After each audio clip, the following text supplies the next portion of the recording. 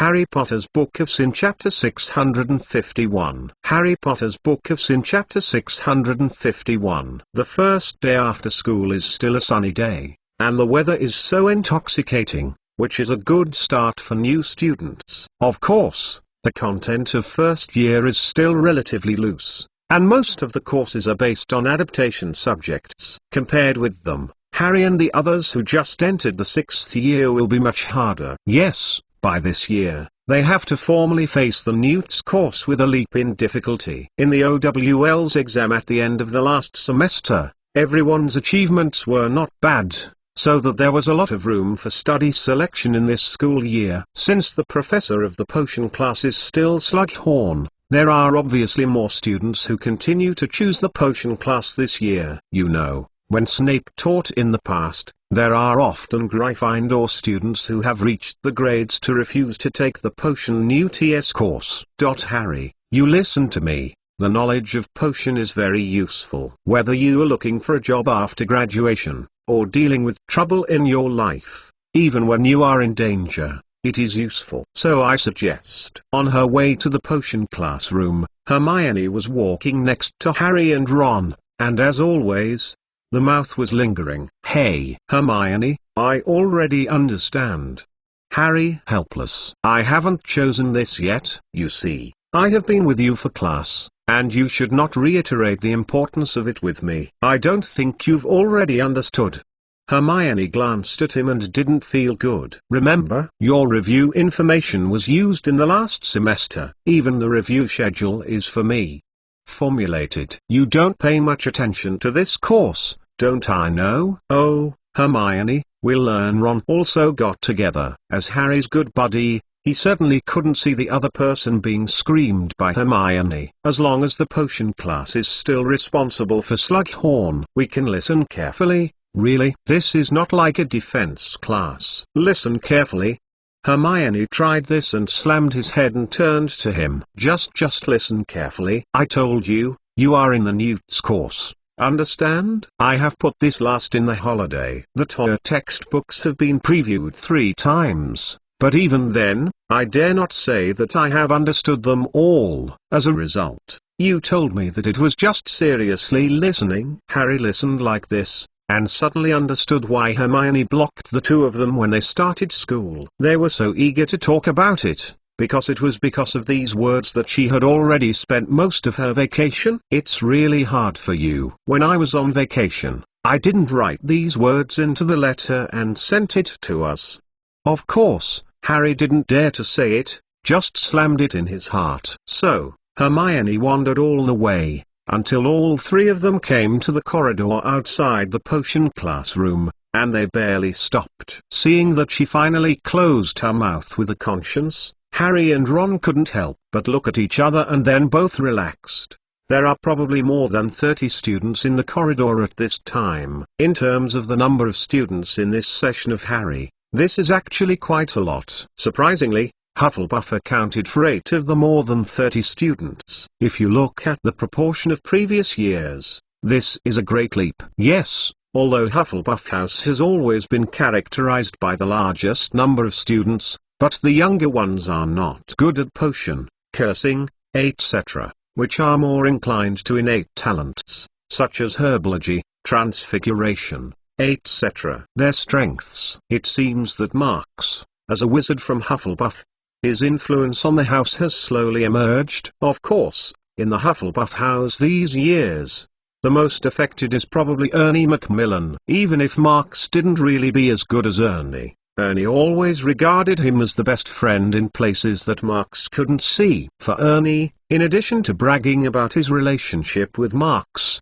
he naturally gave birth to catching up. Although it is known that most of them can't catch up, if you are bragging about it, if you are questioned that his Marks' friend is too poor, it is also a shame. At the moment, Ernie also passed the progress requirements of the training class through his own efforts, and stood here with the students who have also worked hard to learn. Harry, Ron, Hermione, see the young lion trio coming over here, and he voluntarily greeted him. It's really awkward in Snape's class in the morning, isn't it? But I want to say, Even if Snape, really an inferior, got into the classroom and I was not afraid at all. Oh, yes.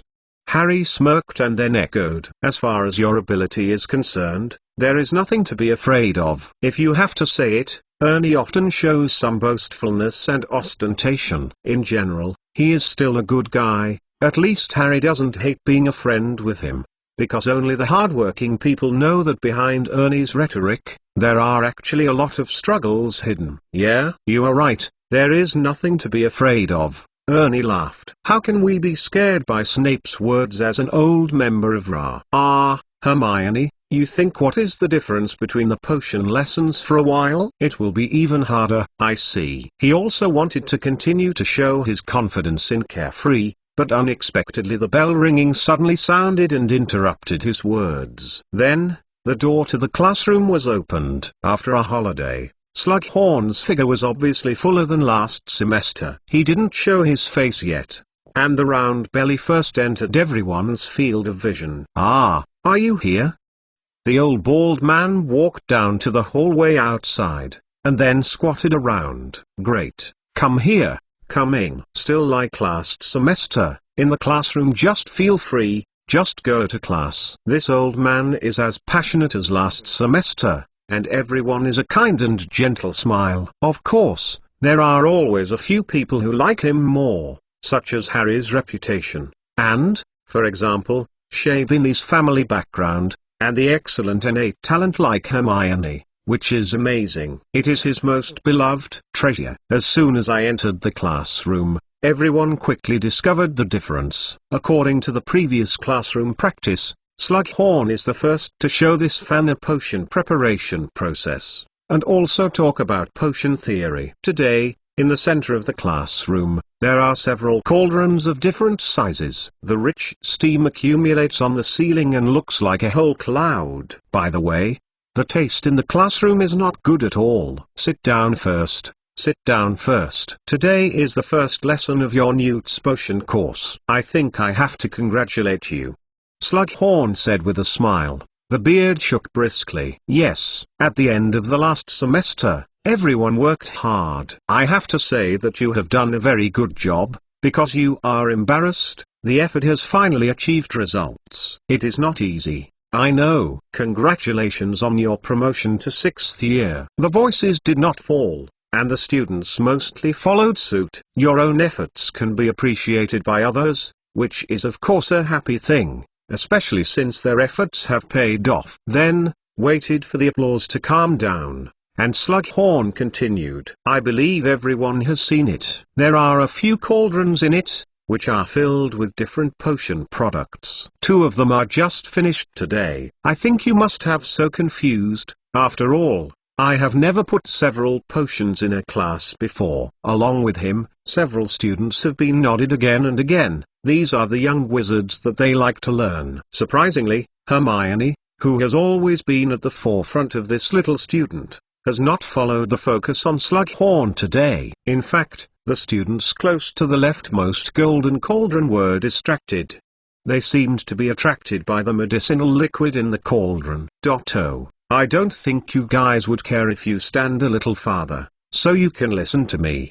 Slughorn smiled and took the first 2 steps, turning the vent on the cauldron cover in the other direction. I know, the smell is wonderful, isn't it? As the aroma was a little farther away, Harry and Hermione and the others, standing nearby, stepped back and felt as if they were sobered up. It was not until now that they noticed that they had almost put their noses on the vents without knowing it. The intoxicated manner caused other students to snicker. Okay, look at what you can't wait for. I'm going to be more direct, old man said. Newt's is a very difficult course, but what's in the future, and therefore it has a very great value. If you can absorb what you have learned into your mind, then they belong to you.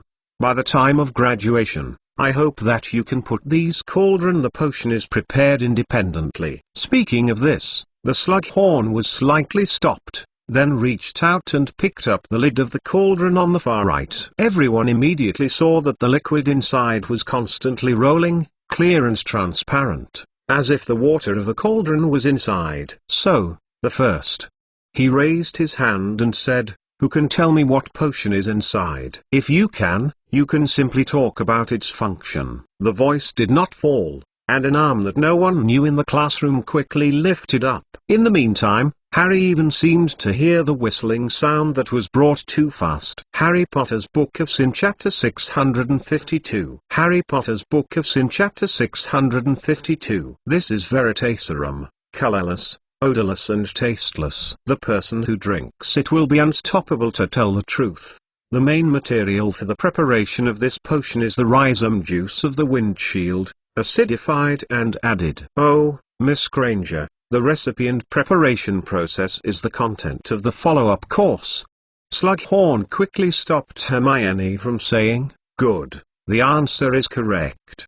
Then, the next cauldron. He hadn't finished. Hermione's arm was lifted again. "Okay, please say." "Polyjuice potion is in this cauldron," Hermione said immediately. "It's more complicated to make. It needs—" "Oh, sorry, Professor. I mean, it allows the drinker to change his appearance, including appearance and size, skin characteristics, etc., to turn the drinker into another person. The recipe is characterized by the need to change a little tissue on the subject, and the entire preparation process often takes a month." "Well, yes, excellent answer."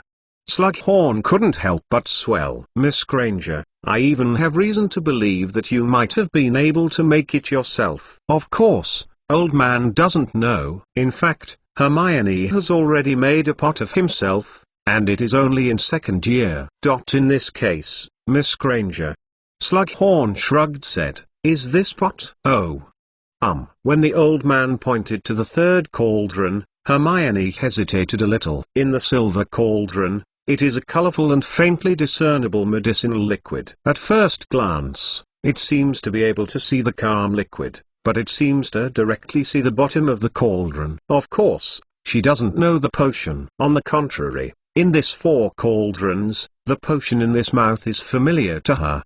This is the invisible potion created by Professor McClone, which allows the drinker to completely hide himself and prevent others from being aware of his existence. Its main material is the wings of the fairy. Having said that, Hermione paused for a moment, and then he continued to say it in confusion. "In addition," she said, "this potion was certified by the International Wizard Federation's Potion Management Office at the beginning of 1992. Its name was published in the international academic journal The Practical Potion Ear and won the Year Silver Award of the Year." "But, Miss Granger, I know you have any questions," Slughorn said with a smile. "Yes, according to the rules of the Wizard Federation, the formula of Xianian potion must be announced after Professor McClone's death.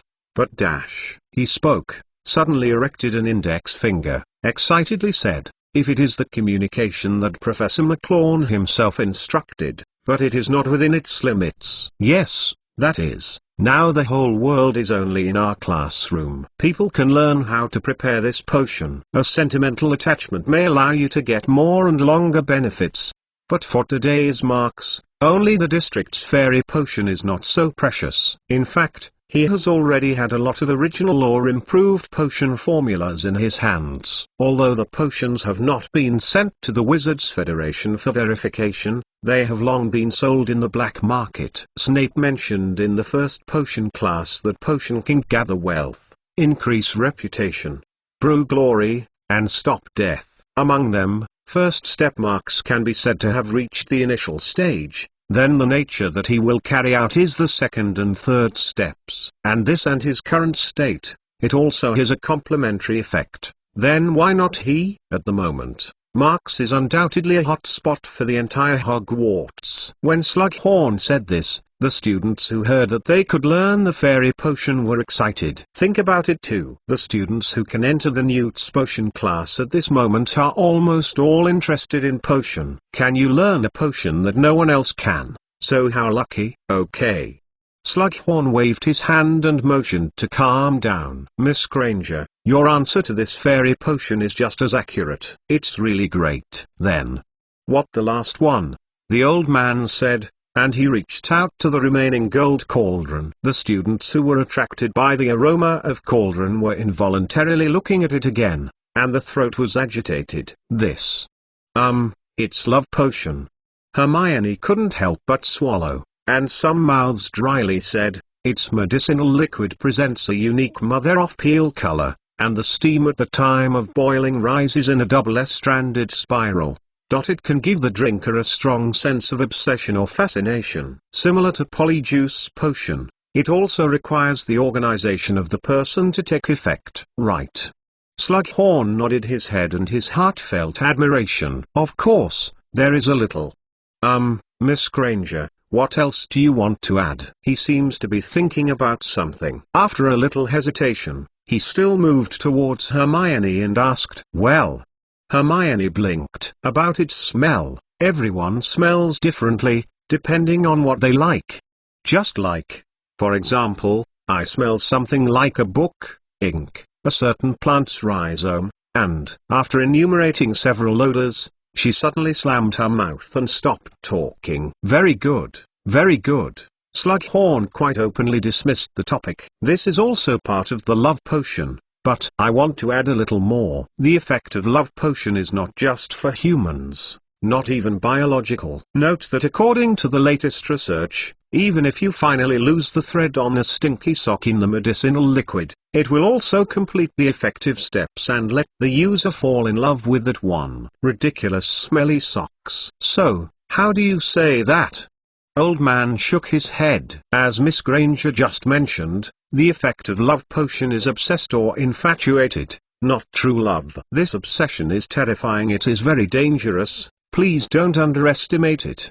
Well, now, Slughorn waved wand and took away all 4 cauldrons. We have to start with the simplest potion in the Newt's course for you. Just those? Still early. Oh, except for Xianian potion. Why? A Ravenclaw student was questioned. Because most of its steps are not complicated, Hermione said casually. Besides the first step of the second phase, that involved a very novel theory, Professor McLawn and Professor Snape worked together. As Hermione said to Harry at first, the Newt's course that 6th year started is really much harder than the past. Not to mention the 4 potions that Slughorn showed at the beginning. Even the simplest kind of potion in the old man's mouth also made students feel great resistance to learning. So in the potion class the next day, the bald old man thought about a good idea to greatly enhance everyone's desire to learn. I believe everyone sees it. Slughorn pointed to the smallest black cauldron on the desk. Maybe Miss Granger can also explain the name and role of this potion? As he spoke, the medicinal liquid in the little cauldron leapt lightly and looked like flowing gold. Although its quantity is very small, no matter whoever looks at it, it will feel extremely satisfying. That's a fortune. Hermione didn't even watch it. She just stood on the side of the small round table on her side and answered. Some people call it lucky potion. The effect is to bring a drink to the drinker. Good luck all day. It's just right. Slughorn satisfactorily said with a smile. Yes, introduce it only needs to say good luck all day. Just take it, you will find that you will be very good no matter what you do. Smooth, sometimes it's like a miracle. As he said, he was paused, but he was warned repeatedly, however, its preparation process is quite complicated, and a little bit of mistake can have terrible consequences. And, please note that it is inherently toxic. Excessive use is strictly forbidden. Moreover, its good fortune seems to come from overdrafts, and when the effects of the drug pass, bad luck will follow. What about bad luck? Harry was obviously very interested in this stuff, and when he heard Slughorn mention the side effects, he immediately asked, yes, bad luck. Slughorn repeated, in fact, our potion has not yet reached an accurate conclusion on this issue. It sometimes starts to appear after the drug has passed. Sometimes, there will be an indefinite period of time. Even those who may affect the people around you, maybe. This side effect is actually raised by Professor McLawn and me during the discussion. Have you taken it? Harry asked. I mean, have you experienced the so-called bad luck?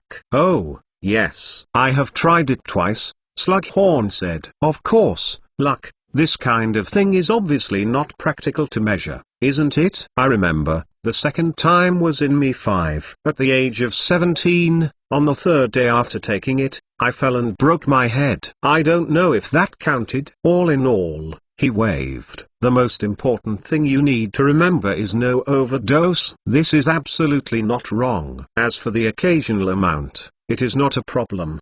At least until now so far, I have not heard that someone has used fulling agent to have problems. So, finally, Slughorn touched the small cauldron and smiled. A fulling agent will be the first prize to make a live hell potion. Harry Potter's Book of Sin Chapter 653. Harry Potter's Book of Sin Chapter 653. In the Hogwarts course, to say that the most new students are looking forward to, it is naturally the Defense Against the Dark Arts class. No matter how popular Marx is in the school, it can't change the reality of the study of ancient runes. The new students want to see Marx's silhouette in class, and they have to wait until third year. Okay. Of course, since Snape took over the defensive class, this widely recognized course has always been in a very awkward psychological position. If someone says that Snape doesn't teach well enough, then the person's evaluation is definitely biased.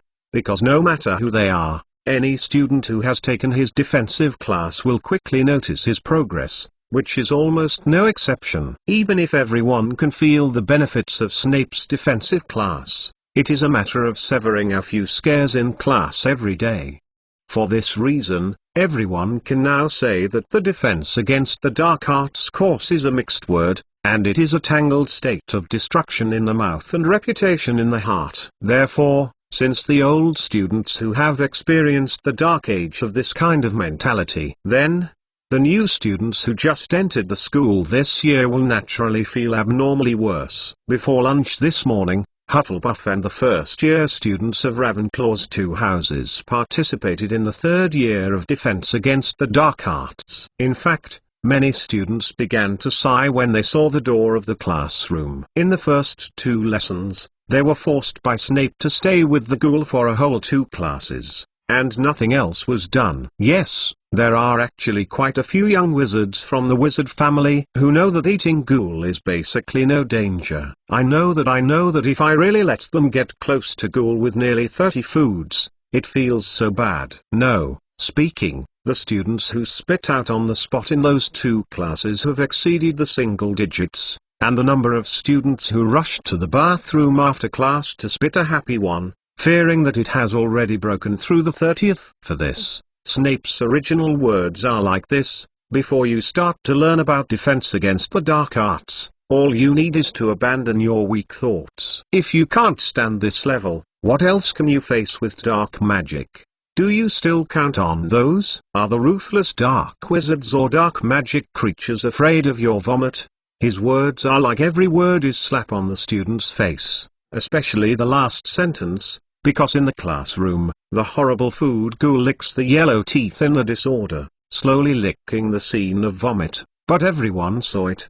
To this end, several young wizards could not help but contribute more steaming food. I really don't know what the old bat really thought. I am really fed up. The words that were spoken in the hallway at the moment are a new partner that Alexander has met in Gryffindor. As for the nickname Old Bat, of course, it was heard from the seniors of Gryffindor. Oh, yeah?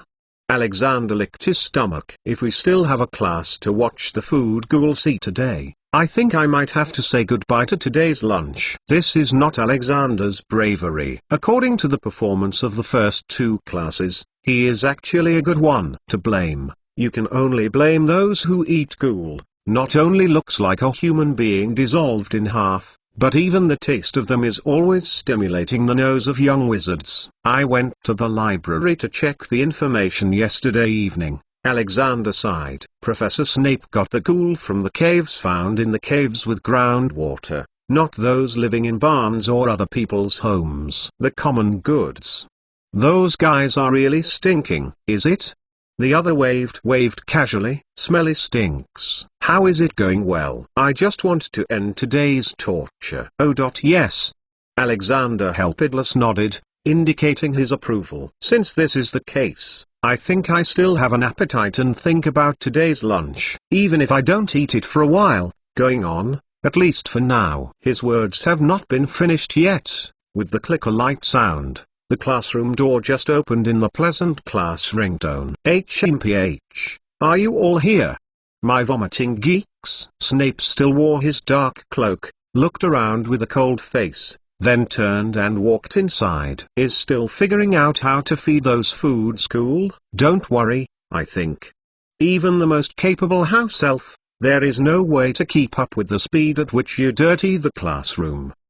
He walked while habitually swaying the road. "Come in, speed up. Are you going to waste your class time in the hallway?" When the young students and the young lions of the new student were careful to enter the classroom, they finally sighed in relief. The horrible food ghoul finally waited for them in the classroom. Of course, in the two houses, only one after another does not change color. Just count the Miss Sarah Hornheim who was assigned to Ravenclaw. Whether it was the first 2 lessons or now, she is the most calm student. Her calm, so that Snape cannot help but a few more eyes in the last lesson. After Snape hurriedly urged them to sit down, the new students of this school year began to be the official lectures of Defense Against the Dark Arts. "First of all, I don't expect you to understand what Defense Against the Dark Arts is, and what is dark magic," he said, "but, at least after the first 2 lessons, you might get a little bit of it.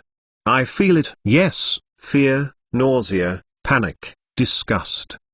Every time Snape utters a word, he will hit the desk of the podium." The voice seems to be directly on the students' hearts. "I don't care about you. It doesn't matter what you have learned. I just want you to understand that when you need to use the knowledge you have learned in this course, what are you going to face first? Is it a terrifying dark wizard? Or is it a cruel dark creature? Or what is a deadly dark magic item?" He whispered and asked himself, and there was no meaning for the students to answer. "No, number. The first thing you have to face is your own fear and cowardice." If Marx is free to attend this class, he will admire Snape's words. As for the personal use of Defense Against the Dark Arts, he does not feel that he can't match Snape today. He can say that he understands and teaches the subject, but he can't match it. This point, compared with what he did in the Ra training, is actually very clear. He promoted for the members, but capabilities and skills, and Snape will teach the students. It is obviously more for the comprehensive thing. "Now, take out the textbook and copy the contents of the first chapter," Snape suddenly said. "Don't lie.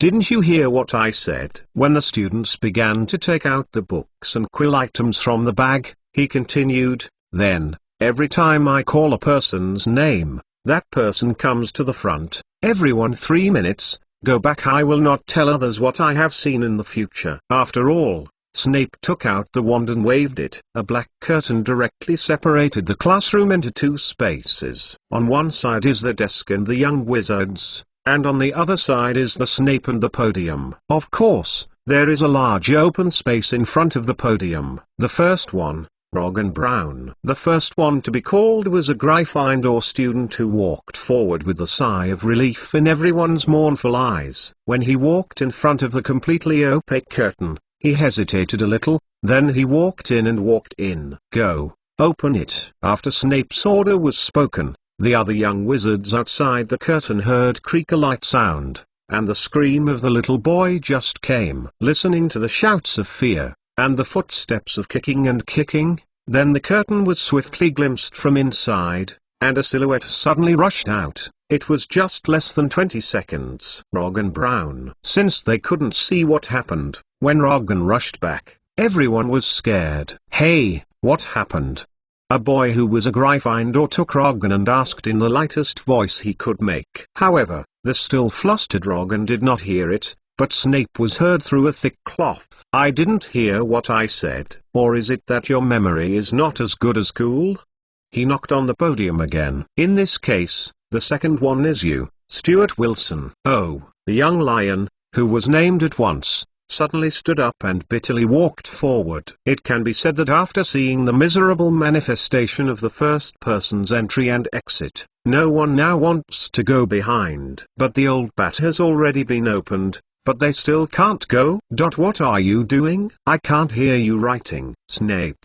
Another sentence suddenly made everyone have to bow their heads and reluctantly copied the contents of the textbook. To be honest, this book that introduces various basic curses and dark magic creatures is actually quite interesting. If you put them in peacetime, they can hold them for a while. But now, Harry Potter's Book of Sin Chapter 654. Harry Potter's Book of Sin Chapter 654. Today, the defense against the dark arts classroom is no longer repeating the vomiting sounds like the last two classes, whether it is retching or really vomiting. Not once. Instead, it was a rustling writing process with a phased cycle, and a loud voice shouting. In fact, since Snape was a professor at the defensive class, this classroom was basically not really peaceful. The young wizards coming out from inside are often complexion pale, gasping for breath, and a pair of deadened dead. Sarah Hornheim. When another student with a sweat on his forehead and his feet fluttered from the front,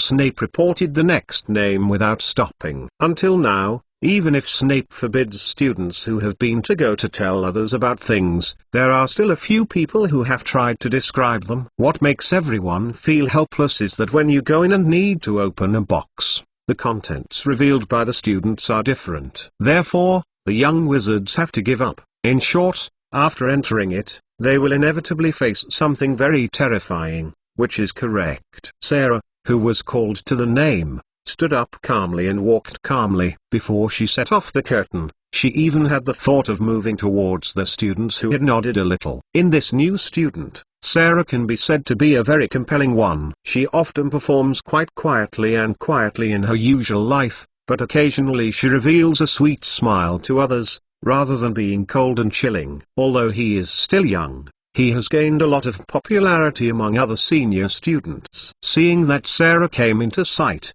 Snape standing behind the podium was still indifferent. He just impatiently waved his hand at the open space on the right side of the podium, where there was a big box that could be stuffed into an adult. At present, the lid of the box is steadily closed, but the box is faintly swayed with some clutter, giving a feeling of what is living inside. Waiting for Sarah to politely toward the podium, and turn to go to the big box, Snape seems to be more casual to see her back. Of course, the background of this female child is known. First of all, the name of Hornheim is rare. Secondly, there is a Hornheim with a face in the global magic circle, which is the one, isn't it? At the end of the last semester, Marx took the siblings and swayed inside and outside the castle for several laps. Even if they were not officially introduced, Snape had already noticed it. In the current school year, the family of the family, who lived in Switzerland and father, who worked in Egypt, came to Hogwarts to go to school. To say that Marx did not go out of France, Snape must be unbelievable. So, what exactly is this little girl attracted to Marx? It is the alchemy family behind it, or the child itself. Snape is somewhat curious. He is thinking about it casually, and Sarah has already stood in front of the box. I saw her slightly stopped, and immediately extended her hands and opened the big lid. It was that moment that made Snape feel amazed by the scene. Just in that box, slowly stood up alone. And this person is exactly the same as Sarah. When Sarah himself saw this self in front of her, her original pouty face suddenly lost most of her blood, and in the eyes flashed a horror. She subconsciously stepped back 2 steps. The reason why Snape felt strange was not because there was a second Sarah in the box, but because he didn't want to understand the reason for this. In fact, he is in a box with a boggart. Lupin had brought it to the classroom of 3rd year as a biological aid, and the effect was quite good. At the time, Snape felt that the act of using Ludel as a dark creature to teach the cracking method was superficial, and he himself would obviously do better than Lupin. From the beginning of the class to the present, Snape feels very good.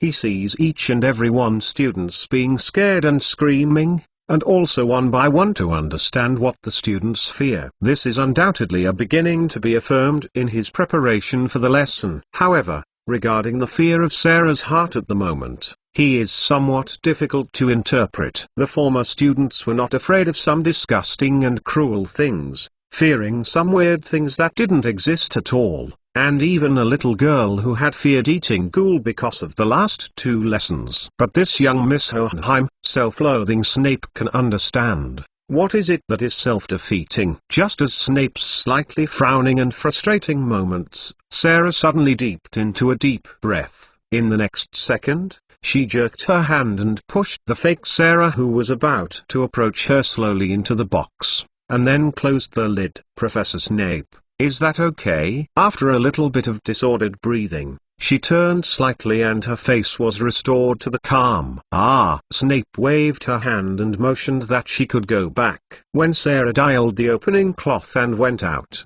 he smashed the box that had already been covered, and at the same time reported the name of the next student. In the classroom, the students also transcribed the texts in the textbooks in their respective rustling places, but the movements that came out behind the cloth were mixed with the boring stuff brought by the copying, which invisibly expanded those who were still waiting for the name. The anxiety of the students. Unconsciously, there are only a few people left on Snape's list. And finally, Alexander Wolf. In a self-seeking and blessed look given by a new friend, Alexander scratched his head and walked straight toward the curtain, and soon disappeared into the gap between the central and the central. Without Snape, he already knew what he should do, because just 10 minutes ago, his friend secretly wrote the whole process on paper and handed it to him. According to his progress on the preparation of textbooks and the performance of those students, he has roughly guessed what he is going to face. Boggart stood in front of the box, and he secretly thought in his heart, there should be nothing wrong, just. Even if you know what the dark creature that is hidden in the box is, it can't be so easy once it's actually dealt with it, especially when they are first exposed to magic. They can't successfully cast spells. What's more, if Boggart would choose to become something to scare him, Alexander is somewhat predictable. Sure enough, when the lid was opened, a crooked, ruined body quickly climbed out of it. For a time, Alexander seemed to have smelled a burnt smell that made him sick. As the body climbed out of the box, the dark red blood spread immediately around his feet, and he even saw the body at a glance. The familiar ring on your finger. This is his mother, the woman who had just died in the explosion. The reality tells Alexander that sometimes even if you know what you will see, you still can't calmly deal with that cruel thing. He couldn't help but bite his teeth, and the breathing slowly became heavy. He wanted to touch his own mother, but he wanted to instinctively retreat. In the end, he just stayed in the same place. Mother. In the dry throat, I gently spit out this touching vocabulary. And at the next moment, Alexander suddenly bent down and squirmed over the empty space next to him. Obviously, the strong and optimistic Alexander that Marx saw during the holidays is still fragile. There is a point that Marx can see very accurately. This Alexander is a sensible child. After witnessing father's demise, he put away his inner sorrow, like Luna's own smile for his father. This is a very rare thought. On the podium, Snape blinked and swung his hand and waved wand. Boggart, who became a corpse, took the blood on the ground and threw it directly back into the box. After the peng-a-light sound, the box was firmly closed. This time, he waited a little hard for a moment, and then put on an impatient gesture, licking the platform of the podium with his knuckles. Supple enough, if you spit enough. Go back to your seat. Alexander didn't care about Snape's urging that he couldn't match the word goodness,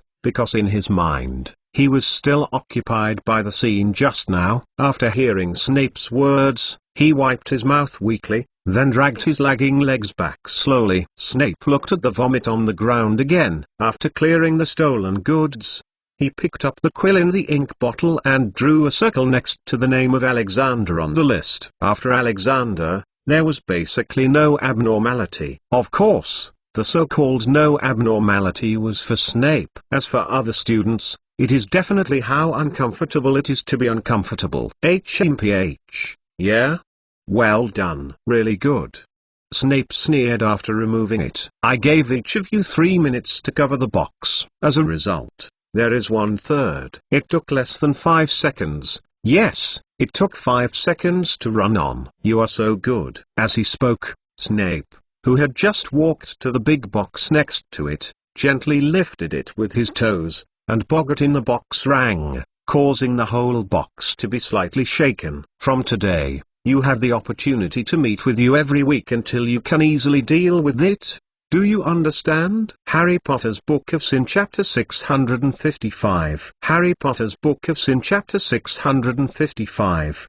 Hey, Slughorn, what the old man thinks, I don't understand at all. The reward for the curriculum, isn't it obvious that you are yours? Hermione, at noon one day after school, in the Gryffindor common room, Ron was holding the book and complaining lazily while watching. And just around the table where he is, Harry and Hermione are doing their own things. There is no real time at the last moment, no one knows what the outcome is. If you work harder, maybe the prize will be yours.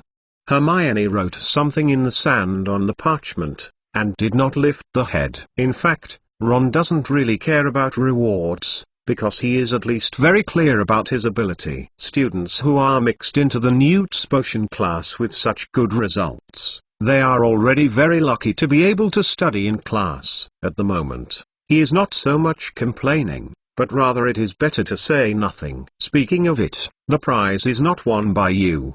Ron turned the book in his hand over the page and said casually, "But really, I really can't understand the bald old man. What do you think? What do you say? The gift to the lady can't be too shabby. The prize is not a potion. Is there anything that is so shabby? Maybe you want to wrap it?" Harry put the notebook on the table together and stretched it out. "I remember when Uncle Vernon sent some small gifts to Aunt Margie, it seems to have said something similar. In short, I have no interest at all." Hermione stopped her pen and shook her feathers as a pen. "Isn't Professor Slughorn mentioned in class? Is there any other side effect besides not being overdosed? Since that is what Marx said, even if there is no basis, I still think it is best not to touch. But after Slughorn said it, I feel like it's quite right." Harry thought to himself. The luck is no way to actually measure it. The side effects of the fulling agent don't exist, and no one can say it. That night, I will not go to the dessert tasting event organized by Professor Slughorn. You will find a reason for me. Hermione turned his head and glanced at him. The prize is also for you. Don't use it yourself. Anyway, I don't need it. I don't want to use it. No, Hermione. Harry, helpless. I think you should take it this time. You didn't go after the test last semester. It's not appropriate to find excuses twice. Hermione opened her mouth and bowed down to the parchment, which was reluctant to say, "Well, I think about it, let's talk after dinner." When it comes to the small event held by Slughorn, it is natural that Marx will not be missed. Yes, he also received the invitation of the old man as he used to, but he was not there when he was there. But it is still unknown, at the moment. In the responsive room, the werewolf statues that were originally placed in the disorder have been unified to the position of the wall, and on the surface of the floor where they were originally, there is a path of secluded blue. Here is where Marx studies the runary and the single rule rune. The room is still dim. This is to eliminate other unwanted line of sight interference. Purely observing the array is so arranged. At the moment, Marx is in this big picture, and his eyes are not blinking for a moment, staring at the small rule rune floating in the center. Around the rotating floating rune, the ice crystal crumbs fluttered and scattered, then slowly disappeared and disappeared. And every time there was a clear beauty. It was so careful and not to miss any momentary gaze that lasted for a few hours, and Marx stood up and twisted his neck a little. He is using his own eyes and the ability to sense magic power to observe both the rule itself and its rune form. Why does the rule rune actually appear in this stroke? What is the special connection between this and the meaning of the rules? If you can understand the connection between the two, his understanding of the cooling rune will probably go further. In this way, you may be able to understand another rule rune that is contrary to it. And even if not, this understanding of other rules rune is certainly very helpful, isn't it? In fact, he has spent a lot of time on this. After a short break, Marx leaned over again and slammed down to the center of the map to cool the rune and continued to study. In fact, he deliberately picked up this afternoon without a magical class day, and planned to ponder it. Even if the time is no longer sufficient for the study of the rule rune, it is like climbing the peak of the peak, and can you calculate it by common sense? In this quietness, time seems to be slow, and it seems to flow quickly, bit by bit, silently dissipating between the fingers. When the light on the table deep in the room suddenly sounded Marx straightened up and slammed his face. Should you eat? I think it's so hungry, he said, suddenly waved his hand. The rule rune disappeared without a trace, and the secluded blue streamers on the floor disappeared without wind. As he walked straight to the door, the werewolf statues that were placed against the wall also floated up, and each fell to its original position, obscuring the rune image of the ground cart. Hey! The threshold of the responsive house was closed and it quickly disappeared into the wall behind Marx. This kind of research is really time-consuming and laborious. As he walked along, he seemed to think of something and stunned his head. It seems like Slughorn's dessert will come tonight. After dinner the research is temporarily postponed. The old man's network is still very useful. In the absence of an urgent crisis, Marx is no longer as rushed as it used to be. The road of magic is long, but life is limited. Under the premise of not being able to do it all at once, it is also very important to know how to enjoy life from time to time. As soon as the meal arrives, the auditorium of Hogwarts will become as lively as usual. Looking at the scene where the teachers and students are gathered together and happy, everyone will feel a warmth in their hearts.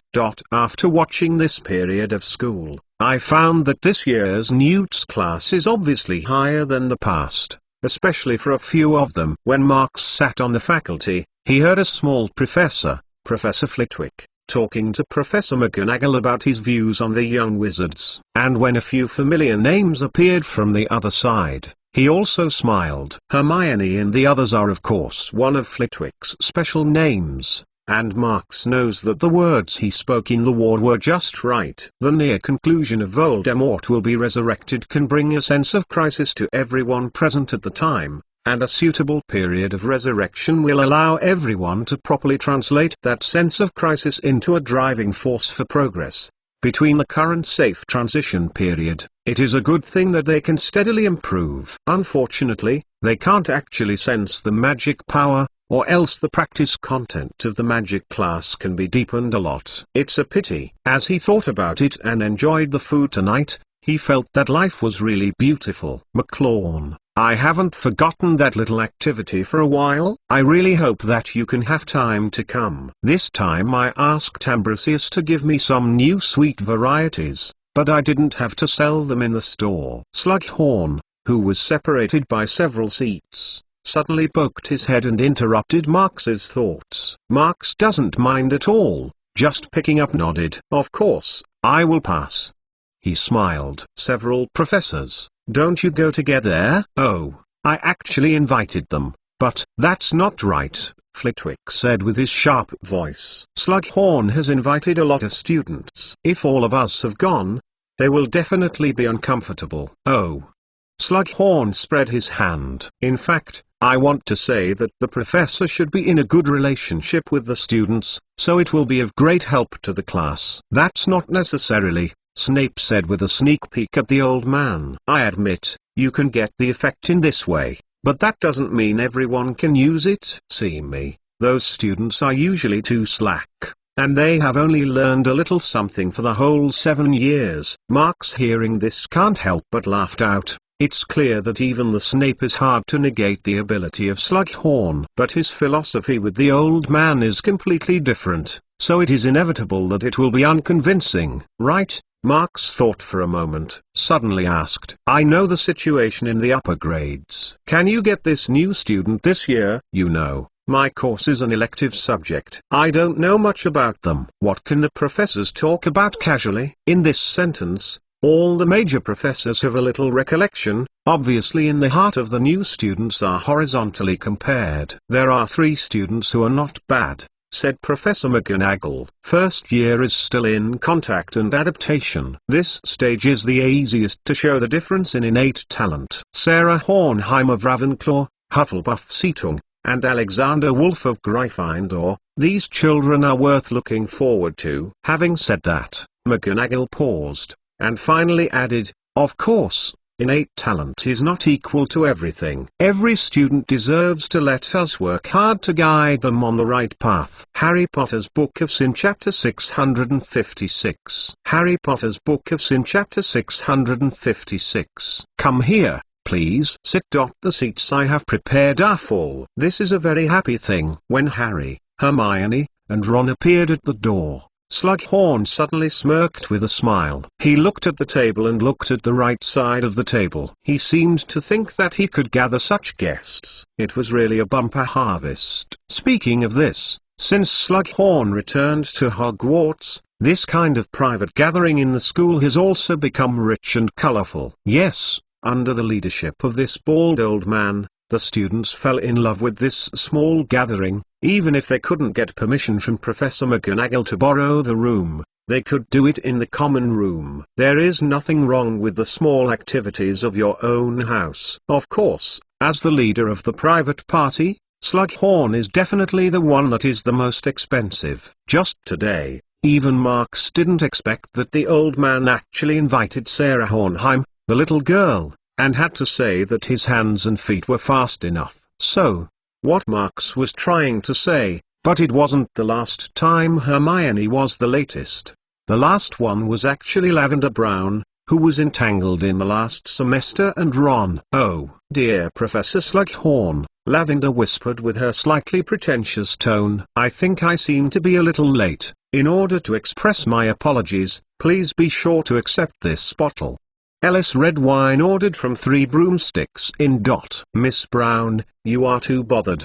Slughorn waved again and again. You are not late, just not right. Come, please come in. As he spoke, he took over the bottle that Lavender handed him. This is really the red wine produced from the village of Ellis, although the price is not expensive.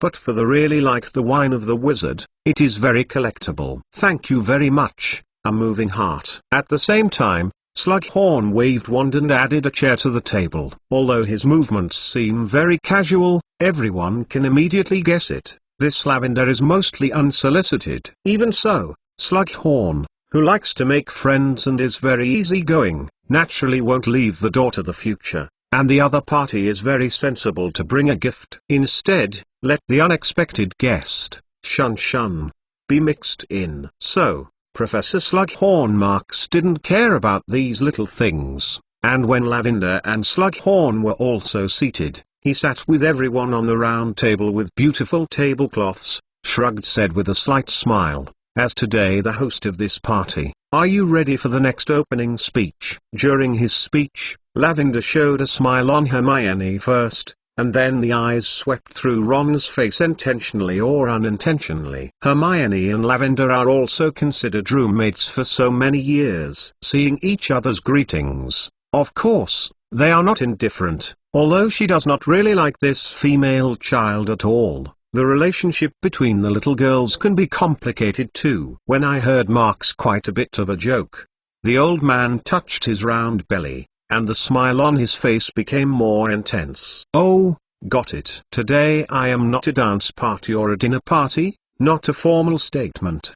He said, I can guarantee that this will be the purest dessert tasting. Let those sweets before the rich flavor filled our belly. I would not let the nonsense take up most of the time. Oh, this sounds great. Marks laughed at he and, like Slughorn, used applause to express his approval of this good idea. There are a few people who can be the, I don't know, every time I count this fat old man, I have the most nonsense. However, most people will not refuse the dessert. Even Hermione, who didn't want to come over, couldn't help but look forward to it. I have to say that this old man may not be very reliable in other aspects, but I have always paid special attention to the details of eating and drinking. If you can like it, then I am even happier. Slughorn said, He really took out the wand and pulled a circle from left to right. Suddenly, a cup of black tea immediately appeared in front of everyone. And then, when he finally pointed to the middle of the round table, a brightly colored cake appeared on the scene. "Mr. Ladies and gentlemen, the first dessert tonight is this." The old man put down the wand and clapped his hands, posing with a satisfied expression. "I think probably I should know. The owner of Honeydukes, Ambrosius Froome. It was my former student, and at this dessert tasting session tonight, most of the desserts were new ideas that I asked for him. Really, I can't find them anywhere." He first showed off his students as usual, which was introduced. "This, called red velvet cake. I listened to Ambrosius and told me that this cake seems to be very famous in Mole world. But I want to say the moles will not have thought that this red velvet cake was originally popular only among the American vampires." As Slughorn said, the wizard from the Mole is familiar with the cake. Of course, even Marx is not very clear about its origins. Hearing that Slughorn said it was from the vampire community, he was a little bit stunned. The white cream and the flaming embryo body contrasted sharply, which made people feel that even if they were told that it was dripping into the blood, they would not feel half divided. "Of course, vampires' desserts we wizard can't eat," Old Man continued. "So, this time Ambrosius and I spent a lot of effort, replacing the real blood with bloody tentacles. Believe me, the taste is sour and sweet. Once you eat it, it is absolutely unforgettable. I think." Marx laughed. "It will also make us more sensitive to all the good feelings, so you will choose to make it the first dessert tonight?" "Oh, you said this little surprise that I hid." Slughorn helpless authentic. "Yes, it is true, the formula of love potion has bloody tentacles. About the characteristics of this material, some of minute courses can be remembered." After that, he gave everyone a cake and tasted it. "I have to say that this red velvet cake with some new patterns is really delicious." With a large amount of blood tentacles, Scarlet Red's cake is placed in the mouth with a smooth cream, and the sweetness with a bit of sourness in the sweetness quickly becomes clearer. Adding the right temperature of black tea is so rushing, the fragrance is full of aftertaste. But after all, everyone has eaten dinner. Even if there seems to be a tempting saying that the dessert is in the second stomach, excessive eating is always bad. Therefore, everyone is only divided into a small piece. However, this excellent taste has once again evoked the appetite of everyone, and soon everyone began to look forward to the second dessert tonight. So after that, as Slughorn changed the desserts of various patterns again and again, and again and again, everyone in the room swept away, and the satisfaction of the people continued to rise. After the past half of the party, at the suggestion of Lavender, the particularly happy Slughorn opened the bottle of red wine she had sent. Of course, except for him, no one wants to share it with him, because Ellis red wine is actually very famous. People who like it can talk about barrels to buy, but people who don't like it, it is never a second drink after drinking a bite. I don't know this Lavender. I know Slughorn, the little-known little hobby. This dessert tasting event lasted for a few minutes before the lights went out. In the second half of the time, everyone enjoyed the delicious food while chatting casually, but most of them were quite comfortable, at least the first few meetings held by the old man. Well, except that Lavender turned to look at Ron a little bit more. Everything is fine. At the end of the day, Slughorn, who was drinking some red cheeks, stood up and laughed and announced that the dessert tasting would end. The big guys also left the seats one by one, and the students rushed back to their bedrooms to go to sleep. Fortunately, tomorrow is a day off, otherwise I am afraid I have to catch up with the homework and go to the early morning. In the corridor at the door, Ron whispered as he walked. "Yeah?"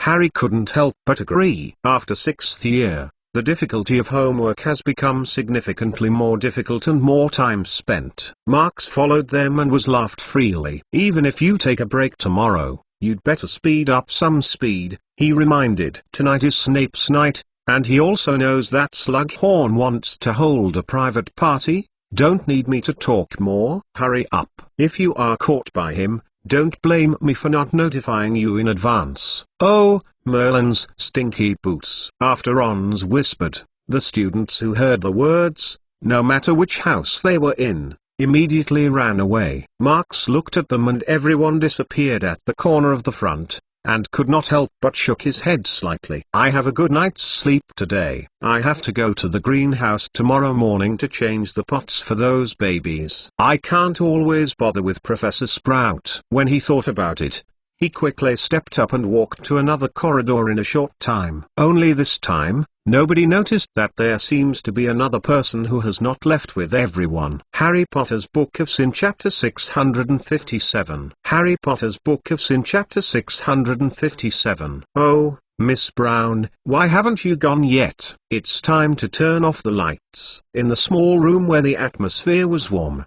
Slughorn was planning to leave things, but when he turned back, he found that there was still a person standing at the door, probably because of the previous drink. His eyes now seemed to be so erratic. Therefore, when he saw the lavender at the door, he squinted and asked slowly, Professor Slughorn, in fact, I have something to do with you. Lavender bowed his head and deliberately showed a dilemma. It's like this. Actually, I want to ask you to give me a bottle. D2 Messence Agent Damper. Are you injured? In any case, Slughorn is a good potions grandmaster after all. Even in a state of drunkenness, he can immediately respond to problems related to his profession. I think you should go to the school hospital. Pomfret will cure you. She has always been very capable. Yes, you are right, but... Lavender took 2 steps forward and twisted and shook his way. Professor, I want to take medicine myself, but Madame Pomfrey will never allow me to do that. I will not give me the potion. Is it on my own medicine? Why? Slughorn wondered. Although there is nothing wrong with sending you a bottle of swelling agent, after all, it's very cheap. I have to say that if you are injured, you have to go to the school hospital to see it, because sometimes you may not find the problem yourself. If it is worse because of the delay in treatment, then it is not good. Well, where did you hurt? When I heard the old man ask this question, Lavender's eyes flashed a bright light. Hey, Professor Slughorn, she said shyly, I am hurt. You. Do you really want to know? Lavender said that he also grabbed his collar subconsciously as if he had felt something inappropriate. This time, even if Slughorn didn't look at it at all, couldn't help but give birth to the illusion that I just looked like I accidentally glanced at it. Oh. Cough cough. Old man cleared his throat, and the original wine is also a little bit of history. Oh, just a bottle of swelling agent, of course, no problem. You come with me. I left my potion box in the office. Thank you. Thank you very much. Lavender quickly complimented. I know you will promise, because you are the most intimate and most amiable professor I have ever seen. Oh, this is really nothing. Slughorn hurried to the door and didn't go back to the ground. Of course, if you haven't been right after using the medicine, you must go to the school hospital. Do you know? Okay, I know. Lavender cleverly complied with her sweet and greasy tone. For a time, the old man's pace was significantly faster. After waiting for the two to arrive at Slughorn's office in tandem, the old man just wanted Lavender to wait at the door, but the latter got together. I haven't been to your office yet. I heard that every professor's office has their own characteristics, Lavender said with curiosity. You don't mind if I go in and have a look? While talking, she also stared at Slughorn with a look of hope, and the old man was deeply puzzled. Of course I don't mind. I mean, if you don't worry about missing the time to turn off the lights. As the Slughorn extended out wand and tapped a little on the doorknob, the office door was immediately opened. And just after he walked into the office, Lavender followed closely. But she saw her seemingly curious about the shackles. The next moment, a box of nearly half of the height of the person was quickly reflected in her eyes. It looks like a mole refrigerator, and it's still upright. Is this your potion box? It looks awesome. Lavender is eager to say, Professor, where is the swelling agent? It's 3 Rudlow from top to bottom. Right on the left-hand side. Slughorn saw it, and had to lift the wand again, and opened the potion box. Light brown potion bottle, did you see it? I have put a label on the bottle. It should be very easy to find. Light brown. Hey, is this? Lavender groaned around, and the old man said it was on the left-hand side, but she was looking around in a hurry, as if looking for something. Just as she heard that Slughorn's footsteps were getting closer and closer, her eyes finally saw a familiar glow. Hey, I think I found it. Lavender picked up the light brown potion bottle with the white label from the three-rugler, and then turned and lifted the right hand to the old man. Is this the case, Professor? Unexpectedly, Slughorn had already walked behind her, which scared her. Fortunately, she was already prepared, and her face was stretched and did not show any difference. Yes, that's right. Old man said, you are right. This is great. Lavender was perfunctory, and the left hand hidden behind it quietly looked into the position just now. Because she had already left her left hand before, so the catch was quite accurate, and the bottle with the red label was directly held in her hand. Professor, although this is what I volunteered for you, but after the desired thing was reached, she opened the mode of pretending again. I can really take it away, right? Of course, Slughorn waved his hand. Don't care too much, just a bottle of swelling agent, that's all. Compared to this, I actually wonder if you will miss the time to turn off the lights. Hey, I'm going to order soon! Exclamation mark. He said, looking back at the wall clock. Lavender took the potion bottle in his left hand into his pocket. This is really regrettable. I want to visit your office too. Well. She pretended to be lame in disappointment. Professor, can I find another time to come over later? No problem, as long as I am. What time is welcome? Old man smiled. I can tell you about some of the students I have taught in the past. I believe you will be interested. That sounds good. Lavender looked around in the office and walked to the door. So, Professor, I went back to the bedroom today. I wish you good night. She went outside and was about to bring Slughorn to the office door, then sneak a sigh of relief, but she heard another voice. Miss Brown, why are you here? Can you give me a reasonable explanation? This time she was completely unprepared, so she was finally scared and trembled. Of course, it is undoubtedly the Snape who is responsible for the inspection after the lights are turned off tonight. As for his cold tone, no one is impressed. Of course, before you explain it, Snape faintly said, Gryffindor deducts 5 points. Just as Lavender was distressed by his bad luck, Harry had already returned to the common room, just because of a small thing, so that the three have not yet have a bedroom to go to sleep. Right now, they are surrounded by a round table, and then the light coming in through the window looks at a gift box placed on the table. The gadgets are packaged very beautifully, and the ribbons are as good as the decorations. It was the gift that Slughorn gave to Hermione at the dessert tasting, said to be a gift, in fact, is the prize that Hermione won. According to Slughorn, he blended falling into a box of chocolates, making it more like a gift to a woman. Unfortunately, whether it is still in the bottle or turned into chocolate as it is now, Hermione is not very interested. Just because of the face of the old man, she still took it down. Harry, don't you think there aren't any side effects? It's yours, Hermione said, pushing the chocolate-wrapped gift box in front of Harry. No,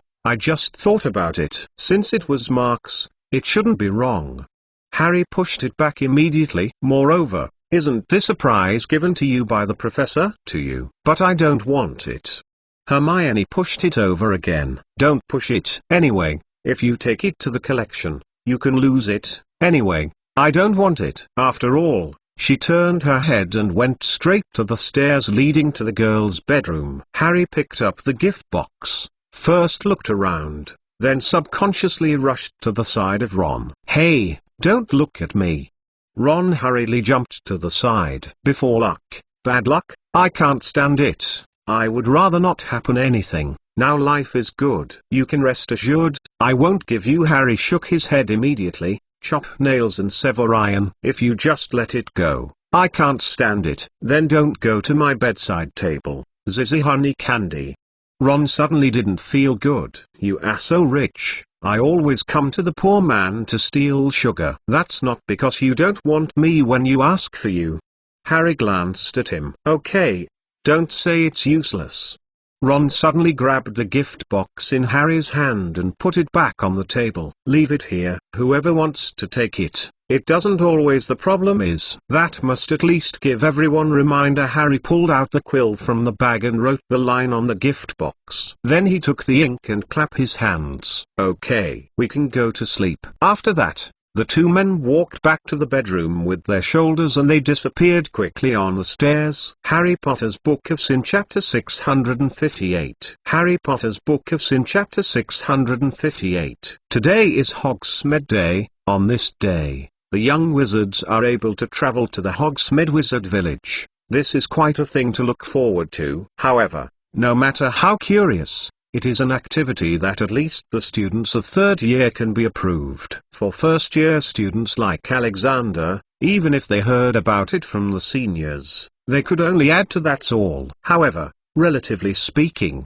the learning burden of second year must be the lightest. In particular, the first-year new students who have just entered Hogwarts are simply more likely to be on vacation every day than the fifth-year and seventh-year students who must face major exams. Of course, Alexander does not think about this. Since Snape included Boggart in the weekly mandatory defense against the dark arts class, everyone has been repeatedly frightened again and again. Boggart will change to the most fearful thing in everyone's mind. And fear of this thing can be easily overcome. Just in the horror of continuous cycling, the young wizards are gradually becoming numb. And whether or not other things can cause panic to them, at least slowly, what they fear most seems to be less terrifying. Yes, everyone has progressed to varying degrees, and the effect can be said to be quite remarkable. Unfortunately, Alexander can't overcome it. Even though he was the first child to realize Snape's intentions, even though he was the first to find out what spell should be used to deal with Boggart's child, he could not use it until now. He knows that Boggart repelling spell, which is much more difficult than the Wand Radiance, can make the object of fear ridiculous, but he can't make a shot on Mother's body. He knows that it is Boggart's most annoying thing to laugh at. But he can't laugh when he sees the miserable appearance of Mother. He knows better that even if everyone's fears are steadily decreasing during the exercise, he repeatedly thinks back to the black arm that was pulled in front of him when he opened his eyes in the square, and the flashing ring. Silver light. The real fear can be overcome casually. Alexander was lying under the shade of the lake, staring at the tiny sun through the cracks in the branches and leaves. And the air was full of earthy fragrance. Even if the smell is fresh, it can't dispel the thick bloody smell that comes from his memory. Alexander gently put out a breath, then turned over and stood up from the grass, slowly along the shore of the lake to the south. That direction was the place where the boat was boarded by the lake when it first came to Hogwarts. Except for the voyage of the new student convention, no one usually goes there, so it is always quiet. But when Alexander walked along the lake for a while, what he seemed to hear in the vagueness could not help but capture the direction of the sound. Not long after, he found that the voice became more and more legible as he continued to move forward, and was accidentally familiar. This voice is intense. After some speculation, his pace has also become faster. And when he bypassed a few big trees and a bushy bush that no one had cleaned up, a silhouette immediately caught his eye. Expelliarmus. That is indeed Inns, the first student he knows, although he hasn't talked much since the two were assigned to different houses, but he still remembers the other way. I can't call the tall figure, the short hair that is dark and inky, and the five senses that are quite well proportioned but accidentally with some arrogance. Of course, there are words that the other side will never be so good, giving Alexander a deep impression. Expelliarmus. It was a powerful swing, a clear spell, but no magic power. Obviously, the other party is practicing the spell, but it has not been successful. Hence, when the other party failed again, Alexander, standing behind a big tree, called out. Inns immediately turned around and frowned and looked over here. Is it you?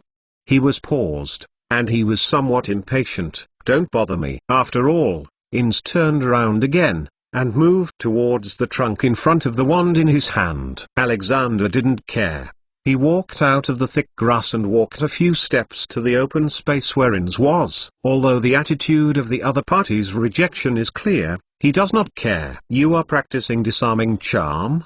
Alexander asked. "Why? Isn't that a spell that second year will learn?" Originally, Alexander did not think that Inns would answer it, as for the character of the other party, not to blame himself for keeping himself away from this neighborhood is already a face. Unexpectedly, although the other party still looked back at him, he still made a specific response. "It seems that you have also previewed it."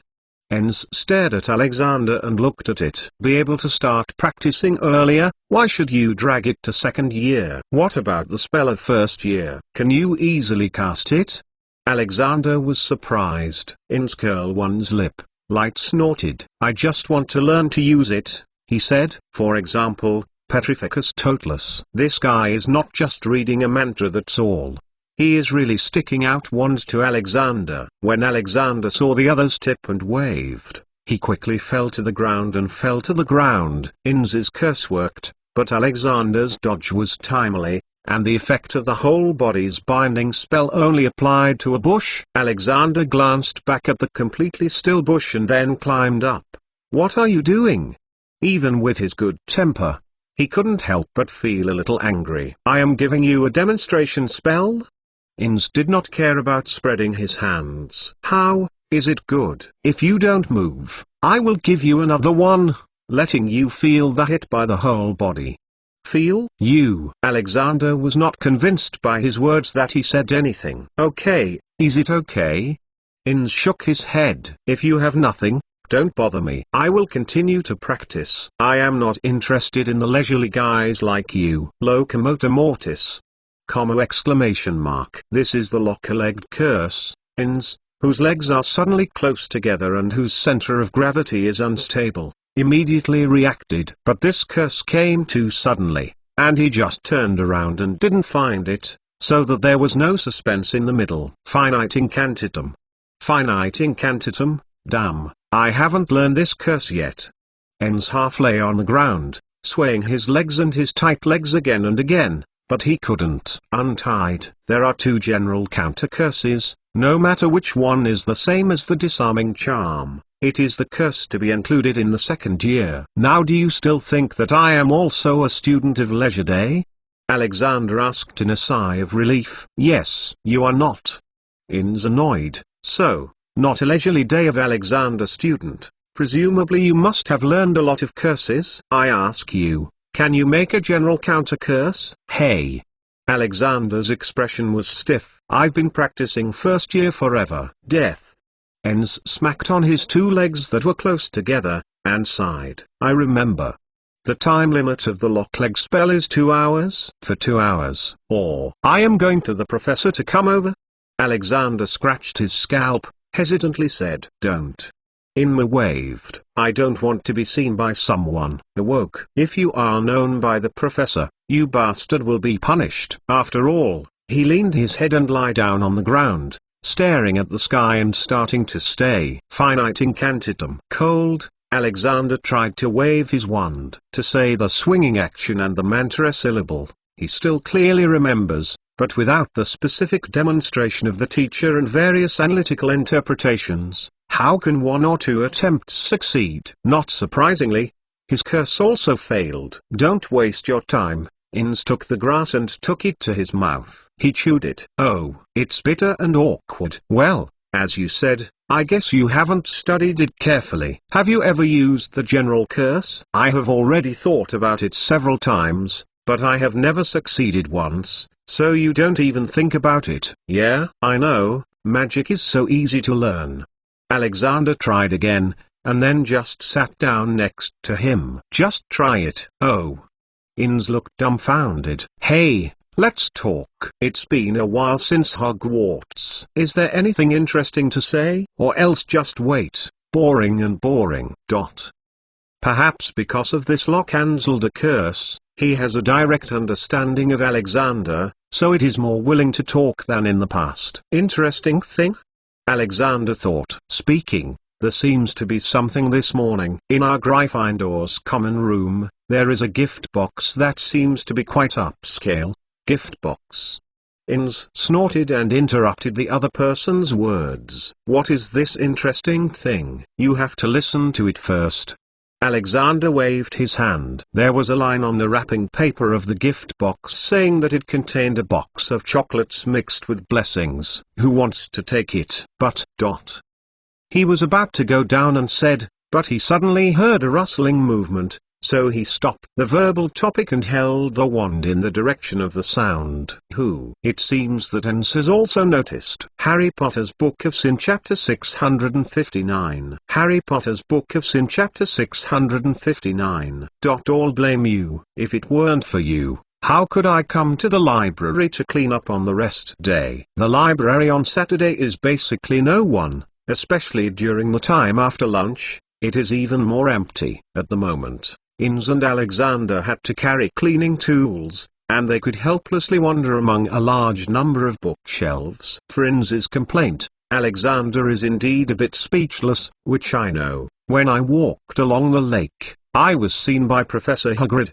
He swept with the broom, and the voice seemed quite weak. Yes, Hagrid suddenly popped up among the trees, and when Hagrid discovered that Ens had a curse, he didn't want to take him to the school hospital. After that, things were simple. When Professor Mcgonagall figured out that things had passed, both of them were thrown into the library to accept the punishment. Just like going to the prize room display room, it is a common punishment to go to the library to clean up the dust. In fact, in addition to 2 serious mistakes, the way to punish is still very easy. For a student, the precious free time of the rest day is so gone through the cleaning, which is a painful thing. Don't do it. After a few sweeps of things, Ens simply throws the broom directly to the ground, and impatiently leans against the window. Alexander, my share will be handed over to you. Hey, Alexander said, not because of your first move. Professor Mcgonagall said that. Hello. I have to get it when I go. Who cares you? Inns curl one's lip. The line of sight sweeps freely on the bookshelf, intends to find a book to see. Just picking up the title of the book, he knows that it should be the bookshelf of potion, and it is the kind of difficult research materials that will be borrowed in the upper grades. As soon as he talked about potion, he suddenly remembered what falling chocolate that Alexander had said in the morning. Fooling agent? What is the role? Ens thought as he pulled the book on the shelf and turned it over. Bartlett suggested that the antidote to the mixed poison is greater than the antidote of each individual ingredient. What are these things? Although he was looking for an analysis of the effects of fooling, he could see his head exploding after reading a few books. Among these books, if they are published in modern times, they are better. At least there is a catalogue. If the age is relatively high, then there are only a variety of manuscripts without typesetting, just to identify those scribbled writings. You can waste a lot of time. After turning over several books, Ens had to smuggle the last magic book in his hand back to the bookshelf, and made up his mind. After killing him, he didn't learn all the theorems, formulas and data. Something is gone. The last one. I can't find it anymore.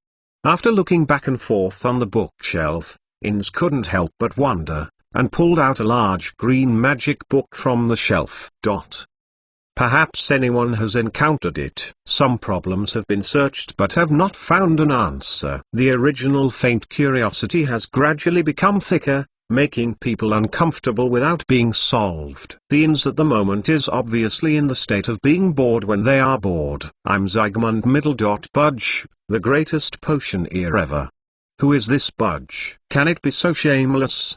Turning on the book, Inns saw the first sentence in the preface. Oh. There is a record of blessings here.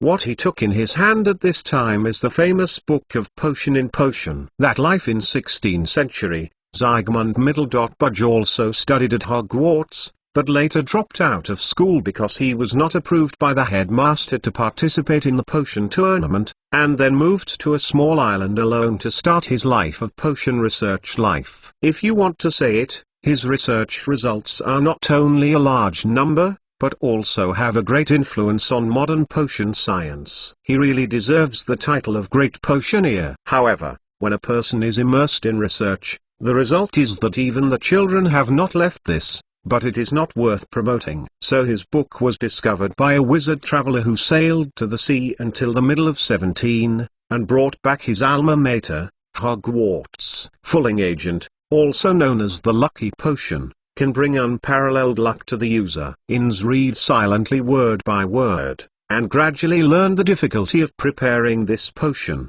and its value is high. When he thinks about the box of chocolates that Alexander said, "Who wants to take it?" he couldn't help but feel itchy. "Alexander, come over. Hurry." He turned his head and waved at the other side. "Don't you say that there is a box of chocolates in your house's common room? Who took it?" "No." Alexander, who was lazy next to him, "What's wrong? You want?" "But I listened to Senior. They said that it seems to have any side effects." "Let's come over and see this." Inns shook his thick book in his hand. "There is no side effect on this. And it takes half a year to refine the potion. Tsk. If there is a blessing, the magic spells of second year and even third year will be practiced. I think it's okay." Alexander squinted and glanced at him, and then he waved his hand. "Those things that are unclear, who knows which Senior is doing a prank? Even if it is for you. You dare eat?" "I have no way to eat it first," he said with a smile. "But let others try it first." "Hey!" Alexander immediately stared wide-eyed. "Remind you, I don't want to eat." "Not you." Inns curl one's lips said. "You know, I still deceive you." "You can help me first. I have a good idea." He walked to the side of Alexander and was trying to whisper a small plan he had just figured out, but he unexpectedly heard a footstep in the direction of the library door. "Someone is coming, take the broom quickly."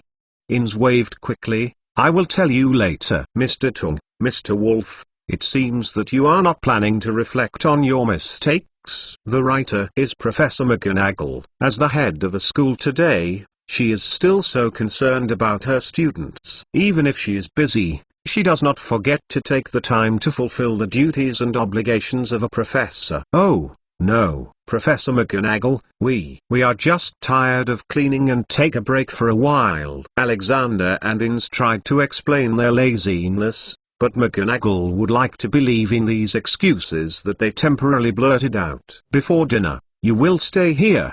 Professor Mcgonagall walked straight here, sternly. "When your Professor McClawn was a student, he was punished from me for violating the rules. I still remember that he had a correct statement to accept punishment, to give other students the right idea."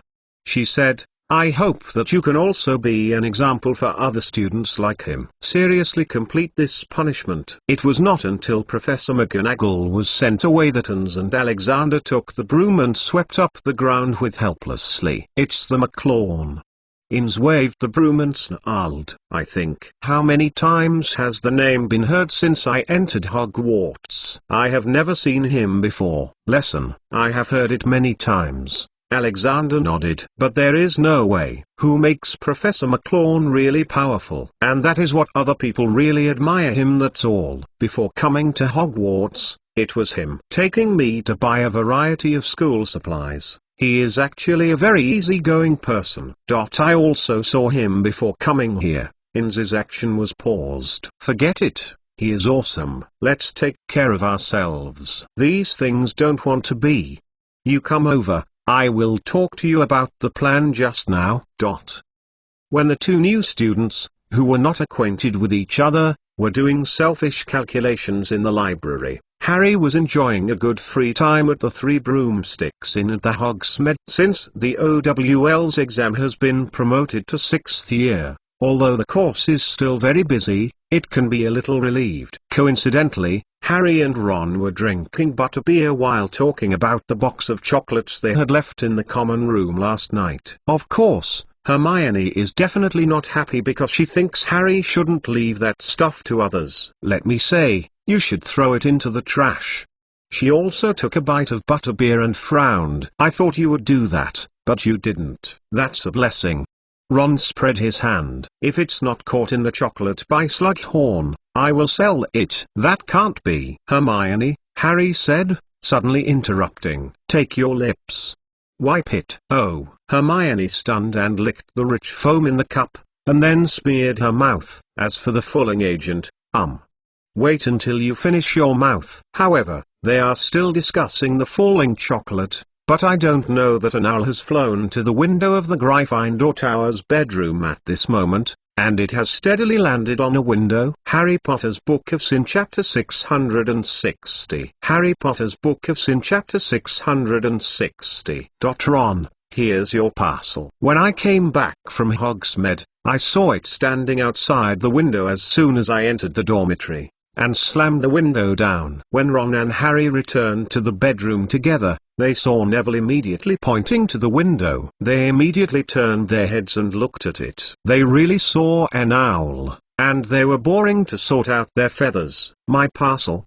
Ron said strangely. "Why doesn't it come directly to me?" "I don't know," Neville said. "But I've seen the name on the parcel. And that's yours, is it?" Ron was doubtfully shrugged and went to the window. When the owl saw the recipient, he suddenly picked up the window and was afraid that Ron couldn't see it. "Oh, how long have you been here?" Ron was busy pulling the window away, lest the little guy smashed the window. "Well, Merlin is on. How is she?" "Who?" Harry screamed and leaned over. His eyes crossed Ron's shoulder and glanced. It turned out to be Lavender. After going back to Neville. "Did she still die for you?" "Don't mention that thing, Harry." Neville, who was on the side, couldn't help himself. "I think it hurts." "What did he send you?" "Take a look at it." Harry turned to pack things and prepared the homework to be done after dinner, while asking casually, but Ron shook his head decisively and threw the parcel on the table next to the wall. "Still forget it," he complained. "You can guess if you don't have to look at it. It must be a sweet to greasy snack. Anything she likes, she always stubbornly thinks that others will also like. If you want to eat, take it yourself." "I don't want to eat," Harry curled one's lips said. "There have been too many sweets recently. Now I just want to eat salty." Go to the common room and sway to dinner time." "I hope I can have French onion soup tonight." "I didn't have any fun yesterday." Ron glanced at his bag and planned to come back later. On the other side, Neville saw that both of them had to go out, and the textbooks that had been left in their hands stood up. "Oh, wait for me." He ran around the bed and ran 2 steps, then looked back at the parcel on the table, and he followed it up. Gryffindor's common room has always been the most lively of the 4 houses. The young lions are always energetic, and they just like to chat together and can't stop for a moment. Today's topic is naturally related to Hogsmeade. Some people are tasting the new candy of Honeydukes, some are studying the mischief products of Zonko's joke shop, others are pushing you to squat. It is said that a boy with a normal condition at home finally extravagant, with his little girlfriend to go to the Madame Puddifoot tea house to date. Of course, there is actually a small topical character today, that is, the new student Alexander Wolf, who was punished for cleaning the library all afternoon. For the adventurous Gryffindors, being punished is not necessarily a shame. Although it is always a bit uncomfortable to be detained for the house, it also means that the punished student must have done something to alarm the professor. "Alexander, do you really use the lock-leg spell?" "I didn't expect you to be so powerful. We just learned how to cast the levitation charm." Around the round table where Alexander is located, students of all grades are gathered. Of course, the most sure of them are the students of first year. "That's really nothing." Alexander waved again and again. "If you are willing to try it, you can definitely cast it out." To be awesome, or Hufflepuffsins, he can all practice second year's disarming charm. Perhaps because of Marx's advanced by leaps and bounds, it has inevitably brought Hogwarts' super-study learning atmosphere, so that Alexander's rhetoric did not cause everyone's excessive surprise. In fact, now every grade has students trying to challenge more difficult knowledge and applications, but that inevitably requires innate talent and diligence to be more significant. so no one has revealed a relatively prominent performance, that's all. At this time, in the praise of the students, even if Alexander's character is still modest, he can't help but be happy. After all, my hard work has been recognized by everyone, and this feeling is naturally great. Plus, he really likes magic very much. When he thinks that he seems to have this talent, he will be more energetic. Today, Inz is right, looked at the eager students around him. He couldn't help but think, if you can learn earlier, you shouldn't be dragged to second year. Professor McClawn was already very early. I started to learn by myself. Thinking of this, he couldn't help but touch his pocket, and his heart was slightly entangled. At this moment, as the footsteps leading to the bedroom sounded a footstep, the young wizards near here glanced back and glanced. Alexander also sat here, seeing the student around him, and he stretched his neck and looked out from the gap between the crowds. Soon he discovered that it was Harry and Ron who came out, and there was Neville behind them. Alexander licked his mouth, and the right hand squeezed his pocket again. He couldn't help but want to get up. But before he stood up, a voice stopped him. Harry, Ron. Oh, is the Neville?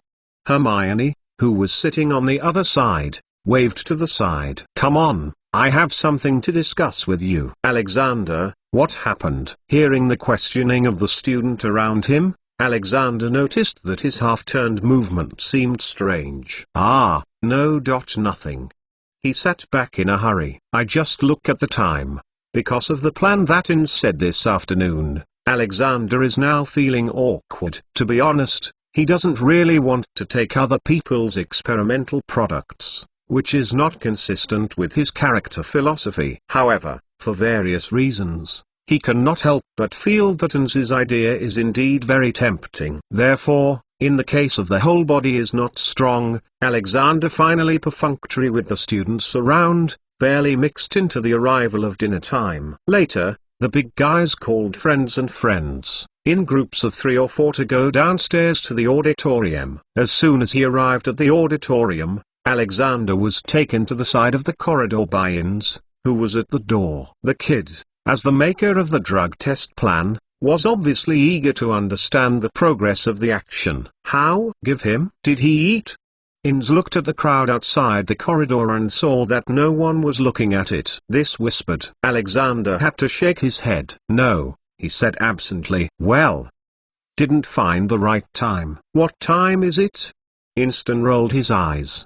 The timing is not to find out, but to create it. Are they not very good with McClawn? Since you said that you are also known to McClawn, then isn't this an opportunity? Even if you say that, Alexander helplessly said, moreover, what people say is 6th year. What happened to 6th year?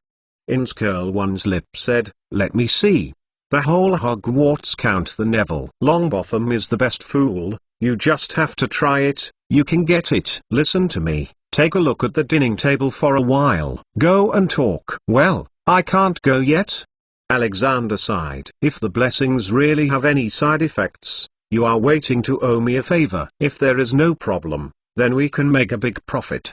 Inzman did not care about the tunnel. Go away. Go and go. After all, Inz pushed Alexander to leave the corridor, and then stepped into the side entrance and went to the auditorium to prepare for dinner. Not far behind him, Alexander glanced at Inz's back and reluctantly followed. Not long after, the teachers and students were seated in the auditorium. As Professor Mcgonagall announced the start of the dinner, the empty plate on the table was filled with various foods as usual. Everyone who had been flying for a whole day on this Saturday had already been hungry. When they saw the food in front, everyone hurriedly lifted the knife and fork to enjoy it. Because of the urging of Inz before, Alexander deliberately picked a seat diagonally opposite Neville. But now I look at each other, but my heart has begun another round of embarrassment. Yes, almost half of Hogwarts know that Neville Longbottom is a consistently lost boy. Even if it grows taller and bigger, the character still hasn't changed. Normally, it's not forgetting the West, it's awkward, giving people a stupid feeling. In fact, even the younger students love to make some jokes with him. However, after all, it is all innocent and playful behavior, and the test plan that Inns came up with can be fundamentally different. Although Alexander was attracted by the attractive effect of fooling, he could not let go of his heart. Even if he wanted to get together, he couldn't open the mouth. He hesitated for a long while and couldn't help but look up at Hufflepuff's long table. Unsurprisingly, he immediately saw a gesture that Inns was urging him to signal him to act quickly. Alexander. From the side of Alexander, Inns's position was just next to Harry's head, probably because he had been looking at it for a long time, and Harry thought that Alexander had something to say to him. When he heard Harry yelling at himself, Alexander was busy taking his eyes back from Inns. Oh. He paused and finally rushed the ducks to the shelf and started talking. I heard that you are very familiar with Professor McLawn. Can you tell me something about his life? Harry Potter's Book of Sin Chapter 661. Harry Potter's Book of Sin Chapter 661. It's a very common thing to talk to students about dinner or dinner at dinner. Especially in Gryffindor, the young lions are mostly easygoing, and there is no distinction between high and low grades. Alexander took the opportunity to talk about it, plus some deliberately active ingredients in it, and soon he was integrated into Harry's circle. So, stop dinner. Alexander, the new student who had just made a noise because of the punishment, naturally mixed with Harry. Although it is still far-fetched to say that my friends are quite awkward, how much is familiar? When Professor McGonagall read the words of enthusiasm and enthusiasm as usual, everyone also got up and prepared to go to the common room. Harry, Ron and Hermione walked together as normal, and seemed to be discussing something, and Neville habitually followed them, as it should be by rights. Character. However, today's journey back to the Gryffindor common room seems to be a little different. Because it is hard to come by, Neville is not alone in the past, but when he has a very weak follow-up, he has a little fellow. Excuse me. Are you Mr. Longbottom? At this time, the nature that was picked up was Alexander. Just after Professor McGonagall announced the end of the dinner, he had been staring at Inns here and looking for a chance to give him a wink. After some contradictory psychological problems, Alexander eventually chased his head. It's me. Neville turned his head and looked at Alexander, who suddenly came out from his side. Tell me, Neville, is there anything? His introverted problem is obviously not much changed. Even if he is facing a junior who is younger than himself, he will inevitably be a little timid. Perhaps at the crucial moment, I can show the courage of being a Gryffindor. In normal times, I am afraid that I will not be able to live forever. Oh, okay. Neville, Alexander said with a full of entanglement. I heard other people say that your herbology scores are good. If I have any questions, can I ask for your help? Neville swallowed. Of course. I mean, if I can help. But I still suggest that you flip through the book, Herbology. Well, I think I rely more on textbooks. Is that the case? Alexander blinked. He was not good at deceiving. He talked a little dry. Thank you for your advice. I just started learning and I am not familiar with the contents of the textbook. You know, some problems are not easy to find. Fortunately, Neville is obviously less suited to this sudden chat than he is, and even has some unspoken feelings, not to mention the stiffness in his tone. Oh. Neville stalked. The neck nodded. You are right. If you have a problem, you can always ask me. But ask others the same. My grades are average. Oh, no, how come? Alexander said quickly. Everyone said that your herbology is very good.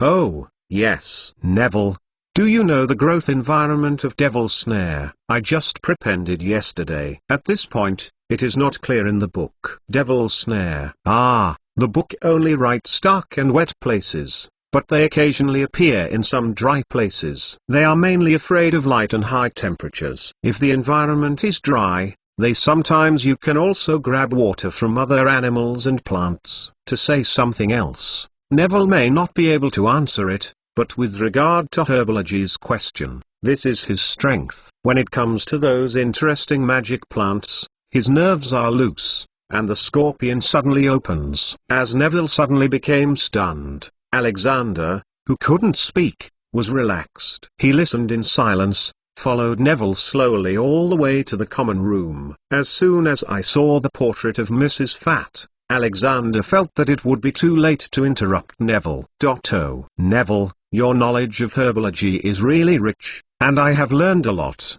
He hurriedly interjected, yes, thank you very much for answering this question for me. This. Alexander touched his pockets and then delightedly out a piece of chocolate that had already been prepared and stuffed it directly into Neville's hand. I don't seem to bring anything. This chocolate tastes good. Just be your thank you, please. Well, please be sure to accept. It can be said that from the dinner time, everything he did was for this moment. Therefore, he was not used to fooling people. He suddenly became nervous. Although he tried to hand over the chocolate to Neville inadvertently, his eyes tried hard not to look at it, but in the end he couldn't help but say the words, please be sure to accept it. However, Neville, who has no vigilance against this kind of thing, can you pay attention to it? Oh. Chocolate. Thank you. Neville took the chocolate and almost didn't think about it. He just peeled the tin foil from the outside and stuffed it into his mouth. Then he said vaguely, if there is any problem, feel free to come look for me. Oh, I only have herbology. As he spoke, Neville suddenly blinked and twisted his mouth. Oh. This chocolate tastes awesome. Where did you buy it? Honeydukes? Oh, I don't know too well. It was given to me by others. Alexander looked at him curiously. After a while he asked tentatively, is it really delicious? Of course. Neville seemed to enjoy the tunnel. Hey, I have never eaten this. So. Oh, what should I say? In short, this feeling is really cool, is it? Alexander looked at him with big eyes and seemed to want to pick something up from Neville. Unfortunately, in addition to discovering that Neville's footsteps seemed to be a lot lighter and the face was refreshed, he did not see any other difference. If the chocolate is indeed blended with the fulling agent, how will its effect be reflected?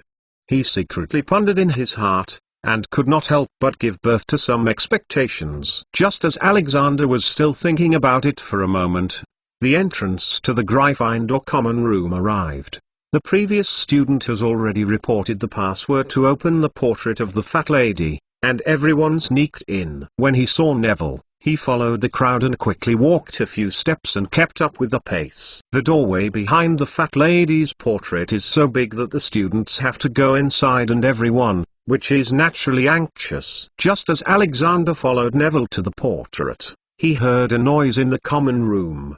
All come here. Fred and George sent it to me this morning and said that something new has been developed. Come on, let's have fun. On the dining table, Alexander and Harry both talked for a while. It was this moment that he heard it all at once, and it was Ron's voice that suddenly became noisy. Only the tall Neville was still in front of him, so that he couldn't see the details inside. But in the next moment, Neville, who was in front of him, suddenly turned sideways and turned his head back in the doorway. Oh, Alexander.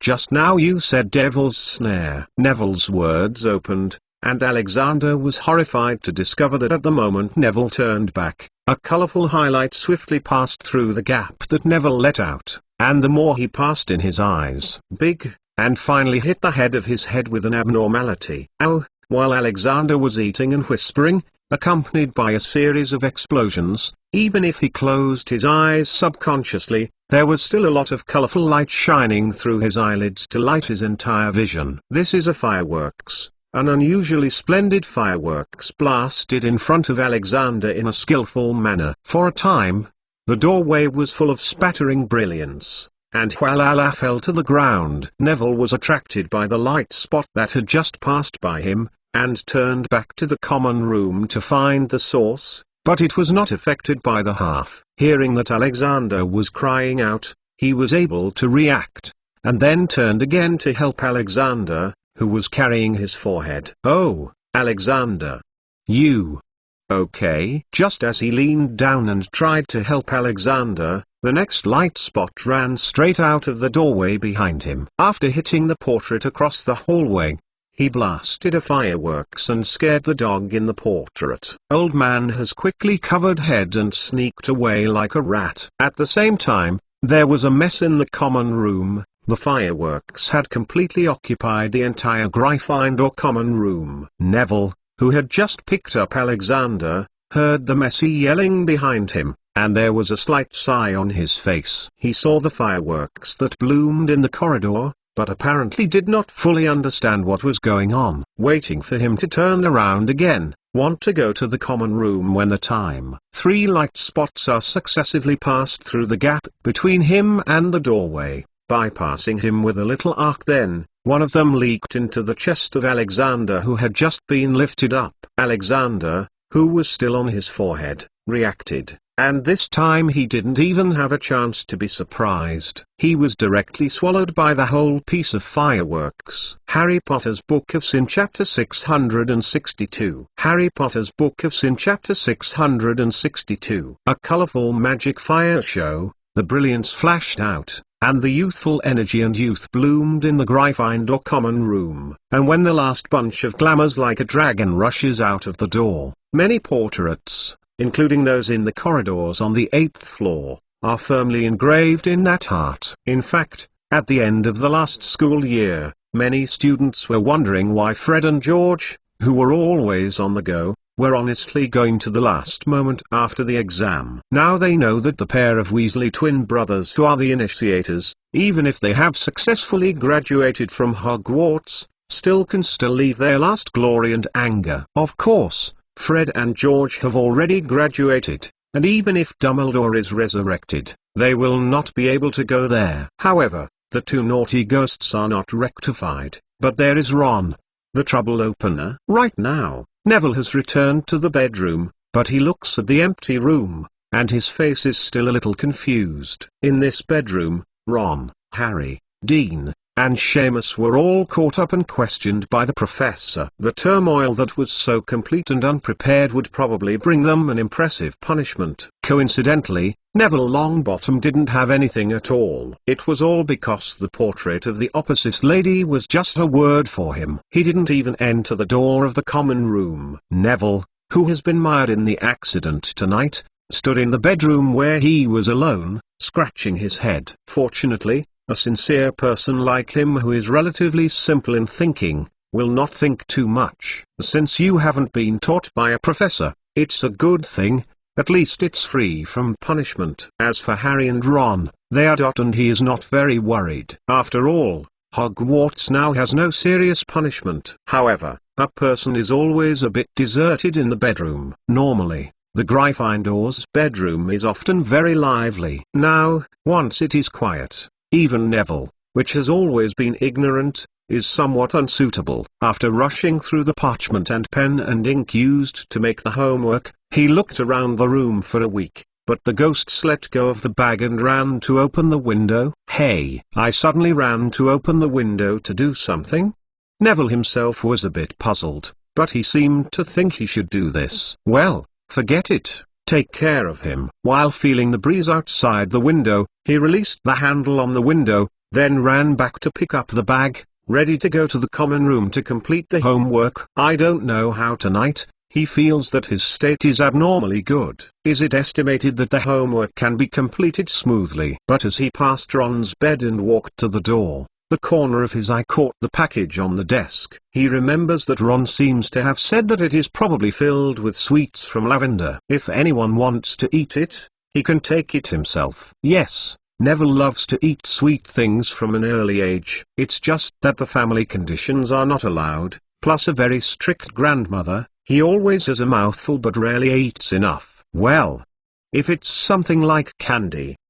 He couldn't help but look at the parcel and muttered to himself, it looks like a lot. Just one. No, 2.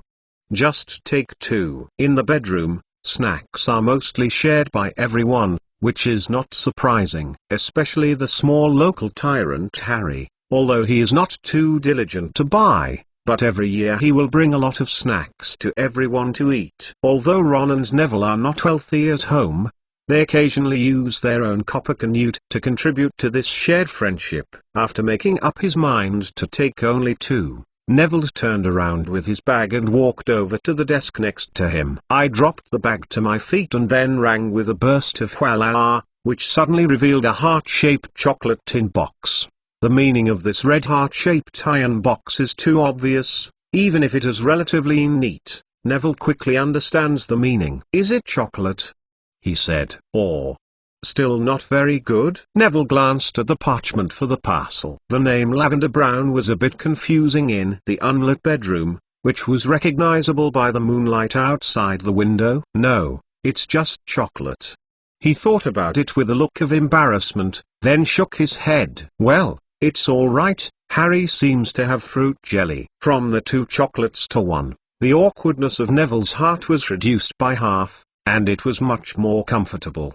He didn't think much about it this time. He raised his hand and opened the lid of the box of chocolate, but at that moment, he felt inexplicably. It was an uncomfortable uneasiness, as if something was wrong, and Neville immediately stopped the action at hand. In the next second, he turned around with full of doubts, so he habitually took a step. No, in fact, he only took a half step, and he was stunned by the school bag he had left at his feet. 1 cockroach. Neville swayed his hands in a row, trying to readjust the center of gravity. Then, he finally pulled out the foot that was blocked by the bag, and forced himself to stand still again. Then he suddenly found out that the heart-shaped chocolate tin box crossed a beautiful arc in midair and perfectly flew out the window. Neville looked at the open window and looked down at his hands. It was a stupid moment. There is a major event that has aroused the professors tonight. At this time, he can't go without that courage. Let's move the time a little. Just as Neville just walked into the bedroom, Hagrid's Huntingwood house was happening. Well, it wasn't too big. Hagrid, Professor Hagrid, people brought it. It was Filch who spoke, and listening to his tone, apparently not very willing to call Hagrid Professor until now, because in his heart, a student like Hagrid who was expelled from that year should be as good as his squib janitor. "Know it, you can go back." For Filch, the guy who always treats students rudely, Hagrid also sees that he is not pleasing to the eye. After swinging his hands at random, he picked up the lantern in his hand and took a photo behind Filch. "I got the news from Professor Mcgonagall, but just one." At the time of Hagrid's questioning question, the light from the lanterns also extended to the point behind Filch, where only one person stood, the Ron of Bad Luck. "Oh, yes," Ron said helplessly. "Hagrid, good evening. As you can see, just one." "Harry, are they not punished?" Hagrid then asked. "Harry them?" Ron shrugged, who was trying to explain Hagrid in detail, was interrupted by Filch, who hadn't left yet. "Ron Weasley," Filch said loudly with his hoarse voice, "Professor Mcgonagall asked me to bring you over, but it wasn't for you to chat. You should accept punishment." "Filch."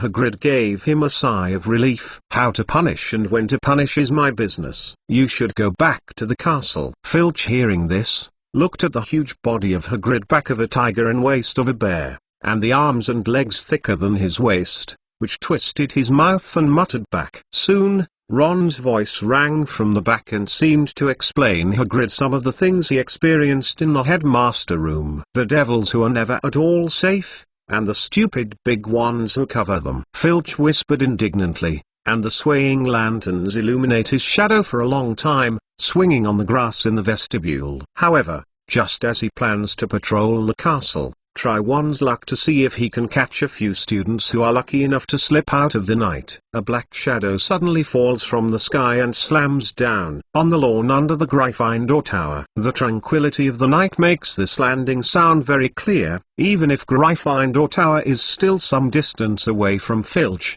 it is still clear to him. "What the hell?" Filch first looked in the direction of the sound, waiting for the cat named Mrs. Norris to jump from his shoulder, and the man immediately ran over there. The moonlight tonight was pretty bright, and Mrs. Norris gave him guidance, and soon he found something on the ground. It seemed to be a tin box that had been dismantled, apparently falling off the tower, and the things inside were scattered all over the place. Filch picked up one of them and looked at it in the moonlight. He smelled it in front of his nose, and a faint aroma immediately got into his nostrils. It was undoubtedly a fascinating scent that made Filch, without the slightest hesitation, chewed into the mouth, even without any hesitation. "Hey. Is it chocolate?" Filch chewed with his jagged yellow teeth, revealing a look of incomparable enjoyment. "Which little bastard threw it down?" "Hey. Throwing things out the window." Tasty. So long after, a sly silhouette was picked up by the moon in the moonlight, and after they were all gathered into their pockets, they slowly patrolled the castle with the broken heart-shaped iron box. "It is." This evening, the mouth of the goalkeeper Filch was full of the richness of the chocolate. Harry Potter's Book of Sin Chapter 663. Harry Potter's Book of Sin Chapter 663. The Weasley Brothers fireworks event is not really a major event. Although it was a little fun, Ron was taken to Forbidden Forest for a lap, but it was actually this level of turmoil. On the morning of the next day, the gates of Hogwarts Castle did not open as usual, which caused many students to have doubts. In the end, the door was opened by Professor McGonagall personally. No way, except for the big put in the hands of the concierge Filch. Only the wall of the headmaster room would be there. But when everyone wants to find the dereliant Filch, he finds that this guy didn't know where he ran at night, and no one found him for a while. Without a janitor, the school naturally still has to operate as usual. Under the direction of Professor McGonagall, the auditorium normally placed breakfast, allowing the students to start eating as usual. As for the search for Filch, of course, it was all handed over to the professors. Fortunately, today is Sunday. Hogwarts has enough people and spare time to find a squib janitor who has disappeared inexplicably. To be honest, finding someone in Hogwarts Castle is a bit difficult. Even with the magical item Marauder's map, you may not be able to quickly find the one you need from the densely packed activity. Of course, there isn't much to do with finding someone. Marks has recently been tasked with stepping up with the staff of the International Wizard Federation to get the finishing touches for the final preparations for the event. At this moment, Marks just came over from the side hall, intending to eat something in the auditorium to fill in the belly, and then take a trip to the Ministry of Magic on this precious Sunday. He has heard about the fireworks incident and the disappearance of the janitor. But now Hogwarts is not at all dangerous. He basically didn't care much about this little thing. Right now, he is sitting in the teaching staff, picking up the fork and adding food to his plate, and intends to soothe his empty stomach bag. It seems that everyone has had a good time during this time. He stuffed a half of the sausage into his mouth and looked down at the 4 school heads on the bottom. Fred and George can really toss. After graduation, I still don't forget to bring trouble to the school. Just as he chewed the food in his mouth and looked at the piece scene in the auditorium casually, the door of the auditorium was suddenly opened. And then, a person is dog-like. Well, I mean, the old man in suit is walking in a serious way. The old man had a mottled black hair that was obviously not dyed at home, and there were some signs of baldness, but he used a hair that looked very inferior to shine on his head. The hair that seemed to be shoulder length was tied up by the back of his head, and at first glance it seemed quite similar. The style of the tuxedo on his body is very old, because the washing is too many times and even some faded, but he is still meticulously flattened and worn on the body. Even a jumped thread cannot be found. Only the bow tie on his collar is very strange. The whistling dot print and the oversized model completely destroy the original match that was barely able to see. At a glance, others thought it was a male actor who was going to stage a comedy show. However, even if he had a big change in his dress, he could not change his appearance. Everyone in the auditorium only recognized the true identity of the grandfather. Filch. When the other party was still at the door to the auditorium, it seemed that when looking for someone, I did not know who took the lead and broke the strange atmosphere of sudden silence. Then, the entire auditorium slammed, and the young wizards scrambled to discuss the racial spectacle of this rarely seen. This old man. Is it ready? Even Marks is awesome at the moment. Although he blinked out at a glance, Filch's eyes were a little bit right. But what caused the change of the other party? He was confused. Filch. At this time, there were not a few professors in the teaching staff, because several of them were supported by Professor Mcgonagall, and went to the entire castle with house elf to search. But now it seems that this Filch does not seem to be in the castle, but went out for a night. Otherwise, don't say that the professors searched. Even if only let the elf go for a lap, you can quickly find the old man back. Where did you go last night? The duty that Hogwarts gave you is. Professor Mcgonagall called him first, then he asked about it on the spot, but soon she found that Filch's attention was not on her side. Filch, what happened to you? Professor McGonagall's voice has not yet landed, but seeing Filch is like finding a target and going straight to a position on the Gryffindor's long table. If you go to his body and do not look at it, the pace of light will still be accompanied by a ghost of restraint and calmness. This strange feeling made the young wizards look at him and see what he wanted to do. However, just as Filch came to the middle of the long table with a steady pace, he suddenly rushed to the side of the silhouette sitting next to him, and then pulled out a schwa from the sleeve. Red flowers. Oh, beautiful lavender middle. Miss Brown, you are like a rose on the north slope. So I am sleepless all night. Oh, I think I have fallen in love with you. He will rose. The flowers are sent forward, with the hoarse voice loudly said, excuse me, is there an honor to be able to invite you to the flowery sea on the north slope in this colorful day? Wow! The young lions will not be inferior to any other group of people in the instinct to join in the fun. Just as Filch didn't know where to learn from the confession, and when Lavender was completely scared, Gryffindor's long table suddenly burst into a landslide and tsunami, and soon led to several other students. To be honest, no one expected that Filch would make such a surprisingly good show before, which made the entire auditorium boil. Of course, the most shocking thing at this time is undoubtedly Miss Lavender Brown, one of the parties.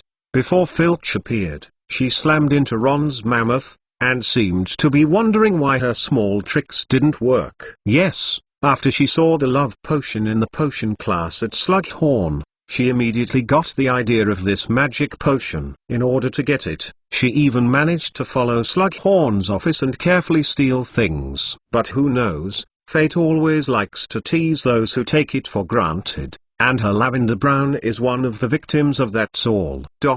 I went to see. In the teaching staff, Marks said to Professor McGonagall, who had the same wide eyes, and he stood up and walked over to the confession scene. Let's let it go. Let it go. He opened a group of young wizards and came to Filch's side in the eyes of everyone, and patted him on his shoulders. This Filch is still halfway in front of Lavender, and there is a big meaning that the other party can't live without agreeing. Filch, hey. Marks took another shot and saw that he didn't respond to his movements. He simply waved his hand and used the levitation charm to control his clothes and lifted his entire body. No, let me go. Let me go. I want to invite the beautiful Miss Brown to go for a walk. I want to give her the most romantic proposal in the ocean of flowers. You still have to be quiet first. Marks swayed his hand in front of his eyes, and immediately let him pull up his eyelids, and the previous screaming struggles were also calmed down. After Marks gave him a little check, he removed the levitation charm and let him fall to the ground. Fun. Marks was just about to say the source of the symptoms of Filch, but after taking a look at Lavender, he took it again. Go back and eat. Nothing to look at, Miss Brown. Come to me after breakfast. Go to the office. It's no big deal like the previous fireworks event. Some students have lost their squib. Old man with love potion. It's not suitable for talking around at the moment. Alchemy events are about to begin, and all the bad influences must be watched. So, even if Lavender went to see him later, he said it was quite whispered. Only Lavender and Hermione sitting next to it heard it. Soon, after Marks took the semi-unconscious Filch out of the auditorium and went straight to the school hospital, the farce was finally settled. Although there are still many students in the auditorium who are guessing privately, it is obviously not easy to find the real answer. On the other hand, in fact, Alexander and Ins are the second initiators of this farce. It is a pity that there are too many unexpected situations in which the head bends around,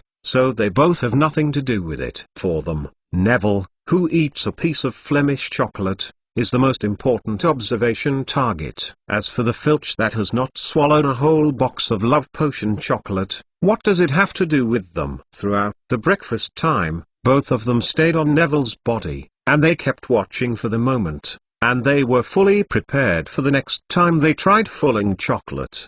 The effect of the fulling agent was confirmed by Alexander last night, and the luck of Neville is absolutely unparalleled. Then, as long as there is no significant side effect after losing the effect, success is in sight. Harry Potter's Book of Sin Chapter 664. Harry Potter's Book of Sin Chapter 664. Love potion is a potion that is difficult to prepare and very powerful. Sometimes it will be very terrifying in terms of its harmful effects on humans. If you want to compare a spell with it, it is okay to say that it is a weakened version of Imperious Curse. If it is not a special antidote to Love Potion, and the performance after taking it is quite obvious, it cannot be included in the form of banned drugs by the International Wizard Federation. Of course, since this stuff has antidote, as long as it is confirmed that Filch is indeed the effect of Love Potion, then marks can easily be lifted. Even without him, when he informed the school hospital's Madame Pomfrey, the other party quickly went to the drugstore to get the corresponding antidote. So,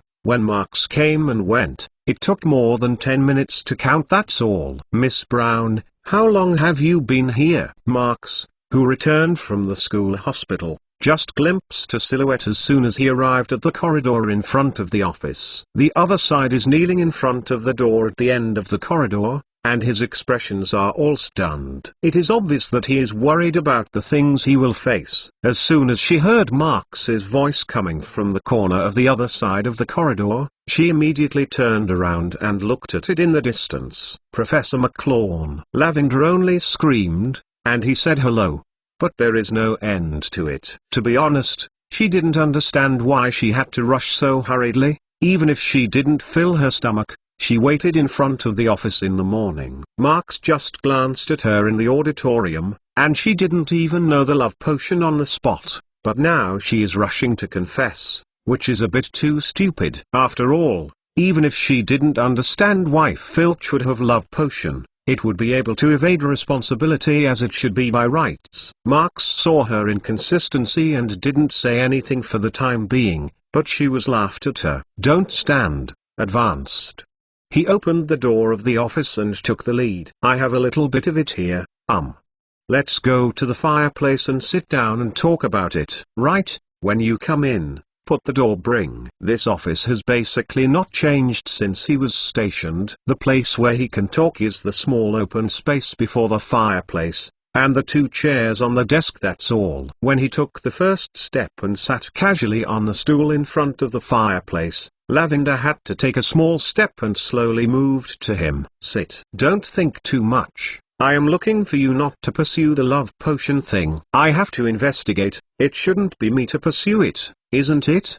Marks looked at her and smiled. If you want to admit mistakes, you can't deny it. That's what Professor Slughorn should consider. How did you know? Marks's casual words made Lavender suddenly shocked. She didn't expect that even Slughorn couldn't find anything, but it was said by Marks with no difficulty. Now she knows that the reason why she is rushing to walk right into a trap. That's probably because Marks was looking at towards his own eyes that it was too allergic. It was like seeing through her thoughts at first glance, and subconsciously feeling innocent. Of course, although this has the reputation of Marks's deeds as a foundation, no one dares to sneak at him. It can actually be a ghost in Lavender's mind that will become so sensitive. As for Marks's eyes, most of the Lavender's guilty conscience is in the dark. Dr. Slughorn isn't just showing you love potion. You're not worried if you don't pay attention to it. It's not too strange. Again, love potion is a high-level potion that can't be anywhere! Exclamation mark. As Marks said, he couldn't help but think of some interesting things about this potion, and his face gradually showed a hint of funny. The so-called love potion not only gives the user a strong confusion, but also brings a strong temptation to the user. And love potion is the most effective one among the various love potions. Having said that, he was slightly stopped and immediately reminded. But you have to remember that in the school, The professors and the headmaster can handle it for you, so that you will not be hurt. But if you go out of Hogwarts, but there may not be someone who will help you like us. You are now 6th year, and the day of graduation will come soon. I know. Do you like Ron? He said, and the topic turned. I think if you do such an immature thing, it will only make him hate you.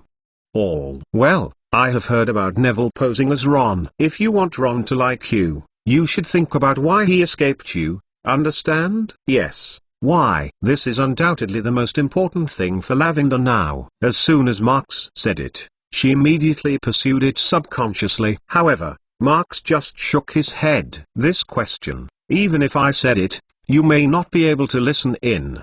He said, it is better to go back and think about it yourself. Only the answers you have come up with are really your own. As for the female child of Lavender Brown, there is actually no bad thought. Marx, as a professor, is of course guiding the other party to the right path. Learning is the same, and the concept of acting as a person is of course the same. This is the responsibility of the teacher. It can be said that Marx now understands step by step how he should be a true professor. However, this is also after all is a private matter between Lavender and Ron. As far as the topic of love potion is concerned, it is not necessary to continue. Okay. Let's put it aside. Professor McGonagall and Professor Slughorn, I will say hello to you. You just have to reflect on it honestly, and nothing else.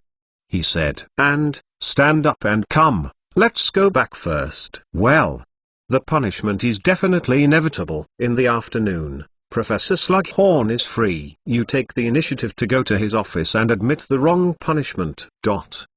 Soon, when Professor McGonagall asked Houseelf to post a notice saying that Filch had misunderstood the unknown potion residue, no matter how the students guessed, it was a thing of the past. Filch's business, to put it bluntly, is a riot caused by the students' hustle and bustle, saying that it can be small and small. At the moment, the alchemist contest, Professor Marx and McGonagall certainly do not want this event to have too much impact, so the two tacitly smoothed it down. Lavender was lucky because she apparently escaped a more serious punishment and only finished the afternoon potion text at Slughorn. Ron is fortunate, he did not open it after receiving the parcel. Otherwise, if you open the box and smell it, maybe he will not be able to taste it because of the seductive smell of love potion. Of course, Neville is also fortunate. If there is no lucky chocolate that Alexander gave, this time it would be him who is ugly in front of the whole school. However, these people are obviously not the luckiest one in this incident. On the afternoon of the same day, when Lavender was still penalizing the text in Slughorn's office, Alexander and Ins had been unable to hold their hearts. I went to Neville in the morning and asked. When he did homework last night, he felt surprisingly smooth. The speed of completion was even faster than the best performing Hermione Granger. Plus I told you in the morning. The fireworks thing. It seems that the box of chocolates is actually blended with Fleming. Since the last time I was caught by Hagrid in that corner, they changed their place again this time. At this moment, the two were sitting together in the shade of a tree, and Alexander spoke enthusiastically to Ins about what he had observed. As for the previous conscience caused by the Neville test, I was thrown out of the 9 heavens cloud by the excellent effect of Fleming. That is to say, the fooling agent can make everything you do go smoothly. Ins was calm on the surface, but the sparkling eyes completely sold out the excitement and joy in his heart. Just look at it for a few more days, and if we find that there are no side effects, we can try to taste it. While he was talking, his eyes had already fallen on the chocolate box placed between the two. Although the lid is still tightly covered, they have already counted it more than once, and there are a few of them inside. To be honest, people like Fullings, who want to give themselves a little more, even to consider all the exclusive is a very normal idea. The two children, Alexander and Ins, are obviously more precocious than other peers. While quite happy, the two also showed some excitement and patience. When Ins's eyes fell to the box, Alexander also looked over. These two children, who actually knew each other, actually gave birth to a rather similar hesitation. After staring at the box for a while, they couldn't help but look up and look at each other. These two smart magic school new students, I feel a strange atmosphere quietly breeding between them. You, Alexander and Inns spoke almost at the same time, but at the same time picked up their lips and silenced each other. Harry Potter's Book of Sin Chapter 665. Harry Potter's Book of Sin Chapter 665. Alexander, this box of chocolate is what you told me, and you took it out of the common room of your house, and it's also you who risked to find someone to try the medicine. You have the most power, then you have more. Take some go. On that day, both Alexander and Inns tacitly thought of the problem of distribution, and thus caused some stalemate. At the end of the day, I didn't want to let Inns take the initiative to give myself less points and give the big head to Alexander. I have to say that the self-speaking strength that Inns showed in normally, this time the courtesy really made Alexander startled. Well, of course, these two children, no matter how smart and precocious, are still children. Ins's unexpected reasoning also made Alexander change a lot to him. In the next few days, the relationship between the two was even more up to several flaws. However, the relationship becomes better and the relationship becomes better. It is impossible for Ins's temper to change. When he was with Alexander, he was better than his past attitude, but his habit of self-concerning was to make Alexander stunned as always. If you think about it, if someone doesn't often, you will not answer your love. If you talk about it, you will never be angry. I am afraid that individuals will gradually accumulate anger. However, if you get along with Inns many times, you will naturally see it from some small details. The other party is not bad in nature. If the mouthpiece is too stinky, he will be able to look at him. This is the conclusion that Alexander unwittingly summed up after he became familiar with Inns. Yes, for Inns torn, the hidden ball in his heart. He is not very concerned about everyone. The only thing that this product cares about is the ability to get the hand, and that's it. As long as he can give him a sense of identity in his strength, he will be more able to see you. Therefore, these two students who are not in the student institution, but after repeated quarrels and even cursing each other, they have a closer friendship than other students in the same house. Although this friendship is outside, people seem to be more like a hate. In other words, there is an old saying in Britain that says time stay not the fool's leisure. However, the facts tell us that even if you are the most diligent and intelligent person in the world, time is the same. After that, for a whole week, Alexander stared Neville, almost all the leisure time spent on it. But while he was busy, time did not mean to wait half a minute, and a rush of time passed away in the fingers. So, what about the side effects of the so-called falling agent? The reminder that Harry was written on the wrapper did not seem to be recognized by the facts, but it gradually became an empty talk.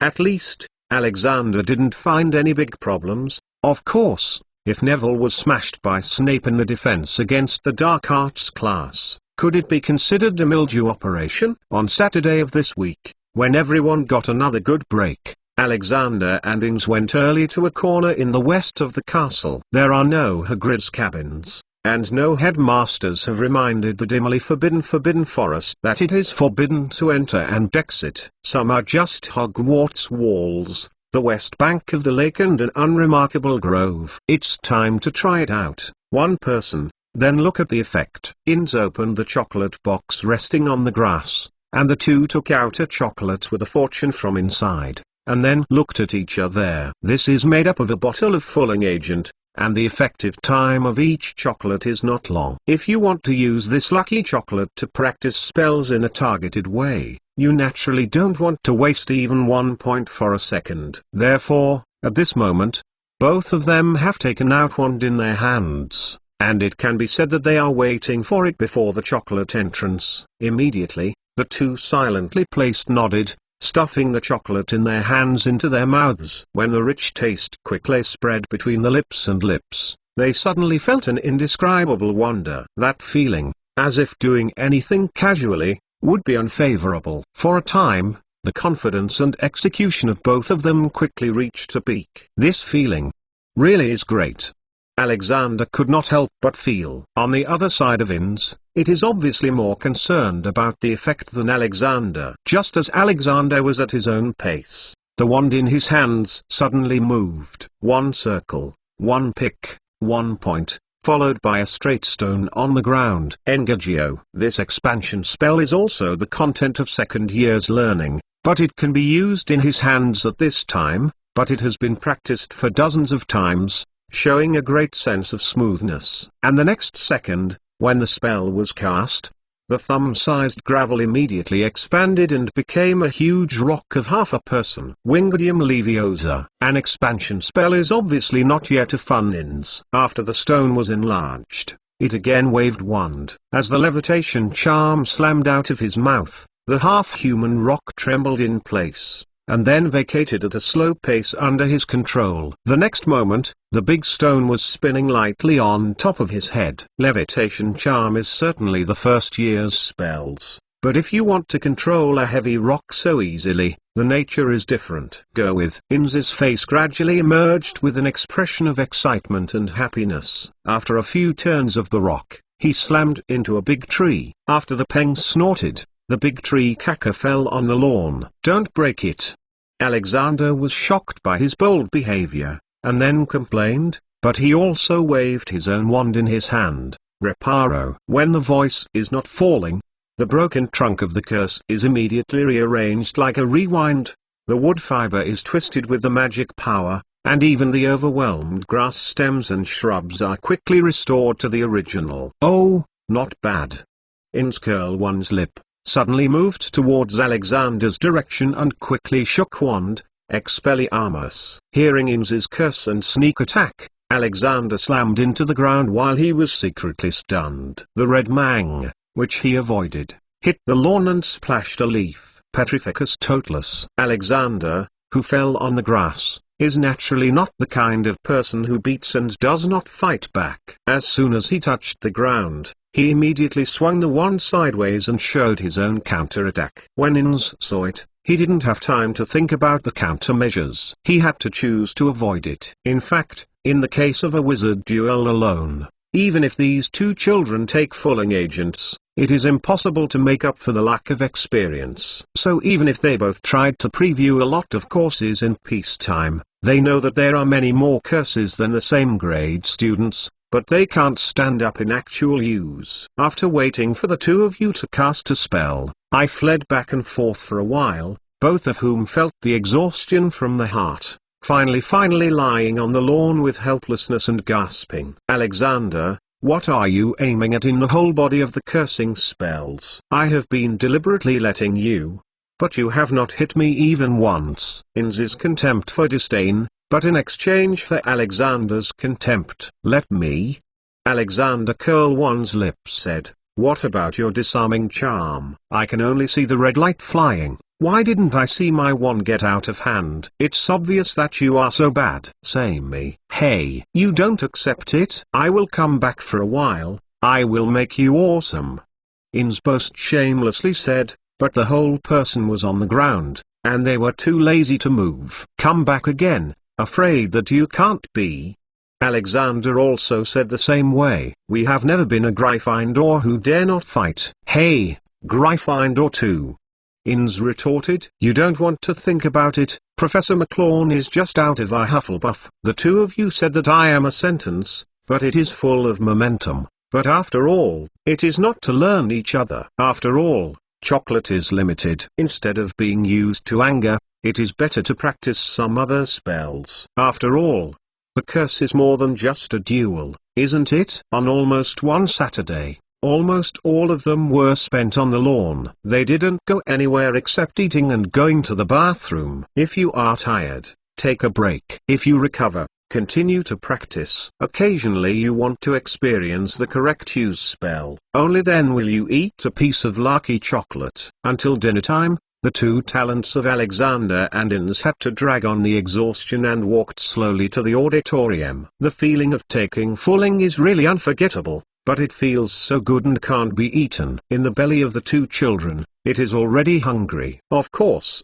after the meal is stopped, they have to go back to do the homework. Although both of them want to use chocolate to speed up the efficiency of writing homework, This is undoubtedly a waste of terrifying. So although they are very attractive, they still honestly complete the less difficult homework by their normal level. At night, after a long day of exhaustion, Alexander went back to sleep in the bedroom on the side of Inns. He couldn't help but sleep. His character is doomed to think more. For example, does fulling have any side effects? And for example, should you find a way to get more fulling agents? Lying on a soft bed, Enns glanced at the bedside table, and there were a few lucky chocolates in his pocket. Harry Potter's Book of Sin Chapter 666. Harry Potter's Book of Sin Chapter 666. The Hufflepuff house's student bedroom is located on the ground floor like the Slytherin. It is comparable to the Snake House, which is known as the Slytherin Dungeon. The residences of the small ones are very comfortable.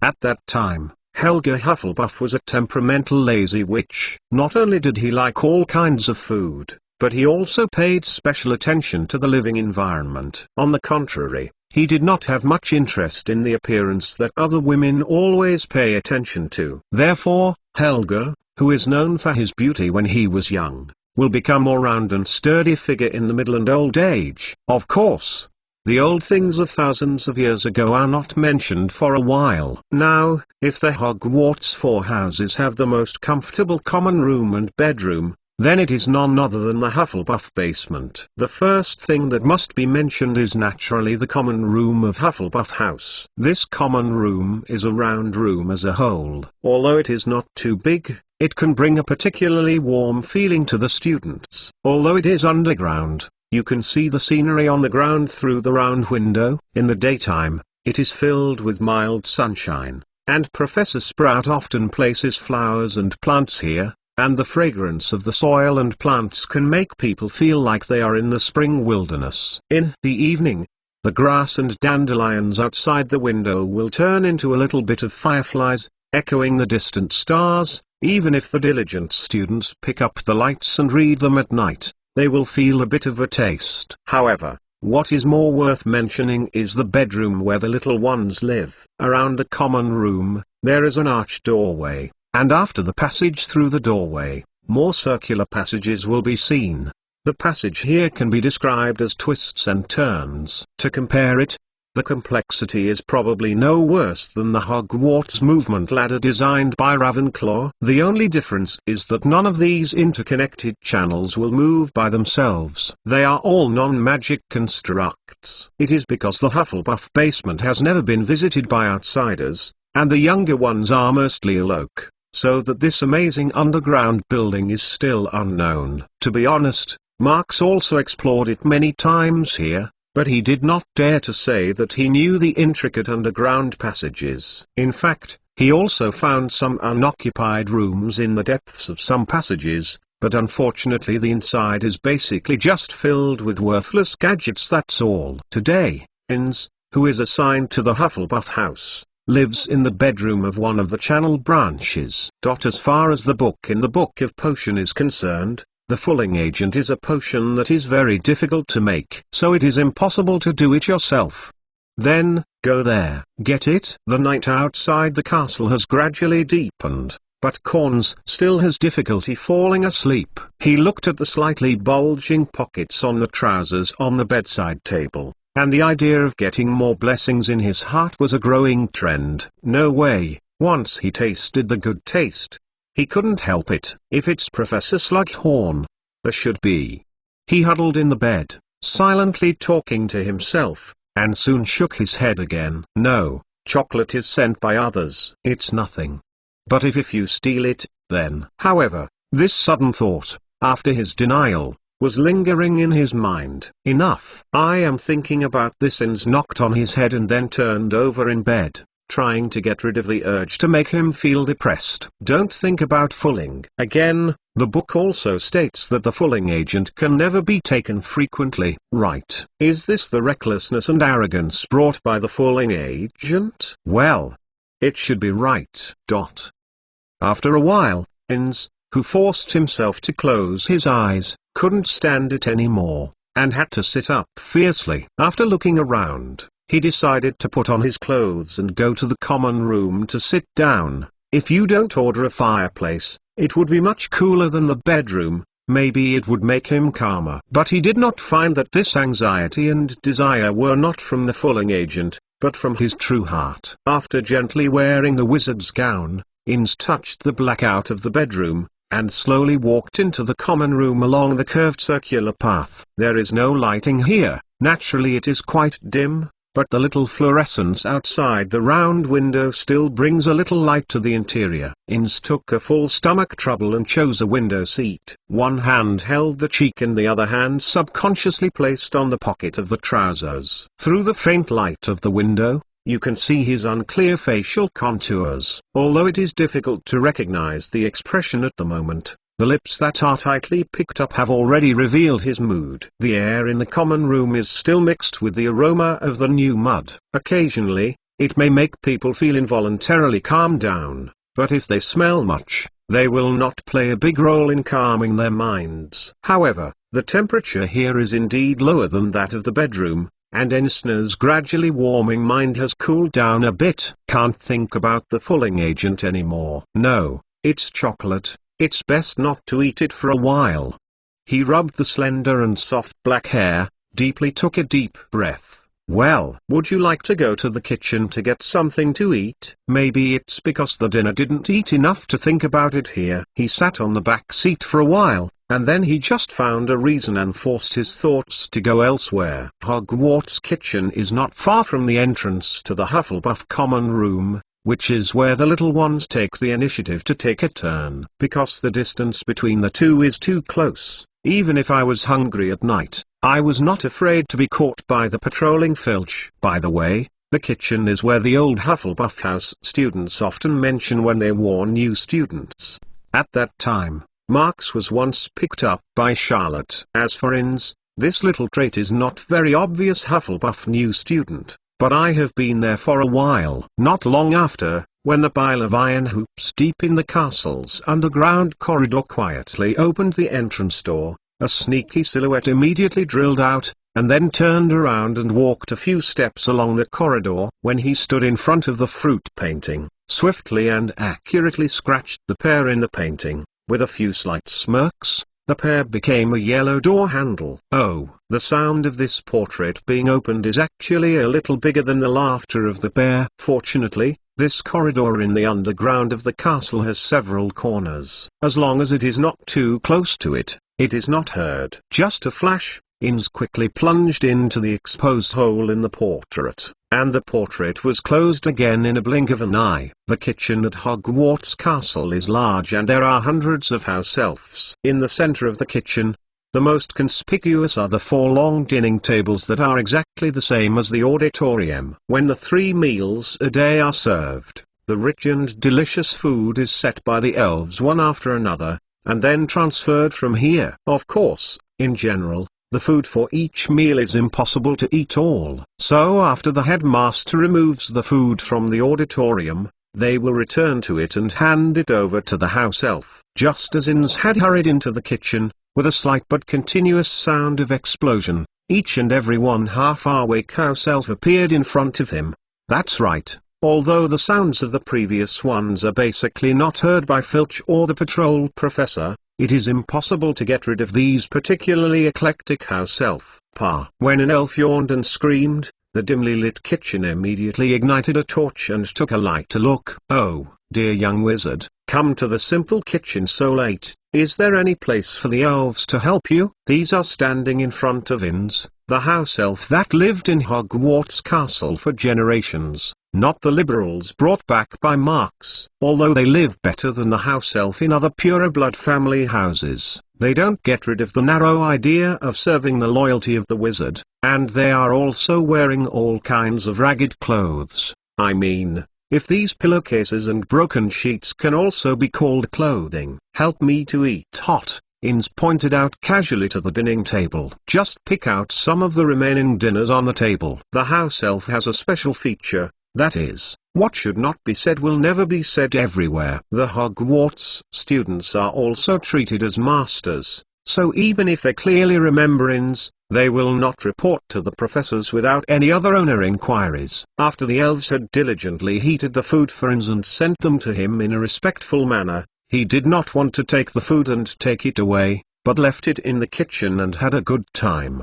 But when he ate some, he realized that he didn't seem to be hungry. Even though the elf gave him less food, he still couldn't finish it. However, his purpose has been achieved. At the moment, he has already felt the embarrassing rush. Unfortunately, he just ran from the kitchen to the outside corridor, but a regular footstep was to dispel the sleepiness he had finally waited for. Harry Potter's Book of Sin Chapter 667. Harry Potter's Book of Sin Chapter 667. It was said that Inns came out of the kitchen and did not take 2 steps. He heard a footstep from the corner not far away. At this time, it was at night, and the nighttime people were afraid that the needles on the ground would be old and far away. The footsteps were heard in his ears, and naturally they seemed to be extremely clear. He is worried about 2 things now. First, the sound of the closing of the fruit portrait has been heard by the other party, and the second is where he should hide next. Just listening to the footsteps is not uncomfortable. The answer to the first question is very obvious. It is a normal thing to say that this little gang is going to the kitchen to get some food. Once and for all, it seems that it is easy and casual. After all, there is a little distance between the 2 places, but the entire Hogwarts castle is as big as a small city. If you want to be met by a nighttime professor or Filch, the chances are simply no longer low. Well, what to do? Enns has always been not small, but it is not to one's head out of fear. But if he is caught by people, he is also unwilling to decide. Now the kitchen recently, you can open a portrait again. The other party will definitely hear it. The common room entrance has no sound when it is opened. But from then on, knock the wooden lid again. Damn. Why did the founder of Hufflepuff want to drum up? Is such a troublesome way to open the door? Xiao Ensi's head was turned fast enough. These thoughts only stayed in his mind for a moment, and he was thrown aside. He naturally knows that now, instead of having time to complain, it is better to find a solution to it. Of course, the time of Insley Hogwarts is too short. He still doesn't know that if the common room of other houses wants to open the door, the noise will be much more than the Hufflepuff. However, time is not, and the others. Inns was only hesitating for a few seconds before he could come up with a good way to get out of the way. The footsteps seemed to be very close to the corner. He just judged correctly. There is only one corridor without any winding road. The other side can only see all the things in this corridor if you turn the corner. No way. I can only hide as much as possible. Even if it is definitely a bad idea to hide in this nearly unobstructed corridor, it seems to be his only way out without choice. Just in the next moment of the decision, Inns decisively pressed the wall and went deeper into the corridor. For the Hufflepuffs who often come in and out here, everything in this corridor is well known. Although Inns is not a long time in school, at least this corridor is quite familiar. As he slammed the wall and slid forward, he stalked and left, but he found that there was no place for Tibetans. Helpless, he simply picked up a tapestry on one side of the corridor and drilled back against the cold brick wall. To be honest, the beautifully woven tapestry is large enough to be able to hang down from the top of the corridor. Near the top of the corridor, he drilled in the middle, but the upper body was invisible, but the 2 legs were still exposed outside, and the fool would not see it. Just the moment he had just hidden, the corner of the other end followed and came out with a silhouette. When the love potion is in effect, it will confuse the spirit of the taker willpower. However, unlike Imperious Curse, after the effect fades, the memory of the lost will not become blurred, but it will become as clear as the history. So during this time, although Filch didn't know who was going to fix himself, he was definitely annoyed. Originally, he hated this group of small ghosts who didn't learn everywhere. Now, in that case, don't mention how angry you are. If you let me catch it, don't hang you on the iron chain. I can't forget to oil the cute little toys in one day. You are abhorrent. Wait and see. On the other side of the corridor, Filch walked slowly into the depths of the corridor. Although the underground corridor at night was definitely dark, but he had a lantern in his hand. If he walked to the hiding place of Inns, he would immediately find the pair of abnormally gazing legs under tapestry. Inns touched the wand at the waist, but after a little thought, he still dropped his hand. His current curse is still unstable, and the spells he learns are not too many. The direction of practice is more inclined to the spell of the dual class. And how to say it has been practiced for a whole day today. Even the recovery has not recovered yet. Anyone who uses it at this time will not know if it will be set back. Besides, the night tour is actually not a major event, but if you use the spell to deal with the gatekeeper of Hogwarts,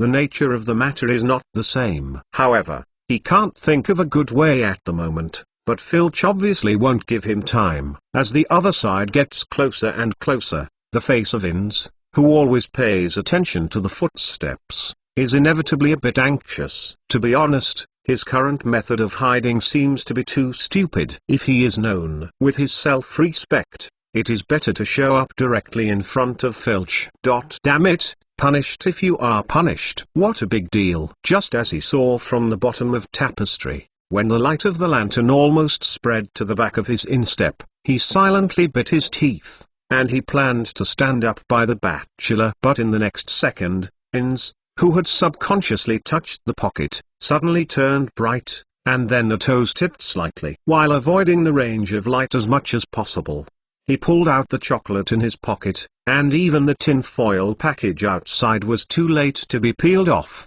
and it was directly bitten into his mouth and bitten. When a sweet and fragrant chocolate taste spread out from the mouth, today almost accompanied his wonderful feeling of the whole day, once again flooding his entire body. And the atrium in his chest that was gradually blocked by anxiety was immediately clear and bright. What should I do now? Isn't that obvious? A unique kind of self-confidence wrapped in Inns's thinking, gave his right hand an almost instinctual command: draw out wand, and wave at the pastry portrait next to the opposite bucket. As a Hogwarts new student who is still in the common sense, Inns can't have any high-end silent spelling skills. But now he doesn't need to cast a demon spell like it, he just needs to let the portrait make a small movement. It is enough to achieve the goal. Sure enough, a messy magic power swept past the portrait, slightly slamming it, but it also made a suspicious sound. Filch, who was in the spirit of these few nights,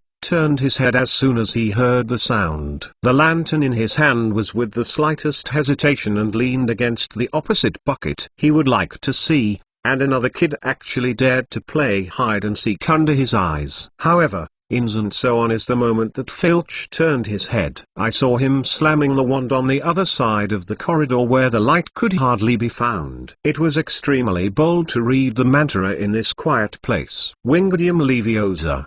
His chanting is not loud, but this corridor is too quiet. Don't say that you are talking, and even if you move your footsteps, you will be heard clearly. However, Inns, who has eaten a piece of Flemish brand chocolate, has an inexplicable transparency.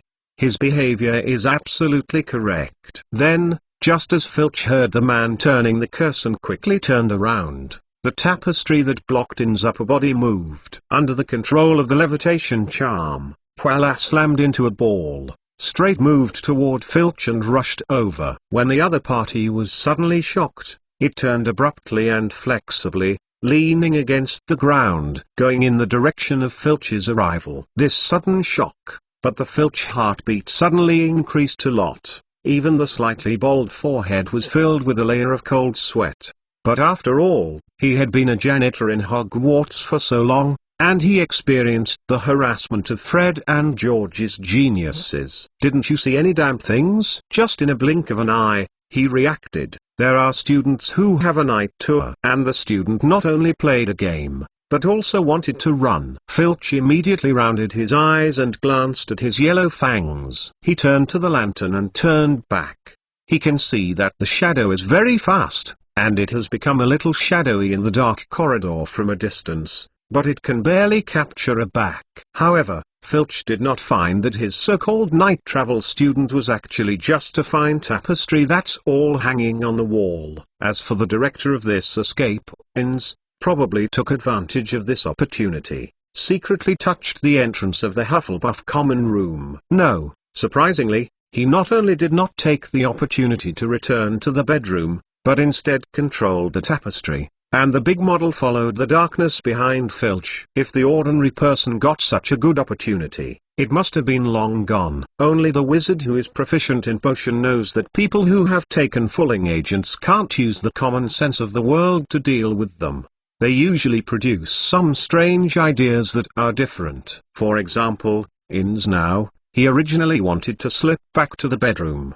But when he stepped out of the first step, he did not know how to give birth to a single thought head. He should keep up. Harry Potter's Book of Sin Chapter 668. Harry Potter's Book of Sin Chapter 668. Consuming a precious blessing chocolate, it was hard to get rid of Filch, but now he has inexplicably followed it. What is he doing? Don't say that asking someone to do this kind of thing will be puzzling. In fact, even Enns himself does not know. He only knows now that the wonderful power born from the fooling agent is clearly guiding him. So he should keep up. The underground corridor of Hogwarts is meandering. Enns is not far behind Filch, constantly controlling the smashed tapestry, rushing forward in the darkness in front. Soon, a path of the corner turned over, a portrait was also thrown behind, and even the stairs leading to the foyer were ignored. Fortunately, the portraits of the underground corridors are mostly depicting food,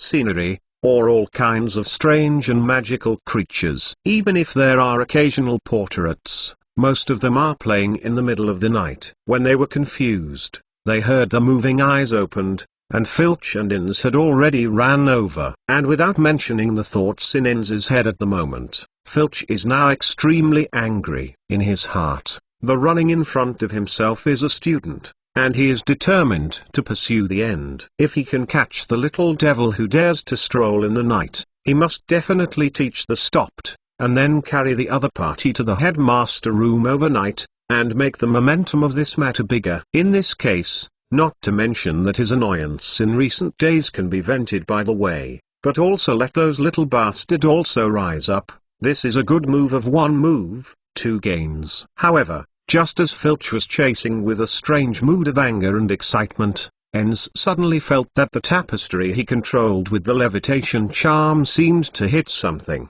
and stopped at halfway. And this is the moment. Inns's brain is so bright, you know, this Hogwarts underground corridor can be more than Hufflepuff. This common room. Somewhere on the other side of the corridor is another common room with the Slytherin dungeon. The underground corridor is an unobstructed stone passage, not to mention the middle, and there are not a few things called obstacles near the stone wall on either side. Then there is no doubt that the tapestry that is flying in the air is bound to hit people. Moreover, it is very likely that it is a student of Slytherin who also came out tonight. With this in mind, Ensley immediately put the wand in his hand to the side. The tapestry, which had already flown over the next corner, immediately bypassed a suspicious obstacle and was thrown deeper into the corridor with the wind. At the office, the next moment, Filch had already rushed through the bend, and then a scream of sighs rang through the corridor. Stop! I was caught!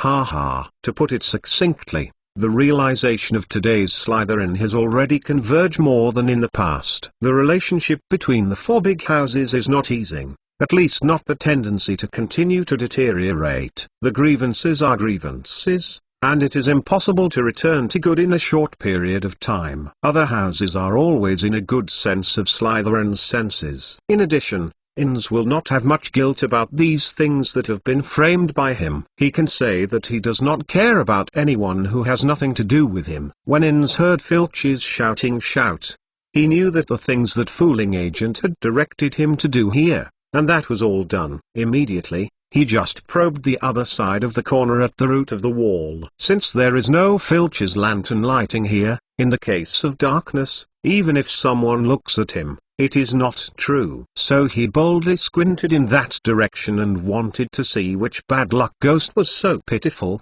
and he was left cold. At first glance, he saw that there was a touch of golden that was very eye-catching and suddenly reflected his vision. In the second eye, a cold and indifferent face made his heart jerk. But in the third eye, When the pair was stunned by Golden Bangs with a gloomy gaze straight toward Inns, he almost retracted his head with the fastest speed he could achieve. The scalp was even more. It was a burst of tension. Go. At that moment, the word flashed in his mind, clear and concise, but it made him irresistible. He understands that this is also a guide for fooling agent. Or that this is a very clear warning. So, when he got up straight with the slightest hesitation, he turned and ran. Behind him, Filch's jealousy and rebuke continued, but as the distance moved rapidly, he soon couldn't hear it anymore. This sprint, it made Inns involuntarily gasping. When he felt that he could no longer run, he suddenly realized that he had already returned to the vicinity of the Hufflepuff common room. Hey! He held the pile of iron hoops at the entrance to the common room, biting his teeth and breathing a few breaths. The cool air at night poured a little bit of the burning heat in his chest, and he reinvigorated his sore legs. Call that guy. Who is it? Usually he doesn't pay much attention to the existence of other people, even if it is a student belonging to the same house, let alone other house people. But the one that just happened, but he had to engrave the other person deeply in his heart. Yes. Just in the moment of meeting the other's line of sight, Inns felt a chill in the bottom of his heart. He knew that it was an extremely dangerous premonition that he could not ignore at all. Look at the man's house robe is green-rimmed, it should be Slytherin. Inns used the wand to quickly and rhythmically tap a wooden bucket cover a few times, while secretly thinking, is it a senior? Its terrifying eyes. But, interest. Although just because the previous look is only a few seconds at most, his back is already oozing a little bit of cold sweat, but his expression is in horror, and there is a little sneer of pride. The old fogey at home is not reliable anywhere, but the words "before I sent it" are correct. Hogwarts is not simple, he whispered in his heart. Wizard, potion, curse. Is really interesting. Mother was always dealing with these things before he was alive. In the moment of thinking, he kept his feet and quickly walked into the doorway where the wooden barrel was moved. And after he entered, the door was quickly closed and disappeared as the removed barrels rolled back silently again, and everyone. In fact, Inns runs back and forth and spends less time drinking black tea. When he experienced some twists and turns and returned to the familiar common room, everything seemed to have not changed. The interior is still dim, and the little fluorescence outside the round window is still flying up and down, giving off a soft glow. The many bonsai plants in the common room are still fresh fragrances of the spreaders, adding a bit of natural flavor to the air here. Inns casually picked up the chair, sat down in the chair and took a good breath, soothing the nerves that continued to tighten. After a few minutes, he smoothed out and stood up again, heading for the arched underground passage leading to the bedroom. Because the time is too short, even if only part of the time-burst fooling agent chocolate has not been consumed, it is a bit too wasteful. But there is no way. This is the bedroom in the night, except that going back to sleep, it seems that it is not convenient to do. Therefore, Inns can only go back to the bedroom with a sigh of regret and quietly touch the black. Speaking, when I separated the house, did I get to Slytherin almost? Inns, who is walking in the channel, is stopped at the foot of his feet, and his heart is not fortunately secretly thought. Although he has enough confidence, he believes that as long as he keeps working hard, he will certainly become a wizard enough to compare McLawn and Dumbledore in the future, but it is certainly impossible. He can be proud, but he will not be obsessed with pride. At least he can understand that the present self can never be equal to the terms of the previous eyes. Under this, the powerful roll is counted, but Inns stopped in the same place and silently measured it in the darkness. I have been listening to the story of Professor McLawn, listening to the ears. Okay. But how much capacity does that guy have compared to the Slytherin just now? Well, should it be stronger? He thought for a while and finally shook his head. For him, it seems too early to consider these things now, or go to the ground and work hard. The thoughts of the mess in my mind were buried in the bottom of my heart. Inns reopened the pace and walked quietly forward. To be honest, Innes almost thought that the matter tonight was over. Now, as he sleeps again with fatigue, as soon as he returns to the bedroom to get into the bed, he can sleep until the next morning. And other things, just put them tomorrow. However, when he touched the doorway of the bedroom according to the route in memory, he was trying to open the door and go back to Hoo for a moment of sleep. A glimmer of light flashed through his mind and let him put on the doorknob. The hand froze. The feeling of this time was extremely strong, and it was so strong that he himself was shocked. In the next second, he suddenly turned his head and looked at the depths of the moving towards the passage. It was clear that there was a darkness in front of him, and he could only see a darkness a little further, but he couldn't help but look at it. Where? What? Harry Potter's Book of Sin Chapter 669. Harry Potter's Book of Sin Chapter 669. The night is getting deeper. The night of Hogwarts Castle is dim, and except for the light from the patrolling Filch's lanterns, most of the rest are in the dark. As it should be by rights, the underground Hufflepuff bedroom passage is also dark. Coupled with the intricacies of the head here, even the old students who have lived here for several years will not walk around unfamiliar routes after turning off the lights. But at this moment, Innes is all the way to touch the black, involuntarily deep into it. He didn't know why he was doing this. He only knew that the wonderful feeling was still guiding him and asking him to follow the hunch step by step. He knows that if you follow this feeling, you will end up with some unexpected benefits. It's like I used to know that I shouldn't keep up with Filch in the hallway outside the common room, but I ended up surprisingly getting a chance to bringing troubles to others. Dot said, just if you were looking for a scapegoat for Slytherin, it would be fine to wait for Filch to report things to the headmaster. Innes walked and wandered. Take him away with Tapestry, at best, can be regarded as a temporary escape, but once he finds himself cheated. Even if I can't find my head for a while, tomorrow headmaster finds the house elf and can understand it. Yes, if no one mentions, house elf will not voluntarily report it. Since the place where Filch is being played is at the door of the Hufflepuff common room, if this matter is found up, it will naturally be checked from the most likely place, and it is a matter of time. At that time, the time was urgent, and Innes certainly couldn't think too much.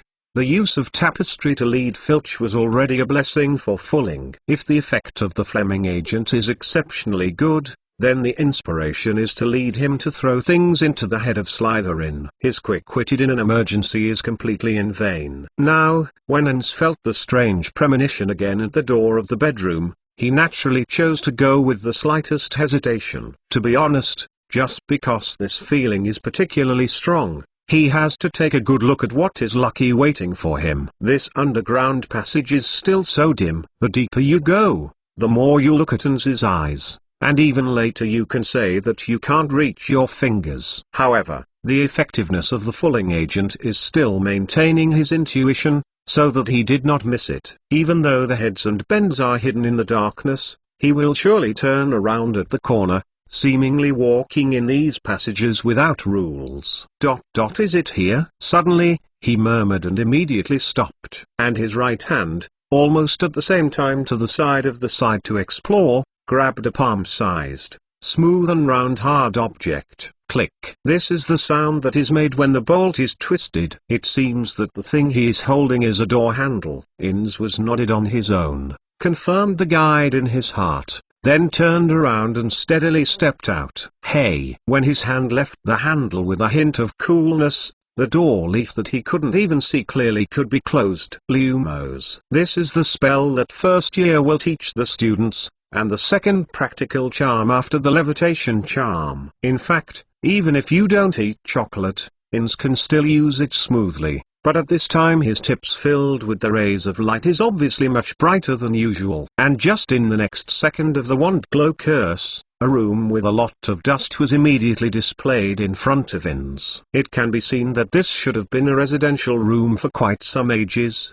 with beds, tables, chairs, lampstands and other daily necessities. Perhaps it is because there is no one to live for too long, it has already become an alternative storage room, and even the period of turning it into a storage room is afraid for some years. Enz stood in the doorway with the wand, and looked up and down, and found that the debris piled up here was full of pots and pans, and some even had been scattered. This room is a short distance from the current bedroom area, he thought casually. It seems that at some point in the past, the number of students in Hufflepuff House may be much more than it is now. Of course, it was only Enz, by the way.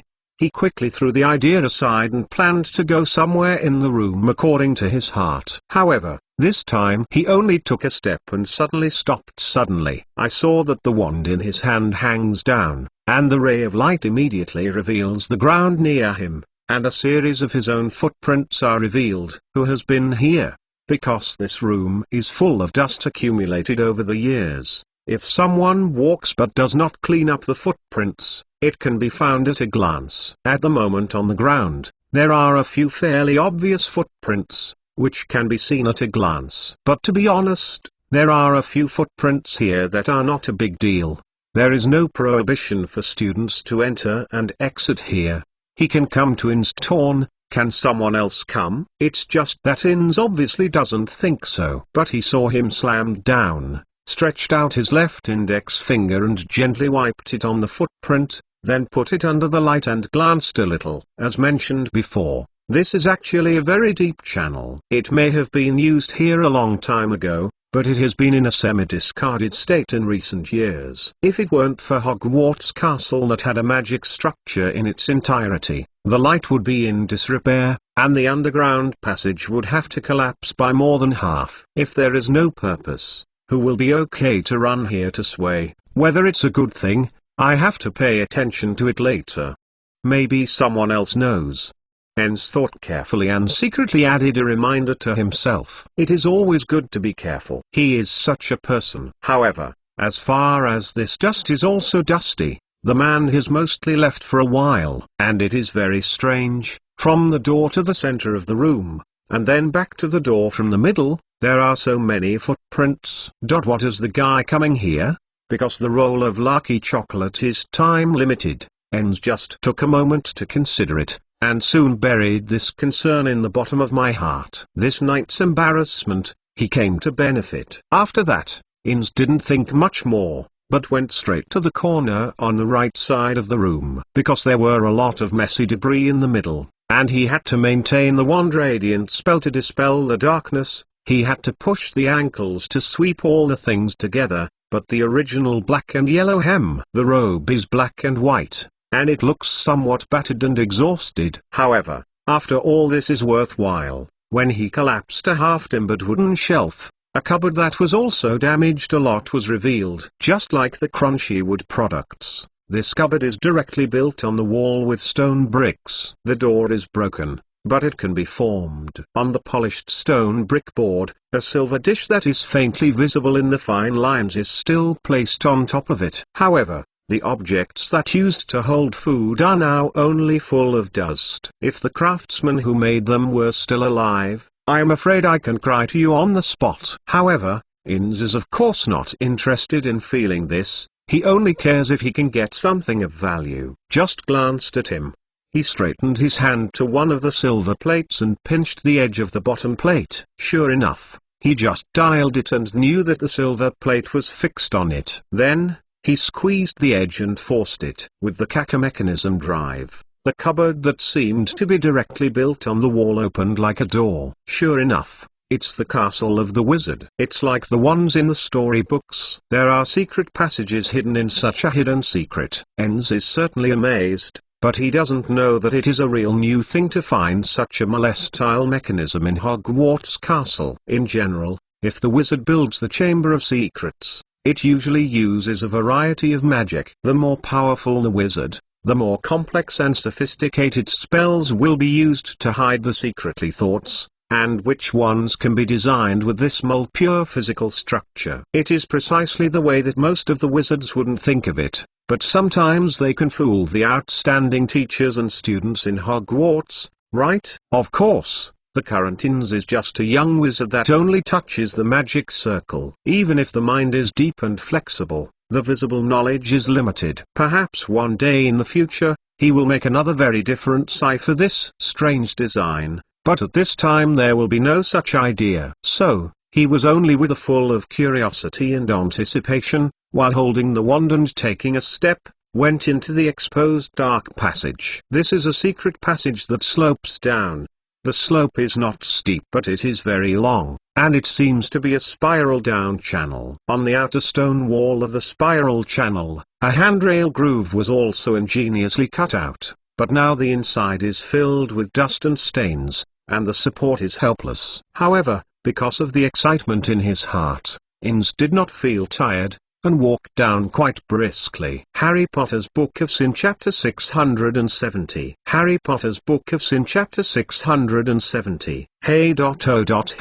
This spiral staircase is longer than Inns' imagination. As he continues to descend, the ease of the beginning has gradually disappeared, replaced by a silent warning in his heart. Although the casting of the wand radiance spell with no difficulty can maintain the light after all is consumed, his spirit has already felt exhausted, so the curse has to be cancelled. Obviously, the effect of the blessing agent remaining in his body has already been consumed. Right now, there are endless darkness in front of his eyes and behind his back.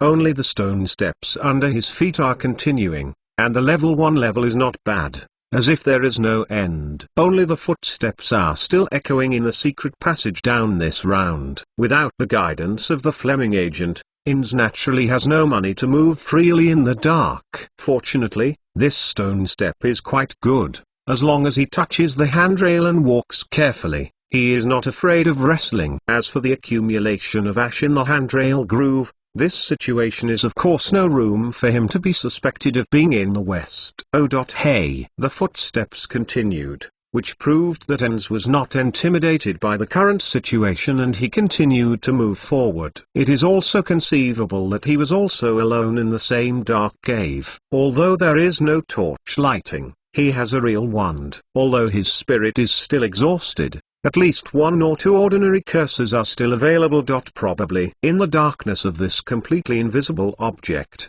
I don't know how long it took. When the heart of perseverance and Inns is inevitably a little bit anxious, a sudden light illuminates his vision. The rays of light didn't look glaring when they got into the eyes, but they looked extremely soft. Even though Inns had been in the dark for too long, he didn't feel much discomfort. And when this radiant moment flooded into the pupil of Inns, an arched door hole also reflected in his eyes, and the light was also illuminated from the hole.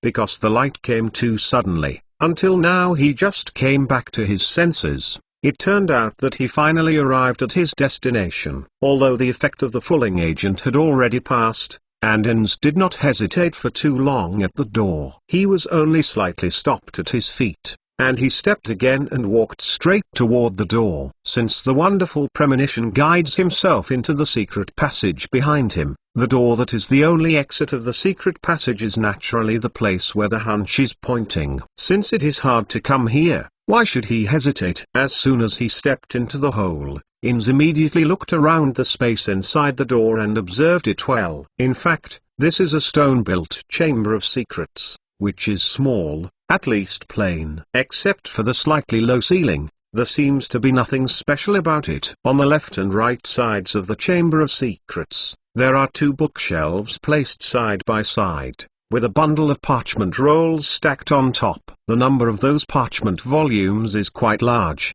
not to mention that the bookshelf is full of stuff, and even the top is piled up. In the innermost part of the chamber of secrets, there is a long case with a variety of cups and saucers. Even if you look far away, you can immediately find out that the tableware is mostly beautiful. As for the central part of the chamber of secrets, this largest place was occupied by a thick, solid wood-carved round table. There are also several reclining chairs around the table. The back of the chair is carefully carved with a small animal that is only alive and well, and their movements are all embarrassing and fascinating. On the wall opposite the location of Inns, a large Hufflepuff house emblem is being fixed there, and there are also small plaques with yellow tassels hanging on both sides. It can be seen that everything here is so unpretentious, it seems to be an ordinary room, or a small kitchen. To say that there is something worth paying attention to, Except for the old parchment rolls that are bundled, I am afraid that only a tall wooden cup is pressed on the round table,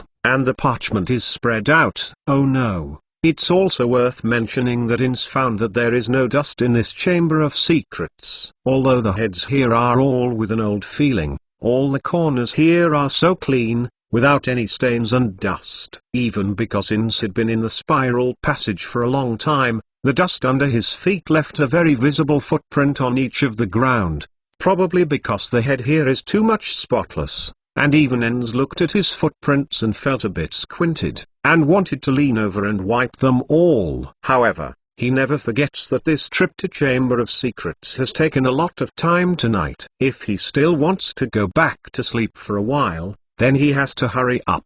For the time being, the awkward feeling of the heart was abandoned, and Enz moved his eyes back to the front and quickly walked to the round table in front of him. He believes that it is not wrong to look at the parchment on the table that is pressed under the cup. Unfortunately.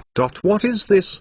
He muttered, wondering. It seems like a few times when I read a book in the library. But, what is it? Since you can't read it, just put it away. Anyway, this is what I found, and it is naturally owned by myself, Inz, as it should be by rights. So he shook his head indifferently, and then the parchment in his hand was rolled and then stuffed into the biggest pocket on the robe. With this first harvest, Enz did not stop, and went straight to the bookshelf on the right side of the wall. Waiting for him to bypass the round table, it was discovered that there were still several drums on the ground next to the bookshelf. The inside of the bucket was also filled with a large pile of parchment rolls, which was quite horrifying. When he saw it, he naturally took some of it out without hesitation. This time, he didn't even look at it, but he put it in his pocket as much as possible, until he couldn't fit it. In short, take it back and study it and talk about it. Inz patted his two pockets with satisfaction,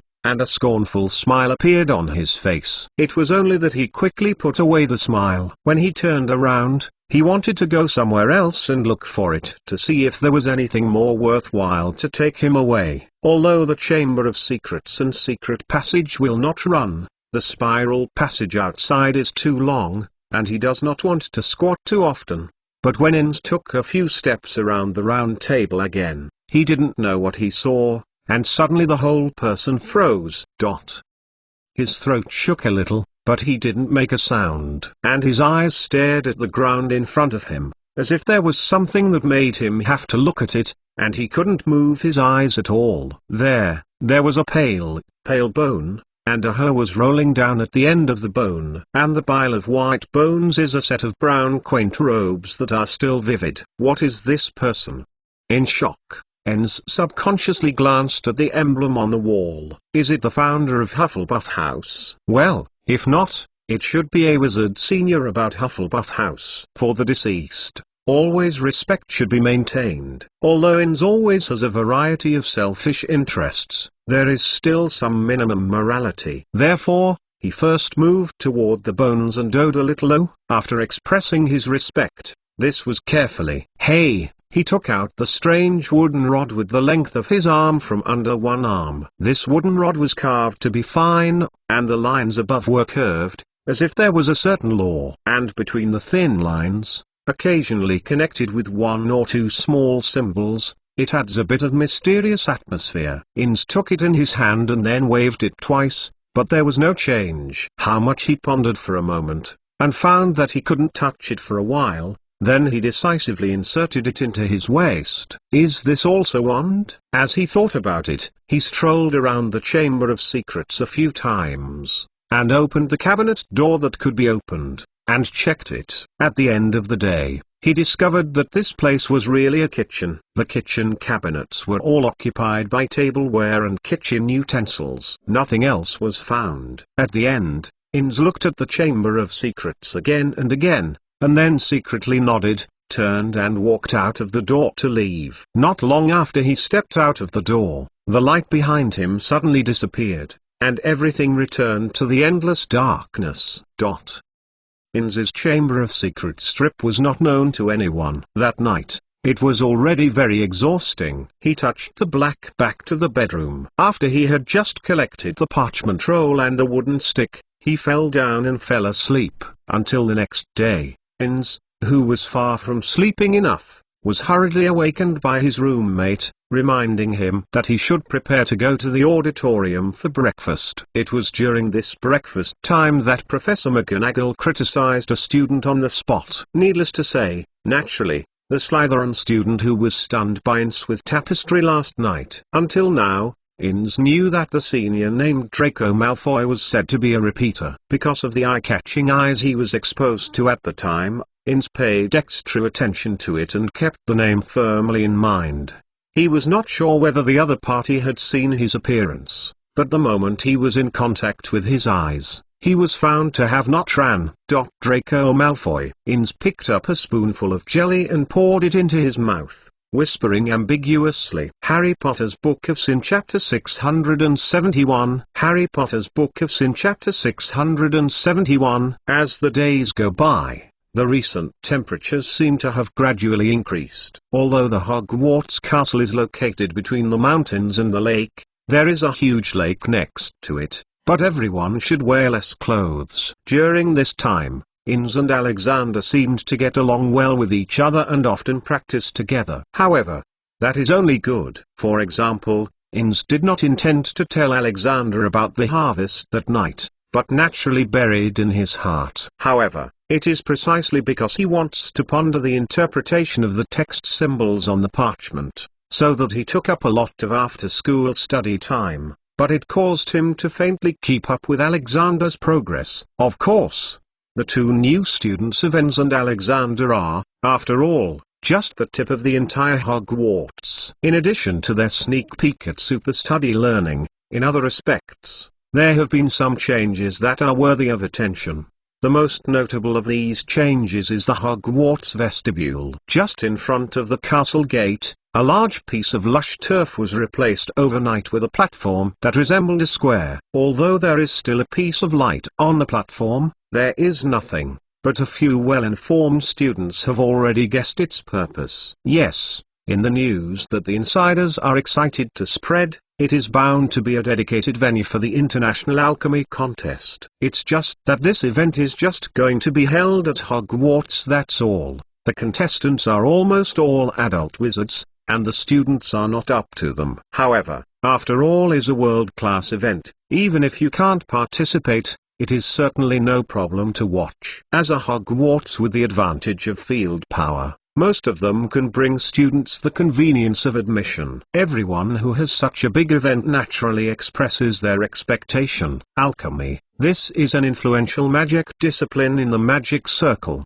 Even though it is now gradually declining, its reputation still exists. Coupled with the previous years, Nicholas Flamel, a prestigious masterclass alchemist, occasionally wandered in front of the public for a moment or two, and was not forgotten in the past. Marx has been getting more and more busy recently. In addition to the infrequently, he has to cooperate with several forces to open a plan that will encourage the drumming process. He will also be responsible for the size of the event around with the Professor McGonagall. A game is not just a matter of planning the game itself. In order to maximize the benefits of Hogwarts in this event, including the promotion of a large number of gold galleons, many things can complement each other. Even this seemingly wide square platform is actually a combination of Marx and Professor McGonagall's Transfiguration, which was built overnight. Right now, Professor McGonagall, who has just finished the lesson, is gathering in the headmaster room with Marx, who has rushed back from the Ministry of Magic, to conduct a discussion about another personnel adjustment in the future of Hogwarts. Professor McGonagall, I know that you don't trust the students, but now that you are all his headmaster, there are too many things to be busy, and it will not work if you go on like this. Marx sat in the chair by the desk. I persuaded, bitterly, I dare say, you must have had enough sleep for a long time. I'm fine, Marx. McGonagall looked at him kindly, with a gentle smile on his face. Thank you. I know you care about me.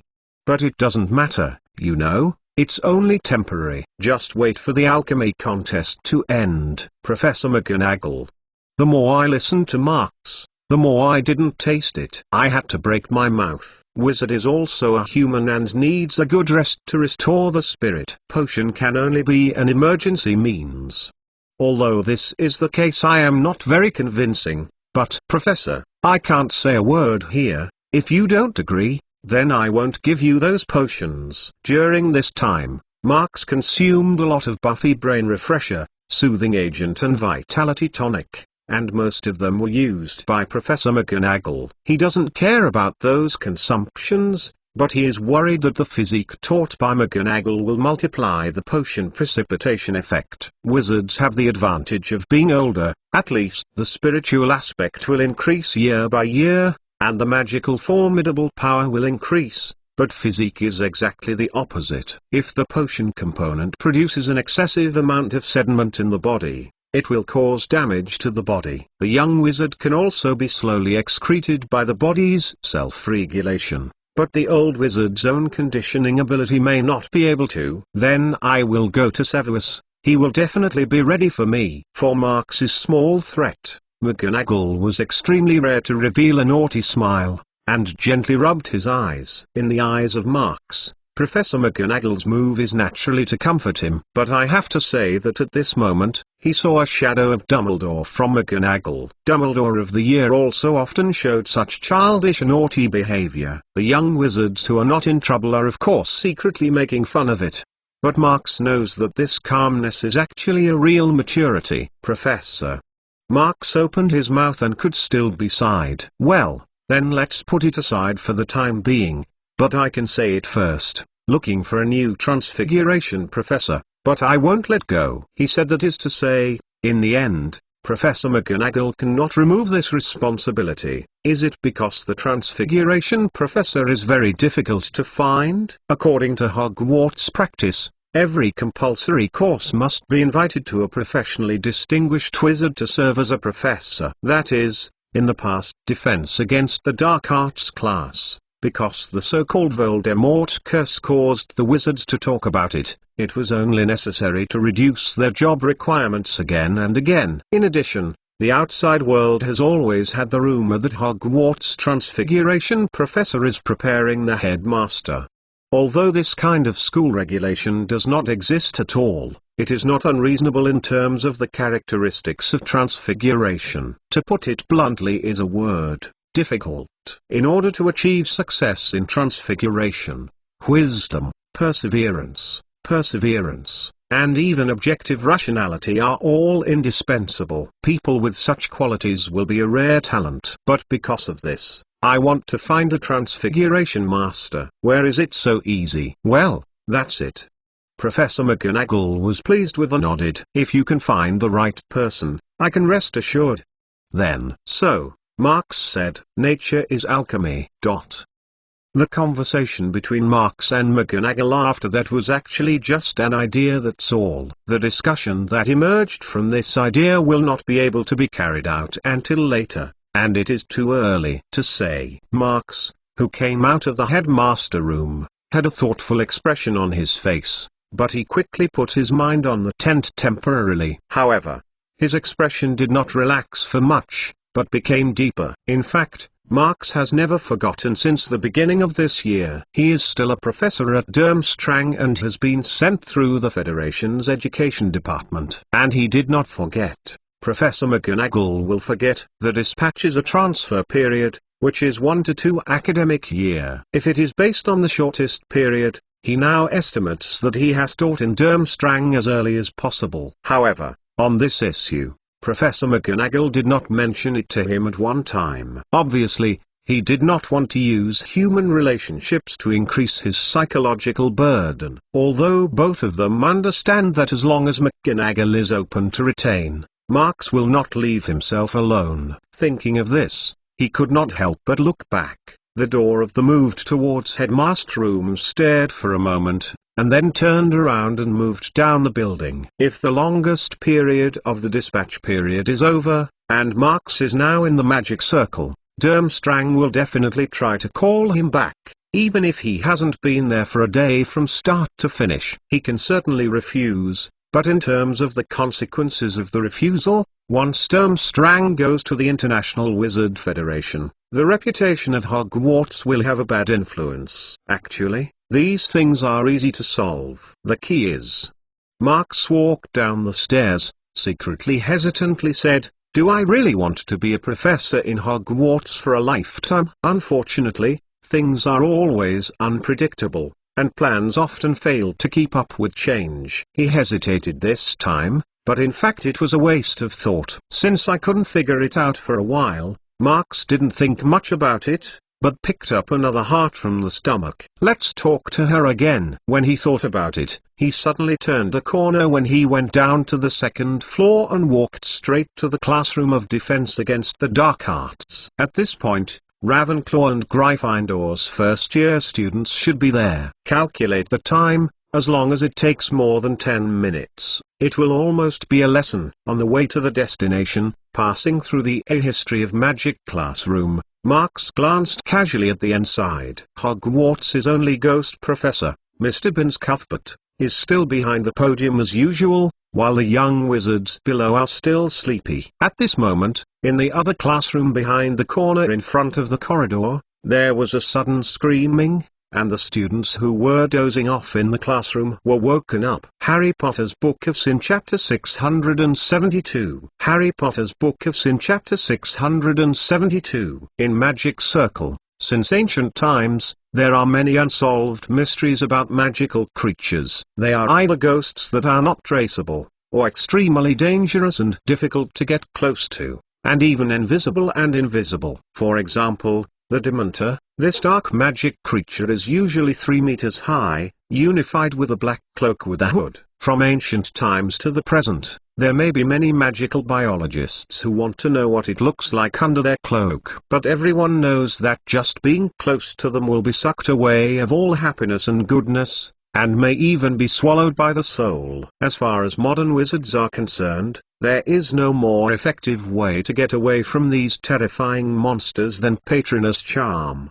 So let's take them for more specific research. Similar to the real mystery of Dementor, there is Boggart. It is said that until now, no one has actually seen the actual appearance of Boggart, because every time they meet any kind of creature, they will find out the fear inside the other person in the first time, and instantly change into what the other party is most afraid of. For the true look under the Dementor cloak, Marks was fortunate to see it, but even he has never seen what Boggart's body looks like. But today, just outside the window of the Defense Against the Dark Arts class at first year, Marks is the blessing of a new student who has only enrolled in Hogwarts this year, and has clearly clarified Boggart's truth. At this moment, Marks, who had just rushed from the A History of Magic class, saw through the window pane that the young wizards in the Defense Against the Dark Arts classroom were still exclaiming. Even the Snape behind the podium did not immediately stop talking about their embarrassment. On the right-hand side of the podium in front of the classroom,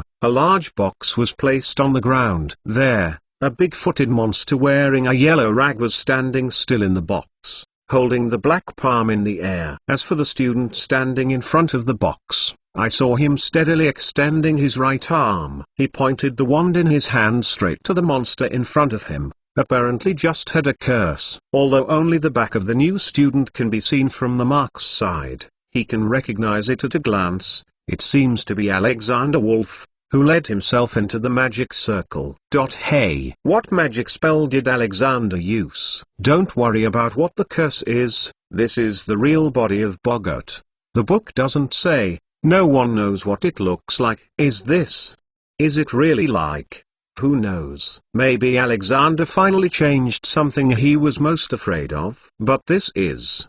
What monster is this? Where is it scary? Except for the first time, Snape used the curtain to cover the eyes of others, only to let the students face Boggart alone. From the second time, he would no longer do more. Therefore, as the number of responses to Boggart has increased, everyone has slowly remembered what others are afraid of. As far as Snape's consideration is concerned, it is certainly because after the initial class, everyone will definitely communicate with each other after class. But he also believes that letting the young wizards compare each other with a joke is more beneficial for them to get rid of their inner fears as soon as possible. At this point, Snape's approach was successful, but even he did not expect that there were actually students who could solve the problem with a spell other than Boggart Repelling's spell. Not only that, but even the Gryffindor students in front of him even forced Boggart's real body out. Obliviate? Snape pressed the shock of his heart and turned coldly. Mr. Wolf, why do you use the spell of second year? Is the content of first year all cooked? Although he has a little bit of admiration for it, yes, it is just a little bit. What surprised him was not that first year used the second year spell. Therefore, his actions on Alexander are still full of disdain. In his view, this is simply a big luck, that's all. A first-year new student unlocked the world-class puzzle. Who is this fooling? Peng. Snape picked up the wand on the podium and waved Boggart back into the box, and the lid closed. However, in many cases, this is the case. Perhaps Alexander relies on luck, and perhaps where he got the help of some people, but now the person who unlocks the mystery of Boggart is Alexander Wolf. Snape glanced at the window with a hesitation, and he naturally looked at the Marks who was standing there. For the sight of aiming at himself, Marks immediately noticed it. He saw Snape's subtle eyes, and immediately waved his hand, indicating that he had nothing to do with himself. Snape saw it and still looked at Curl One's lip. As Snape's gaze looked at the window several times, the young wizards in the classroom naturally discovered the existence of Marks. Nowadays, many of the new students who have been stunned by the various deeds of Marks in the nonsense of the seniors have become the advocates of Marks. They saw Marks standing outside the window at this time, and many students couldn't help but greet him. Even Snape's murderous eyes were ignored. Marks, who looked out the window, nodded to them, and laughed at Snape, and then fell to Alexander's body. At this moment, Alexander also turned around with everyone's eyes. When he saw the Marks behind the window glass, he suddenly became very excited. For him, Marks is a very special existence. Marks has both the temperament of taking him into magic world and the blessing of father, and Marks's legendary has made him awkward, and naturally became Marks's most loyal supporter. As soon as he saw Marks, Alexander immediately waved his hand in excitement. But for a while he didn't see each other. Marks looked at Alexander, then licked the monster standing in the box. After thinking a little, he turned and walked to the front door of the classroom. Click. As the door handle turns, the door is gently pushed away from the outside. Professor Snape, bother. The relationship between Marks and Snape has always been good. Even in the most stressful period before, they have never collapsed. Now that Marks is coming in, Snape just gesturelessly nodded and there is no other reaction. But Marks knows that Snape always likes to be cold in front of students, and at other times, they are very casual when they get along. Everyone, I am Professor Marks McClawn of Study of Ancient Runes, he said, but he quickly smiled again. Well, although my electives will go to third year, but everyone seems to know me. His words made the young wizards in the classroom laugh. As for the atmosphere created by the original Snape, with the accidents in this class today, it was finally completely disappeared at this moment. Behind the podium, Snape looked coldly at the scene in the classroom, not snorted gently. Okay, now it's still time for class. I didn't come here to have fun. It's quiet. Marks quickly pressed his hand and then turned to look at the side. Alexander, you just dealt with it. When I used Boggart, I used Obliviate. Oh. Yes, McClawn first. Oh, Professor. Alexander asked him quickly and replied quickly. Why don't you use the second year spell? I won't ask. I think you have practiced it hard. Marks said, what I want to know is why you think of using Obliviate to deal with Boggart. You know, Boggart's truth has always been a big question for Magic Circle. Alexander hearing this, but he stayed for a while, then scratched his head and squinted. In fact, I didn't think it would make it appear to be true. Because I can't always deal with it. Boggart, it can be seen that everyone can slowly solve it correctly with Boggart Repelling's spell. So I wonder if I can use other spells. Can't I use Boggart repelling spell? Marx paused, thoughtfully. Oh, is it? Boggart has become your mother? The body of... Alexander hesitated to add a sentence. It can be seen that he still cannot put aside this heavy emotion suppressed in the heart. Well, I understand it roughly, Marx said. You use Obliviate to continuously drive away Boggart's memory so that you can't remember what you are afraid of. Because you only need to clean up a few memory clips, you can now the level successfully managed it with Obliviate. Is that true? Yes, that's right. Alexander nodded again. As you said. Excellent ideas, Marx said, turning back to Snape. I recommend adding a bit to Gryffindor. Professor Snape, how are you looking? Seriously, this is a good discovery. Hey. Snape snorted and was impatient. You want to add yourself? Marx, hearing this, not shrugged, and this turned around. So, because Mr. Wolf found interestingly, he won the 5 score for Gryffindor. In addition, I will find this discovery and the name of Mr. Wolf. Write it in a letter and send it to Mr. Newt Scamander. I believe that when the next edition of Fantastic Beasts and Where to Find Them is available, this discovery will be known to all of the world. Well, then I won't bother. He finally waved his hand. Miss Sarah Hornheim, if there is time after lunch, I will come to my office for a trip. Harry Potter's Book of Sin Chapter 673. Harry Potter's Book of Sin Chapter 673. Since the beginning of this school year, it has been a little past for a while, and this new student is slowly integrating into the entire campus, gradually adapting to the fresh life of magic knowledge. As the world is accustomed to the rhythm of learning, many potential young wizards naturally begin to emerge, showing some worthy features and abilities. As Alexander Wolf of Gryffindor, his progress is obvious to all. In several classes, he not only showed several proficiency applications to the first-year spell, but even used second year to add to the range of Obliviate, which solved Boggart's mystery on the spot. And like Inns Torn of Hufflepuff House, his first outstanding performance is actually earlier than Alexander. When on a charms,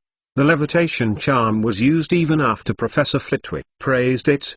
His name was remembered by many students. Of course, I don't know what happened recently. Many youngsters have found that Enz always likes to go to the library in these days. It is only the ancient Chinese dictionary that only students above 3rd year will go to check. As for the progress in the curse, everyone feels that it is not obvious, and it is not accurate. Perhaps because he did not take the initiative to perform. However, in addition to these 2 young wizards that are exposed in practical applications, there is another student who cannot be ignored. That is the Ravenclaw house's fresh and cute appearance, but with a ladylike atmosphere. Her name is Sarah Hornheim. Before the first class test, the reason for the students to remember her was only the appearance and character. After that test, her goodness suddenly shocked many students who treated her as a vase. Yes, although she does not like Inns and Alexander, she shows her innate talent in a handsome way. However,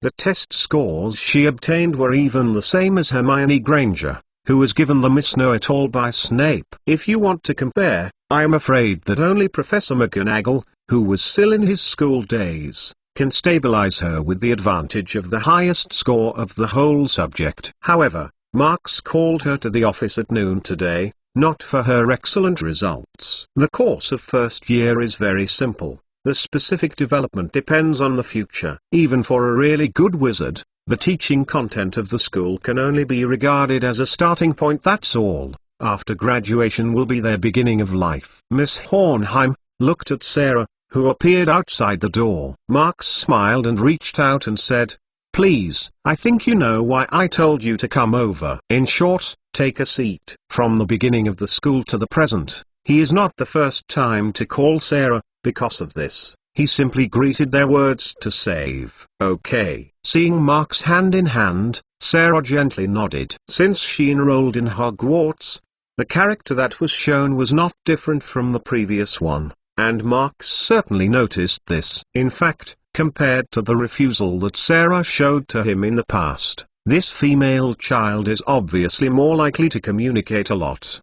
But if Marx wants to choose his own, he is actually more willing to face the original Sarah Hornheim. This is naturally not because Marx is a masochist, likes to be stunned by a little girl with a disgusting look. Well, shouldn't it? This is only because the current Sarah is obviously putting the sense of distance in the heart, no longer floating on the surface. Sit down. Marx waited for her to sit down and said, "Want to drink something?" "Thank you. But no need." Sarah shook her head immediately, with a smile on her face, but this smile was somewhat a bit of a fake in the playful Marx. "Professor McClawn, I can understand you. After all, I am now a member of Hogwarts. I don't want to participate in that game. I just want to learn magic knowledge at school." Alchemy can actually be considered part of magic.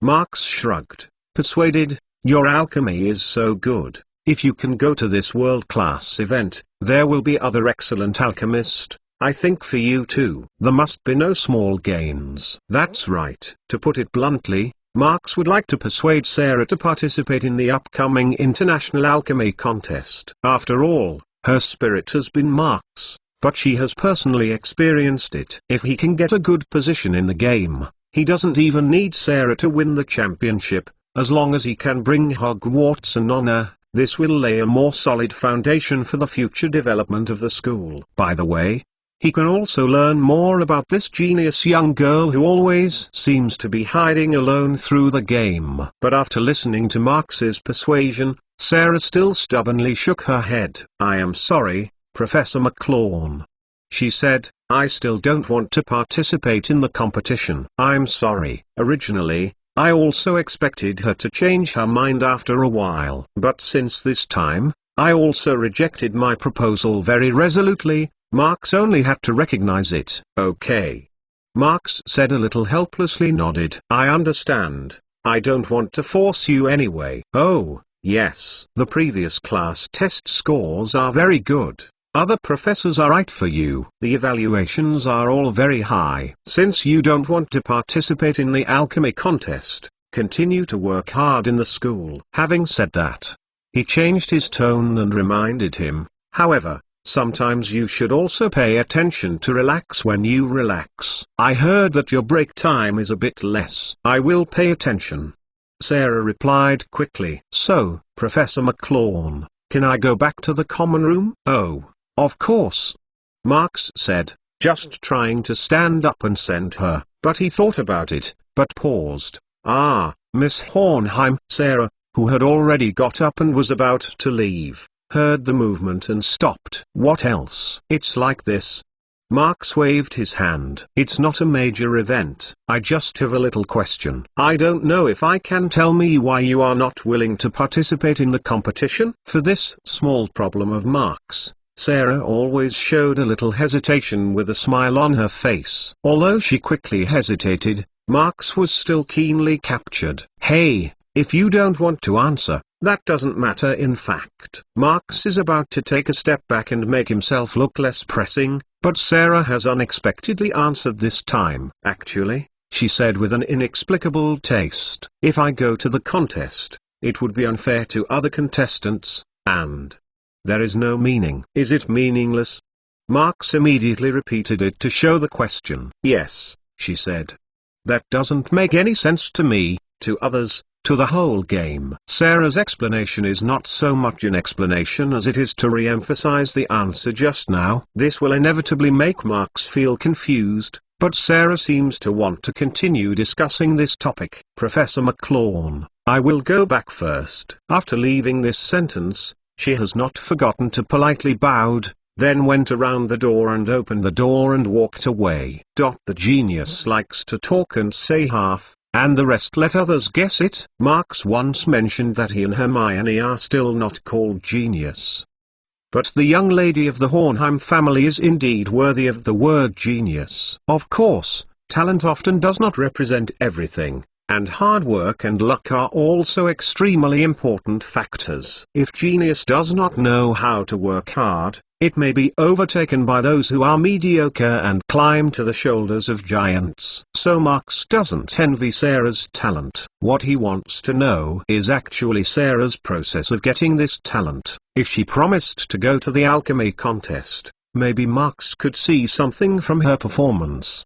God's mysterious little girl. Max thought about it and finally shook his head with a chuckle. Everyone is a bit secret, no matter what Sarah is hiding. At least he is not aware of maliciousness from the other party. That's the case, then when she wants to say it, he will touch it again. As I thought about it, Max stood up from the stool and stretched out, then swayed to his desk. Since this time has been very busy, he has to squeeze time to do research on magic. No, now that he has spoken to Sarah, he should take the time to slap his own things. However, contrary to Max's dedication to Hogwarts, one student is rushing day and night, but he is completely himself. At the moment of rest in the afternoon, everyone is in the common room or chatting or taking a nap. Master Malfoy, who had just eaten lunch soon, was sitting alone in the empty bedroom and reading silently against a notebook. It was exactly what he had been in the corridor in the evening, and he was right. It should be said that he should not be told by Professor Mcgonagall in front of the whole school, which can only be said to be justified. Although Filch took him as an object of anger because of his annoyance in his heart, Professor Mcgonagall also punished him. In fact, the severe punishment imposed on him is not excessive, because he sneaked to the restricted section of the library that night. Harry Potter's Book of Sin Chapter 674. Harry Potter's Book of Sin Chapter 674. Control.spirit.soul.emotion. In one of the underground bedrooms in the Slytherin house, Malfoy was sitting at the desk and staring at the notebook in front of him. His pale face, now even more bloody, is like a new corpse that has just been stolen from the grave. His lips twitched slightly, and the voice between the teeth was low and blurred. From the beginning of the silent reading, to the current whisper, coupled with the distortion of the eyes, Malfoy's willpower has apparently fallen into a state of instability. Finally, he seems to be able to endure repression of his heart again, and he slammed the notebook together and then threw it on the table. What am I doing? Malfoy whispered in a hoarse voice, and the expressionless face suddenly showed anger. What spirit? What soul? Control emotions.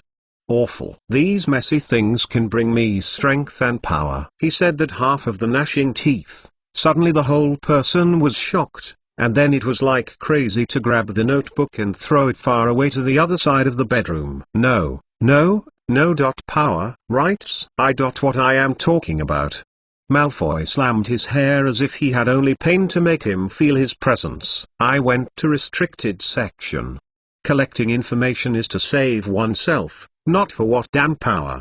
He knew that at this moment, he was constantly shaking, his hands and feet were cold, and he had a fine goosebump in his body. He also knows that this may be because of pain, but more because of the fear that comes from the bottom of my heart. He used to refuse to admit his cowardice and timidity, but now he cherishes this embarrassment, because he also knows that if he is not afraid of it, then he will no longer be him. Yes, that's right, as it was in the restricted section that night, the strange one, making him feel very creepy. In his with the body, the lurking energy is constantly changing him.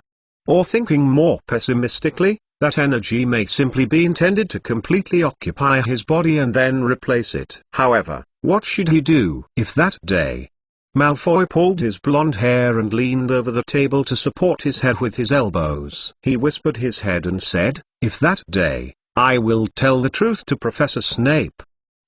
Yes, it was the day that Snape was asked by his mother Narcissa to go to his home to see him. On that day, he might have the choice to say or not to say it. Although the opening would be difficult, it would never be as fundamental as it is now. I can't tell the truth. However, he was tempted by the influence of that energy that day, and he chose to evade the answer. After that, Snape specially prepared a more powerful sleepless sleeping agent for him, and finally let him say goodbye to the nightmare of the night. to fall asleep normally. But the good times didn't last long. When he realized that the abnormal energy with the body gradually grew to the extent that he could easily feel it, everything was late. Occasionally, he can perceive that his desire for power, and the like will continue to magnify, enough to cover up his own emotions and even reason. What is more terrifying is that while that state has been maintained for a while and recovered, he still retains the ecstasy that will make him crazy. That feeling,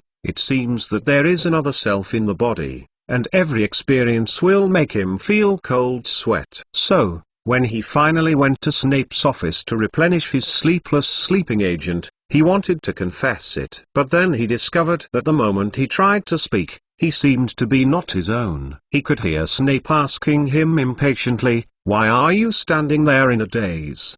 He wants to pull the jaw and the tongue, but he can only feel the muscles on his cheeks as hard as rock and steel, completely losing the relaxation ability. Later, because he couldn't open his mouth and felt lost, he even forgot how he left the Snape office. He only knew that in the end he returned to the bedroom with a sorrowful look, and there were still a few bottles of potion that Snape prepared for him. HMPH.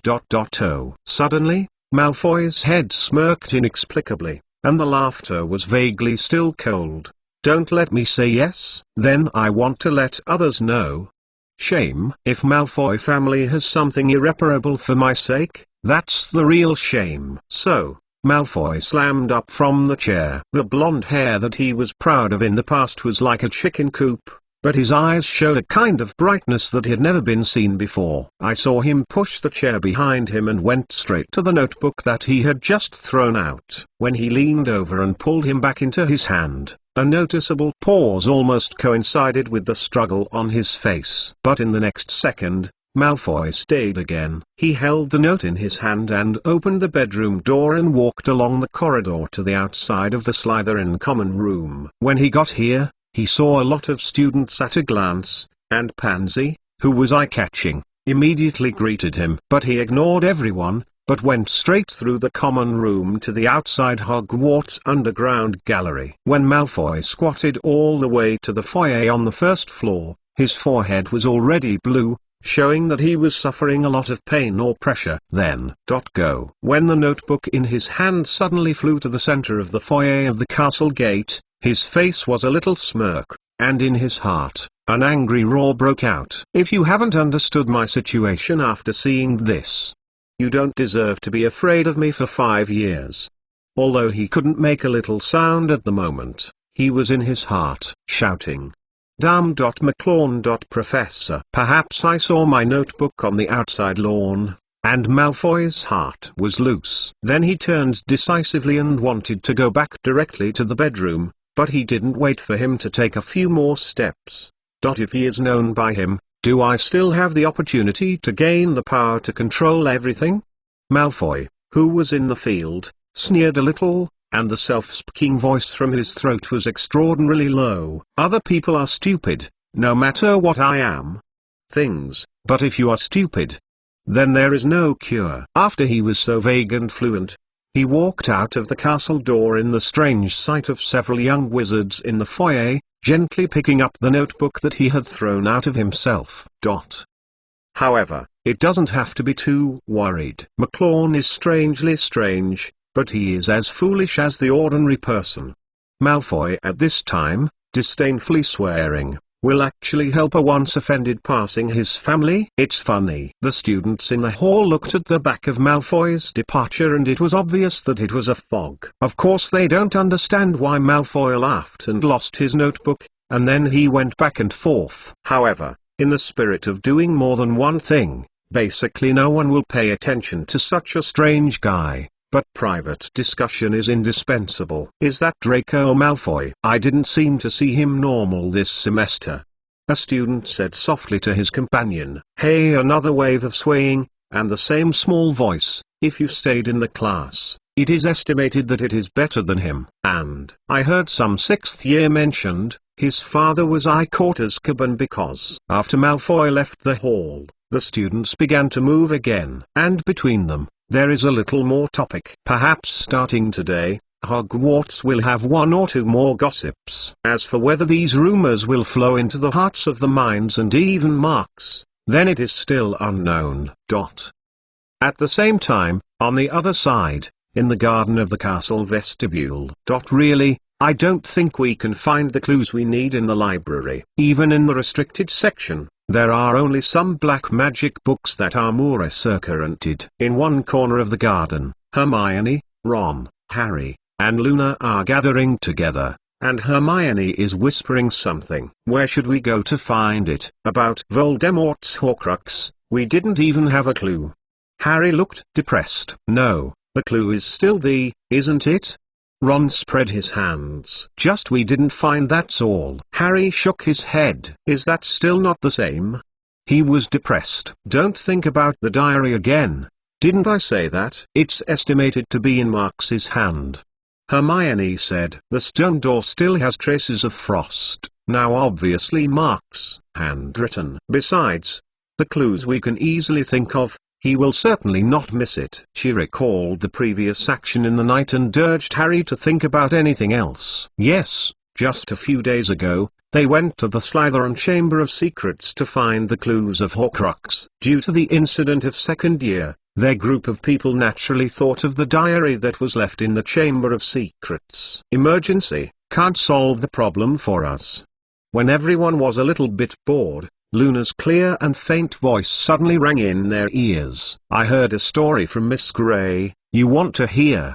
Listen. Harry Potter's Book of Sin Chapter 675. Harry Potter's Book of Sin Chapter 675. In fact, since Hermione brought Harry and the others to the responsive room that day, they knew about Horcrux and they quickly recalled the second year's Chamber of Secrets and basilisk attacks. In the Chamber of Secrets, they saw Tom Riddle's eyes, from the black cover of the diary. To this end, during the holidays, they were prepared to make another Slytherin Chamber of Secrets. Because at second year, there is no evidence to prove the death of Basilisk, they naturally think that Basilisk may still survive in the Chamber of Secrets. For this reason, the three-headed young lion plus Luna, the little eagle, also deliberately stepped up to practice, including the conjunctivitis curse, which is valid for Basilisk, including the curse of the movement that can barely grasp the movements with closed eyes, and the potion that resists petrified. Even Hermione went to buy 2 big roosters to address the weaknesses of Basilisk. Of course, this is only because the book mentions that the rooster's roar can drive Basilisk. But whether this is really effective or not, it is not known. Unfortunately, they made a series of preparations to deal with the possible still alive Basilisk. But when I went there, I found that Basilisk had disappeared from the trail, leaving only the rock piled up in the mountains. As it should be by rights, Tom Riddle's diary was not found. For this, Harry was somewhat puzzled. But Hermione thought that the diary might have been taken away by Marx. As for the Chamber of Secrets, in the Chamber of Secrets that Marx found when he went back for the second time, he was already sealed off by him. Hermione and others were not aware of it. I heard a story from Miss Grey, you guys want to hear it? In the vestibule garden of Hogwarts, when 3 young lions were worried about no other clues, Luna, who was standing still, suddenly spoke. Miss Grey? Oh. Is that ghost girl from your Ravenclaw house? Ron scratched his head. Although I really want to hear it, now. I don't seem to be listening to the story. For Luna's confusing words, everyone is getting used to it. Ron naturally thought that Luna's thoughts were gone, and even Harry thought it was like this. Only Hermione paid a little attention. What story? Is it related to Horcrux? Hermione asked for a question based on the principle that all possible clues were not missed. Oh, I don't know. Maybe? Luna said with a stunned look. It seems to have entered her unique mode of ecstasy. At least it is related to Tom Riddle. That is, he defrauded Ravenclaw from Miss Grey's mouth. Diadem's location. Miss Grey. That is, Helena Ravenclaw. This is a beautiful and dignified woman. After death, he became a ghost, but he can still be called a beautiful woman.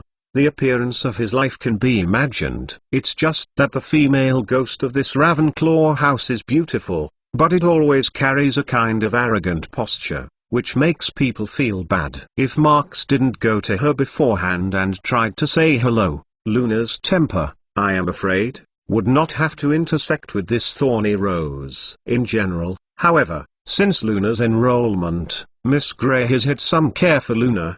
For example, when Luna is not familiar with the castle, he can follow a finger, and for example, he can chat a few times. For a long time, this living person, a ghost, has gradually produced such friendship.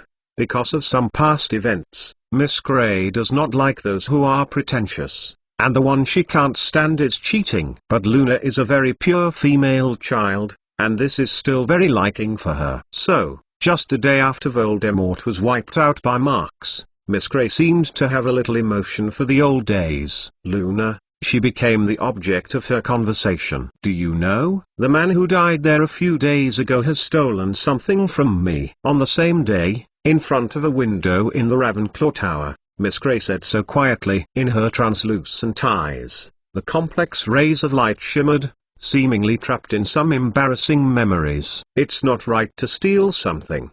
Luna glanced at the ghost at the window, saying so. Luna's sentence is simple and empty, but it seems to be unimaginably heavy for Miss Grey. The other side also looked at Luna, but quickly removed the line of sight. Yeah, it's wrong to steal something.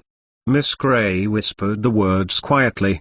The words contained deep meaning. Maybe, because I stole something first, will I be punished again and again? She spoke and couldn't help but sigh gently. Do you still know? She said. The man who stole it is my trust in him. He stole my trust in a despicable way. This time Luna didn't talk. She just stood on the side as usual and quietly became a listener. Sure enough, Miss Grey did not wait for her to say anything, and continued to talk. That man, Tom Riddle, she said. He pleased me with rhetoric. He praised my beauty and wisdom. He said that I am no worse than my mother. Then he yelled at me and gave him when I was in a good mood. I asked me where the crown made by my mother was. He also said that he was willing to help me find it and then redelegate it to me. But, said Miss Grey, who lost her way. He still lied to me. He obviously found diadem, but he didn't give it to me, and he lied that he didn't find it. I know he must have found it, because no one but me knows where diadem is. It must be there. As she spoke, Miss Grey shook her head slowly, and the eyes that looked out of the window were full of powerlessness. But what can I do with him? She continued. I was just a ghost, and he, who had graduated. He returned to Hogwarts that day, just to apply for a professorship at Defense Against the Dark Arts. And he didn't apply, and he left alone. Diadem of Ravenclaw. For the crown mentioned in Luna's remarks, Hermione obviously knows what it is. But seeing her thinking for a little while, this frowned and revealed a thoughtful expression. Extraordinary wisdom is the greatest wealth of mankind. Luna sang in a light tone. Ravenclaw's diadem can enhance the wisdom of the wearer. But I really didn't think that Miss Grey turned out to be the daughter of Rowena Ravenclaw. The place that Ron cares about is obviously a bit biased elsewhere. So, the clue seems to be ... But, is it broken again when it's here? Harry helplessly said. Voldemort might make diadem his Horcrux and hide it somewhere. After all, Voldemort did it all together. A few Horcrux. Who knows? Hermione said. But at least, certainly not one. It's obviously too uninsured for him. You think, we were so easy to meet the diary. Hermione's analysis is naturally justified. But they didn't know that the book diary appeared under their eyes, but it was actually Lucius Malfoy's credit. When they were still pondering the number of Horcrux, Ron suddenly spoke again. Actually, he hesitated. I am better off of Miss Grey. Luna, you just said, she said she also stole something? So what will be punished? Yeah? Luna soon became nodded. She stole Mother's diadem and hid it in the forests of Albania. She said it should be a tree hole in a big tree. When it came to this, Luna became interested and whispered, La for Ravenclaw later sent Barry, who loved Miss Grey, to find her daughter. Do you know who Baron is? In fact, he is the bloody Baron of Slytherin. Oh, this is really amazing news, Ron said with a gossip. So, later, there should be a story. Don't tell me, there is no more. Later, Luna said, mysteriously, Baron, because Miss Grey is not willing to go back to Hogwarts with him, so he stunned Miss Grey to stab him. This, because no one expected, Miss Grey was so dead, indicating that the three were quite shocked. But Luna didn't stop for a long time, then he said it. But after Miss Grey's death, Baron was very remorseful, so he committed suicide on the spot. She said, so, Baron becomes Bloody Baron. His blood is not only his own, but also some are Miss Grey. Bloody Baron's temper is so violent, it's not surprising that this happens. Harry nodded said, but these stories are set aside. What we need to know now is where Voldemort hid Diadem. As Harry said before, it was hard to get unexpected clues from the Luna mouth, but when it got here, the clues broke again. 2 consecutive items may be Horcruxes. Items can only be traced to the way. This feeling is undoubtedly aggravating. But under the sky, the wizard can use the apparition to curse world's chaos at any time. It's harder to find something that is deliberately hidden. It's more difficult than seabed. After that, time passed by, and unconsciously, the International Alchemy Contest was already in sight. Harry Potter's Book of Sin Chapter 676. Harry Potter's Book of Sin Chapter 676. Once upon a time, scholars said that the ancient civilization of magic is the ancient civilization of mankind. Although this argument is quite one-sided, it also illustrates some problems from a side perspective. In the ancient magic flourishing period, the establishment and demise of many civilizations are inseparable from the rise and fall of magic itself. Wizards around the world, like the civilizations that are endlessly populated, have a variety of forms and heritage. Alchemy, this piece of learning, which was once in great times in ancient times, can be said to have been shocked by the torrent of history. However, if compared with the modern magic that has undergone tortuous changes and adapted to the changes of the times, the remaining pieces of knowledge have preserved the original style. Now, when Marx looks at the alchemists who have arrived at Hogwarts from every corner of the world, he can't help but side his eyes. The so-called alchemy is actually the theory and practice of studying the transformation between material and matter and material and spirit. It may be too abstract to say this, and if you give them an example with modern magic, it will be much simpler and clearer. For example, the conversion of matter and matter is actually a permanent version of transfiguration, and the transformation of matter and spirit can roughly be equated with the spiritual class magic. Of course, this is just an example of that's all. In practical applications, according to the specific knowledge of the above 2 general directions, even potion, astronomy, arithmancy and so on can be included. Therefore, in the most complete period of knowledge of alchemy, it can even be divided into a large magical theory system, rather than a current discipline. However, even now that Nicholas Flamel is still alive, I am afraid it will not be able to complete it into a magic system. Since ancient times, how many pieces of things that have been crushed by historical wheels can be put together in perfection? Only a few of the debris under the wheels were fortunately stuck to the wheels, mixed with other things as the times progressed. Just like modern potion studies, there are still some theoretical formulas that are inherited from alchemy and passed down to generations today. Everyone from the Magic Circle in Africa, please follow this. Mr. Filch and Hogwarts has prepared a room for you to rest. Marx is standing in the vestibule of the school and welcoming the members of the African delegation that arrived today. Most of these members graduated from Vagadu, the only magic school in Africa's Magic Circle. But it seems that some strange guys are mixed in. This is actually very easy to distinguish for Marx. Ajinbad, the current president of the International Wizard Federation, was a student at the magic school in Wa. Previously in France, He shared some recent developments in the African Magic Circle with Marx and the others on the dining table. Today's students from WoW are mostly in line with international standards. They are not very different from Britain's wizards. It can be said that those trivial wizards can only be said to be strange and weird. Just like the few guys in the crowd, a large shackle of feathers was placed on one of his heads, and his body was covered with red mud,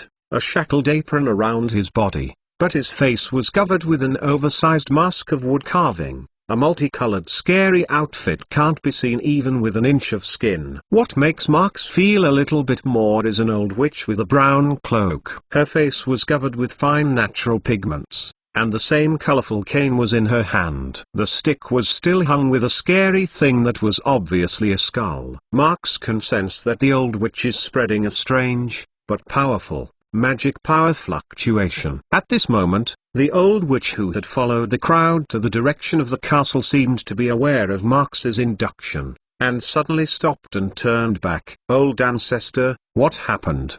Beside the old witch, a young wizard who was almost naked was immediately stopped, and then whispered in a language in Africa.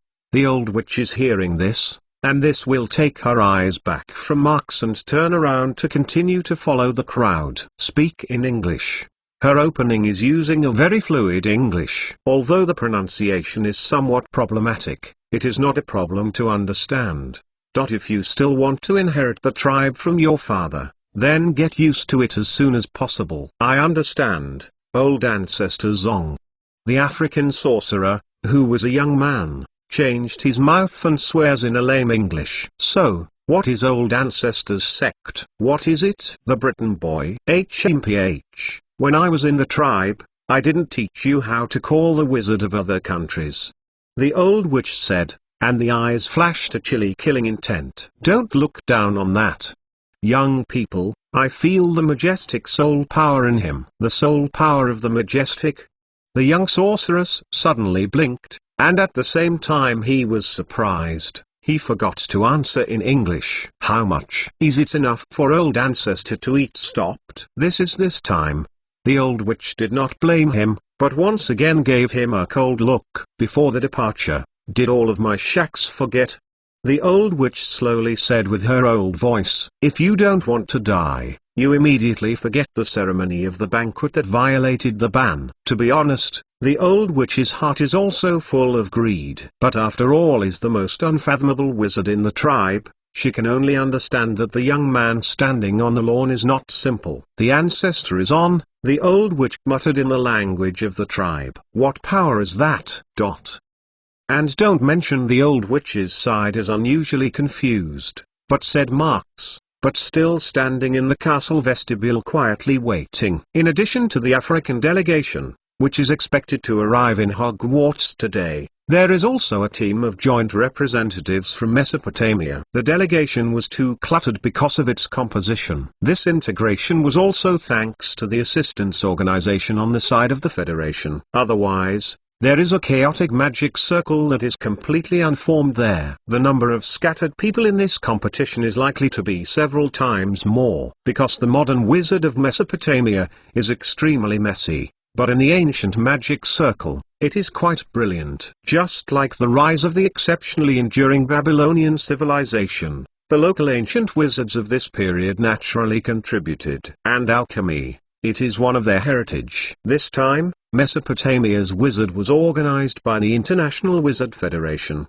and this time it was the consortium's dispatcher who led the joint team. When I got here, I thought I had to mention the way the two delegations arrived today. The African wizards appeared very flat just now, because this time they are mainly Vaga graduates. They all use portk to appear outside the school. And then this group of Mesopotamian miscellaneous army. The way to debut is more stimulating Marx's nerves. Just as Marx was bored for a moment in the sun, he suddenly noticed a slight wave of magic power on the vestibule. The volatility was shallow and deep, from small to large, and gradually spread. It was this moment that Marx immediately understood that it was the team of Mesopotamia that was coming. However, Marx soon smiled a bit. Before the people of the Wizards Federation haven't come to ask for portk, I think it might be a problem. He stared at the open space and thought silently. They didn't estimate it this time. Although it was fluctuating with magic power, Marx didn't know what method he was trying to use over there, but he knew that the space within the school was reinforced by 4 founders. If you want to arrive by space, it is a dream. After a few seconds, Marx vaguely saw some cylindrical outlines on the open space. The large pillars are divided into a circle, which looks like an ancient altar. But when the pillars were still in a translucent state, with a slight vibration of the space level, all the faintly discernible images disappeared. Obviously, the mobile intent over there has completely failed. It seems that this joint delegation of Mesopotamia is afraid that it will be late. Marx shook his head and turned around to write a letter to contact the International Wizard Federation. Let them quickly send someone to take the boat and send it. Just as he walked a few steps, there was another magic power fluctuation similar to the previous one. I still don't give up. Marx looked back subtly, and looked at it over there. Would you like to stop brainstorming? Why did the organizers sent by the Federation go? This time, it seems to have increased the strength. Even those pillars are a little clearer, but that's just a little bit of that's all. It can't change the fact that it can't be over. When the opposite side failed again, but it began to try the third time, Marx was completely convinced. First, don't mention strength. At least Mesopotamia's wizard is definitely tough. He couldn't help but sigh. If you can hold on for a long time, look at your perseverance. Don't mind pushing back the specific location on your side. Marx said on the other side, while taking out the manuscript paper and sitting down in the same place. He was planning to analyze the other party's magic power fluctuations on the spot. Marx, who did not take this time-consuming work, did not do it. At the beginning, he tried to reverse the place of Grindelwald, although it failed because of lack of time. Harry Potter's Book of Sin Chapter 677. Harry Potter's Book of Sin Chapter 677. The plains of Mesopotamia are a land full of chaos. Since ancient times, here, there have been oppression, rebellion, reunification, and disintegration. Whether it is mole or wizard, the local people have been drifting in chaos since ancient times, with a wave of clear or dark conquests. For the mole, there have been great works such as the Gilgamesh epic, the Hammurabi Code and other cultures and laws, as well as the Assyrian palace and the Babylon sky garden. A moment of civilization. It can be seen that even in the inexplicable chaos, there will be a great trace of history. Therefore, in the 2 river basins of the plains of Mesopotamia, the mood of the moles is usually complicated. For the wizard, the little bit of trouble in the mole world is nothing. In a certain period of BC, there was a tower in the area, and the later moles called it the Babel Tower. At that time, this huge tower was a proof of the friendship between the royal family and the wizards in Cuba. It was a civilized spectacle built by the mole and the wizard. According to the literature, this extremely tall and towering tower is built within the kingdom of Babylon, allowing the kingdom's nationals to see it anywhere in the country. However, this book represents a good proof that the mole and the wizard are in harmony, but it is destroyed in the chaos between the mole and the wizard. That year, the Persians attacked Babylon, and the Persian wizard dragged the Babylonian wizard. A terrifying war has not lasted for a long time, and the heart of the peaceful Babylonian kingdom has not been able to withstand the Persian march. No, it is not so much not able to withstand, it is better to say that there is no response to resist. Facts have proved that cherishing peace will not last long. The destruction of the Babylonian kingdom and the collapse of the Tower of the Heavens were actually caused by the rift in the atrium of the people. A part of the Babylonian family was not satisfied with the peace that gradually went to the hollow. Those guys opened the door of the Persian invasion and directly directed the other army. Put it in. The wizard is also a human being, and there will be greed and longing for interest. And naturally there will be betrayal. If you change your direction, you can actually call this betrayal unwilling. It is a pity that people sometimes have unwilling courage, but they may not be able to rewrite at the same time. As far as the results of the magic circle are concerned, the behavior of the so-called betrayal is a failure, because after that, the wizards in this land have never seen more dazzling progress than that era, but instead lost a lot of magic inheritance in a series of brutal wars. So at least, those who are both betrayal and loser, eventually became a generation of sinners in the ancient magic circle. Today, more than 2,000 years have passed. Even after that, the surviving wizard descendants suddenly realized that they had been working hard from generation to generation in order to pick up the glory of the old days. However, the collection of the lost ancient literature has become an insatiable road to perseverance. What remains of their future? This time, when the International Alchemy Contest at Hogwarts blew a hurricane in the global magic circle, the wizards in this region finally had to admit that, in the present era, all the pride and nostalgia from the ancestors, regret and unwillingness have become a smog they should also let go. In other words, in fact, alchemy in Europe and Africa originated mostly from Mesopotamia. But this origin is destined to be left in history. If they want to rebuild their glory, they must go to other more advanced magic regions to absorb the essence, abandon their arrogance and closure, and appreciate the modern magic circle landscape. Of course, even if they are going to sincerely invite Nicholas Flamel's alchemy to learn, the momentum is not too weak, isn't it? Don't mention it for the time being. At least one debut effect is still necessary. After the game is not the favorite of the Britain people to drink afternoon tea plus chat and fart. In order to gain more knowledge and insight, you must first let others not look at yourself, so that you can get the attention of the global wizard. So a few days ago, on the site of the Kingdom of Babylon, the wizards gathered together were able to drum up. It can be seen that in the middle of an open space, a stone pillar with a large number of symbol patterns is erected and gradually formed into a circle. On the slate floor in this stone pillar circle, more lines and characters are connected to each other and regularly arranged. If you let Mull look at it, this stuff may be very similar to Marx's rune image, but in reality they are two very different things. In fact,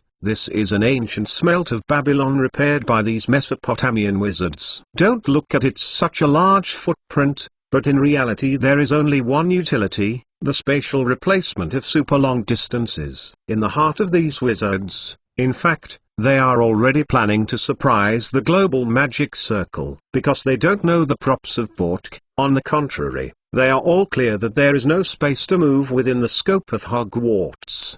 The reason why they repeatedly tried to enter the vestibule of Hogwarts was to let the wizards of other countries remember them firmly. This is a good opportunity to show strength. Unfortunately, everybody, I think, go to Hogwarts and have a port. You don't have to go. I can take a trip. The middle-aged sorceress sent by the International Wizard Federation was very happy when he arrived, because he found that the wizard on Mesopotamia was not as chaotic as he had imagined, and it was surprisingly smooth to organize with the support of several leaders. What he didn't expect was that this group of wizards was different from the local mole, which was unexpectedly united.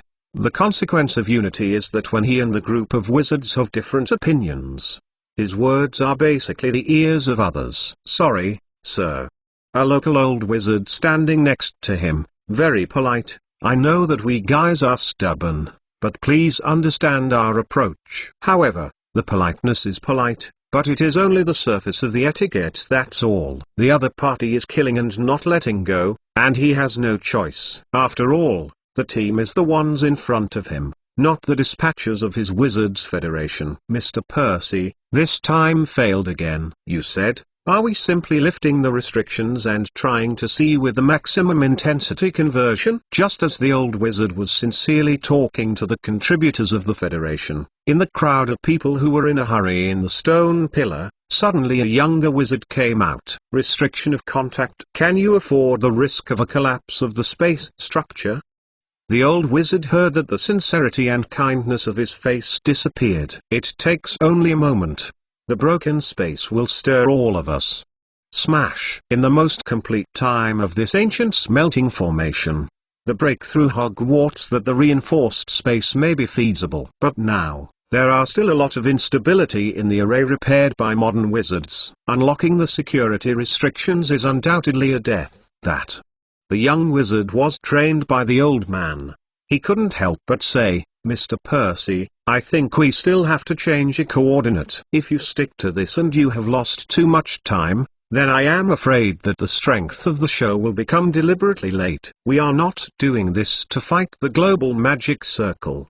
The old wizard knows that this young wizard is right. Since the idea of showing strength has not worked, give up when you give up, just like the pride they put down this time. Try it last time. No.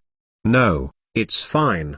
The old cypress was a little bit stunned by nodded. Go. Remember not to revoke the restrictions. Safety is the first thing. Yes. Looking at the back of the young man after the promise, and then hurried back to continue debugging, the old Bertha could not help but sigh gently. Mesopotamia wizard is still very good. Excellent innate talent, eager to learn, humble and know the character of the character, and from time to time will show the unyielding. This is a precious trait. However, the older generation's paranoia and old-fashioned influence is a generation of descendants, so that until today, they understand the importance of abandoning the past and facing the future. I hope that these young people can go to see this colorful world. What? The old bosser is still looking back at the past and thinking about the future. However, there are a few surprises in the refinement of the front. The wizards who are still working are suddenly rioted. What's the matter? Is there any problem with the refining? The old cypress couldn't think too much, even when he opened his old arms and legs. He rushed over there. Mr. Percy, you are coming. A middle-aged wizard pointed to the empty ground in front. Where? You look at it. The old man heard the sound, and the ground that quickly retreated to the crowd smashed the past. But on the slate with the alchemy symbol, somehow a rune with a blue ray of light was inexplicably Phoenix character. No, this is it Phoenician? This ancient runes has a lot to do with the history of Mesopotamia. Although the old Persian has not seen the complete Phoenician magic, there are still a few incomplete slate records. Therefore, he quickly found out what character it was. At this moment, the space around the rune fluctuated a bit. Harry Potter's Book of Sin Chapter 678. Harry Potter's Book of Sin Chapter 678. There are many things that are both frightening and unpleasant on this world. For example, one day you rubbed your toilet in your bathroom, and it happened to be constipated. Just when you are going to try to squeeze again, when you just can't give up, a stranger suddenly opens the door to the bathroom and tells you calmly that he is pulling very smoothly today. At this moment, you will probably hesitate, because you don't know. You should first ask why he will break into your home, or you should first swear to relieve constipation. But fortunately, because you are constipated today, you may get a perfect score on your expression. I mean, if there is such a damn question. Now, this group of Mesopotamian wizard faces are with a few constipation expressions. Marks, who had just appeared out of the encirclement of this group of wizards, first looked down at the magic words that were slowly disappearing, and then looked up and said hello to them. Make sure you are a joint delegation of Mesopotamia. He had some apologies on his face. Not good. We should inform you in advance. The space around a Hogwarts castle, once the four founders of the year joined forces to reinforce. Space movement is not feasible. Marks, this is not really a feeling of sorry, but these wizards will be guests after all, and it is always wrong to be polite. Oh, it turned out to be like this. It doesn't matter, in fact, we are too abrupt here. The old wizard of Persian is also a good man. When Marks gives the steps, he immediately reacts. He said that this smashed into a reinforced space. He did not know what would happen. But now that this young wizard has come over, it goes without saying that Hogwarts is obviously showing some signs. Marks listened to the old wizard slamming down the slope, could not help but reveal a friendly smile. And then, he did not intend to continue this topic, but instead cast his sights on the surrounding stone pillars. Is this a kind of refining? He looked at it with great interest, regardless of the other male witches who were staring at themselves and screaming, the space that can move the space. This is really unheard of. It's Mesopotamia, and this alchemy is really amazing. Speaking, we are only going to trace the footprints left by the ancestors, that's all. Old Percy said kindly, The right hands waved, indicating that the juniors around them all retreated first. "But sir, have you just portk?" "But as far as I know, portk needs to be used after positioning the spell. Can it be used?" Due to the unexpected arrival of Marx, it is difficult to despise the old Cypress. Therefore, even if he does not recognize Marx's appearance, even if Marx's appearance is particularly young, he has to secretly remind himself that he should pay more attention to the wording. "I just reversed the coordinates, you should understand." Marx took his eyes back from the stone pillar and then pointed to the refining line. "Oh, yes. I haven't introduced myself yet. My name is Marx McClawn, a professor of ancient runes at the Hogwarts Magic School. Is very happy to meet you." Even though old Percy doesn't know much about Marx's looks, it's clear that Marx's name is still somewhat heard. "You are Mr. McClawn." His face was a bit surprised at the right time, but his heart was secretly thought, "It's going to bother you to run this." "It's really? Hello, The names of the sides are often long, and you may not adapt. Call me Purcell." Marx, hearing this, is not secretly sighed, "Mr. Percy, you are afraid that you have not seen the wizard from the African tribes. The name is a long one. At least the name of your region is not only the name, but the name of the elder ancestor is connected to that all. You should know that the wizards of those tribes were born with the surnames, and surnames all inherited from generation to generation. This is not enough, and people have to add some inexplicable words to express their respect for nature." "Okay, then." He threw a happy sigh and looked at him again and again. "Mr. Percy, the International Wizard Federation should have sent someone over here." "Is he here?" as Marx asked. The old Bertha turned his head and looked at it, then pointed out for him. Marx temporarily ran to pick up people, and Hogwarts was personally presented by Professor Mcgonagall. This international alchemy competition is very important for the school, and most of the guests from all over the world are not very light. She naturally attaches great importance to it. And because there are a lot of outsiders in the school in the past 2 days, the young wizards have a lot more topics to talk about. Even if there is nothing in the game at the time, it would be enough for a good audience. But everyone can't help but be infected with the atmosphere. At that time, there were many students who discussed the content of the game. However, people who are keen on gossip will have people who don't care at all. It's like Hermione, 4 of them, because they are tangled in Horcrux. They don't feel anything about this alchemy contest. And like Inns Torn of Hufflepuff, these days I have been trying to translate the ancient texts on the parchment, and of course I have no time to take care of it. Well, among those who don't care, maybe a Draco Malfoy is added. However, his work is still aside for the time being. To say the most noteworthy thing today, I am afraid of the Alexander student of Gryffindor. As the only one after another who can be called a friend, Alexander recently felt quite confused about his cheap friend. Alexander still remembers that Ince's attitude toward learning the curse was even more extreme than he was, and it was almost impossible to practice every day. However, he recently discovered that the number of exercises for the other party was significantly less. He has made great progress over the days by his hard work and the moderate amount of lucky chocolate. But what about Inns? Occasionally, I saw the other side practicing the curse. He glanced out at a glance, and Inns' curse seemed to have a tendency to stand still. At that time, a radical utilitarian, but now there has not been significant progress. Is Inns abandoned? No, at least Alexander believes that things are definitely not the case. So, Alexander naturally went to the library and looked at it. He wanted to know what changed. Inns actually let him put down wand and change books and quill. Inns, are you going to learn about ancient runes with Professor McClawn in the future?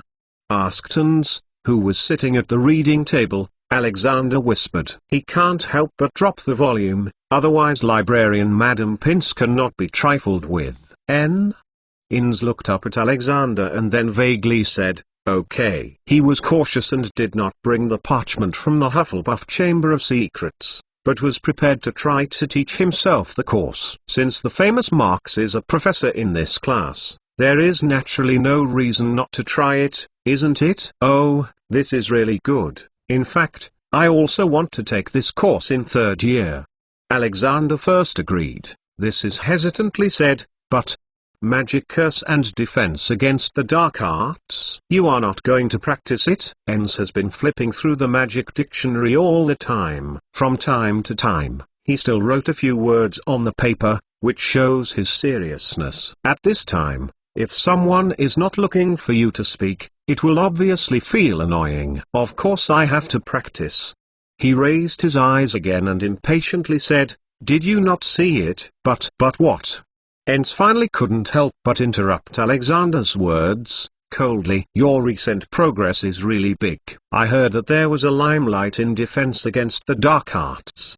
But do you think you are qualified to preach in front of me? I don't have a teaching." Alexander was envious of Enns, and his chest was a bit boring, but he was a good temper. But he quickly suppressed the irritating anger of his heart. "Enns, it's just a bit strange to reduce your practice. You know, haven't we been practicing together before?" Can apparently did not have a good conversation. He saw that Alexander was still very good and angry, but he just waved his hands. "I want to practice. I will say it in a few days. I will let you know that this little progress of your present is nothing to me." He is still impatient. "But now, hurry, you didn't see me busy." After all, he lowered his head again and watched the dictionary and his notes back and forth. As for Alexander, he gradually frowned, but he didn't even bother to look at it. Alexander is a good temper, but it is not the kind of good old man who has been fanned to his left face and will take the right face out to give people a fan. Since Enns said so much, he no doubt wants to take his hot face to paste the cold butt eggs of others. Well, he curled one's lip. "I will wait for you to teach me. But if you can't teach me, then don't blame me for teaching you." After leaving this sentence, Alexander did not wait for Enns to open his mouth again. He turned and walked straight toward the door of the library. HMPH, is it really a man to boast a few words on the sky?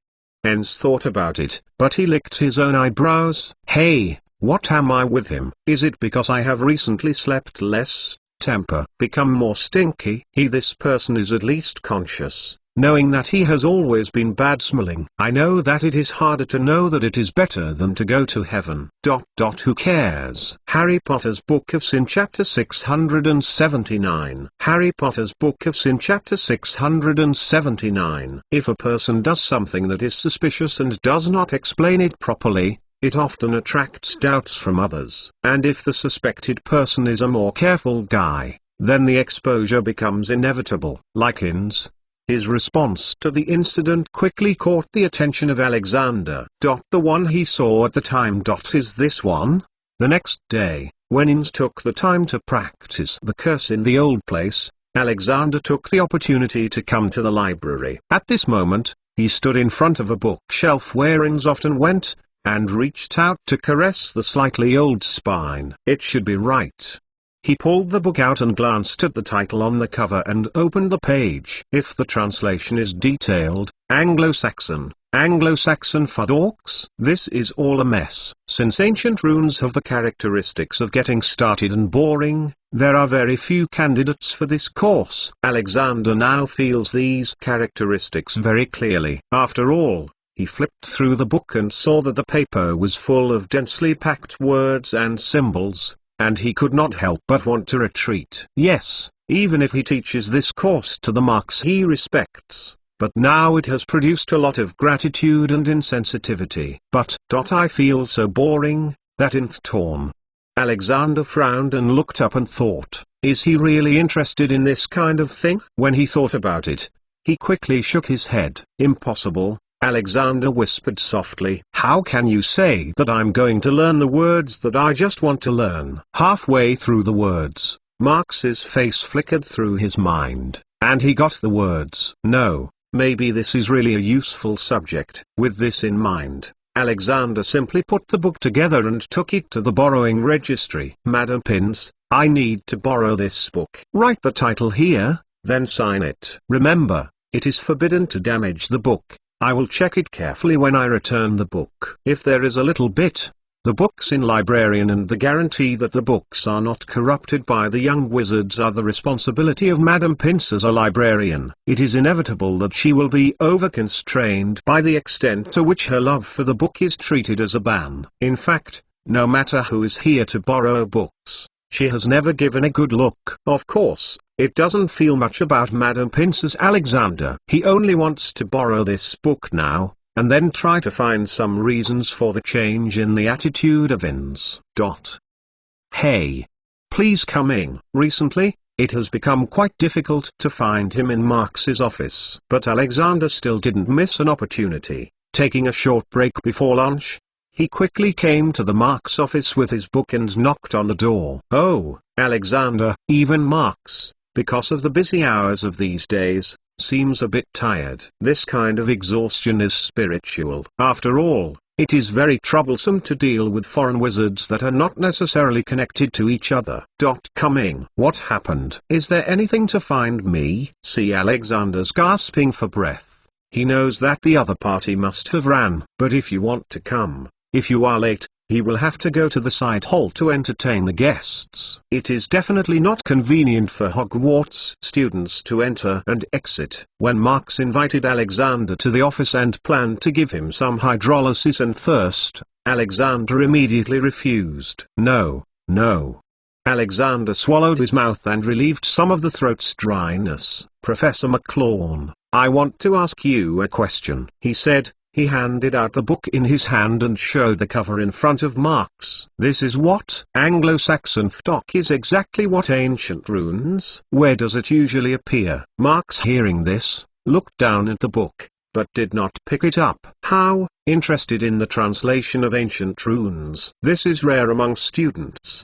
Even Marx has to admit that simple ancient translations are boring. Strictly speaking, this is not an ancient runes. It is a metamorphic text derived from Nirvana. It was used for more routine written writing more than 1,000 years ago. Having said that, he spread his hand. That is to say, this kind of text is almost the same as the English we use now. They don't have magic power. Oh. So, is this a simple ancient text? Alexander looked depressed and incomprehensible. Well, yes. Marx nodded. Want to say where it will appear? I think. The British region, that is, some of our ancient book documents on our side will have them. When Marx saw Alexander's vague disappointment, he turned to think that he was not interested in this ancient text without magic power. Don't be disappointed. This text is evolved on the basis of Nirvana. He laughed and patted Alexander's shoulder. And as Niven has magic power, if you want better learning like Niven, it would be helpful to study this more explicit text first. Alexander groaned. It turned out to be like this. I understand, then. Thank you, Professor. I went out first. The answer I got from Marx made him somewhat guessy. He believes that Inns may want to lay the foundation for his future courses. Step by step is undoubtedly a far-sighted way of learning. After sending Alexander out of the office, Marx returned to the desk and picked up some documents. He did not think much about Alexander's inquiry. Since he has been a professor of study of ancient runes since then, the number of students interested in this class has gradually increased. Usually, there are often young wizards who have turned over such books in the library. Of course, interest is one thing, but the number of students who can persist is not too much. Just as at the beginning, there were quite a lot of students going to the demonstration classroom, but as the course progressed, most of the students who went to the class gave up. His teaching methods in the latest courses he summarized in the Ancient Runes are indeed more detailed and attractive than the past. The learning process of this kind of subject, after all, is inevitable, will be a lot of memorization and copying. Most students do not have the patience as it should be by rights. Didn't take this matter to heart. Marx got the file pack and got up and left his office again. From start to finish, he stayed here for half an hour, and his busyness was a glimpse. Before heading to the side hall, he still had to go to the school gate to welcome a group of guests from Egypt. The guests who arrived yesterday afternoon were not the delegations of any country or region. but the team of judges who came from the Egyptian Alchemy Research Center by the International Wizard Federation, the world's largest alchemy research institute, was originally set up under the banner of searching for and mining ancient alchemy documentary monuments. At the beginning, it was just an ancient alchemy exhibition hall with its own archaeological team. However, since the archaeological operations have not made much progress, they simply changed their face and started to study the new alchemy with a certain amount of ancient literature. But now,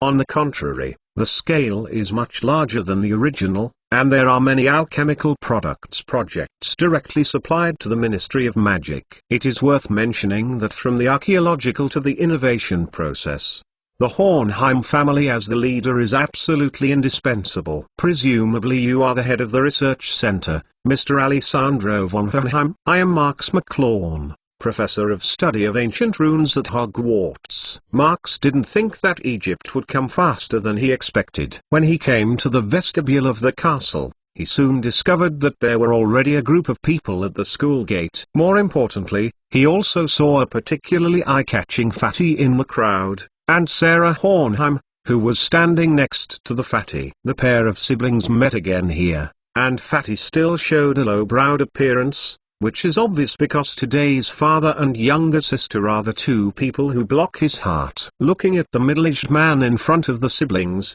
Marx first glimpsed before he greeted him. To be honest, he really did not expect that there is Noah, the big fatty, and Sarah, the little girl who is a pair of children, is actually a physically strong and muscular man. Even if the man is wearing a fitted suit, his sturdy muscles are still bulging and can be seen at a glance. "Oh, are you Mr. McClawn?"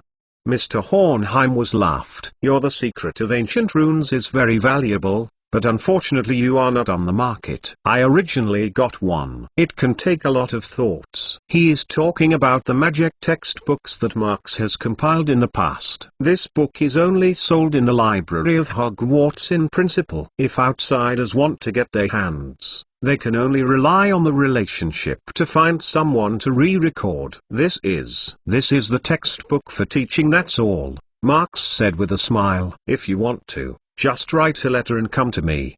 Come, Mr. Hornheim, please come in first. Lunch already ready for everyone." It's obviously not a good thing to chill at the gate. Just say a few words. Marx invites the other to enter the castle, just to go to stop the ready-made lunch. Sarah and Fat Noah are silently accompanied. Harry Potter's Book of Sin Chapter 680. Harry Potter's Book of Sin Chapter 680. Mr. Hornheim, it seems that you are also very optimistic about this game. Yes, the knowledge left by Mr. Nicholas Flamel is naturally invaluable, and can even be said to be the treasure of the global magic circle. But the valuable knowledge is just a pile of mines buried under the loess, that's all. If you need a gem, you need someone who can mine it and sculpt it. So I think that the players who stand out in this game are the real gems. On the dining table, Marx's conversation with Mr. Hornheim was very enjoyable. This can be said to have been standing at the forefront of the global alchemy. Also has a very clear focus. He also hopes that Nicholas Flamel's legacy can be applied to all wizards more completely, more effectively, and more efficiently, rather than being monopolized by one or a few parties, and then secretly chosen as the family system society of the past. Of course, it is very difficult to achieve this. He and Marx are very clear. Yes, talent is what everyone needs most.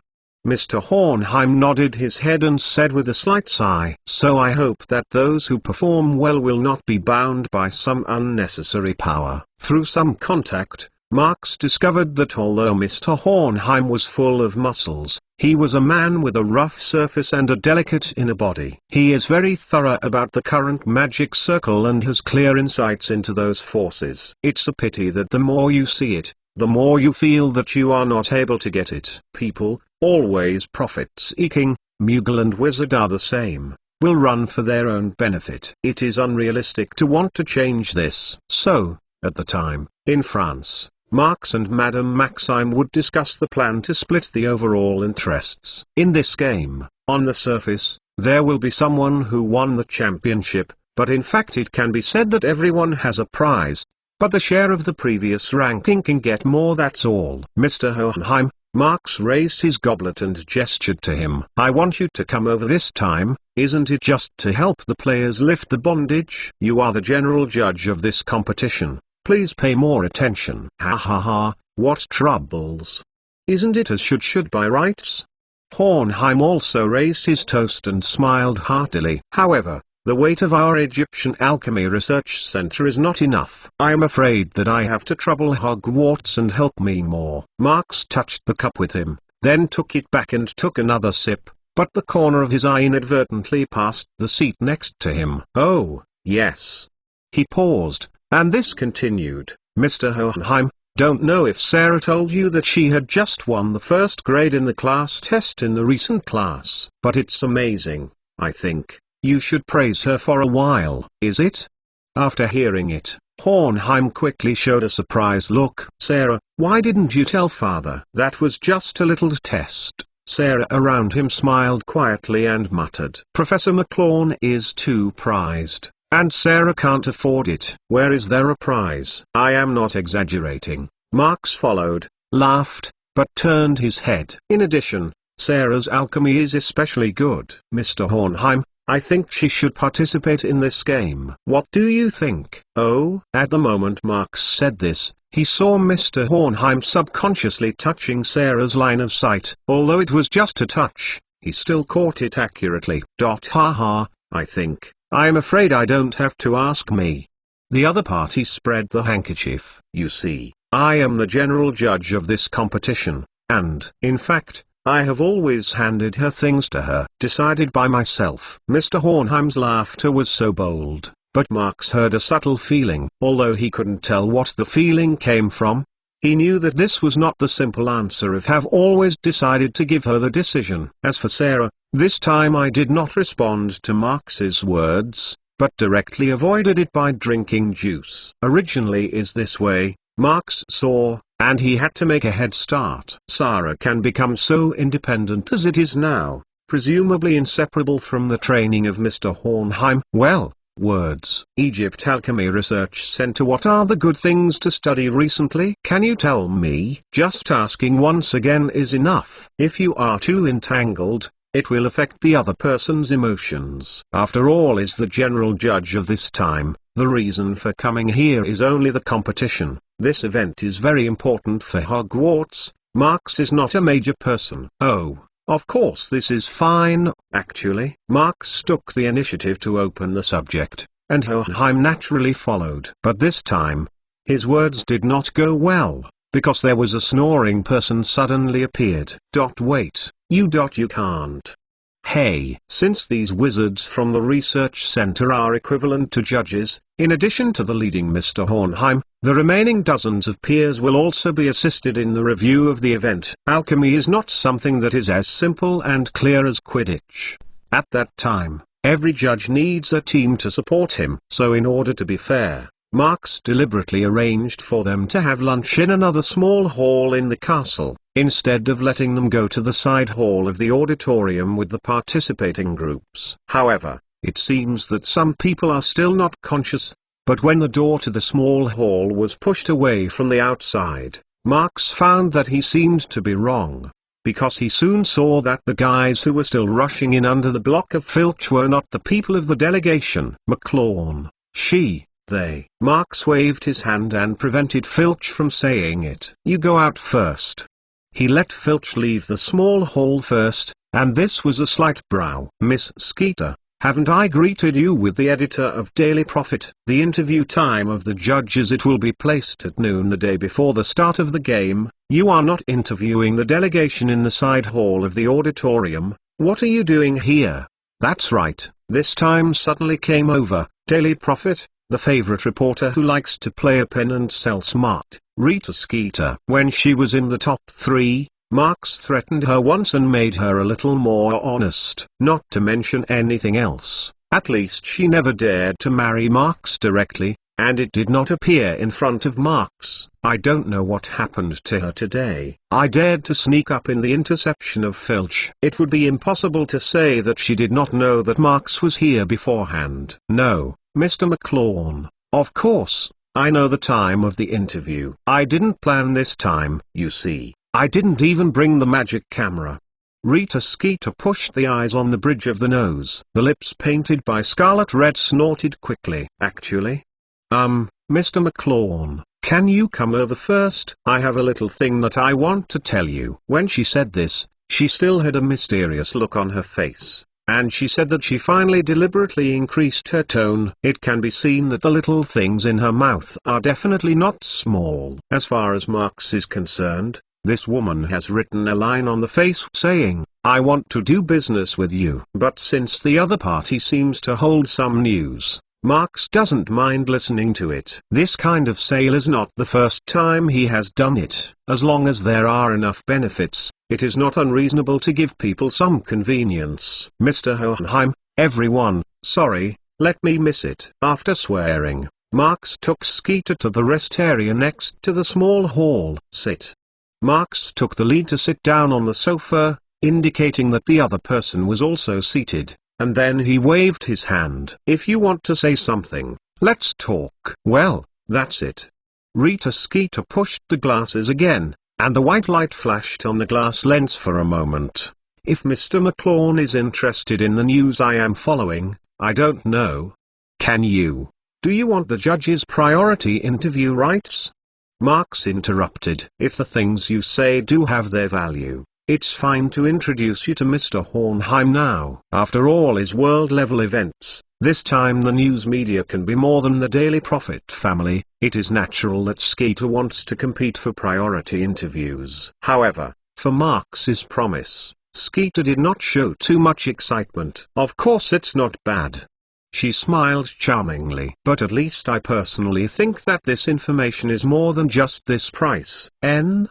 Marx, hearing this, could not help but pick an eyebrow. What price do you want? After the event, the exclusive access to Nicholas Flamel's estate was open, Skeeter said, erecting an index finger. On the first day, as long as the first day. As for Rita Skeeter's daylight robbery, Marx didn't show too much expression. The role of the media is undoubtedly huge, and the promotion of Hogwarts and the fair disclosure of the alchemy heritage have an inestimable impact. But if it is only the first day, it is not impossible to agree. After all, the International Wizard Federation, as the official of the competition, will also publish relevant documents to the magic circle of each country at the first time. Although not as detailed as the major magic newspapers, the authenticity is unquestionable. You really dare to mention this kind of request? Marx smirked. So, hurry and listen. Harry Potter's Book of Sin Chapter 681. Harry Potter's Book of Sin Chapter 681. As a newspaper reporter, Rita Skeeter is absolutely disgusting. She can use the slightest hesitation to distort the facts,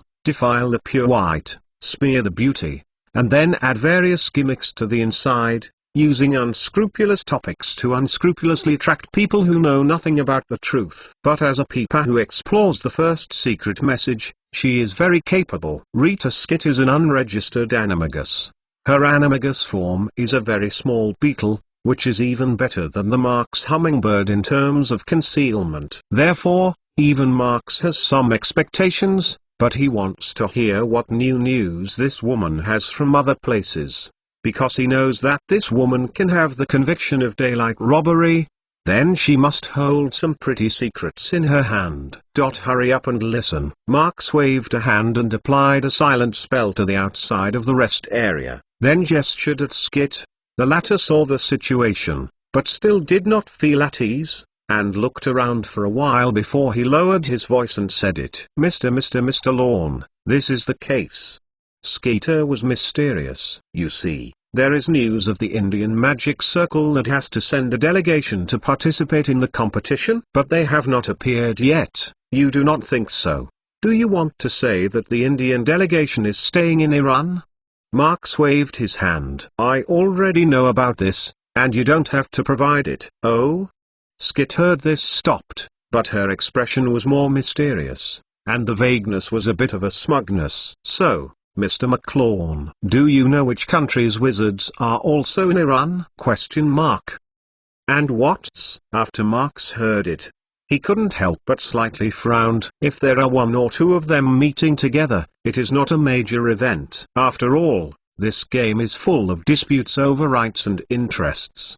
But if the number is too much, it is easy to get out of control. He did get news of the Indian delegation's stay in Iran, and even knew that the two parties were gathering together to make some unknown negotiations. It can be said that there are other countries' wizards. Then he is not clear. Yes, because this is a transaction of intelligence and interests, and Skeeter did not intend to sell off the liking. Soon she continued, mainly the countries around Iran, Egypt.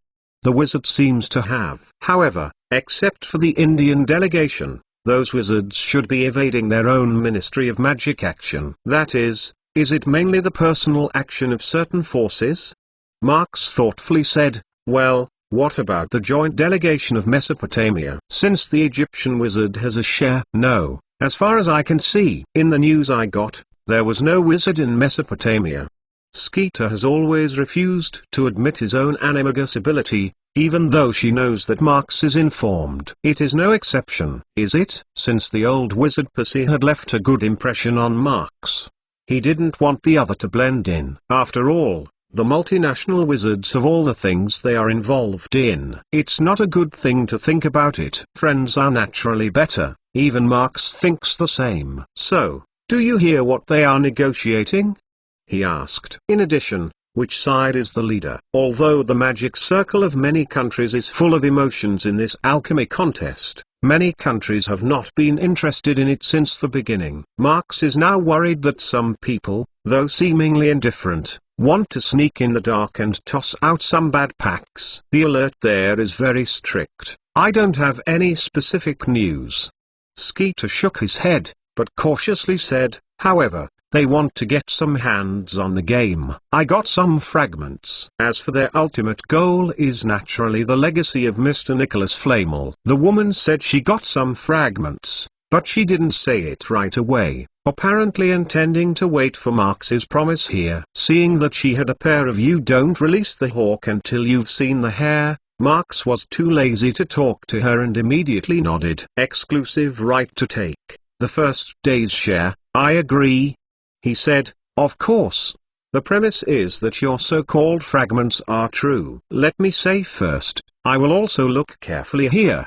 Do you understand? Oh, of course, and I guarantee that the message is reliable, because this is heard directly from the wizard's mouth. Skeeter was happy to say, the first point is inside the outside. Marx doesn't have to lie to her. Rita Skeeter is very clear about this. If Marx is willing, she can even use violence to force her to tell the truth, not to mention that Marx seems to hold her handle. So, after getting the promise of Marx, she immediately began to tell the latest information she got. Although it's only a small part of the other's plan, it's definitely a useful piece of information, and Marx listens very carefully. It wasn't until Skeeter could say anything that Marx could say, and Marx was half closed and caught in a temporary meditation. While waiting for him to ponder for a while, the Skeeter woman took the initiative to propose that she should go back to the side hall of the auditorium. I know,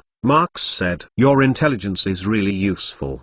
At that time, I will let you know the day I open the estate. He watched this quite familiar Rita Skeeter leave the small hall, and then walked over to the dining table. Regardless of what Iranian magic circle wants to do, at least the game itself must be well prepared. The players are on the one hand, and the judges are on the other hand. They all need to be treated with caution. Mr. Hohenheim, everyone. Marx sat back on his seat and smiled. Let you wait.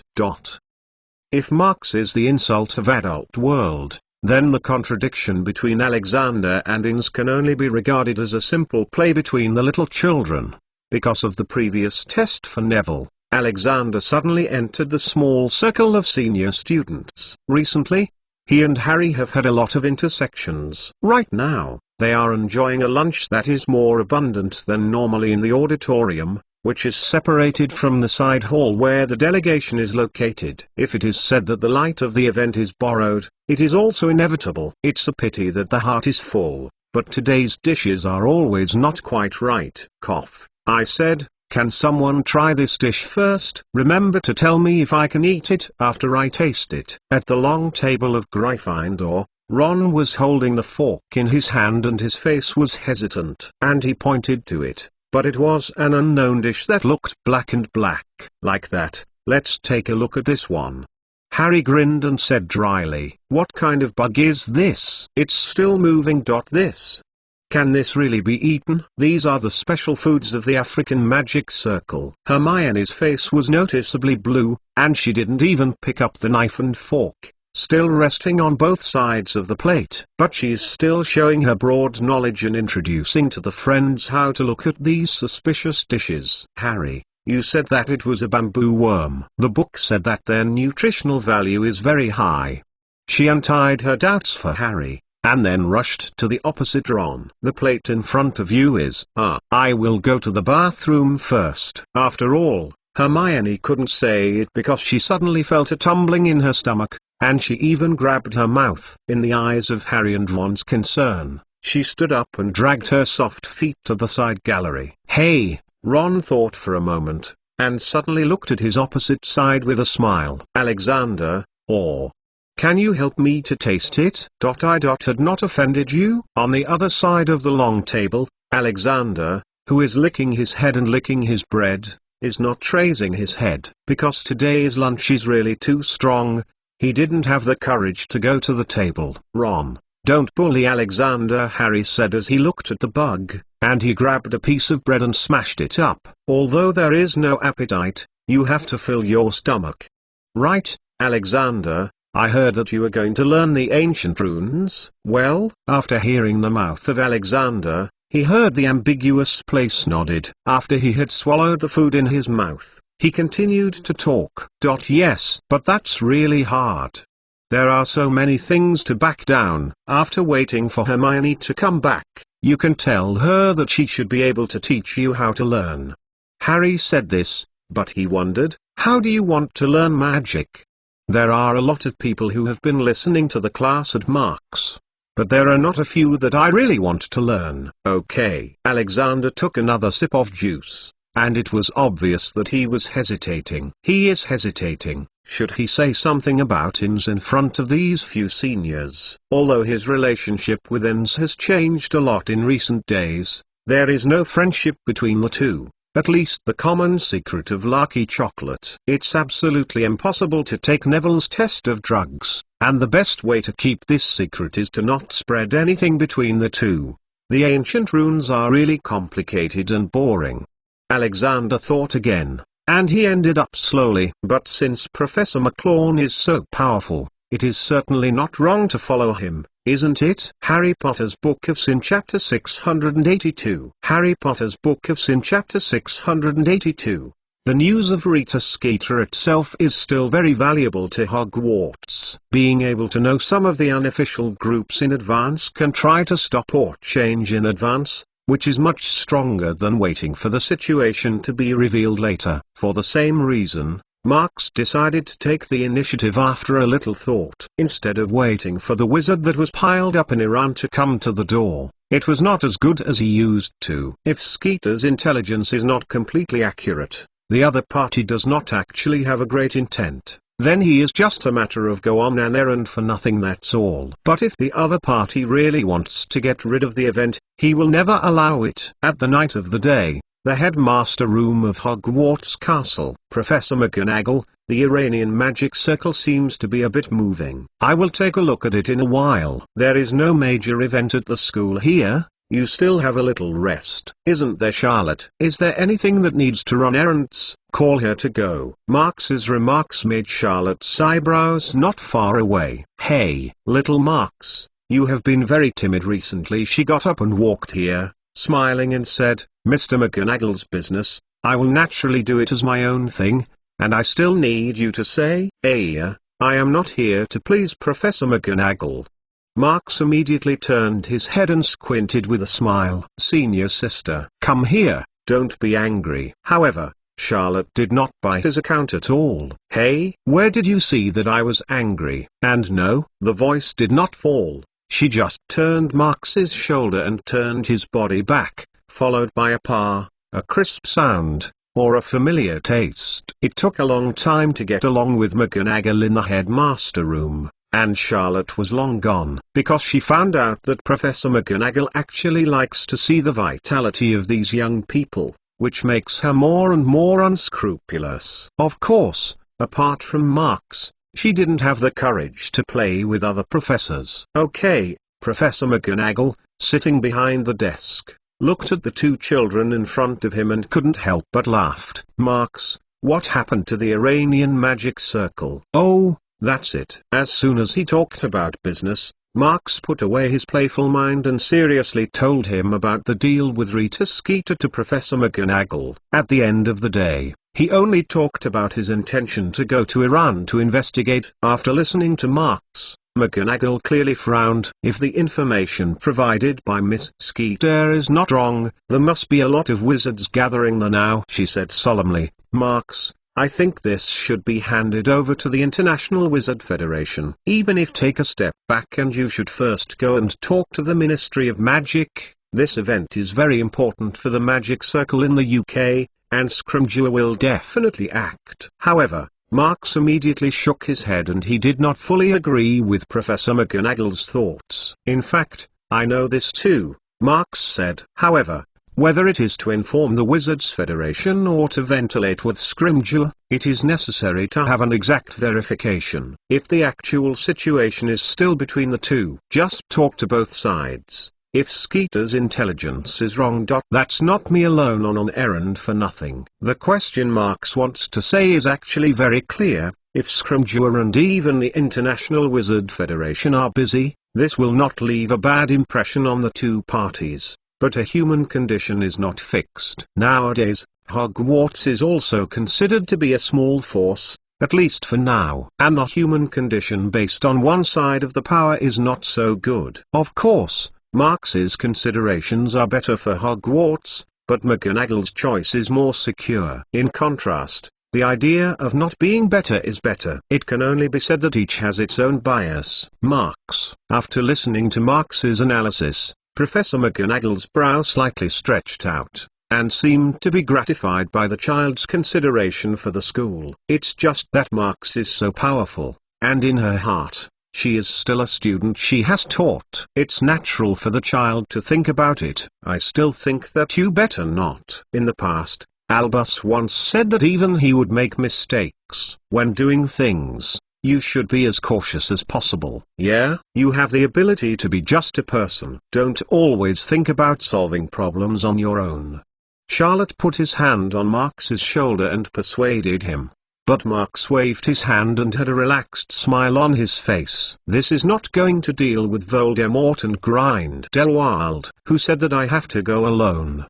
He said with a smile, don't worry. Are the old partners of Order of the Phoenix not doing something all day long? Lupin was still idle to the extent of running the private affairs of the Malfoy family. This time I went to Iran. I will call them all. Well, this is fine, Professor McGonagall said, but paused. But there are only a few people over there. Are you saying that the Indian delegation is in Iran? The number is still too small. Professor, don't forget that we still have a lot of new force. Marks pointed to the floor. That many elves, snoring is enough. Not to mention this time just to find out the real news. If you are lucky, you won't even be able to. Well, Professor McGonagall gave me a little bit of indulgence. And that was nodded. Okay. But since you mentioned those elves, I still have to remind you that they are not wizards after all, and it is not easy to integrate them. You still have to be careful. Of course, Marks said. I will pay more attention. He said this in his mouth, but he was pondering in his heart, and he should indeed find something for them. Now the little guys are swaying in the Forbidden Forest all day long, taking up the space that was left after Centaur left. And recently the castle didn't return much. Only occasionally, there will be a few elves who have come to the school to help clean. Although this kind of action is the normal life of the elves, it is not a thing to do so. Marks flicked the little guys to Hogwarts, not just for them to settle here. Since Mr. McGonagall is taught, Marks is no longer delayed. Britain and Iran are of course sometimes bad, and the next side should be near the early morning. After a good night with Professor Mcgonagall and Charlotte, he immediately set off for the old black house and called Sirius and Lupin. As Marx walked out of the school, as the space was distorted, his silhouette disappeared in the blink of an eye. The door of the black old house door turned slightly, and then there was a long-lost guest. Since there is really nothing to do now, plus children live here. So at night, when I go out to find a place to have a drink, I have already left the house. I will not stay downstairs when I go back to the room early. As soon as Marx stepped into the entrance hall, he found that the room was dim and even the lights were blown out. Speaking, Isla is almost the age of going to school next year or the next year, he thought as he walked inside, secretly saying, well, go back and ask Helen. However, even if everyone is basically upstairs at the moment, it is not the wolf that is the dog, the house elf, and the ears are all spiritual. From the moment Marx didn't deliberately suppress the sound, it was destined to appear soon. Sure enough, first appeared in the foyer, house elf Krecher living under the kitchen boiler. He has been in this old house since he was born, and rarely runs outside, knowing everything about it. With a slight explosion of pipe, his sly little silhouette appeared in front of Marx, and then he bowed deeply. Mr. McClawn, old Krecher asks you. Well, Marx nodded to him. Sirius, did he go to Leaky Cauldron tonight? Oh. Yes, of course he went. Krecher still bowed. After answering Marx, he continued to whisper. The hostess is not a dutiful son. Of course he doesn't want to stay here. But it should be clearly recognized that the hostess also does not want to see him dangling here. Seeing this black house's house elf is still the same, Marx can't help but loosely laughed. At this moment, there was a footstep on the stairs at the end of the hall. Not long after, a quiet female child still wearing a nightgown walked down the second floor with an oil lamp. Lena, Marx looked up and said, would you wake up? Sorry, but Lupin should be there. Help me to call him. Halfway through, he paused, but shook his head again. Forget it, or let me go. Krecher, you go to Leaky Cauldron for me to call Sirius back, and I said I found something for him! Exclamation mark. Yes, Honorable Mr. McClawn, old Krecher, go here. House elf is always extremely obedient, even if he does not want to see Sirius, the nominally unique master. But he disappeared in the same place. And Marx, under the leadership of Lena, went down the stairs to the second floor. Hey! Since the reorganization of the Order of the Phoenix, Lupin has lived in Black's old home. He and Sirius, the old brother, have nowhere else to go. Now they are companions to each other, but it is quite good. But when Marx suddenly heard it, and after a loud suspicious commotion in the room with his knocking on the door, he suddenly felt that Lupin might soon move out. Harry Potter's Book of Sin Chapter 683. Harry Potter's Book of Sin Chapter 683. Lupin, it's me. A little something to investigate. I am waiting for you in the reception room downstairs. Marx didn't wait for the door to open, but after leaving a word outside the door, he left Lena first. After the two arrived at the reception room opposite the entrance hall, Marx sat down at the table. Linny is asleep. Even for the noisy little girl who has been arguing all day long, there will always be some misses. Black's old home has never been too angry, and since the Weasleys returned, it has become even more deserted. Therefore, even if those who listen to it are often bored, it is indispensable, especially for the children who are still here. The long-term imprisonment has brought them a great psychological impact. And Lenny's noisy bluff is the nutrients they are currently demanding. Yes, Lena is already asleep. Lena's words have not been much. Basically, she asked a sentence to answer the question. I am going to cook some tea for everyone. Oh, no. Marx waved his hand. No need. When Sirius comes back, we should leave. After we go out, you will go back to the room to rest. Or, now you can, no hurry. Wait a minute. Lena shook her head slightly and then sat on the old chair next to the long table. Probably because she just got up from the bed, her hair didn't bunch up as usual. As she turned her side, the tip of her ear also slipped slightly, causing her to raise her hand again to bring them back to the back of the ear. This female child is very good at enjoying peace and quiet. Nothing is too much for her except for the younger sister, who is the opposite of Lenny. No matter how boring the days here, she can accept it without any annoyance. Instead of worrying that she would get bored, Lenny is more likely to worry. But Mark's is really nothing to do. Isn't Lenny's okay recently? Where have you not been tossing? The Mark's question was just asked, and there was a footstep in the doorway of the reception room. Lena opened her mouth and quickly closed. The next moment, Lupin's neatly dressed silhouette appeared in the sight of Mark's. Oh, Mark's. Good evening. The first thing to say hello is not Lupin, but another person who squeezes in from behind him halfway up. Nymphadora Tunks. Well, good evening, Marks said, revealing a sly smile. It seems I seem to bother you if I accidentally. I hope that is not the most critical moment. Hey. Tunks's face suddenly became a little more faint, and her fickle shoulder-length hair grew deeper from the original pink. However, she was the kind of male character that was more masculine, and soon she became more generous, and even glanced at Marks. However, Lupin's expression is quite embarrassing. After all, how to say it, being laughed at by a junior who can be his son, is complicated. Marks, you said something needs to be investigated. What is it? He swayed his hand in a casual manner, and casually pulled a chair and sat down. Well, is it related to the next alchemy contest? If there is any major event coming soon, it is undoubtedly the International Alchemy Competition held in Hogwarts. In addition, this event has a very important meaning for Hogwarts. Lupin thinks about the general direction of things. Yeah?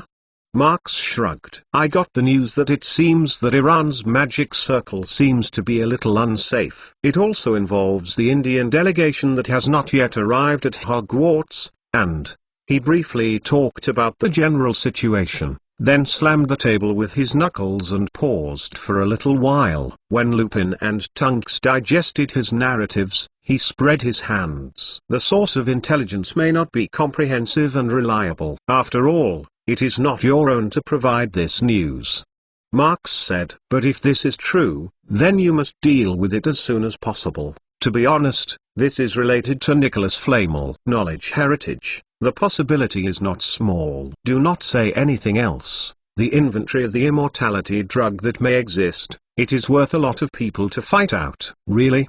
Lupin couldn't help but frown. Except for a few people like Dumbledore, who wouldn't want to live a few more years. As he spoke, he glanced at Tunks, who was subconsciously moving toward him, and the other party gave him a cheerful smile of ironing. There is an age gap between the two people that cannot be ignored. Although Lupin seems to have accepted the sincere feelings of Tunks, he can always think about the future. At least I think that the Flamel couple's 600 years of age are definitely not all happy, Marks said with a smile. In short, when Sirius comes back, let's go to Iran and see it. Is it 3 of us? Lupin thought about it and nodded. Well, just to probe, it's not so good. 3? Tunks heard, suddenly dissatisfied with the authentic, what about me? Are you going to leave me here? I am also a working era, so say. Marks, as it should be by rights, is going to work tomorrow morning, and, hey, how do I remember that your sneak and tracking assessments were barely passed? Lupin also said, if you don't wake up the black old man when you go to the kitchen, then your sneak evaluation will be good. Tunks, hearing this, finally got helplessly on the table, and then sighed heavily. All right. Just as Marks and Lupin smiled at each other for a moment, a squeaking sound was heard in the hall. Several people in the reception room immediately understood that Sirius should be back. Sirius, Marks got up and greeted. Looking at you. You can go to Leaky Cauldron to pass the time. It's definitely nothing. Prepare, let's go to the Iranian Magic Circle and talk about it on the way. This is going to go out again. I just came back. Sirius is still the look of the slinger, although the mouth complains, but the look on his face is full of excitement. This guy is a free person. Marks is clear. Iran is a typical earthy yellow country. Due to the geographical location, there are many extremely dry desert terrains, so many areas are in a long period of heat. And this, when it is also called Persian Empire from here, is already like this. When Marx and Lupin and Sirius came to Iran, it was already late at night. But nowadays Mole world is also the case. Even in the night, the abundant lighting can still make up the evening lighting. The most lively place even makes people cannot distinguish the day and night more clearly. Fortunately, as far as the information provided by Rita Skeeter is concerned, they don't need to be too close to the streets where the moles travel. In this case, even the espionage of these foreigners will not make the local residents frequently look back. Marx, under the night of the Iranian city, Marx looked at the earthy domes that were far and near, and the pattern lines on the walls, which could not help but stop at the bottom. In the meantime, he couldn't help but feel that there was a familiar smell in his heart, as if he had come to a similar place in the past. Marx sighed with a sigh of relief in Lupin's eyes, and then laughed again. "It's okay, just thinks of a little thing in the past," he said in his mouth that the right hand shook hands subconsciously and then slowly released. "Let's go. The place we are going to is in the old town in the north. In order not to beat the grass to scare the snake, let's go around. There are so many people on the street, maybe we will fall into the eyes of some hearted people." Although it is late at night, there are still a lot of people on the central streets. After the Marx and other three people entered the city, they passed by the nearby residential area that had been covered by the night, and went straight to the old building area in the north of the city. The soil yellow here is thicker than other urban areas, but it is still in a dim night, and the moonlight will whiten the walls of the brown yellow. Because the streets in the past are mostly narrow and tight, walking between the low-rise houses, you can even feel the crowd and the shackles of ancient life. To put it bluntly, Marx is also the first time to come to the city. Rita Skeeter clearly explains the specific location, but I still have to look for it here.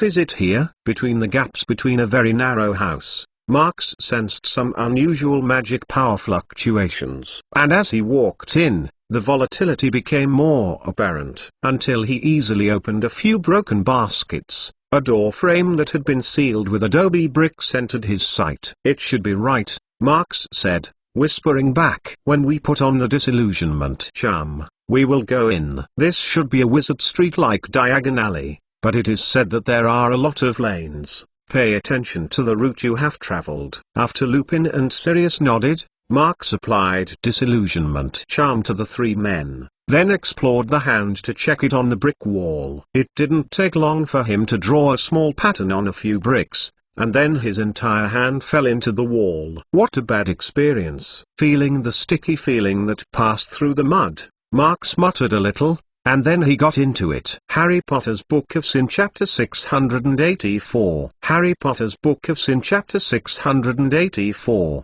The architectural style of the Iranian magic circle is largely derived from the ancient aggression-type cottage empire, Persia, which is undoubtedly the most desirable period for local wizards. For this reason, many traces of the appearances of ancient Egypt, ancient Greece and even Babylon can still be seen in the areas where the Iranian wizards live. Of course, it was precisely because the Persian wizard at that time interfered too much with the political forces of the Mole, which completely provoked the dissatisfaction of the neighboring countries' wizards, which eventually led to the overlapping of the Persian Empire's generations of dynasty. Although they are treating the subjects of Mole, they are not as cruel as people think. Anyway, it was a thing of the past. What happened in the past, no one can tell it now. If you want to evaluate the current Iranian magic circle, you still have to look at it now. For example, at this time Marx, they are going to go. It is the largest pure residential area in Iran's magic circle. Just in the middle of the street,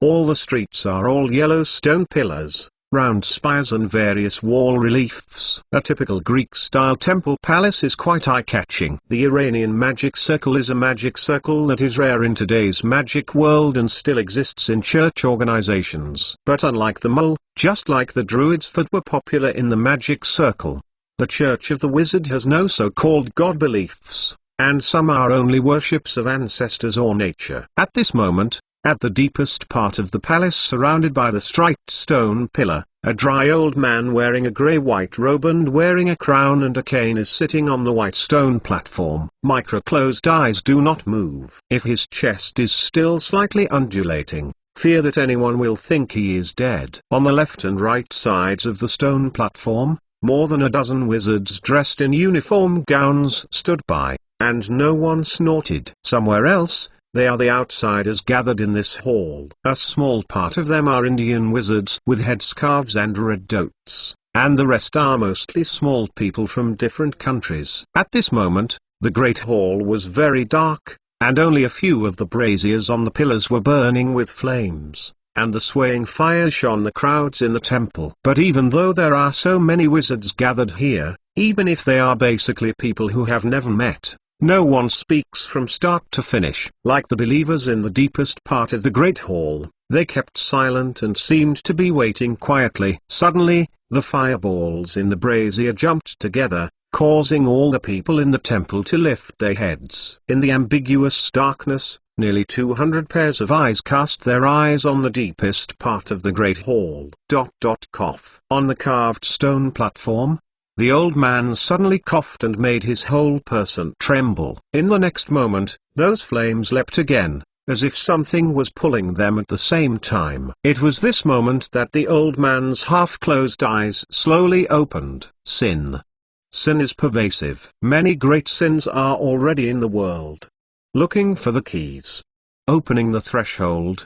Looking for the key. The eyelids are faint and ignorant, and the voice is hoarse and distorted, but the sentence is intermittent, but no one dares to ignore it. Yes, even Marx, standing in the shadow outside the temple, is listening, not even missing a word. He is very fortunate that this prophecy is spoken in ancient Persian, which is the standard phonetic of the Sumerian cuneiform. If the Persian language popularized by the modern Iranian people is said, he will not understand a word. Just now, Marx explored it all the way. On the way to the Great Hall, he and Lupin and Sirius naturally passed by many wizard guards. Right now, the other two are leaving the two wizards who look like little heads and go to the place where no one is outside. And Marx, all the way to the outside of the palace. I plan to look at the situation first. It's the so-called sin. He leaned against the wall and thought quietly. It looks like the one inside should be like Professor Trelawney. It's also a guy with a prophecy bloodline. But the key, what is the threshold? What does this mean? However, the old man in the depths of the Great Hall is obviously much larger than the reliability of Trelawney. At least he is not like the latter, except for the unstable prophetic ability. There are only flickers left. Just as Marx secretly chewed those words, there was a coughing sound in the hall, and it was much louder than it was. Then, the red flame in the brazier beat for the third time. Pain. Incomparably cold edge. The sharp of the soul. The painful successor. Near. Very close. Very close. Old man, the dumb voice is getting bigger and bigger, getting higher and higher, and even in the end it is almost ashamed. Just as if you want to smash your own nephew. Then, his eyes suddenly recovered, and then he suddenly slammed his long stick on the floor tiles under the stone platform. The successor of the painful dot just outside the temple. As mentioned earlier, the old prophet now said that Marx did not understand at all. But as the voice fell, there was a mess of footsteps in the great hall, making it impossible for him to understand, because those footsteps are obviously coming in the direction of the door. Found me? Marx wasn't too nervous. He just glimpsed a little and jumped forward quickly. The painful successor is very close. Does it mean me? When he jumped to the open space in front of the temple, he suddenly turned back, but saw that the door of the great hall had been opened. And just as he looked at the past, a black shadow flew out between the cracks of the door, so fast that people could not see the specific appearance. Marx clearly senses that it is also a wizard and has been hidden in the shadow behind the stone pillar on the left. After a silhouette, it was another, the same fast and dexterous, one after another, immersed in a position beyond his sight. It seems that these guys seem to be trying to completely surround him. At the same time, The main entrance of the Great Hall has been completely pushed away. A large number of wizards came out from the inside, standing next to each other and standing in the doorway, and all the sights piled up on Marx. But Marx didn't care so much. He was still thinking about it, because there is a trace of memory in his mind faintly discernible, accompanied by the previous share of the déjà vu, constantly stimulating his nerves. Oh, it was that time. He slammed his eyes. Yes, the dagger that once buried my emotions. The environment of the assassination night is exactly the same as today. That's certainly not the same place. Marx still knows that, but that feeling is very similar to that's all. And the memory of his section that was almost left behind in the heart is the 6 black-robe wizards that just rushed out of the Great Hall. They are so fast and they are so fast that Marx is very familiar. Prophet, don't you come out and explain to me? Marx ignored the atmosphere that was suddenly tightened around him. While manipulating the opening of the ancient Persian language, his eyes pierced the darkest part of the temple. On the carved stone platform, the old man's body shape fell on it and it was half hidden. The successor, returning the pain to me to teach. The voice of the old man echoed in the empty Great Hall, and it became blurred when it passed outside the door, but Marx still barely understood it. It's just that, inexplicably, he said that he is the successor, and then he does not say that he has to surrender his pain. He already guessed what the painfulness was. Don't say that he really didn't. Even if the dagger is really in his hands, will he hand over it? Are you not going to come out?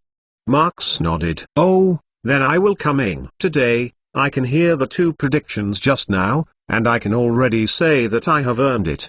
But if you can get some explanation from the prophet, he doesn't mind paying more. When the words were exported, he had a staff in his hand. I have to say that since the events of Voldemort and Grindelwald have passed, he rarely uses this. In the usual life, the long stick is really inconvenient. Maybe it can be used as a cane when you are old, but now it is obviously not necessary. And when his staff appeared, the 6 black robes hiding in the corner immediately moved. Their speed is really fast, but Marx will not be slower than them. After the quick ability was turned on, even a total of 7 silhouettes were intertwined in a moment, and several cold streams of light were now hidden, and the sound of almost a piece of crisp percussion sounded. That is the blade. It is the remnant of the six-handed sharp blade bathed in the moonlight. Modern wizards rarely use weapons other than wand. But in ancient times, when the knowledge of the goblin race to create a magical blade was not lost,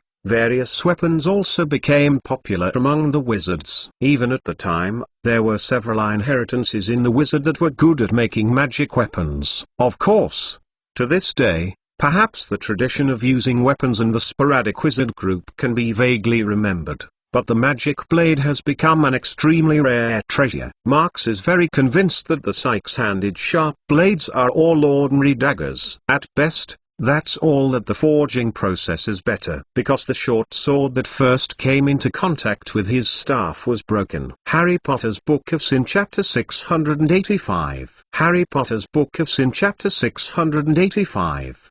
Return the pain to me. In the Great Hall, the old prophet's words are still floating around. He squatted down on the carved platform as he did in the first place, as if he didn't see Marx easily resisting the scenes of the 6 believers. No surprise. Are these wizards still stuck in the doorway to make him fearless, or is it that the old man's hand still holds other powerful cards? In addition, after the 6 black robes who had been attacked, they did not immediately attack the second time. It seems that they are planning to make a self-assessment of Marx's fight. Or, what are they waiting for? Is this sentence?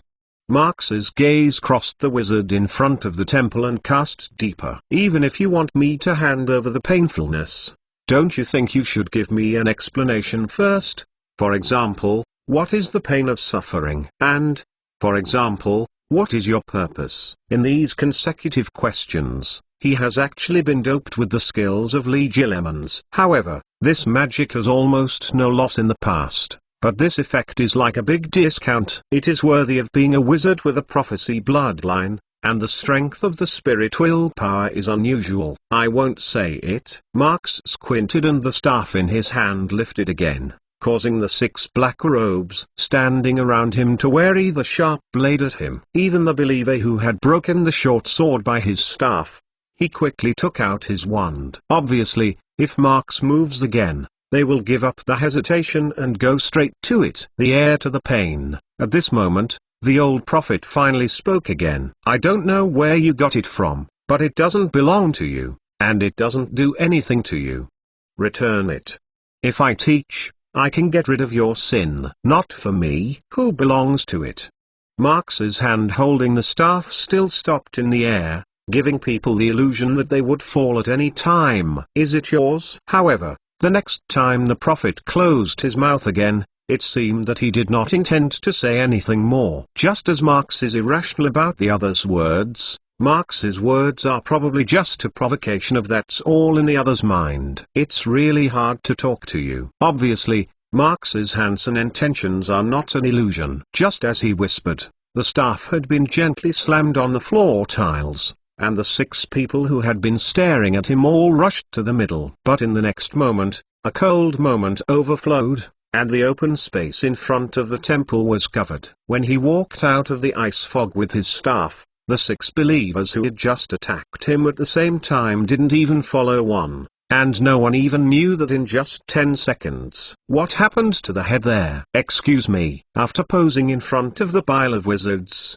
Marx didn't care if they could understand English and went straight ahead. However, I don't know if it's because the language doesn't work, or because they simply don't want it. In short, when Marx walked forward without saying anything, only a few people hesitated to let it go. Most other wizards, after a slight commotion, silenced again. Marx noticed that most people were unwilling to look back at the stone platform in the depths of the great hall when they found out that he wanted to be hard. Then, their mood of being slightly uneasy because they witnessed the strength of Marx was settled. It seems that the prophet's card is probably not such a group of people. On the contrary, the prophets are their reliance. As he thought about it, his footsteps did not stagnate, as if he couldn't see the group of wizards in front of him, and stubbornly stepped forward. 1 step, 2 steps, 3 steps. Suddenly, a few Indian wizards standing in the forefront felt a strange feeling,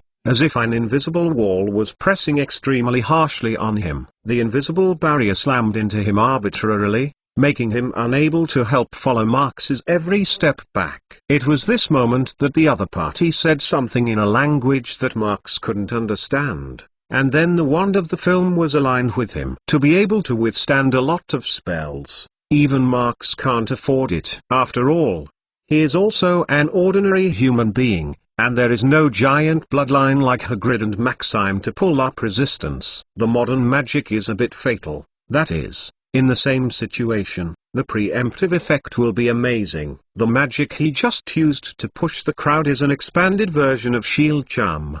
Originally used as a shield barrier for deflecting spells and physical entities, although the defensive ability is greatly reduced. The defensive ability can be greatly reduced, but it can produce unexpected effects when used ingeniously. I saw Marx slamming the staff forward, followed by a bunch of wizards. Only a few people standing on the side of the edge successfully cast an aggressive spell, but only burst into the air. Punch hits the various colored particles produced by shield charm. As for Marx, it has already passed through the crowd with ease and easily entered the great hall. Peng! With Marx's backhand, the door of the temple was shut down by him, and then it was a defensive curse that completely blocked the door. Just after the group of guys were shut out without any resistance, did they still have the strength to break into the door? You still don't? Forget it. There are so few light sources in the temple that it is almost full of gloom at first glance. Marx waved his stick and lit a radiant glow, then threw it gently into the air, and the great hall was bright. At this point, it can be clearly seen that in addition to the old prophet on the stone platform, there are 3 black robes on each side of the palace. If you count the 6 that you just rushed out, there are a total of 1 or 2. Is there really only such a person here? Of course not. At least Marx can still vaguely feel that there are obviously people hiding behind the Great Hall and the side halls on both sides. But the other party has not revealed the intention for the time being. No matter how many people there are, he doesn't want to say anything more. If he only tried to talk unilaterally, it obviously didn't make sense. He didn't want to talk to the air. Therefore, he simply closed his mouth and went straight to the carved stone platform along the scarlet red carpet in the center of the Great Hall. Block him. Because Marx went ahead without saying anything, the prophet finally spoke, but this time it was in modern Persian. Follow the command. Everything for faith. For faith. The black robes on both sides sang together and held the hilt of the lower back with the same 6 companions. Previously outside due to lack of light, Marx did not see the appearance of these believers too clearly. But this time, although they also wore hoods, the 6 pairs of cold eyes made him feel awkward. He is naturally not worried about the strength of the other side. Through the previous fight, he will understand that if these people have no other means, they will not pose much threat to themselves. The fast opponent, he has met enough. Like the group of Black Deaths that Voldemort had made in the past, the power, speed, and strength of the body are comparable to Dragon. It seems that the black robes in front of them are obviously faster. What he cares about is the cold eyes that he is very familiar with. Once upon a time, he was once in this state of insensitivity, and even spent a very boring time. Just as Marx was ready to solve the 6 people in front of him and then pushed the prophet on the stone platform, a magic power wave spread across the Great Hall. The next moment, 6 black robes disappeared in a flash. It was the old prophet. He seemed to be casting a magic similar to the disillusionment charm, hiding the figures of the believers. However, this stealth sneak tactic may have an indispensable effect on other wizards, but it is obviously impossible to cause a little trouble for Marx. Thus, when a group of believers disappeared in sight, Marx did not wave his wand. The 6 invisible magic sharp blades greet the 6 black robes in stealth with great precision. This is exactly what he got from Snape's Sectum Sempra spell, which is high speed, concealed, and killing. It's just right for it. But then, the weird movements made by the 6 believers made him stunned. Yes, just in the moment when the invisible sharp blade is about to hit the other side, the other 6 are actually in the same position, and they are perfectly avoided with a rather awkward movement. If others may not see it, because the sharp blade and the believers are invisible, Marx is seeing very clearly. His attack is completely evaded. What happened? In a very short period of time, he thought of a lot of possibilities. For example, the other party can also sense the magic power, and the other party can predict the danger, etc. But this is not a short-term solution. Although the thoughts in my mind continued, Marx's movements did not stop. Even if he was avoided by the other party, he still has a lot of room for a second or even third attack. Since you can hide, you can't hide without it. This time he no longer used the Sectum Sempra curse, but for a moment, the large flames of the waves, like the waves, surged in front of him, fluttering forward with a majestic momentum. In the past, Dumbledore liked to use this type of magic trick, because its basic spell, the fire spell, is very low consumption. But the actual use is unexpectedly excellent. Harry Potter's Book of Sin Chapter 686. Harry Potter's Book of Sin Chapter 686. The flames engulfed the 6 black robes. It is like a tsunami made up of flames, smashing the front and slap the past. Marx thought they might still be able to find a way to deal with it, because the 6 guys who had previously avoided the Sectum Sempra spell were enough to surprise him. However, they did not resist it. No, in the exact case, it was almost swallowed up by the flames of the sky with almost no resistance. Marx looked at the 6 groups of the body still braving the azure smoke, not a little bit of pleasure, but frowned and clenched the staff in his hand. The next moment, at the top of the staff on the ground, a faintly discernible ice blue rune silently dissipated. The old man is not right. Yes, just now, he originally wanted to cover up his actions with the majestic momentum of the flame wave, and then directly controlled the old man on the high platform with a cool rune. Although he is now enough to make anyone arrogant in terms of strength, he still does not want to deal with any rivals in the principle of lions and rabbits. On the surface, he can pretend to be casual and use his own contempt for the opponent's neglect, but in fact he is always the kind of guy who never wants to leave behind. But this time, Marx looked up at the empty stone platform in the depths of the Great Hall, and then touched the side halls and the space behind the Great Hall. Some worries could not help but climb into my heart. The old fellow was aiming at Marx's departure from the flames and the darkness of the rune. Earlier, the cooling rune has not started yet, then Marx can completely interrupt it. Later, if the cooling rune starts successfully, then he is afraid that he can't run if he wants to run. Therefore, both the timing and the decisiveness of the action indicate that the other party has undergone a very accurate judgment. In other words,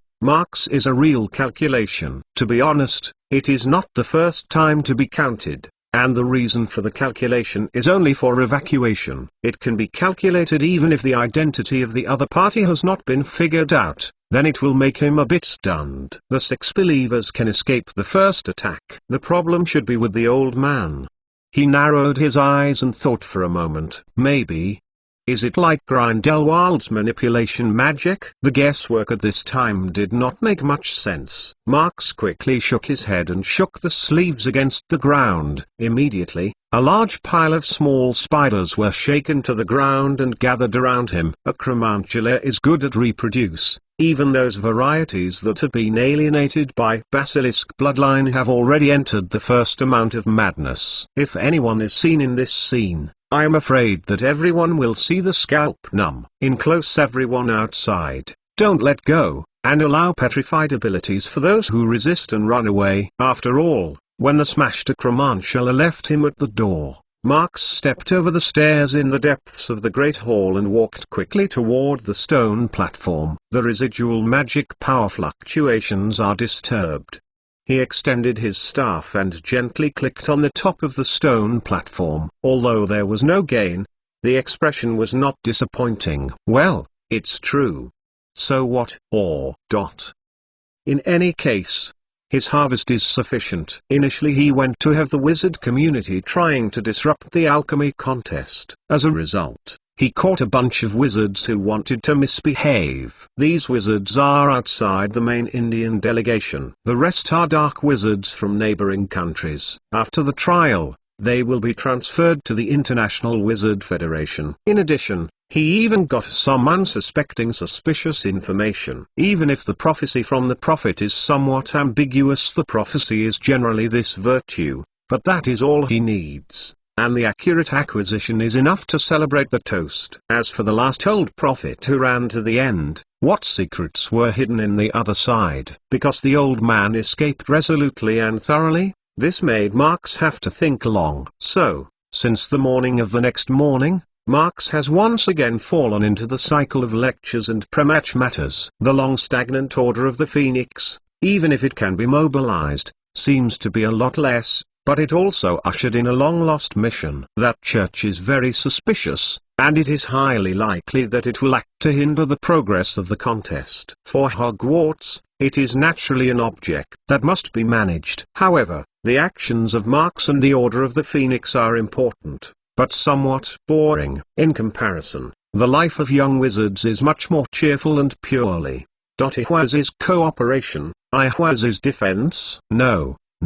This is an interpretation in Niven. If it is placed in Anglo-Saxon Focto, Ihwaz is actually a guardian.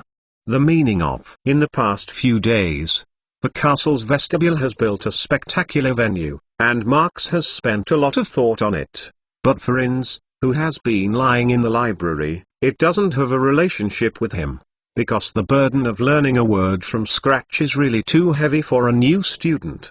He eventually gave up the most systematic and orthodox learning program, but instead placed the goal on the translation of the parchment. The text is enough to the extent above. Although he does not know that complete learning is not a bad thing, but he really does not have the mind to study in self-study. He believes that he will not choose to study the study of ancient runes in the future, even if the lecture is the same as Mark's McLawn. Now, the parchment that was originally placed on the round table in the Chamber of Secrets is about to complete the initial translation work. Of course, the quality of his rough translation is enough to make him rework and finish it several times. Athla, wealth, property, heritage. If you put it here, probably it means buried goods. No, if it is more accurate, it should be remains after death. At the corner of the reading table, Nth dropped the quill in his hand and then sighed heavily. This kind of work is too expensive, more than 10 times harder than practicing spells. At least he thinks so. After loosening the loose bones, Nth finally shook the manuscript paper in front of him. Because of several rework, this is not the first time he has seen this stuff, and it will never be the last one. Giving Lucky to come here. First of all, you can reach the Chamber of Secrets that I opened up. It must not be the most typical little sister. You may have the courage of Godric, and you may still have the intelligence of Rowena. Well, even like Salazar, there is a funny character with a seemingly cold, inner heart but an awkward sense of justice.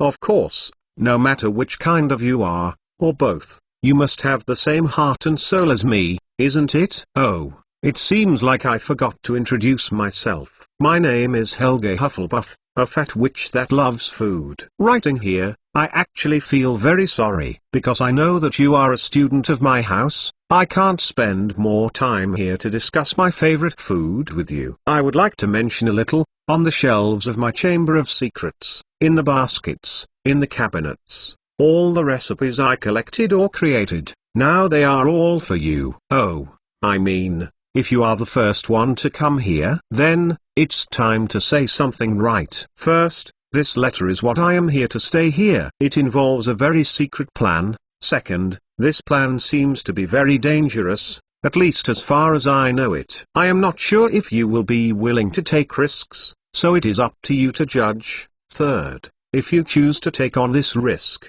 I believe that you will get a lot from this plan, but I have to remind you that the harvest often does not pay much. Fourth, I believe that you are a smart enough child to take responsibility for your choice. If you are still willing to continue here, go to the third girl's bathroom on the 2nd floor of the castle. Maybe you can find something interesting, but be careful with the guards there. Finally, don't worry, you still have room to give up before you need to make your next choice. You are a lucky person, or you can't find this legacy Chamber of Secrets. Therefore, I sincerely wish you all the best to live your life peacefully and freely like me. This is a letter, our letter left by the founder of Hufflepuff, and it can be said to be a somewhat confusing guide. In this letter, the danger has been mentioned many times, and it seems to come from a plan. A plan for the coexistence of risks and opportunities. Even though Inns has seen it many times,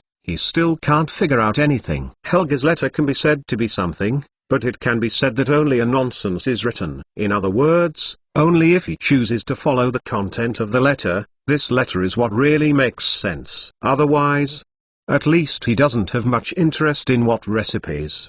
The third girl in the 2nd floor of the castle washroom. There is always water coming out under the door? Inns recalled on the back of the chair. There is no one to go there. Or find a time to see one. Look. But before that, still have to be careful about Alexander's kid. Don't be noticed by him. Thinking of this, he couldn't help but sighed. It's an annoying kid. Harry Potter's Book of Sin Chapter 687. Harry Potter's Book of Sin Chapter 687. The action of Marx has led to a reduction in the number of international alchemy contests. The Indian delegation, which was identified as holding a plan to disrupt the event, was immediately deprived of the right to participate by the current president of the International Wizard Federation, Mr. Babajid Akinbad. Although from a specific inquiry survey, this delegation seems to be showing signs of being controlled by magic. But this matter is related to the stability of the world-class event. No one will go to take Nicholas Flamel's alchemy heritage as a bet, so no one from the beginning to the end has helped them to say good things. However, although this kind of break before the game, it seems that it will have some adverse effects on the game. But from another point of view, Marx's behavior shows the ability of Hogwarts to maintain the normal maintenance competition. In fact, the cross-border arrest of the conspiracy group headed by the Indian delegation has been published on the wizard newspapers of various countries. The latest news of the opening of the International Alchemy Contest is clearly listed in the international news headlines. Yes, the International Alchemy Contest has finally opened. I believe everyone knows that Hogwarts is my alma mater. To be honest, today, I feel sincerely happy for my alma mater. Welcome everyone here. With me, with Hogwarts, and the whole world, witness alchemy is one day in the era of rays of light. A strange building has been built on the lawn in front of the Hogwarts castle. It looks like a huge wash basin, but the edges are taller. To give an example, this is a mole stadium that raises the audience. At this moment, on the round table built in the center of the stadium, a familiar man is standing proudly, and through his voice fling mantra. His speech is conveyed to every guest sitting in the audience. That skilled Roy Lockhart. In recent years, the Britain Magic Circle is the most popular.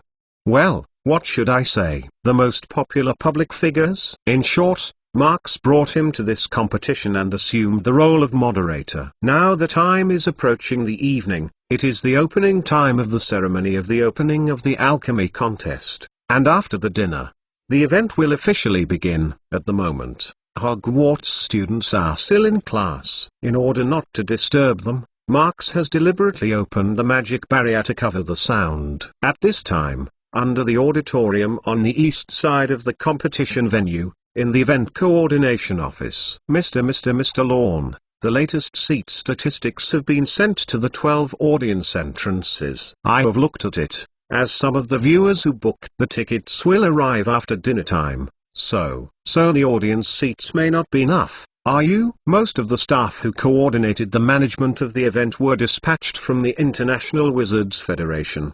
The assistant in front of Marx is naturally the same. The promotion of this competition is very strong. The seat is not as it should be by rights. Didn't I say it earlier? I can't use it as another Quidditch World Cup.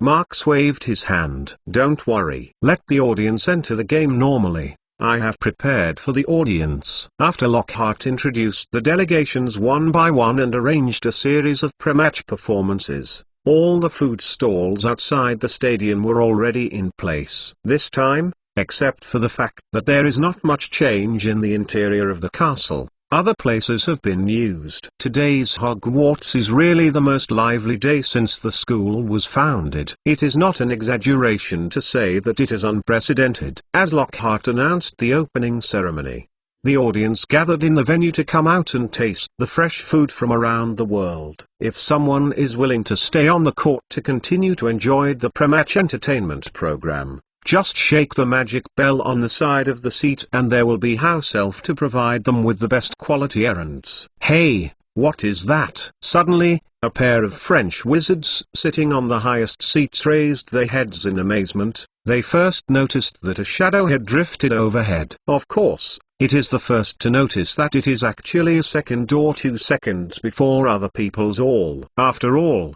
suddenly there is such a big thing floating in the sky. It is a fool who can quickly find out what is flying. Is it a new show? Oh, maybe it's a big carriage. Is it a late delegation?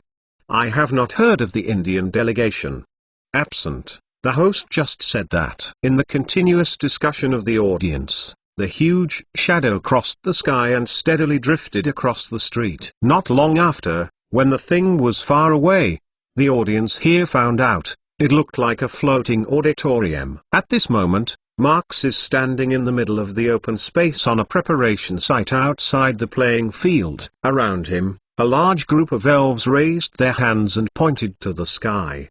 Yes, go a little further, aim at the bracket there. Be careful. If you fall down and hit someone, you will go back to the island and get ready to take the penalty. Go down. And then, temporarily adding so many seats is not a matter of no difficulty for the wizard, but it is not entirely impossible. Under the command of Marx, The elves worked quite tacitly. At least he thought that the elf could be much easier than humans in doing this kind of collective coordination. "Okay, just keep it," he said as he stretched his staff and pointed straight ahead. "When I strengthen it, I can start moving the next one." And almost at the same time, Hogwarts finally came to school. The young wizards, who have long been waiting for a long time, rushed out of the classroom and laughed and walked towards the colorful world outside the castle. Although they do not have the right to participate in the competition, it is still possible to enjoy this competition as a viewer. "Today's breakfast time," announced by Professor Mcgonagall personally. "You can freely go to the outside food stalls after school to take a few laps, and fill your stomach." "Hermione, you said Marks will play today?" "Just the district alchemy. I bet he will be." In the foyer, Ron asked with great enthusiasm. Look at his proud face, as if he is not talking about Marks, but his own. But Hermione, who has always been rigorous in knowledge, hesitated and shook her head. "I don't know," she hesitantly said. "At least the previous Marks should haven't been studied. Anyway, I didn't see any information about alchemy in him. But that's the same thing. Now, hey, I heard that this game is going to fight for him from start to finish," Ron said excitedly. "If you want me to see it, he must have studied it." "Well, it's really a look." And next to Ron, Alexander, who recently approached their ticket, was tangled. "Miss Granger, what is alchemy?" "I flipped through the library a few days ago, but I still didn't understand it." He was depressed and said, "What 4 elements and 3 elements? What decomposition and transformation? There is a messy alchemy symbol table." All said, "Call me Hermione." Hermione laughed. "Well, because Hogwarts doesn't have an alchemy class, so I just read it myself in the book. The book says that alchemy is actually divided into matter and spirit in 2 big directions, if you want to understand." "Hermione, Alexander, don't say this now. Anyway, you can have a real impression when the game starts." Harry screamed and screamed. "Come on, my stomach is hungry." Obviously, the big guys are all looking forward to this grand event like a celebration. Everyone is expressing their joy in their own way. However, when the students were mostly excited to go outside the castle, there were always 1 or 2 unsocial guys. But they stayed in the castle and didn't want to move. Instorm of Hufflepuff House is without a doubt one of them. Is the soundproof magic cancelled? In the common room, Inns, who had just returned to the bedroom to drop the bag, said with dissatisfaction, "It's really noisy. Annoying." He paused in place, touched the piece of paper in his pocket, and the wand inserted inside the robe. "Go out all. Go out. Let's join in the fun is the stupid thing that stupid people should do most." Enns thought secretly, "It's best to leave alone in the castle, so no one will bother me to do things." After thinking about it, he once again confirmed what he was carrying, and he took a big step to the door of the common room. It was unexpected to come to the underground corridor outside. The noisy vocals that come from outside are completely obscuring his footsteps. This is an excellent time to explore. Inns went all the way to the 2nd floor of the main fort. The middle section of the corridor on the left-hand side was the 3rd girls' bathroom mentioned in the letter from Helga Hufflepuff. On the bathroom door, the repairing sign was hung as usual, and the door edge of the lower edge was still bleeding out of the door. "It's here." He stood in front of the door, and then carefully pulled out his wand. "There is a guard in the letter. Listen to Senior, there is a female ghost in this bathroom." "Is that? What unique power does Ghost have?" In order to ensure that he was prepared as much as possible, after he translated the contents of the parchment, he collected a lot of related materials. It included the ghost of the weeping in the bathroom, naturally, and the legend of Harry who had braved the Chamber of Secrets. "Hey!" Inns reached out and gently twisted the copper doorknob in front of him. Harry Potter's Book of Sin Chapter 688. Harry Potter's Book of Sin Chapter 688. Hiss. After unscrewing the lock tongue of the bathroom door, Inns quickly slid the door handle of the brass door while pumping the air. "How long has this bathroom been used?" And what is the meaning of the magic spell above? The gates of the girls' rooms in Hogwarts Castle are cursed, and only women can safely touch the door handles. If the boys want to open the door, it is not absolutely impossible, but how much is going to suffer? Ins gently licked the right hand and felt the numbness still remaining on the fingertips. When I opened the door, the kind of charcoal that burned like red was so unforgettable. Even if he was psychologically prepared, I almost couldn't help but let go. Oh, the door leaf is actually quite new. It seems that it was not long before it was replaced. Because of the accumulation of moisture all year round, the hinges of the fixed threshold will soon become stagnant, and the sound of the door can be opened. Of course, today is not the same. After all, it's noisy outside, isn't it? As soon as he opened the door, he found that the girls' bathroom was as dull and cold as he expected. There were large swaths of water on the walls, and some water droplets gathered along the cracks on the wall, leaving a few straight dark marks at the root of the wall. On the opposite side, a row of dirty and cracked sinks looked a bit awkward, and on the wall above the pool was a large mirror with the same stains, and a twist on the right side of the mirror, folded gaps. Ins went a few more steps forward. There was no water everywhere, and even the place without obvious water stains was still a little slippery. There was a rather disgusting touch on the soles of the feet. Speaking of it, there are several candle holders on the left wall, and there are still a few candle lights on it. But the flames on the heads of the candles are too weak, and the light they emit can only barely let us see the outline of the each and every one compartment on the right. It can be seen that the door in the single room in the innermost part has completely fallen off. At this moment, it is lying quietly on the ground, accompanied by the dirty water that is not really cut. By the way, the taste of this broken place is really unforgettable. Just then, Ins, who was walking step by step, suddenly stopped, because he seemed to hear something suspicious. He thought it was a very soaking sound, because he knew that the ghost that had been hiding here all the time always cried alone, so others called it moaning Myrtle. But when he stopped and listened for a while, he felt that it was not like a female child sobbing, because the voice is vaguely still with some tones, not so much sobbing. It is better to say that it is a singer. Myrtle! Ins screamed tentatively, his voice echoing in the bathroom, as if it had been magnified a lot, and the snoring gave him a cover. At the same time, he changed his left hand wand back to the right hand. Even if his fingertips are still somewhat numb, he can't take care of these little hairs. Soon, the echo of his speech settled down, but the sound of the singer that had previously run out disappeared. The first quietness was restored in the bathroom, leaving only the unspeakable breathing of Insna, and the ticking of water droplets falling between the cracks in the pool. Just when Ins couldn't help but want to go directly to check the compartment, a petite voice broke this slightly cold silence. The voice whispered slightly, "Little handsome, good evening. Is it looking for someone?" While the other person was talking, Ins saw a white silhouette floating out of the innermost compartment. Although the single room has no more doors, but the other party still does not have the meaning of walking the corner of the single compartment directly from the body of the past. Are you a Myrtle? Although there isn't any scene you mentioned by Ins, it is dangerous to say that this ghost, but he still clenched his own wand. Oh, it's right. Myrtle pushed the round-rimmed glasses on the bridge of the nose and wandered in front of Ins. How come the little guy? People don't seem to have seen you. Hey, I've been here for a few years.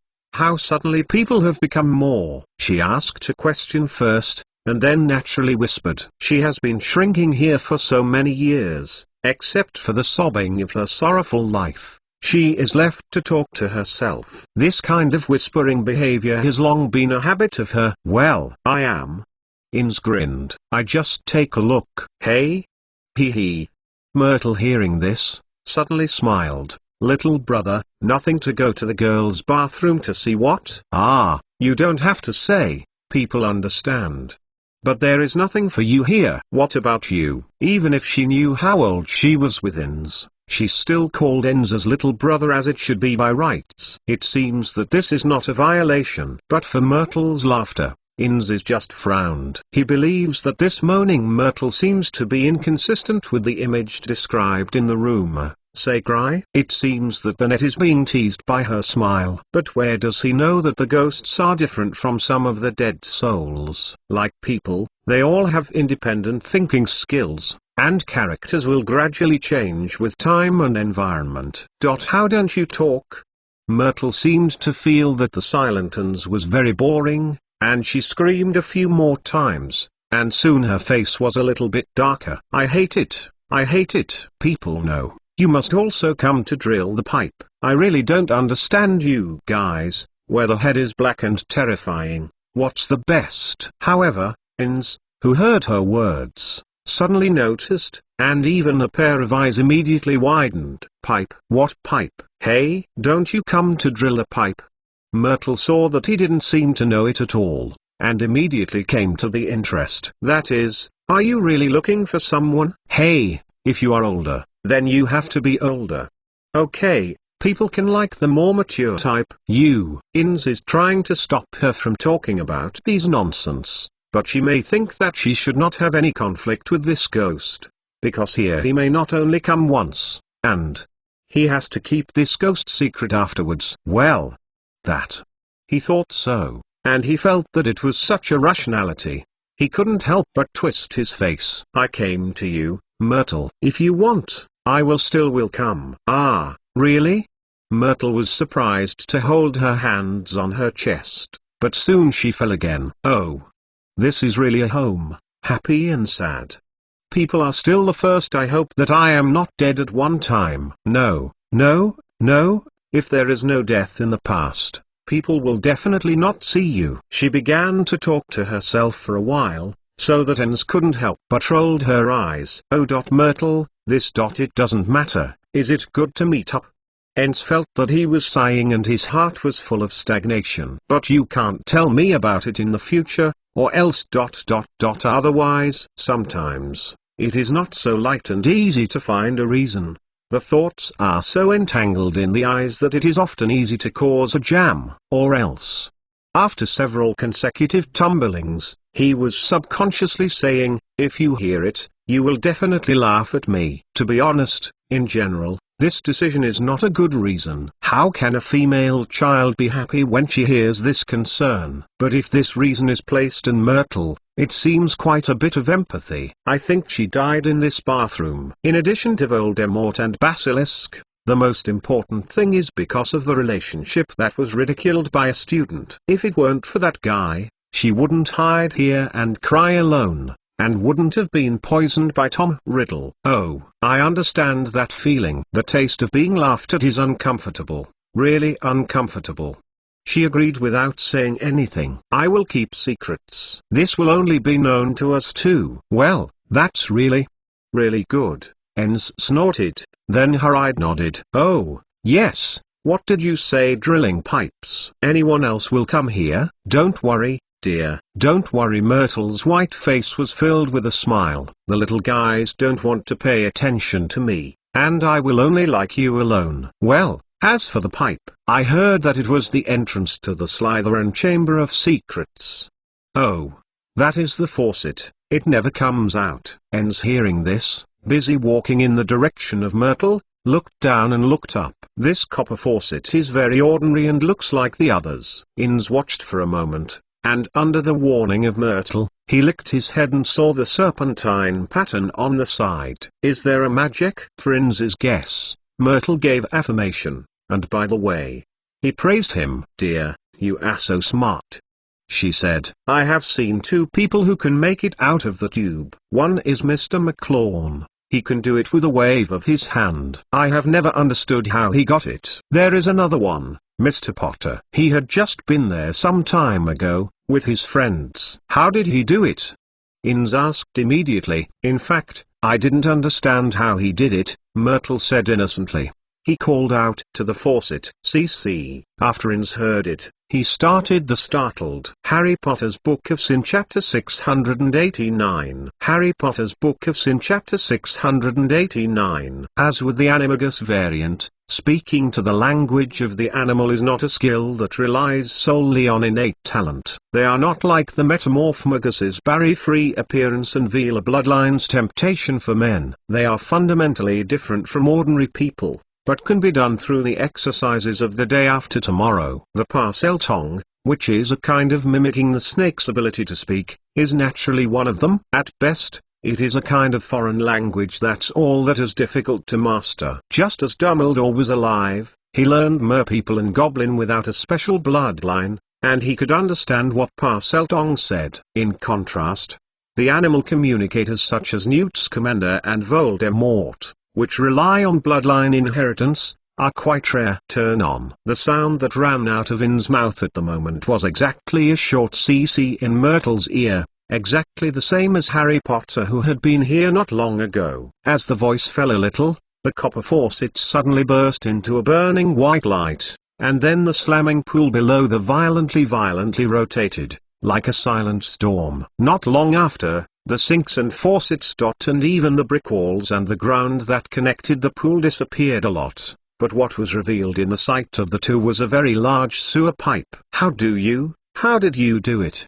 Myrtle snorted, her mouth with his hands open. They are also facing the faucet CC ? Why is it not? I do not know either. Inns returned with a word, and immediately probed into the black tube. His answer is actually not a mess, because he only knows that he seems to be able to talk to snakes in the grass near his home from a very young age. It's just that snakes can only make some simple responses, and they're basically the ones that don't care. After a long time, he gets bored. However, Inns did not expect that this small ability, which seems to have been useless, suddenly came in handy today. Oh, look, is it black and terrifying? When Inns stretched his neck and slammed into the big pipe on the ground, Myrtle followed in, but it didn't seem to dare. It's too close. It used to be a monster here. It seems to be a big snake. But later it was defeated by Mr. Gilroy Lockhart. There is also a special performance. She whispered there, but Inns seemed to be thinking about it, even if she didn't even look at her. After a while, Myrtle returned to Subwoodup from talking to himself. What are you thinking about? Do you want to go in? Myrtle fluttered in the air. I don't want to. I don't want to be afraid of this big hole. Although because the brave male child, it's really fascinating. Buttons, after considering it for a while, shook his head gently. Shut down. The word he still said with Parseltongue, clear and accurate, but more than the original Harry. As he hurried down, the pool quickly returned to its original appearance. Right, don't go in, just stay on top. You, Myrtle. Enns suddenly interrupted the other person's words. I'm going to pick something up and come back later. If you meet someone else, remember not to tell me what I have been here. After more than 10 minutes, in the dark and damp underground pipeline, Inns was gliding fast in this intricate large tube. His thin lips clenched tightly, his feet slamming down, and his arms were very tightly holding a very common broomstick. This pipe is very large, at least much larger than the other amps around it, and it is perfectly fine to accommodate 1 or 2 people. However, the inclination angle of this pipe is too large, and the wall of the pipe is still sticky and wet everywhere. It is difficult to come back easily. Therefore, even if Inns did not show excellent flying innate talent in several broom flight classes, he also deliberately ran to find a broom for school practice. Even if it will be difficult to fly at that time, it will be much better than not going back. In the process of continuous decline, Inns felt that the direction of this pipe was very complicated, and there will be a tortuous loop every time. If the difference in pipe size is obvious, he is really afraid that he will get lost here when he goes back. Finally, when Inns felt that he had already reached the deep underground of the school, the slope of the pipeline suddenly slowed down, and then he was thrown straight out.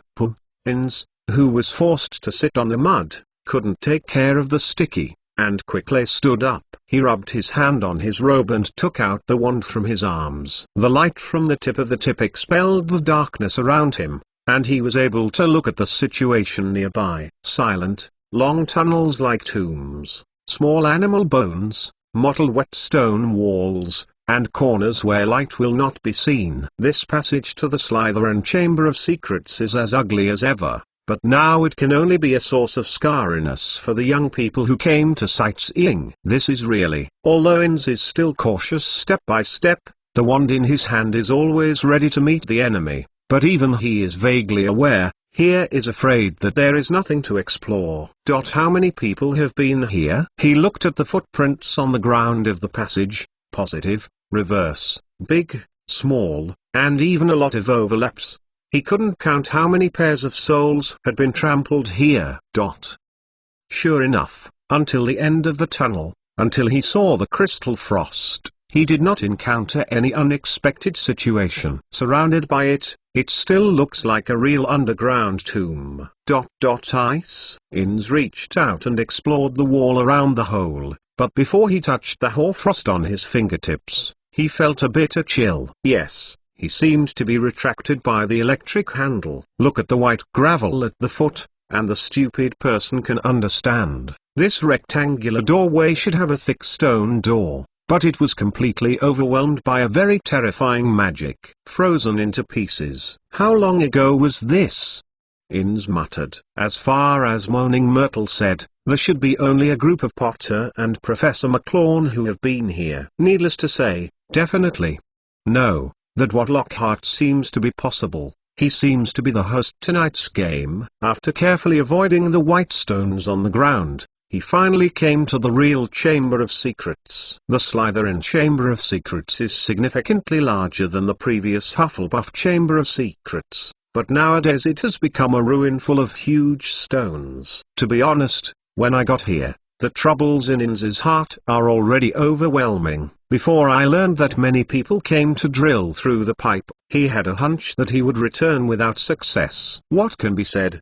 The parchment is also translated by his boss's mind. Even if there is nothing to lose, he also has at least a hint of come in and visit. However, what is worth visiting in this broken place? Are they detonating a pile of explosives here? Inns couldn't help but find that he couldn't even find a target to blame, because he went up to find out who actually gave it up demolition, and actually removed it so thoroughly. He was heavily sighed and walked a few more steps. He found that he had turned around and turned away when he found nothing but stones. Just as he was about to turn around, a touch of green eyes suddenly appeared in his vision, making his heart jerk. There is something. What is that stuff? However, this excitement was only maintained for a few seconds, and was quickly diluted by another idea. How many people have come? Even if there is any secret, it has long been a secret. That's what it is. Buttons still holds the wand with the broom, and with a look of incompetence goes deeper into the Chamber of Secrets. Soon, he discovered the source of the green glow. It was the brilliance that emerged from somewhere in the wall,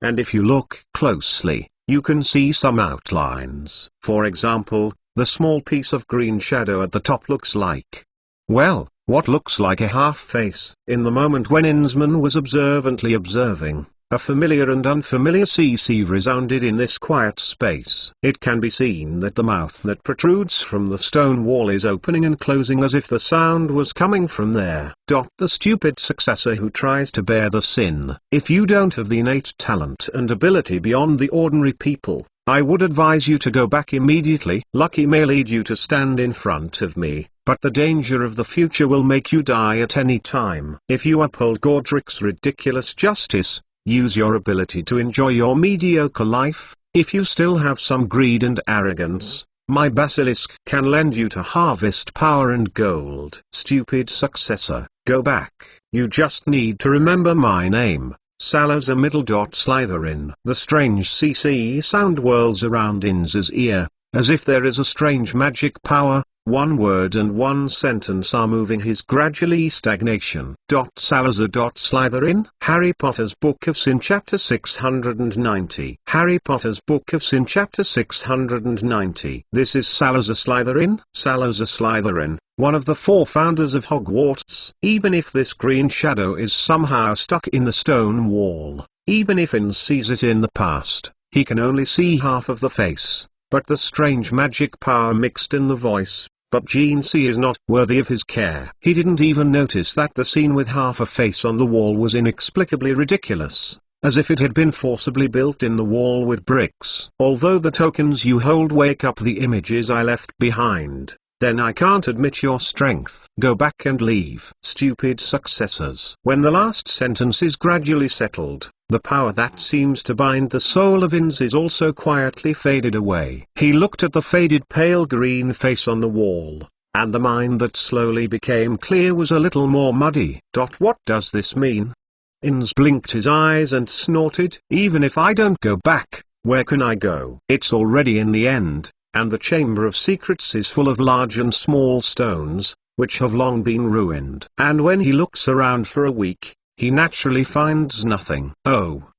He shook his head and said to himself, maybe there was something before, but now there is nothing left. What's the basilisk? Power and gold? It is estimated which one has long gone. The guy of bullshit luck gave away. Inns's side is squatting, and when he turns around, he goes back. It's just a matter of whitening himself. I don't know what ancient words to translate, but don't have time to practice the curse. However, he did not notice that the white face that almost disappeared on the wall suddenly became solid again as he turned to take off the first step. Yes, whenever he takes a step, the green shadow that was originally turned into a little green light particle will be followed by the one point. And as Inns walked step by step to the central position of the Chamber of Secrets, the strange and inexplicable force suddenly entangled his heart. Inns trembled under his feet, like a stone carving, froze in place. If it is a stupid person who inherits from Godric,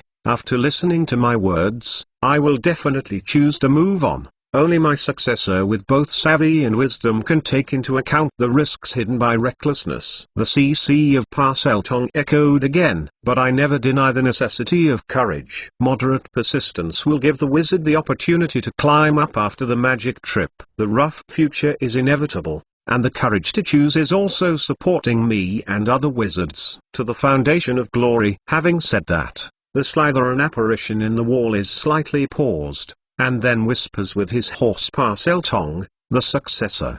Now, come back. In the seemingly irresistible words of Salazar Slytherin, Inns turned his hands and feet stiffly, and he could even hear the squeaking sounds in the joints that were not working together. Then, show me your perseverance that has been recognized by Helga and come back to me. Now, even Inns, who doesn't know much about magical theory, understands it. The power that makes his body and mind look like rust seems to stem from the voice of Salazar Slytherin. It's just that he doesn't know that the power is actually derived from a language. Only those who understand Parseltongue will feel this kind of terrifying soul bondage. CC, haha. The sound is still going on, but this time it has become a meaningless Parseltongue syllable. But there are some more wonderful rhythms. The burden is getting heavier and heavier. It looks like. I don't agree, I can't do it. Inns grinned hard, and then clenched his teeth and took a step forward. But this is only a step. Let him feel the pain of powerfulness. It is not a heartbreaking pain, but an unspeakable burden, just telling him that he is afraid that he will never forget this night. Innocent disaster. If Marx is here today, he may be aware that Salazar's understanding and use of the rules of the soul has reached an extremely high level. Inns is still moving forward, and every time he takes a step, he has to pause for a long time. As Slytherin said, he can only rely on his own perseverance. Maybe it will end it all if it falls, and Inns is vaguely aware of this. But at this time, which other man would choose to lose? At least he is never willing to admit that he has a weak part. Think about it, how easy is it to leave when you leave? But now, He has personally realized that sometimes a few steps will become a torture that seems to be in the foreseeable future.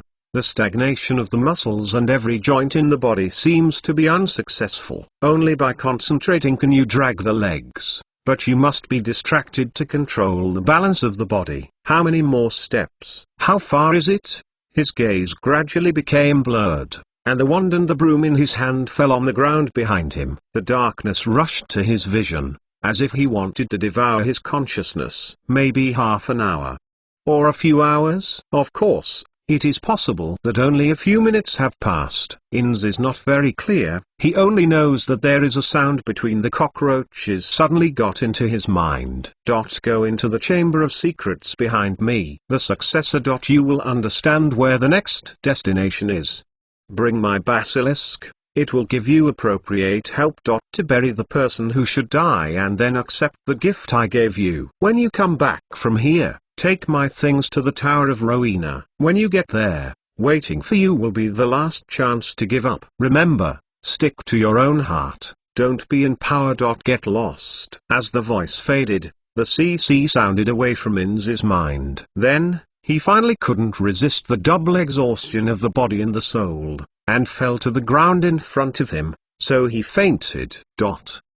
Almost at the same time Inz was fainting, the first batch of contestants in the International Alchemy competition outside the castle were already preparing for admission. In the center of the stadium, surrounded by a large audience, a gold-plated workbench with a circular circle has been placed at this moment. And over the stadium, a huge giant hourglass is gaining momentum. The so-called alchemy, especially the research direction of material refining, is naturally concerned with the manufacture of various peculiar alchemical products. Right now, Marx is sitting in the front row of VIP seats, and next to him is Professor Mcgonagall and Ministry of Magic Scrimgeour. Behind them, Sarah and Fat Noah, who are members of the general jury, are sitting side by side here. Mr. Lorne, what do you think? Scrimgeour is still a serious face as usual, but his tone of conversation with Marx is with a little closeness. In this first batch of players, do you have a good candidate? Marx knows very well that Scrimgeour wants to ask is there a good candidate for you? He just saved the word unknown. Due to the amount of benefits that can be finally obtained, there are definitely a lot of people in the VIP circle closest to the stadium, and they are trying to find out more potential alchemists than others. And those alchemists who have the strength and the brain, I am afraid, are also trying their best to make their own future, because they know very well that their final ranking will be the free choice of future recruiting chips. Well, I am not very familiar with alchemy. You listen to it, but don't take it too seriously. Marx said casually. This competition, Africa and Mesopotamia should be a delegation. There will be a lot of eye-catching performances. As for the scattered players, this is the most prominent in the first batch. It should be the man wearing a mule tuxedo. Scrimgeour followed Marx's gaze and quickly found what Marx said from the players who were still waiting for the game. It was a handsome middle-aged wizard, and the old-fashioned black tuxedo and lined white shirt were worn on him, and it seemed to be pleasing to the eye. However, being handsome doesn't mean strength. That man. How did you see it? Scrimgeour asked curiously. Oh, I said it shouldn't be too serious. Marx smiled. I saw him briefly before the game. Where can I see that the strength is not strong? I just think he seems to be quite calm. You don't think? Hey, Scrimgeour raised an eyebrow, a little helpless. Location nodded. Yes. Marx didn't care about the troubles of the Ministry of Magic. He thought about it, and suddenly he turned back and pointed out Sarah and Fatty behind him. What do you think? Reproductive, hearing this, suddenly stunned his head. Huh? You ask me? He scratched his scalp with a depressed face and spread out both hands. Said, you ask me who I am going to? Marx didn't care about this Fatty, even though it was a son of the Hohenheim family, and it seemed to be the only heir. On the alchemy side, I have never seen any signs of strength. He nodded, and he went to Sarah's face again. Perhaps it is a little bit of apology for repeated refusal to participate in the competition, or perhaps because it has nothing to do with its own interests. Anyway, Sarah is not perfunctory. After she looked at the scene, she shook her head slightly. "Well," Sarah whispered, "Professor McClone, I think you are right." Harry Potter's Book of Sin Chapter 691. Harry Potter's Book of Sin Chapter 691. Just like in Marx's mind, something like alchemy should be very profound mystery. Before this game, he read a lot of information for this, and deeply realized the complexity and ingenuity of this knowledge. In theory, as long as you have enough information and a sufficiently accurate theory, everything can be obtained through transformation. Coupled with the small game left by Nicholas Flamel and Sarah's spiritual refinement, he left a deep impression on him, which made him look forward to the event that gathered a lot of alchemists. However, when the judges announced the title of the first batch of the first game, when the players started to calculate on the manuscript paper, Marx suddenly disappeared. At the moment, the judges' seats are over, and the huge curtains swaying in the wind are spreading out of the air under the influence of the curse. The above text can be clearly seen even if it is 100 meters. Convert the raw lead ore into a copper spoon. Looking at the players in the field, the Marx is completely paralyzed. He turned his head in a strange look and asked to Professor McGonagall, "Professor, isn't this the 6th-year topic of alchemy magic school in the United States?" "Yes. Although Hogwarts does not have an elective course in alchemy, other schools may not. Just like the IFA money mentioned by Marx, they have the teaching content for the students." "Yeah, what's wrong?" Professor McGonagall nodded. "The difficulty with this topic is to build a spoon shape with a smelting array, I think. The more the fine judges give, the higher the score." "No, I don't mean this." Marx wondered. "Although my understanding of alchemy may not be enough, I will put the subject of lead copper conversion into a formula. In the big game, is it a bit too much?" Professor McGonagall is trying this, slightly nodded. "I know what you want to say, just, this is the level of the vast majority of alchemists on the world." Fatty Noah, sitting on the back of Marx's oblique position, suddenly bent over and got together. "Our home old fogey said that the alchemist of the modern magic circle has become too little, and at least half of them are potion divisions. He said, alchemy this stuff. Now even the alchemy symbol table is not complete, but there are still a lot of seemingly remarkable refining formulas and refining drawings that have been left behind, many of which can be seen and cannot be used." After a complaint from Fatty, Marx understood a lot. If you think about it, if you make a rune map in the case where the Phoenician magic list is incomplete, although it can be replaced by other magic combinations, the difficulty of constructing will undoubtedly be much higher than the original. So let's say, he thoughtfully said, is the flexibility to use the surviving alchemy symbols to create a more refined and efficient refining array, which is the embodiment of the modern alchemist's ability gap. Just as Marx suddenly pondered the polarization of the modern alchemist's strength, Sarah's voice rang coldly. "The selection of the judges is very reasonable," she whispered. "Alchemy essentially transforms something into a pair by essentially understanding the materials, or spiritual understanding, decomposing and reconstructing, a process in which others have something of value. Fundamentally, the meaning of giving someone a thirst for death is the same as giving a gold coin to the poor." Sarah's words are actually quite clear. What she means is that even if the process and results of the conversion are inconspicuous, as long as someone needs it, it is valuable. However, although Marx knew these things, he still lost a lot of interest in the game. After all, he didn't plan to study alchemy in depth. When he thought about it for a while, he had to look at the judges to evaluate the copper spoon. He felt a sense of drowsiness. Forget it. After all, this is only the first round of screening, he secretly calculated. At least I have seen a few mighty wizards before, and I will probably become more and more puckudgy in the future. In today's Alchemist, the top batch is a lot higher than the average. Even if world's top alchemy master Nicholas Flamel has passed away, at least some other geniuses are right. If this is the case, the competition is worth looking forward to.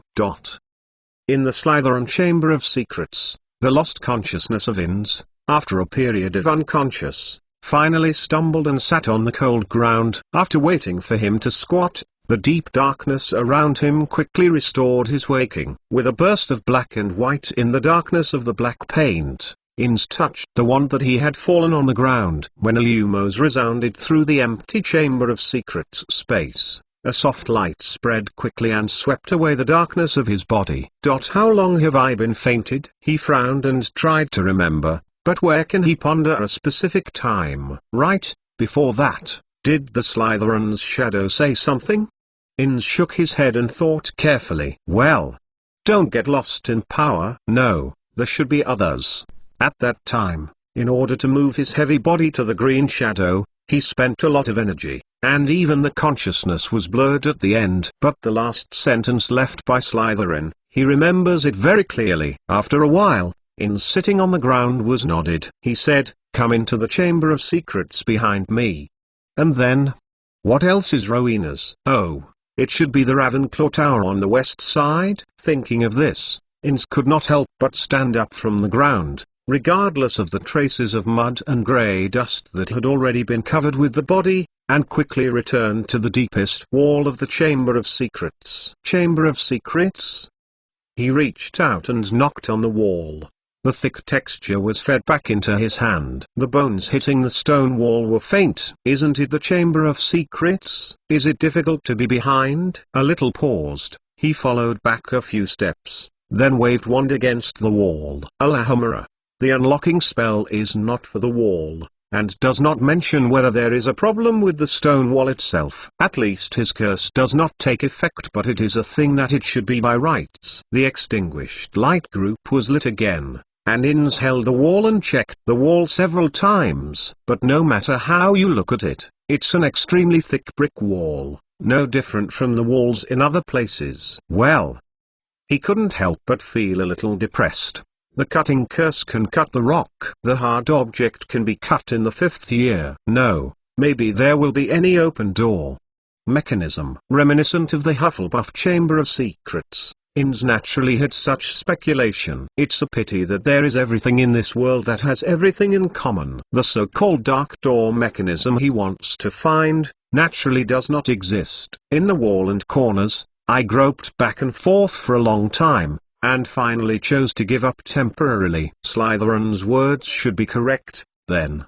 His secretly thought, yes, the more the wall is not destroyed, the more likely it is to have something left there. With such a thought, although the self-consolation component is quite strong, it still makes him somewhat patient. Just next, what should I do? I have experienced such things in this Chamber of Secrets, and I have suffered a lot. If I let him go back, it is very unwilling. Inns touched his trouser pocket and he was still hesitating. Lucky chocolate is not much, and in the case of not getting the fulling agent to make up, it is natural to eat one less. Besides, taking fulling is limited by both dose and time. Even if there are more potions, he will not make fun of his body if he knows that there are confirmed side effects. After seeing this ruinous Slytherin Chamber of Secrets, whether or not to use precious lucky chocolate here is a real problem. In case of entering the Chamber of Secrets in the Chamber of Secrets on the other side of the wall,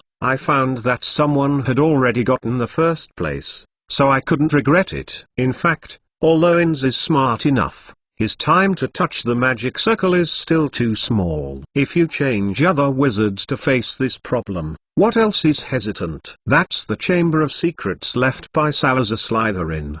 There are so many people in the world who want to see them all at once. Fortunately, Inns decided to bet on a gamble after thinking about it for a while. Well, he still vaguely remembers that Slytherin seems to have mentioned gifts and the like, isn't it? I saw him licking his left hand, took a deep breath, and then took out a piece of chocolate from his pocket. Right hand tip, the emerging light falls on the tin foil wrapped in chocolate, reflecting a faint golden halo. It is as if you can see what good things can be seen in that layer of halo. This is the power of the fulling agent. Peeling the golden tin foil, Inns stuffed the chocolate into his mouth and chewed it hard. In the next second, when the first sweet chocolate pulp mixed with saliva slipped into the throat, The wonderful feeling of taking falling agent once again invaded his body. Oh, what about the fruit? When he was about to reach out to the wand in his hand and try to do something, a strange feeling immediately made his arm froze. How?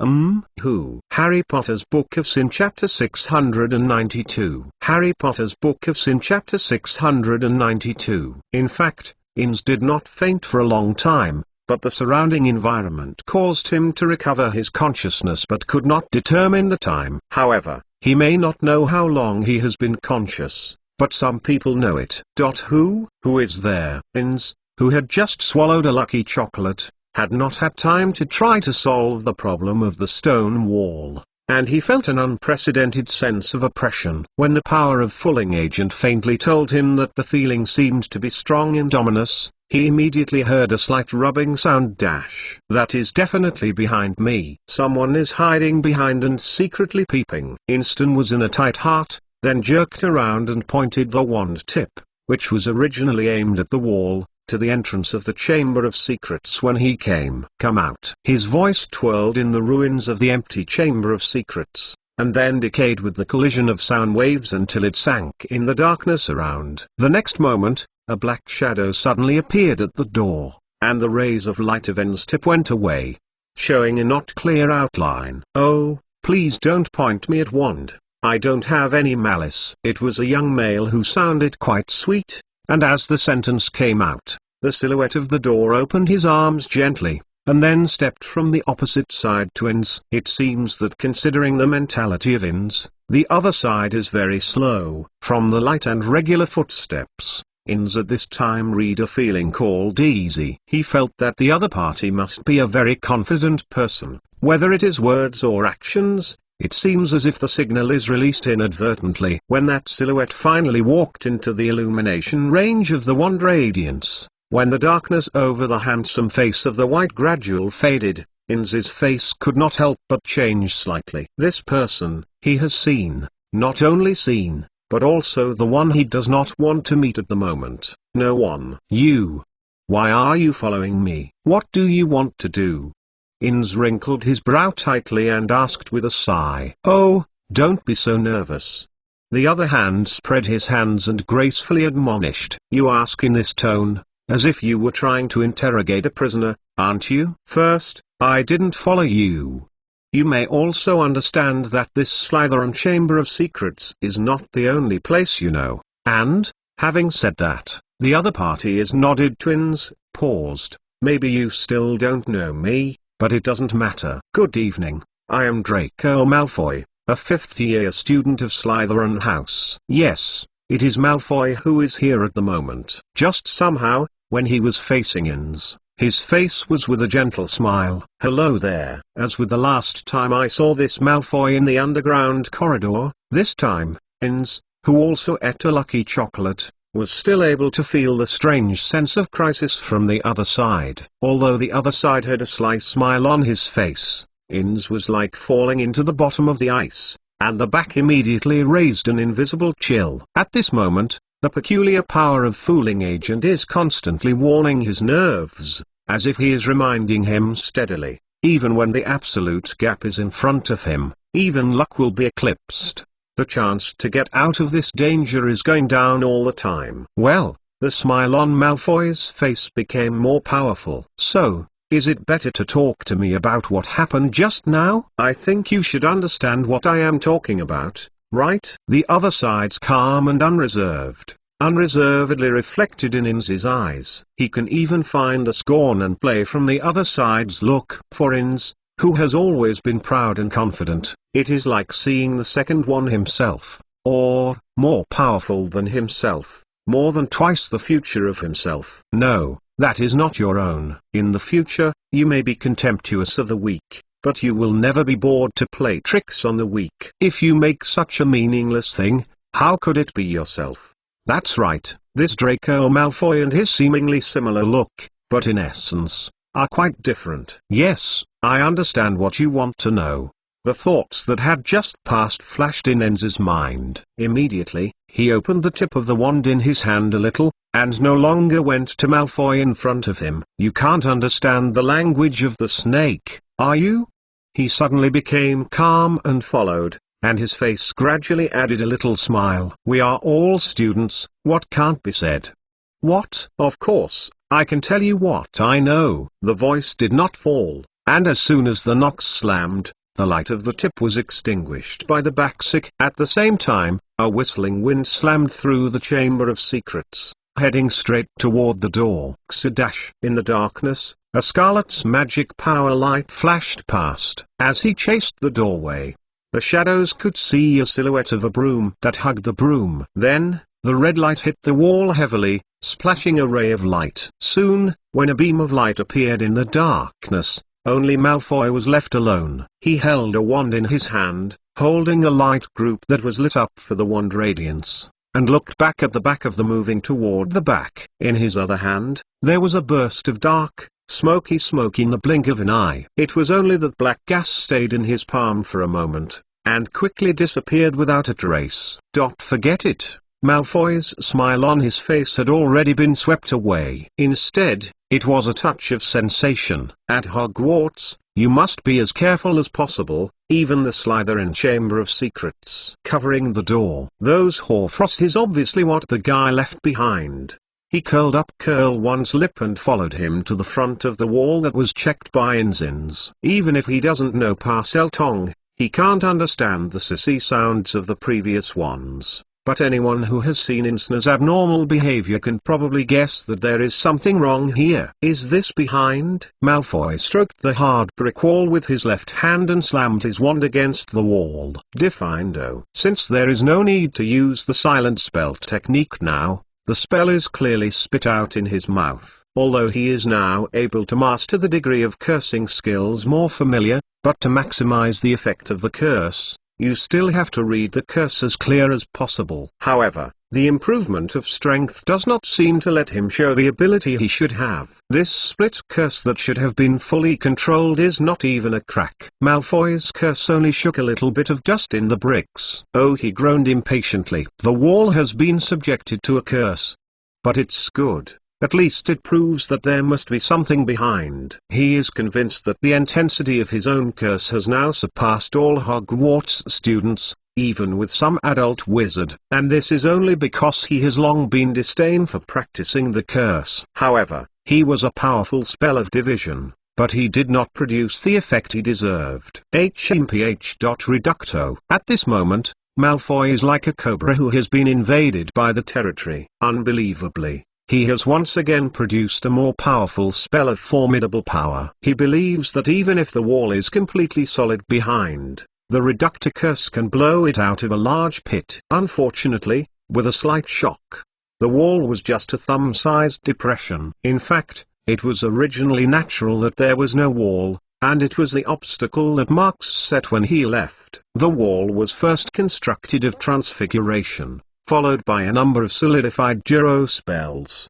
and even a whole piece of stone wall near it became hard. Of course, this is not like the strength of rule attached to Dumbledore's hail. It is still included in the general scope of modern magic. Malfoy's eyes twitched slightly, and his left hand twitched the black smoke again. This time, he decided not to worry about it anymore. Boom. At the moment, both students and professors, even Marx, have gone to the outside to watch the game. And this Slytherin Chamber of Secrets is deep in the castle. As long as you don't use this very special force to attack others, just a wall, it is impossible to be immediately noticed by people. When Malfoy's left hand was wrapped in black air and fell to the wall in front of him at a very fast speed, a heavy muffled sound suddenly swayed in the Chamber of Secrets. Kazakh, Kaka. Another burst of dust scattered down. Several cracks appeared from the place where he fell, and spread across the wall. His fierce punch not only smashed a pit on the seemingly indestructible wall,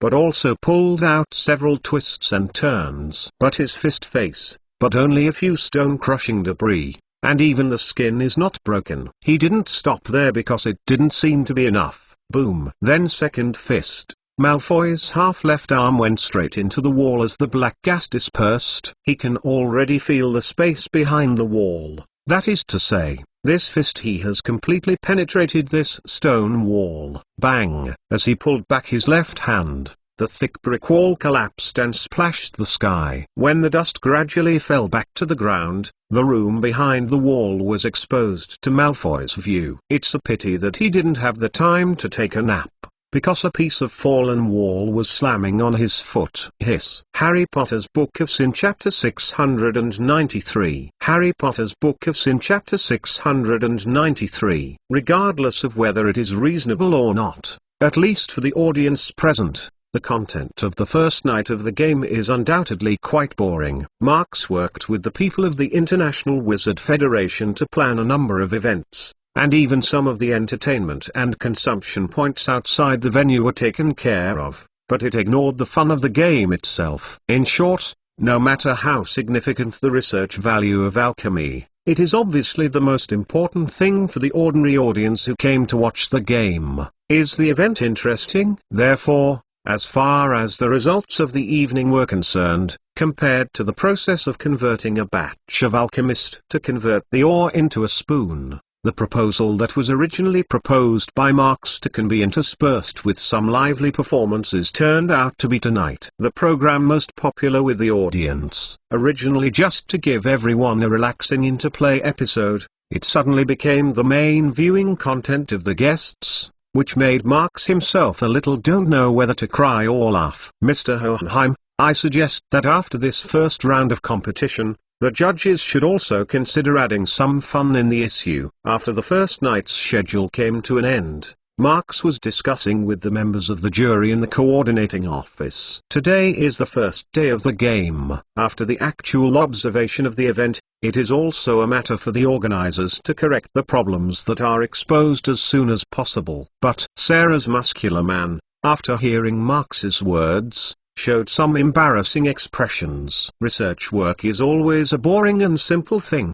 What we need to achieve is tangible results. McClawn, you are also a researcher of magic knowledge. I believe you can understand what I mean. Marks certainly understands what Hohenheim said. In fact, perhaps some research results will be very eye-catching in the eyes of ordinary people, but most of the research work is uninteresting. For example, in his own day, in the deduction and calculation of the day, he can get a small change method of the curse, so that the casting speed of the curse is shortened by one or even half a syllable. This kind of homework is often very inconspicuous with the results of the process, but its value is self-evident. Yes, I can understand. Marks nodded, but quickly and gently shaken. But, a few days ago, did you mention the helplessness of modern alchemy with me? He paused a little and then continued. I don't know what you think. Maybe the players and the powers outside the field are all dedicating to the legacy of Nicholas Flamel, but he said, the biggest meaning of this game, the idea is to reawaken the expectations of the wizards about alchemy. I think if you want to increase the people who are interested in alchemy, we have to let the children who know nothing about alchemy are excited. This one. Perhaps the name Nicholas Flamel was given too much meaning, so that most people focused on the rewards after the game. People always put their sights on the interests they can reach. For those in power, this event is a battle for the final legacy share. For researchers, this event is a bridge to contact with the knowledge of the contemporary alchemy peak. But in the face of such huge interests, they tend to ignore the significance and influence of this competition for ordinary wizard people. Even if Nicholas Flamel really left the immortality medicine and even philosopher's stone in his legacy, could this be related to the half-Capacanute of the audience? At least,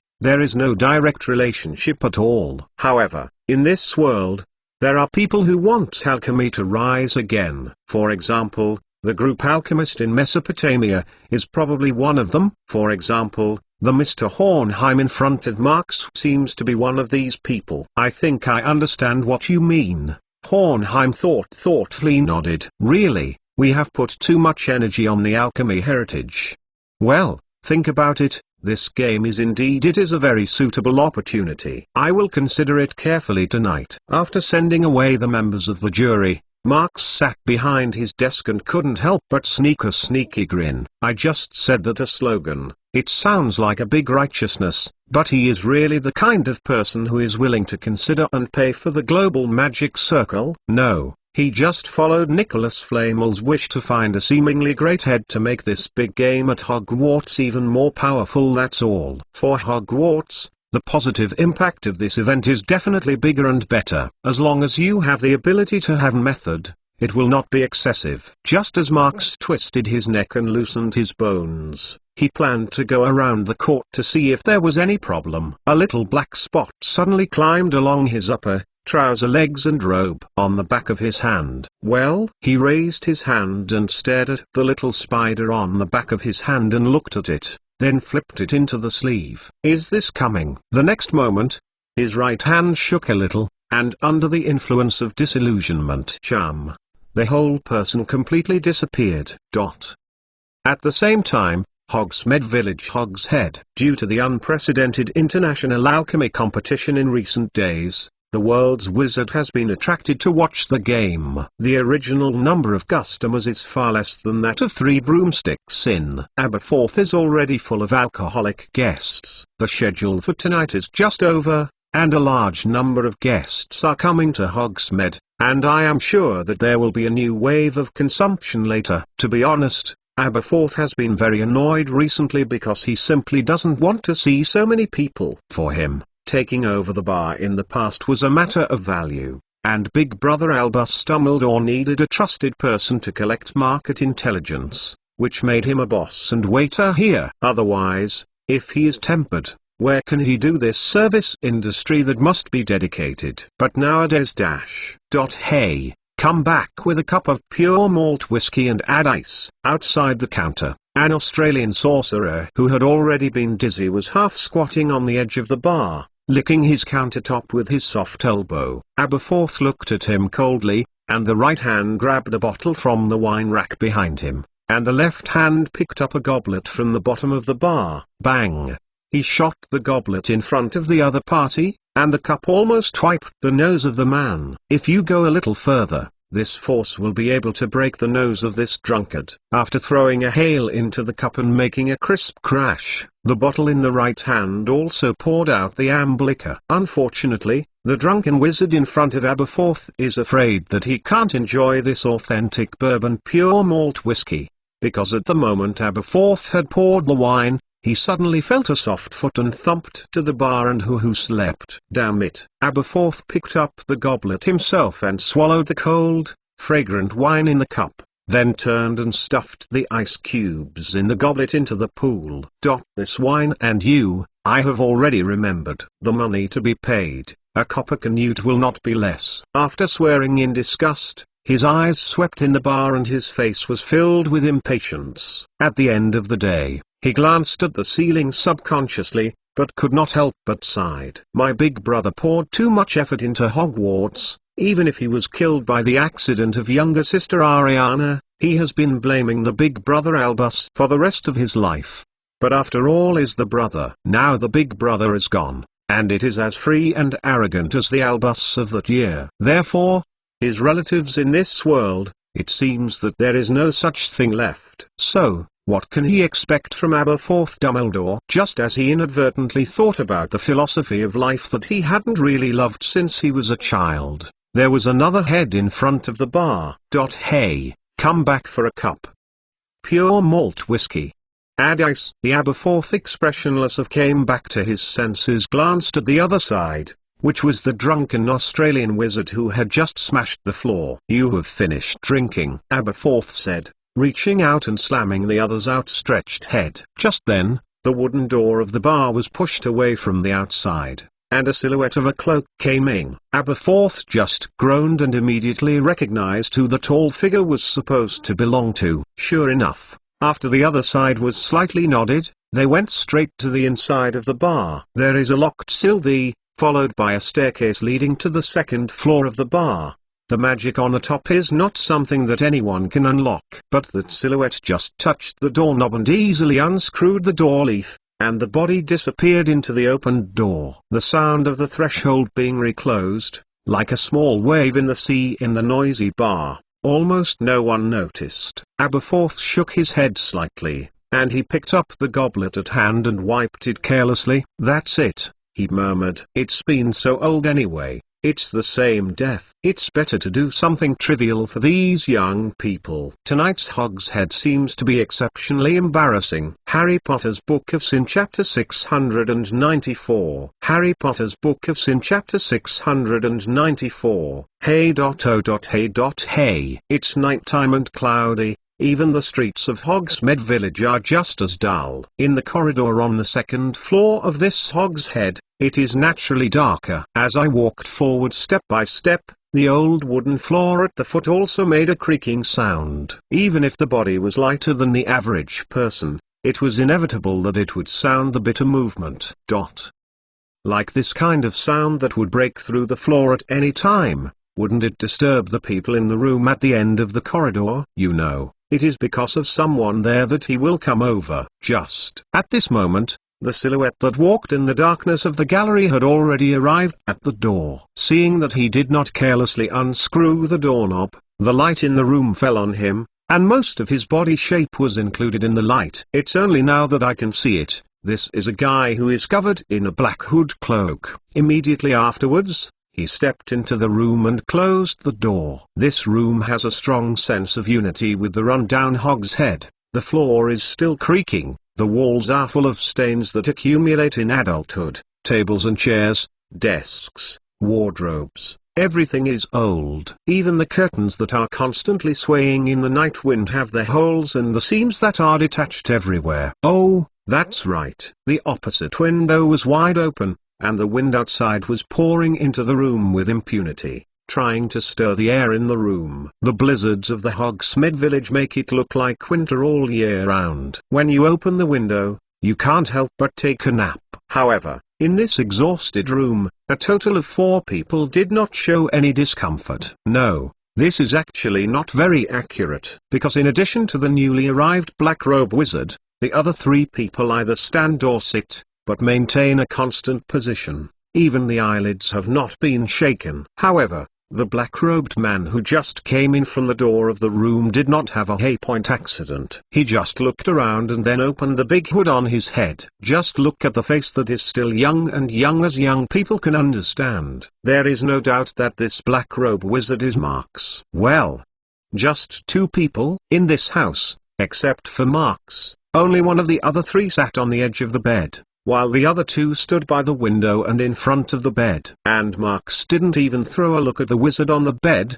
as if he had no interest in the guy sitting there. He just looked back and forth at the other 2 wizards. But at this moment, the person who was sitting on the edge of the bed completely motionless suddenly stood up and walked silently to Marx's side. In fact, this wizard, who seems to have been older, is no stranger. The steward costume with a striking design style and the white hair that is trimmed, not the old steward of Nicholas Flamel, who is Edward. But Marx just patted the other side's shoulders and there was no more action. As far as Marx's people-oriented habits are concerned, it all seems to be unreasonable. Well done. The words that Marx suddenly said suddenly broke the strange atmosphere in the house. And as he patted Edward's shoulder on the right hand and suddenly retracted, the unspoken old steward was so short that the whole person was at that moment turning into a horrible big spider in a moment. Then, the half-man-high spider quickly began to shrink, and then simply walked down Marx's clothing and climbed into his sleeve to disappear. When it comes to trouble, in fact, the whole process is more than 10 seconds.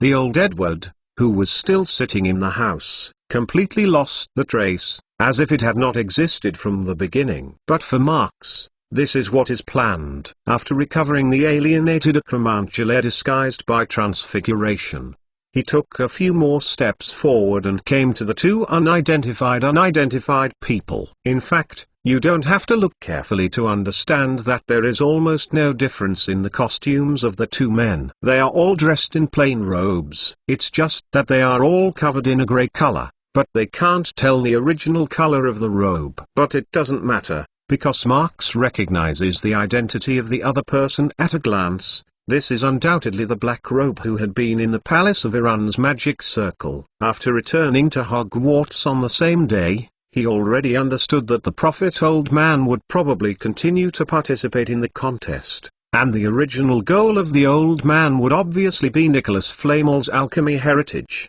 the surface of the old deadwood. The only one who knows where it is the Flamel home steward. Well, perhaps after that prophecy, the goal is to have Marx, the so-called painful successor. So, Marx simply counted it, got a fake Edward on the night of the event, and wandered a little in the Hogsmeade village. Sure enough, he immediately caught the two attackers and used the petrified ability of the alienated Acromantula to successfully capture the other.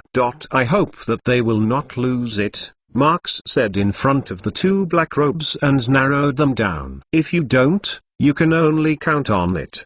I have dug up some information from the minds of these two people. So thinking about it, he took the other two together, and then turned over the window, directly into the faint night outside from the window. While Marx is relying on the guidance of the spiders, all the way to tracking the distant Hogwarts' young wizards have mostly returned to the bedroom or common room of each house. And tonight, when everyone went to watch the event, there was an active ins. At this time, I was sitting at the round table in the basement of Hufflepuff and started today's homework. It's a pity that today's encounter made him completely unable to concentrate, not to mention the boring A History of Magic paper. Who, slightly frowned, Ens throws the quill back into the ink bottle with a full of boredom, and a low voice is unspeakable. It is reasonable to say that from the point of Draco Malfoy, who can be said to have absolute strength, he can be said to be the blessing of Lucky Chocolate. If it weren't for the stunning spell, he would be hit directly from the broomstick and even faint on the spot. Yes, the crisis that Fooling Agent brought to him was so horrific that he couldn't think about the possibility of counterattack at the time. In addition to escaping as quickly as possible, I am afraid there will be no second type choice. But now, Enz's innermost heart is still filled with extreme unwillingness. He was very keen to know how much he could do if he chose to resist. Will you win? Even if he didn't get even the slightest possibility, he couldn't help but think. Because there is no doubt that the Malfoy is the strongest person he has ever experienced since he enrolled in Hogwarts. Enz's willpower is obviously extremely tough. Therefore, he can pass the test left by Salazar Slytherin. Therefore, he can produce the desire and fighting spirit against it after facing the overwhelming strength that is almost irresistible. So, he will dash. At the moment, it is impossible for me to resist the Malfoy alone. Inns couldn't help but raise his eyes, and the corner of his mouth raised a slight degree. But strength, not just personal ability. Isn't having a reliable friend a part of strength? Just as Alexander went to take Neville to make a fortune chocolate experiment, although he has many places similar to the Slytherin, it does not exclude the so-called friendship. It's just because his character is destined that he has a hard time paying real trust, so that making friends is extremely difficult, that's all. Of course, his broken mouth sometimes becomes the chief culprit of friendship breakdown. And he is somewhat self-aware. Oh, the words I said in the library before, it seems a bit too much. Instant curl one's lip, then helplessly sighed. Well, it seems to have mentioned the practice, otherwise it is rare that he will regret it because of certain things. This time, it seems that he must be annoyed. No, everything else is better to say, it is definitely not able to lose. Inns shook his head firmly. Moreover, the guy seems to have improved a lot recently, even if I don't put water here, maybe also. Wrong, how can I lose to him? With this in mind, he simply left the matter behind him and stopped thinking about it. Picking up the quill from the ink bottle, Enns stared at the parchment in front of him for a little while, and finally couldn't help but look up and shouted, "Hey! Which buddy A History of Magic papers have been written? Lend me a sigh." Even if the self-respect is so high that Enns is in the position, in the confrontation with A History of Magic, he can only choose to retreat. No way, he was sleeping all the time in the A History of Magic class. From the beginning to the end, he only heard the first few words of the first-class Professor Binns. To be honest, this class is simply not a normal student would like to go to school. If this is a compulsory subject, I am afraid that it will set a record of the fewest number of electors every year. Hey, didn't you still look down on my homework last night? And today I can't help it. Hufflepuff House is always harmonious. Even if there is more of the difference of ins,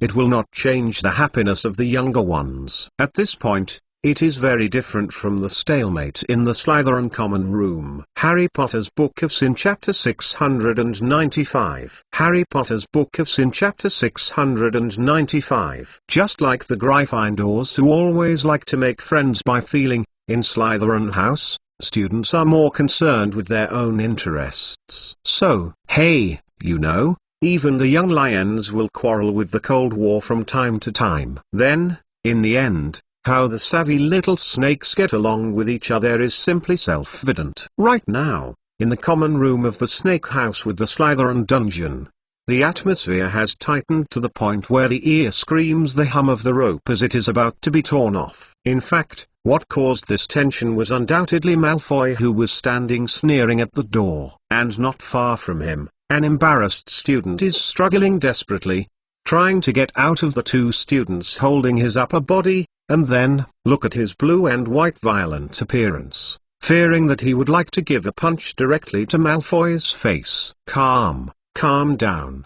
Obviously, in this common room of the Slytherin house, tonight is such a rude scene that is so rare that the boy named Urk is obviously already exploding. It should be said that in the past, these Slytherins mostly adhered to their hypocrisy and the principle of restraint. Even if they often complained about an object, they always kept the annoyance in their hearts, because they basically have their own pride, for which they also attach great importance to the so-called face problem. Even if you want to vent your dissatisfaction, you will never like to put things on the surface like Gryffindor. In other words, as long as things are placed in the dark, then the way to vent is much more. But at this moment tonight, the usual fake greeting that only floats on the surface seems to have been broken by something. Don't be like this, Urk. Isn't it a Parkinson? The two students who held Urk kept whispering in his ear and tried to calm him down. After mentioning the surname Parkinson, the strength of Urk seems to be greater. This is undoubtedly counterproductive. However, Malfoy, who stood in front of Urk, still kept the sneer on his face, and his eyes were unscrupulously revealing a strong contempt. As a glory of Slytherin, I made this kind of action that only the stupid and savage Gryffindor would do. He sneered, Uctor. I want to see you still go. Ask Professor Mcgonagall to apply for transfer. I think you will definitely become a special excellent Gryffindor. In Slytherin House, the word Gryffindor is used to swear, and Malfoy's words are accompanied by a strong irony. Shut up. Opet, who was opposite him, snorted with his hoarse voice. Malfoy, I want you to apologize immediately to Miss Parkinson. Like the kind of rude treatment of the lady just now, it is really for Slytherin, not Toothy. But Malfoy just sneered at it. Rough treatment? After repeating the word, he turned his head and looked towards the left side. There, a girl was sitting on the floor and her lips became a pale line. Pansy, you talk. I have roughly treated you? Malfoy's words were exported, but Urquhart suddenly calmed down. He no longer tried to break free from the student's block, but instead cast his gaze on the female child on the floor. It's just different from Malfoy's eyes. At this time, Urquhart's eyes are filled with some complicated emotions. There was some love and some expectations. He was waiting for the other person to accuse Malfoy. Yes, Urquhart likes Pansy, but he doesn't expect the other person to like him now. He just hopes that at this time,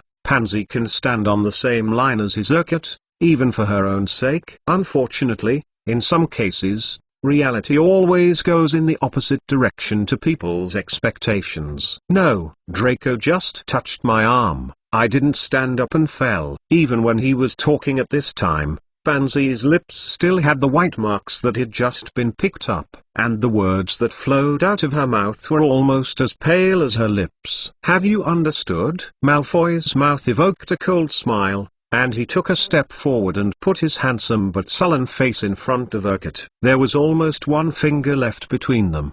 Distance. If you want to play the game played by the hero, go to the Gryffindor Tower. Don't be a shame in the Slytherin dungeon. The voice did not fall. Urquhart's face burst out with a lot more anger than just now, and the two students who had been holding him to avoid the troubles didn't react, and suddenly he broke free of a right arm. The next moment, Urquhart's fist full of anger riveted his strength and slammed out, falling into Malfoy's white cheeks in the eyes of all the students present. But at that moment, everyone only felt that a flower in front of him, Malfoy's right palm, appeared on the wrist of Urquhart like a teleport, firmly holding the other's arm. Urquhart's fist stopped at Malfoy's face, and it seemed that only a trace of it could touch the skin on his face. But he could no longer move 1 point forward. No matter how hard he tried, Malfoy's hand clasped his right wrist like a hoop, but he couldn't see any expression on Malfoy's face.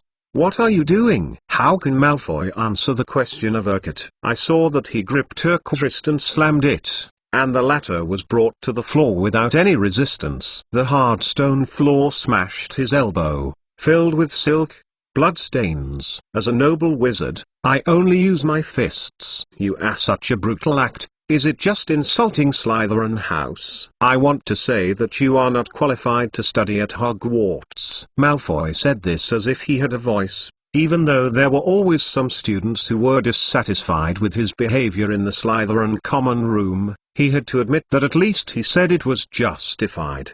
But they don't even know that now in this Hogwarts, if they are most eager to one day be able to use their fists to swear, they will count the seemingly noble Draco Malfoy.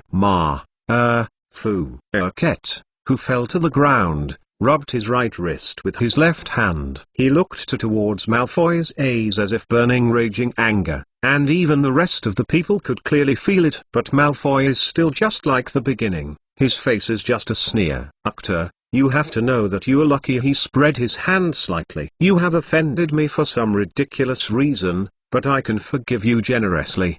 Don't think that if I stay at the level, you can stand in front of me baring fangs and brandishing claws. You can't be enough." Just then, Malfoy suddenly set his eyes and glanced through the entire common room with a cold, strong look. When the inexplicable tension was spread again, and when the little snakes were a little breathless, he spoke again. "This is the end of the matter today. I don't want it to be spread to other houses.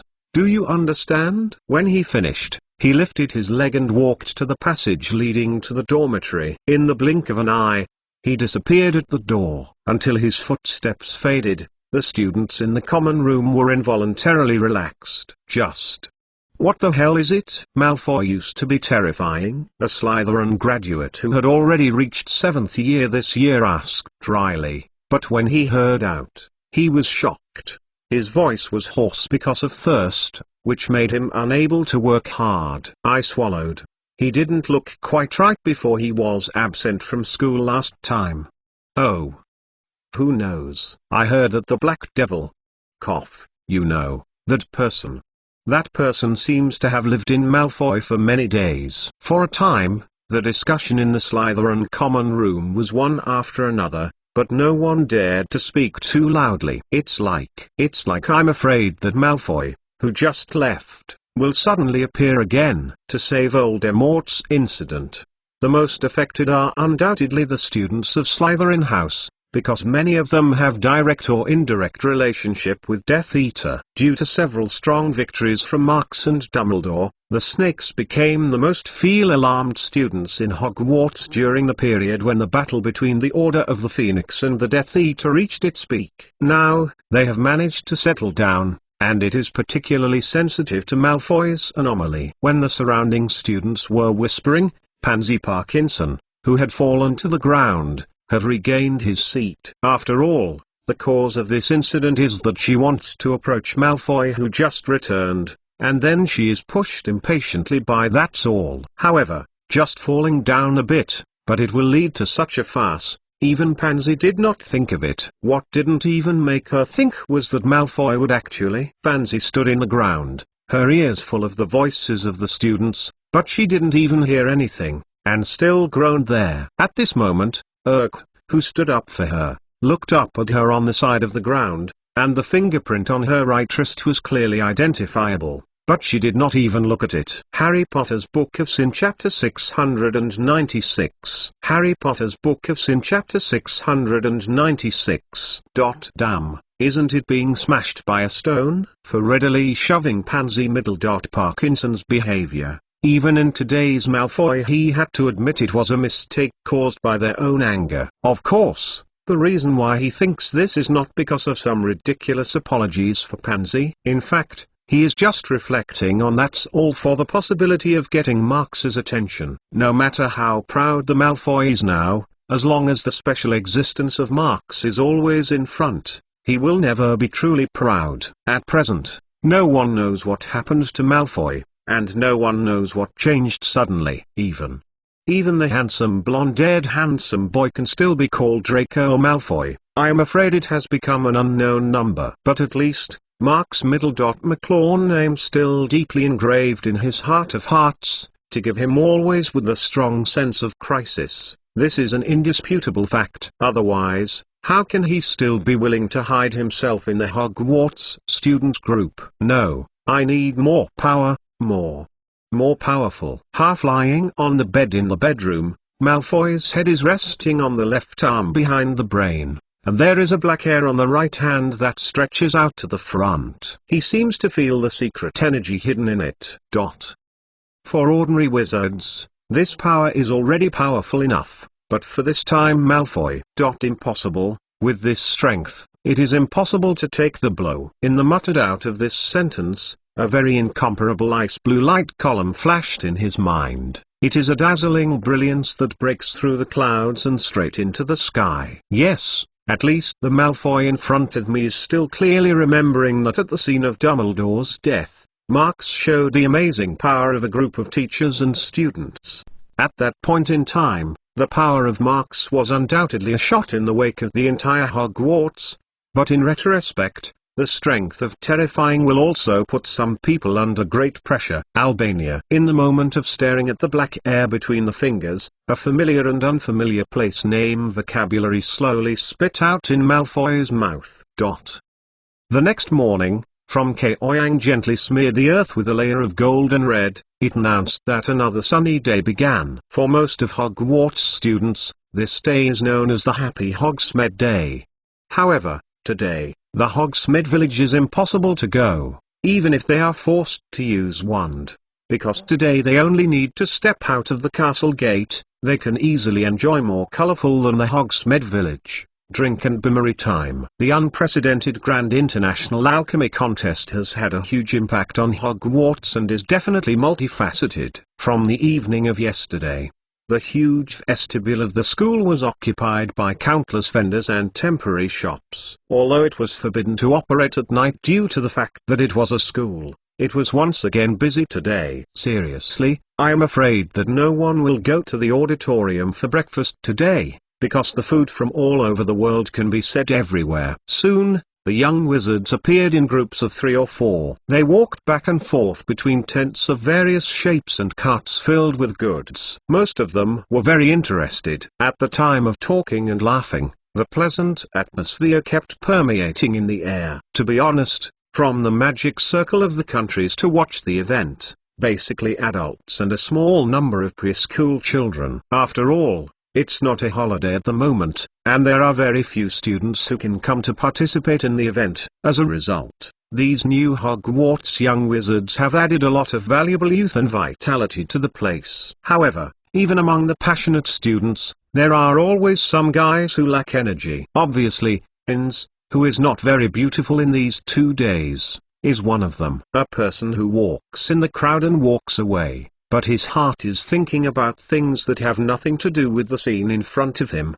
His inner world is afraid of less rich colors than the wonderful weather and cheerful crowds. In the end is, shouldn't you go? Inns recalled everything he had met in the Slytherin Chamber of Secrets last night, and he couldn't help but think about one thing, whether or not, or should he go back there? It's not something that can be easily relieved by handing over rewards that have been tortured. In the test of Salazar Slytherin, he was suffering a lot, but the result was that the Malfoy finally took the fruit of victory. Okay, tentatively don't mention what it is. After all, according to Slytherin, Although there are rewards left by him, there should be problems corresponding to it. But what does it have? Inns always has the right to look at it personally. But now, because of the invisible deterrence caused by the strength of Malfoy, he has no choice but to succumb. At least until he was sure. He couldn't even convince himself to go back to the Chamber of Secrets and take a look. Does the wall really have another Chamber of Secrets? Has Malfoy destroyed the walls? So what did he get? And, will he ruin the Chamber of Secrets in the Chamber of Secrets before he leaves, and monopolize everything he gets from it? This series of problems began to lie down in bed last night and continued to plague Inns. It is a pity that if you don't go to this kind of problem, you will never get an answer. Or, just let the news out of the news and spread it out. Even if I can't get it, I can't make him better. The idea suddenly appeared in his head, but soon, he was again vetoed by himself. No, I can't give up. Inns shook his head, but his heart was angry. I guess that Malfoy thought about it too, or else, I might not be so smooth at the time.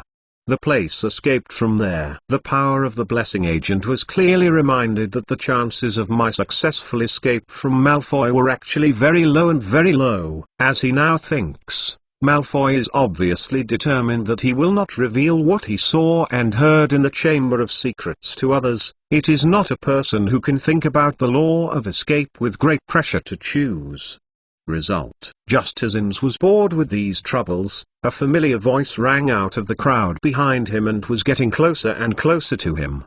I heard that there are bird snake shells on the side of Forbidden Forest. And now there are not many bird snakes. Oh, the book says that they can scale their bodies freely. But, sell eggshells. Is it in the potion recipe? No, because the eggshell of the bird snake is pure silver, which is very collectible. Inns can hear it. The voice in the middle is undoubtedly his first student, now in Alexander of Gryffindor. The other voice, it sounds like Harry Potter, one of the more famous seniors in Gryffindor. While listening to these conversations, Inns wondered if he would speed up his pace, because after thinking about whether I was looking for the other side to help me last night, the contradictory mood made him not want to meet each other at all. However, in the blink of an eye he knew that he no longer had to hesitate.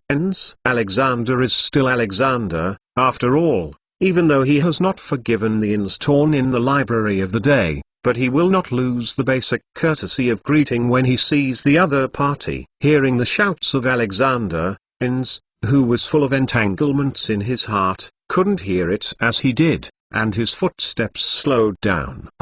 He turned back a little, quite a bit muddy, and complied. This kind of response, which is not brittle, is naturally inconsistent with the impression that Inns left for Alexander. The latter immediately looked at the other side with a trace of hesitation, but where did the answer be found from the back of Inns? Is this your friend?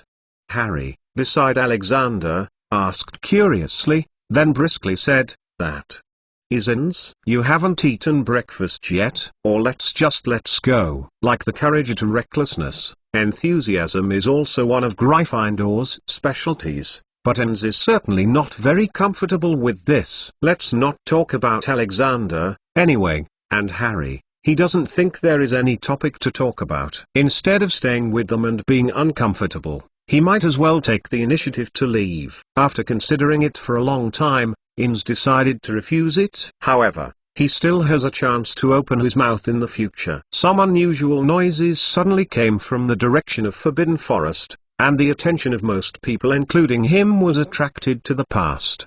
Put down wand. I warn you.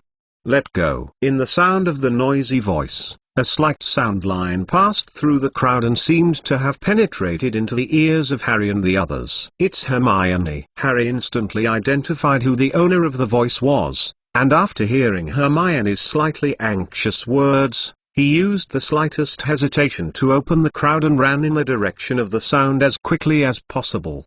Go with. Alexander next to him was stunned first, and after subconsciously looking at Inns, he rushed to catch up. Harry Potter's Book of Sin Chapter 697. Harry Potter's Book of Sin Chapter 697.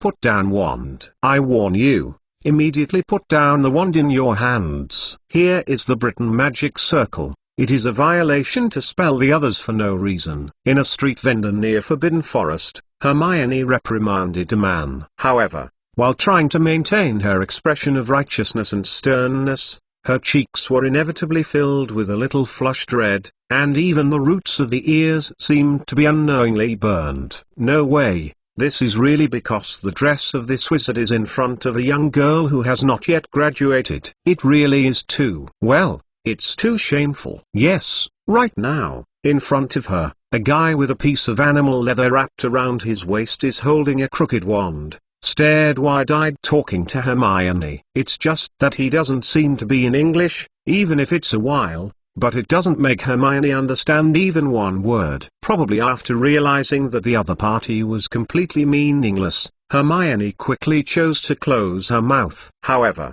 it is natural that her temper will not give up. I saw her wringing her brains and thinking about her hand, and pointing to the strange wand in her hand, and shook her head again. However, the facts tell us that even in body language, there are huge cultural differences. I don't know which action Hermione made was set back. The sorcerer who seemed to belong to the African delegation suddenly became nervous. Their wand, which was originally slanted behind Hermione, suddenly moved to her position. Hermione had to tighten her nerves to stop her body movements as the opponent suddenly increased her hostility and even changed her object. This open space in the crowd, which was created because of a sudden dispute, has once again expanded a bit at this moment. As a result, the third party who was standing behind Hermione suddenly became more eye-catching. Luna, you go first. Hurry to find Marks. Hermione could only whisper to the female child behind him in order to avoid stimulating the other side again. He is responsible for the representatives of the countries. The only person who can negotiate with the regiment can solve this problem most quickly. I will try to hold on to this person. In fact, this incident started from the occasional encounter between Luna and the African wizard, but if it is to be investigated, it is still a mystery because of the language barrier between the two sides. If you have to use language to describe the situation at the time, I am afraid that I can only use the phrase only because I saw you more in the crowd. That's right, it was the next moment when Luna and the wizard's eyes crossed each other. The other side took out the strange wand hanging in the waist pocket after a little stunned. But now, although things still don't become clear, the atmosphere between the two sides is getting more and more tense. However, for Hermione's proposal to let Luna leave first, or decided, Luna did not make a corresponding move. At this time, she was just like the past, looking at the front with a sullen look, and she didn't know what she was thinking. In the past 2 years, she has been ignoring God more than she was when she first entered school. But now it seems that the reduction in the number does not mean that she has completely bid farewell to this inexplicable habit. Luna? Luna, Lou. Because he was still talking to the shameless African wizard, and Hermione didn't dare to look back. Even if she had no long eyes behind her head, she could clearly feel that Luna had not moved. Just as Hermione whispered again for the next second, the crowd on both sides suddenly stunned a little. Then, a familiar silhouette struggling to open the crowd into this not too large open space, suddenly reached the side of the confrontation. This unexpectedly inviting guest, naturally, is Harry, who is not far from the sound. He was subconsciously shouting her name after seeing Hermione, but immediately found the weird male wizard opposite Hermione. No, to be precise, it is the root of the other hand that was found in the other hand. Harry is obviously more Gryffindor's style and spirit than Hermione, who used to be the first choice. So when he quickly noticed the threat, their wand, which was originally inserted inside the robe, fell to his palm in the first place. Just as the guns of the ammunition are on the mull, for a wizard, I believe that there is no more tension than the use of wand's tip. Harry's appearance not only did not alleviate the tight situation, but further exacerbated the conflict between the two sides. The wand tip of the African wizard, which was once again offset, Harry and his sights suddenly slammed together. If the line of sight is also a kind of curse, then this is afraid that it has already hit a splendid spark. At this time, Luna, still in a daze, was thinking about something. Hermione was not aware of it. She only knows that if someone removes wand at the moment, this inexplicable dispute will immediately escalate to the real curse. Undoubtedly, this situation must find a way to terminate it. This market, which was formed temporarily because of the event, has gathered too many wizards. If there is any disorder, it is not just one or two people. Little things. But at this moment, the appearance of Alexander once again interrupted Hermione's meditation. He followed Harry, and although he was moving forward in the crowded crowd, Harry was a few years older, but he still worked very hard in everyone's sight. What happened? As the number of people who plunged into each other increased, the wizard of the African magic circle couldn't help it. So, the Alexandrian words that had just come in from the crowd outside were only half said, and as a spell that Hogwarts had never taught, swept through the ears of the people, a cloud of grey fluttering from the wizard's the odd-shaped wand top is sprayed out. The fog seemed to be light and erratic, but in reality it was so fast that it suddenly shrouded him and spread it quickly. Although I have never seen such a curse, anyone who has participated in Ra training understands that it is one of the most important things to stay calm in the face of the unknown. For the synchronous spelling practice advocated by Ra, calm coordination is undoubtedly a very crucial point. So, when the crowd around him even had riots in the future, Harry looked at Hermione with a tacit understanding. Now it's not just now, there is more wand to be cast. It is more one point the opportunity to handle the situation. Both of them understand that it is a luxury to solve the problem if they don't want to go out. After exchanging a look at each other, Harry immediately waved the wand in his hand that had been on standby for a long time. A breeze suddenly grew from small to large, and quickly swept away to the grey fog in front of him. This is the Tergio used to clean up the dust, and he used it reasonably. Light can be seen from this point. Some understanding and flexible use of various spells have already achieved a certain degree of inheritance through the analysis of the magic spells distributed by marks. And when the airflow started to disperse the fog with Harry's guidance, Hermione, who had been staring at the scene, moved. However, she saw that the fog was twirled by the whirlwind, and the African sorcerer's body shape was slightly exposed. A red mangled flashed through her wand tip. It was also a spell with a silent spell technique. The red light belonging to Disarming Charm crossed the short distance between the two sides and accurately fell to the point she was aiming at. Undoubtedly, such high cursive precision is also derived from the repeated synchronous spelling training. It can be seen that the training content of Ra will be continuously proved in actual combat. Unfortunately, when a gorgeous scarlet light blasted in a slightly thin fog, Hermione knew that her disarming charm was blocked by the other party. The other party is naturally not a wooden pile nailed to the ground. Even if there is not much room for movement because of the terrain limitation, it is inevitable to at least give yourself a defensive spell. In fact, the African sorcerer's intention to spread the fog was probably to prepare for the situation with a lot of enemy. Of course, the situation at the scene is awkward, but it is actually nothing that happens within a few seconds, that's all. And when the two sides came together one after another, the onlookers finally seemed to be sobered up in general. The commotion to begin, and many more. No one will understand that the phrase waiting for is a question, but this is no longer important, because when the faint golden rushed to the middle of the three wands, the magic of the curse that was ready to go, suddenly quietly extinguished from the tips of both sides. Harry, Hermione. That's Luna, it's okay. At this moment, both Harry and Hermione were stunned, because they didn't even think that Luna, who was still fascinated, would suddenly rush out, so he was in the most dangerous place. Nothing. Luna repeated again, interrupting Hermione's call. It was only then that Hermione discovered that the African wizard standing on the other side of Luna had also dropped his strange wand. Although it was impossible to see the real expression because of the smudges on the other's face, Hermione felt for no reason that the shameless African wizard should be greatly sighed in relief. What exactly is? What is it? Harry's words, I am afraid, already represent the voice of someone at the place. Harry Potter's Book of Sin Chapter 698. Harry Potter's Book of Sin Chapter 698. This is the case. Mr. McLawn, I will severely punish him for this incident that has disturbed many wizards in various countries.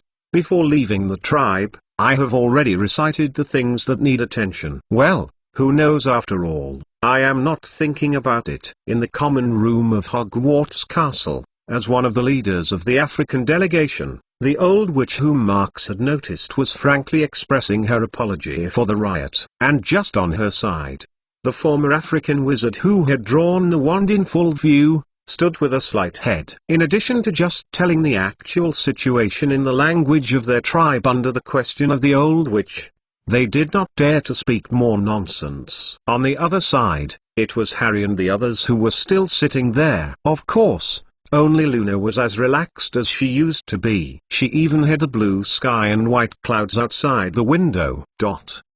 In addition, as far as it should be, Marx is sitting in the middle of the incident, acting as the mediator of this seemingly disputed event. Although it is a teacher's common room, since the professors have their own offices, even Filch has his own administrator's office, so no one will come here. When Marx received the report and went to the edge of Forbidden Forest to check the situation, he invited all those involved to a quiet place that was very suitable for arbitration disputes. At least the house elf are diligent, and although they are often vacant, they are still clean and tidy. No, it doesn't matter, it's not his fault. Marx gently waved his hand to the old witch's apology. From the last Luna standout, the two sides immediately start.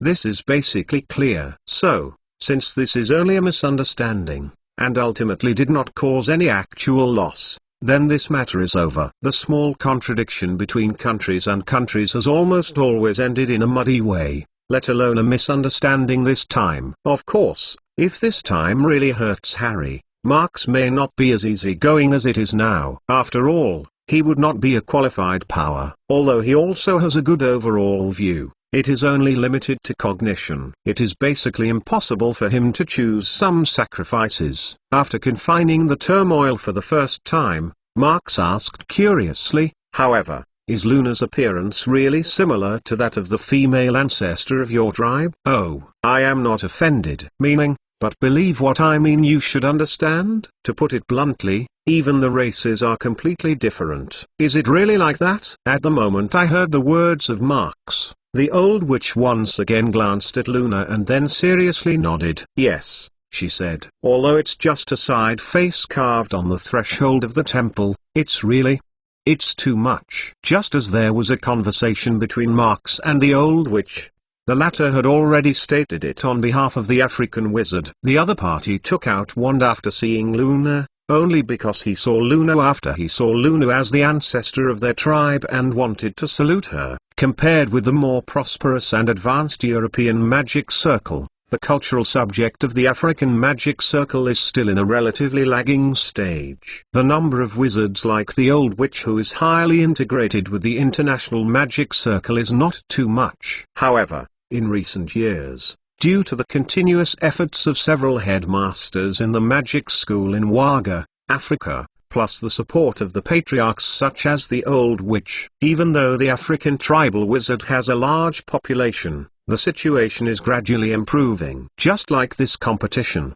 they brought out a group of young tribes who are suitable for training. Even if they have long experience and broaden their horizons, it is good. Luna and the other ancestors did not cause much trouble to Marx, and he was not the kind of person who didn't understand the magic circle of his country. It's like being awkward. Anyway, people don't have to insist that Luna is what ancestor reincarnation means. In short, this is the end of the matter. After sending away the old witch and the others of the African delegation, the teacher's common room was left with Harry, Hermione, Alexander and Luna. And of course, a Marx. Speak up. Marx suddenly turned his head and looked at Luna, who was still looking up at the window. Luna, there was nothing wrong with this time, but it was thanks to you. But how do you know? Is the other party actually not hostile? This issue of Marx undoubtedly represents the inner doubts of Harry and the others.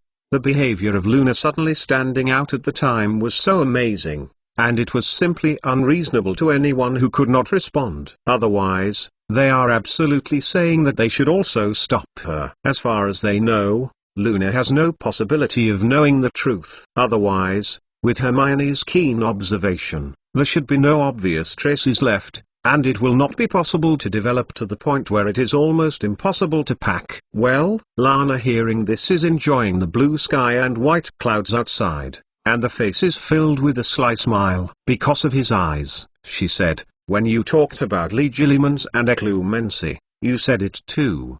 Eyes are the windows of the soul.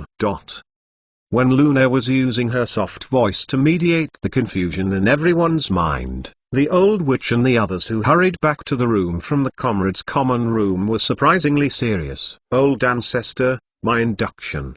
Is it right? The African wizard who was the center of the event was undoubtedly nervous. In fact, the explanation given to Marx in the teacher's common room was not a false statement, and it was a real answer. The faces of their ancestors' did have a similar resemblance to Luna, and it was true that he wanted to say hello. However, the reason for taking out wand is not just for salute. It is one of his purposes to use the unique magic of Africa to sense Luna. Since the old witch was aware of the first encounter with Marx, lying in front of Marx was not a very sensible thing. Even her, it is only possible to be able to tell the story while not letting the other person know, that's all. Therefore, after asking the situation in the language of the tribe, she chose to avoid half the risk of being discovered by Marx by saying half of it. Yes, the old witch gave affirmation to the young clansman selected from the tribe. You are doing very well. After returning this time,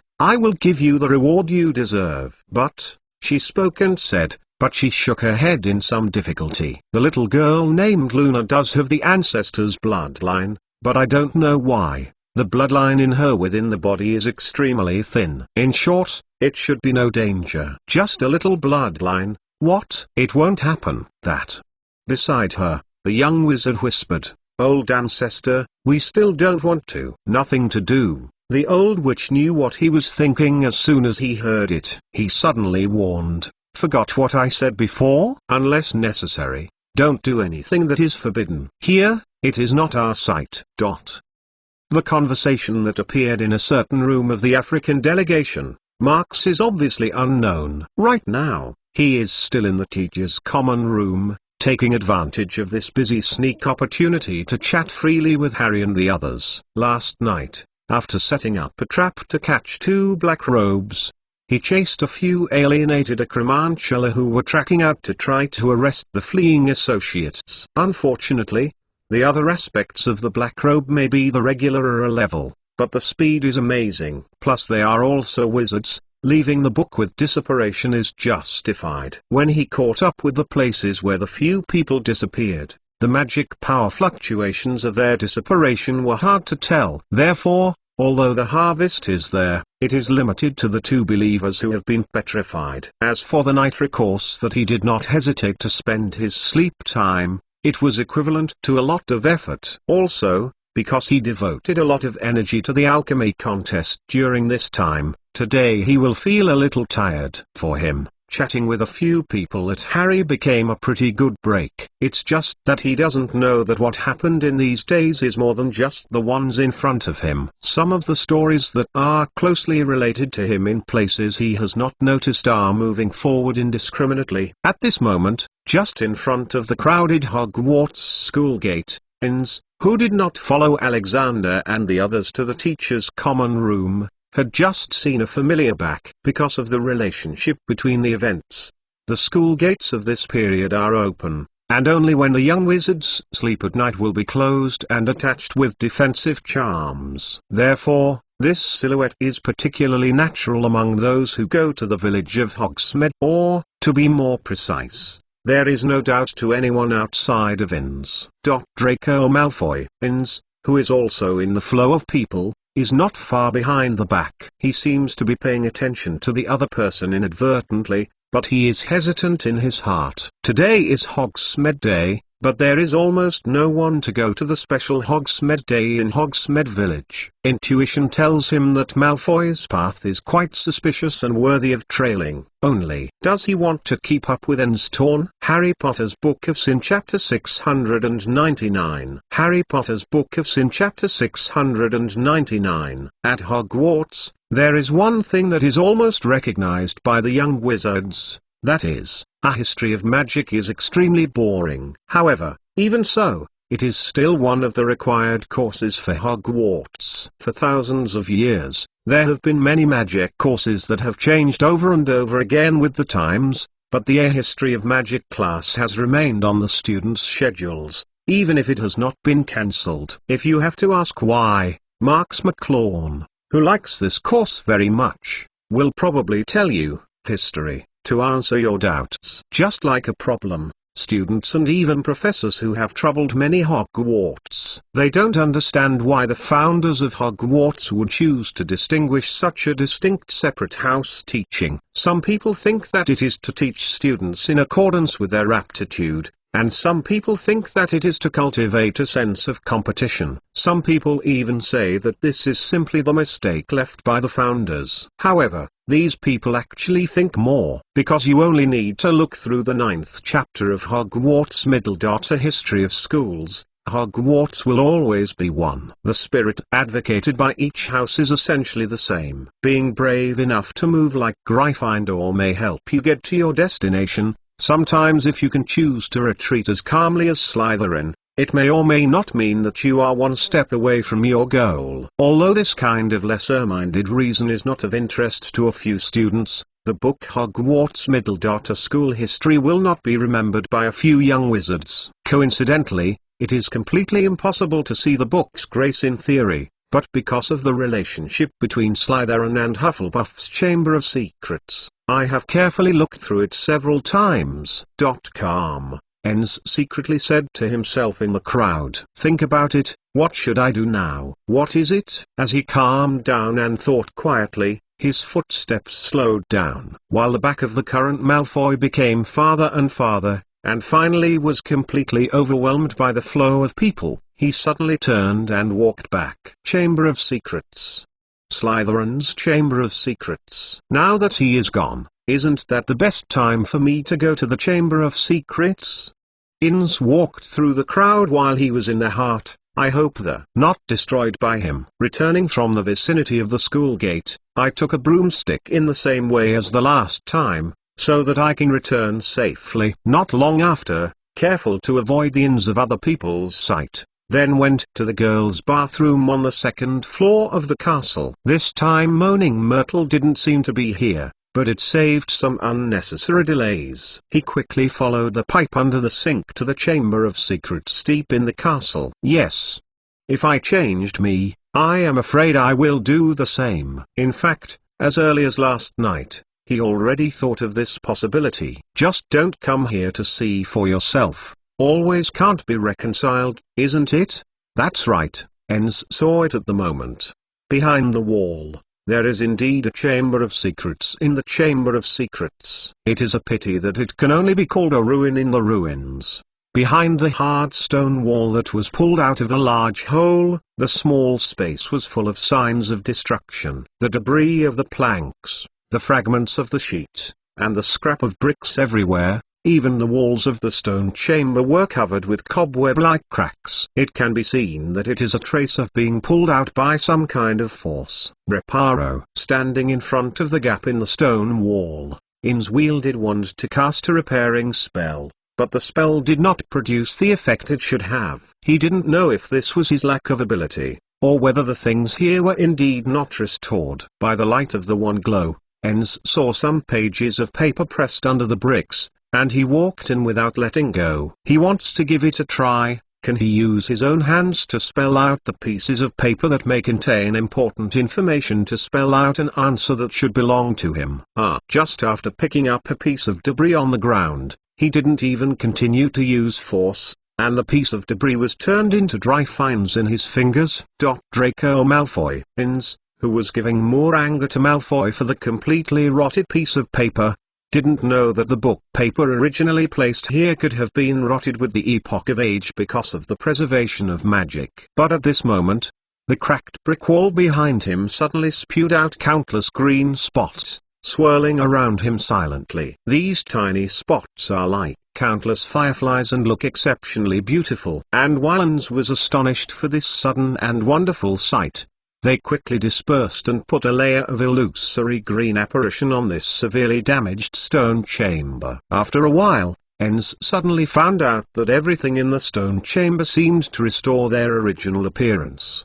Because the spots are now integrated, the original furnishings of the stone chamber are reproduced in an approximate image. Desks, cabinets, tapestry, hangers, except for these images, all with a layer of greenery, everything seems to really appear in the vision of Heinz. He looked around for a lap, then suddenly raised his head, and a large map hanging on the wall above the desk was extraordinarily clear. It can be said that these images look much more stable than when Marx launched the magic power itself. Yes, in fact, everything that was done when Marx came here to find clues is wrong. Only the test of Slytherin like Inns did last night was the right way to start these images. Of course, there is no right way to say it now, whether it is Inns, Malfoy or Marx. After all, this place was exposed only after Marx was extremely violently removed from the beginning. How can it be that the original intention of Salazar Slytherin would be? This is, Inns, who was attracted by the ancient map, only started to have a headache and he could not understand the words marked on it.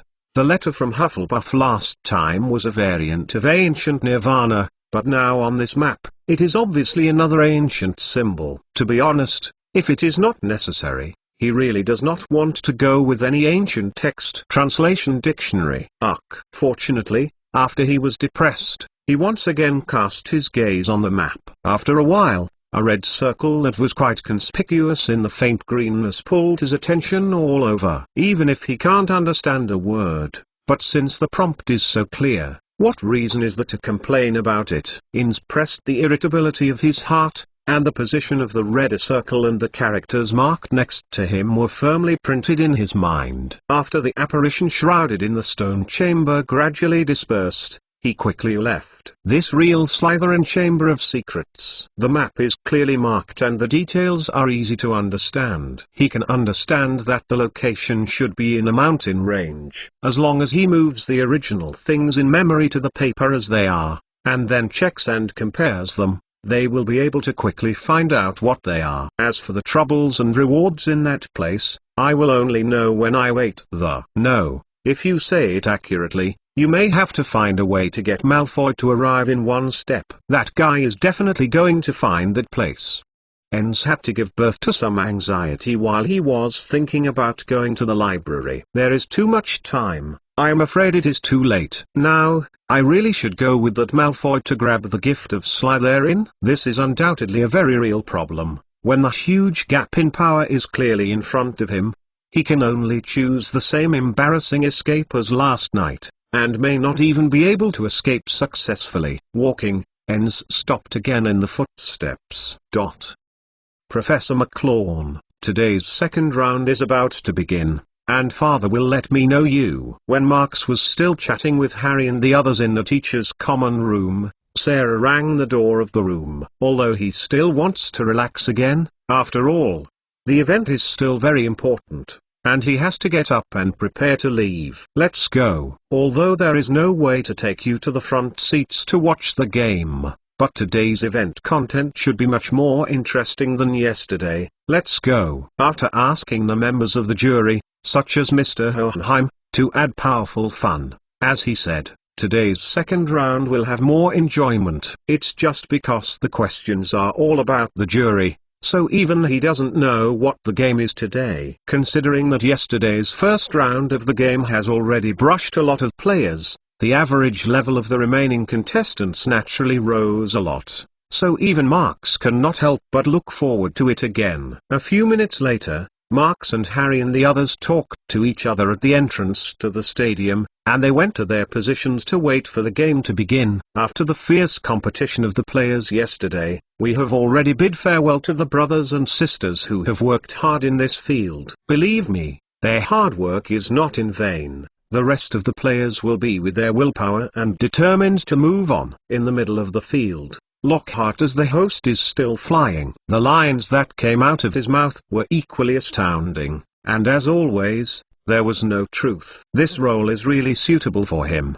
Marks couldn't help but chuckle on the sidelines. Harry Potter's Book of Sin Chapter 700. Harry Potter's Book of Sin Chapter 700. This world has never been round a certain person, and everyone has a life that belongs to them. When Marks was busy with something like that, Black's old house was also passing by. Recently, as the days have become dull, the children who have stayed here have slowly recovered some feelings of being alive. Although only occasionally, that's all. Occasionally, here is the sound of tender and pure laughter. But the most worth mentioning is probably the younger sister Lenny in the Werewolf Sisters.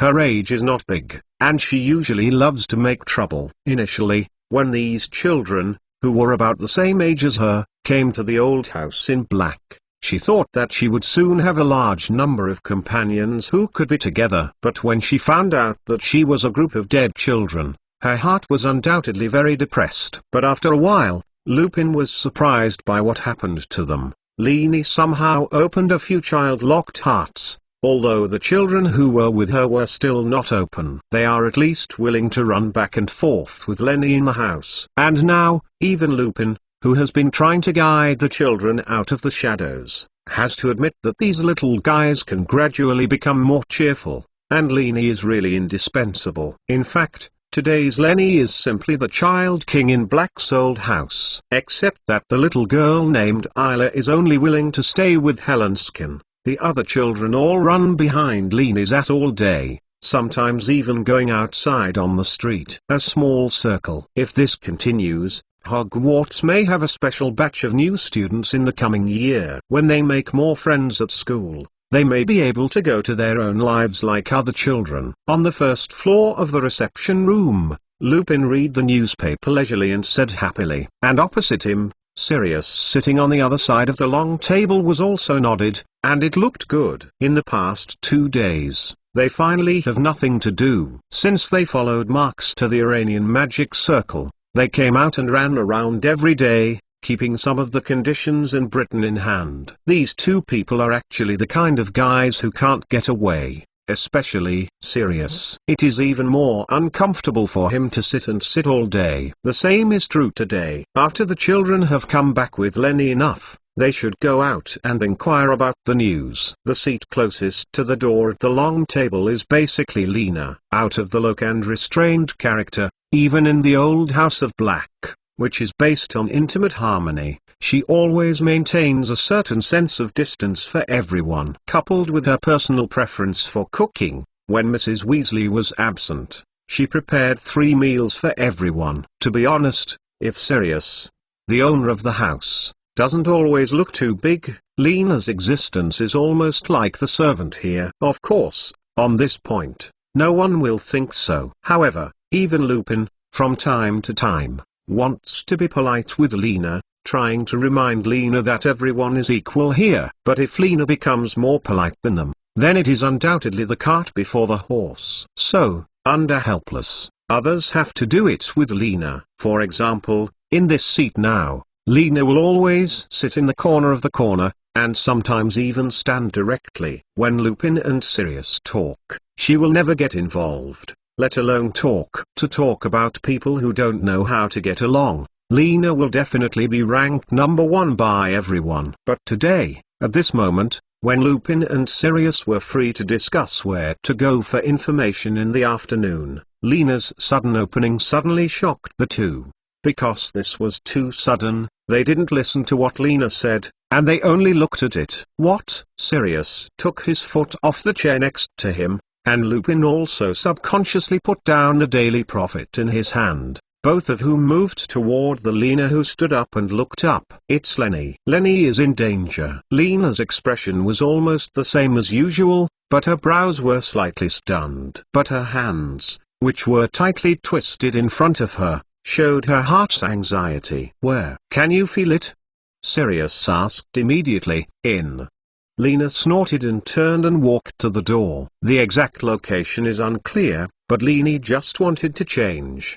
Although it should have been unsuccessful, but I did feel it. Please follow me. Come, I know the direction. Logically speaking, Lenny will not run far with those children. In this community, there is alienation, a cremancula swaying around. How to think about it should not be an accident. However, when Lupin and Sirius followed Lena straight through 2 blocks, they understood. Somehow, Lenny actually ran far away today. We have been exploring the situation every day for 2 of these 2 days, but we have not found that someone has already touched the old house. This is really a big irony. While quickly rushing, Sirius said something annoyed. So the answer is already very clear. The 2 senior members of the Order of the Phoenix who have experienced 2 Death Eater battles are completely better than others in tracking and searching. It's even more likely that the guys who came here are simply being brought over by them. Because Lena couldn't sense the specific position that Lenny was trying to transform, the 3 had to rely on their legs to correct the direction. And regardless of the specific strength of the 3, at least look at the speed and endurance of running, as the innate werewolf Lena is obviously stronger. While Lupin and Sirius were both breathing, Lena was able to suppress the speed of her heart and restrain her from chasing her. This side. After running through an alley and running along a deserted street for a while, Lena jerked around and then opened the iron gate of a large warehouse. It used to be a batch storage warehouse for a light industrial factory. Of course, it was completely empty after it was abandoned in the early years. Now when Lena 3 stepped into it, except for some cold shelves, there were only plastic baskets and transparent bags scattered everywhere. At the moment, the warehouse door was slammed open by Lena, and the wind on the outside street suddenly poured into some empty warehouses, causing the bags on the ground to fly around. There are traces of fighting there. Lupin looked deeper and soon found several shelves that fell to the ground. The shelves here are large, and it is clear that in the past they used to pile up light goods, so those steel shelves are quite strong and hard. However, the shelves that have fallen down are now all shaped, and it is obvious that they have suffered a considerable amount of force. The 3 men rushed over to check it out, and then Sirius immediately found other clues. Look at these 2 sides. He pointed to the large window on the left and right sides. The windows on both sides are broken. Lena, you know that the place where Lena tried to transform is really here? Lena, hearing this, soon nodded. Well, she should have rushed into the warehouse from the side of the window, trying to change while avoiding someone. But the transformation did not succeed. The enemy followed, so she immediately fled from the other side of the window. Going out, Sirius said, observing the broken glass on the ground, and then proceeding, I am going out from here. We continue to chase. Sirius's speculation was reasonable, and Lena immediately agreed and took the lead to the window on the right. But at this moment, Lupin waved his hand quickly. You chase first, I go in the opposite direction, he said. Lenny is obviously only one person, then she must have hidden the children, and then I will act alone to lead the other side. In this case, Lena will definitely prioritize the safety of her younger sister, but Lupin must take responsibility for the children. In fact, half of his judgment can only be said to be speculation. But the possibility of saying the other half is the development he most does not want to see. Well, I will give it to you, but you must be careful. In the moment Sirius spoke, Lena had already jumped out of the broken window. If it weren't for werewolf itself, even if the innate bloodline would be difficult to change during the day, she might have left the 2 to run to save people. But she also knows very well that under this blue sky, her fighting power is not as good as the wizard holding the curse with the wand. To save the younger sister, she must rely on the power of others. The children were attacked. This is certainly not a trivial matter. not to mention that the children were originally rescued by Marx. While Lupin is running to the other side of the window, his heart is also calculating. After finding the children,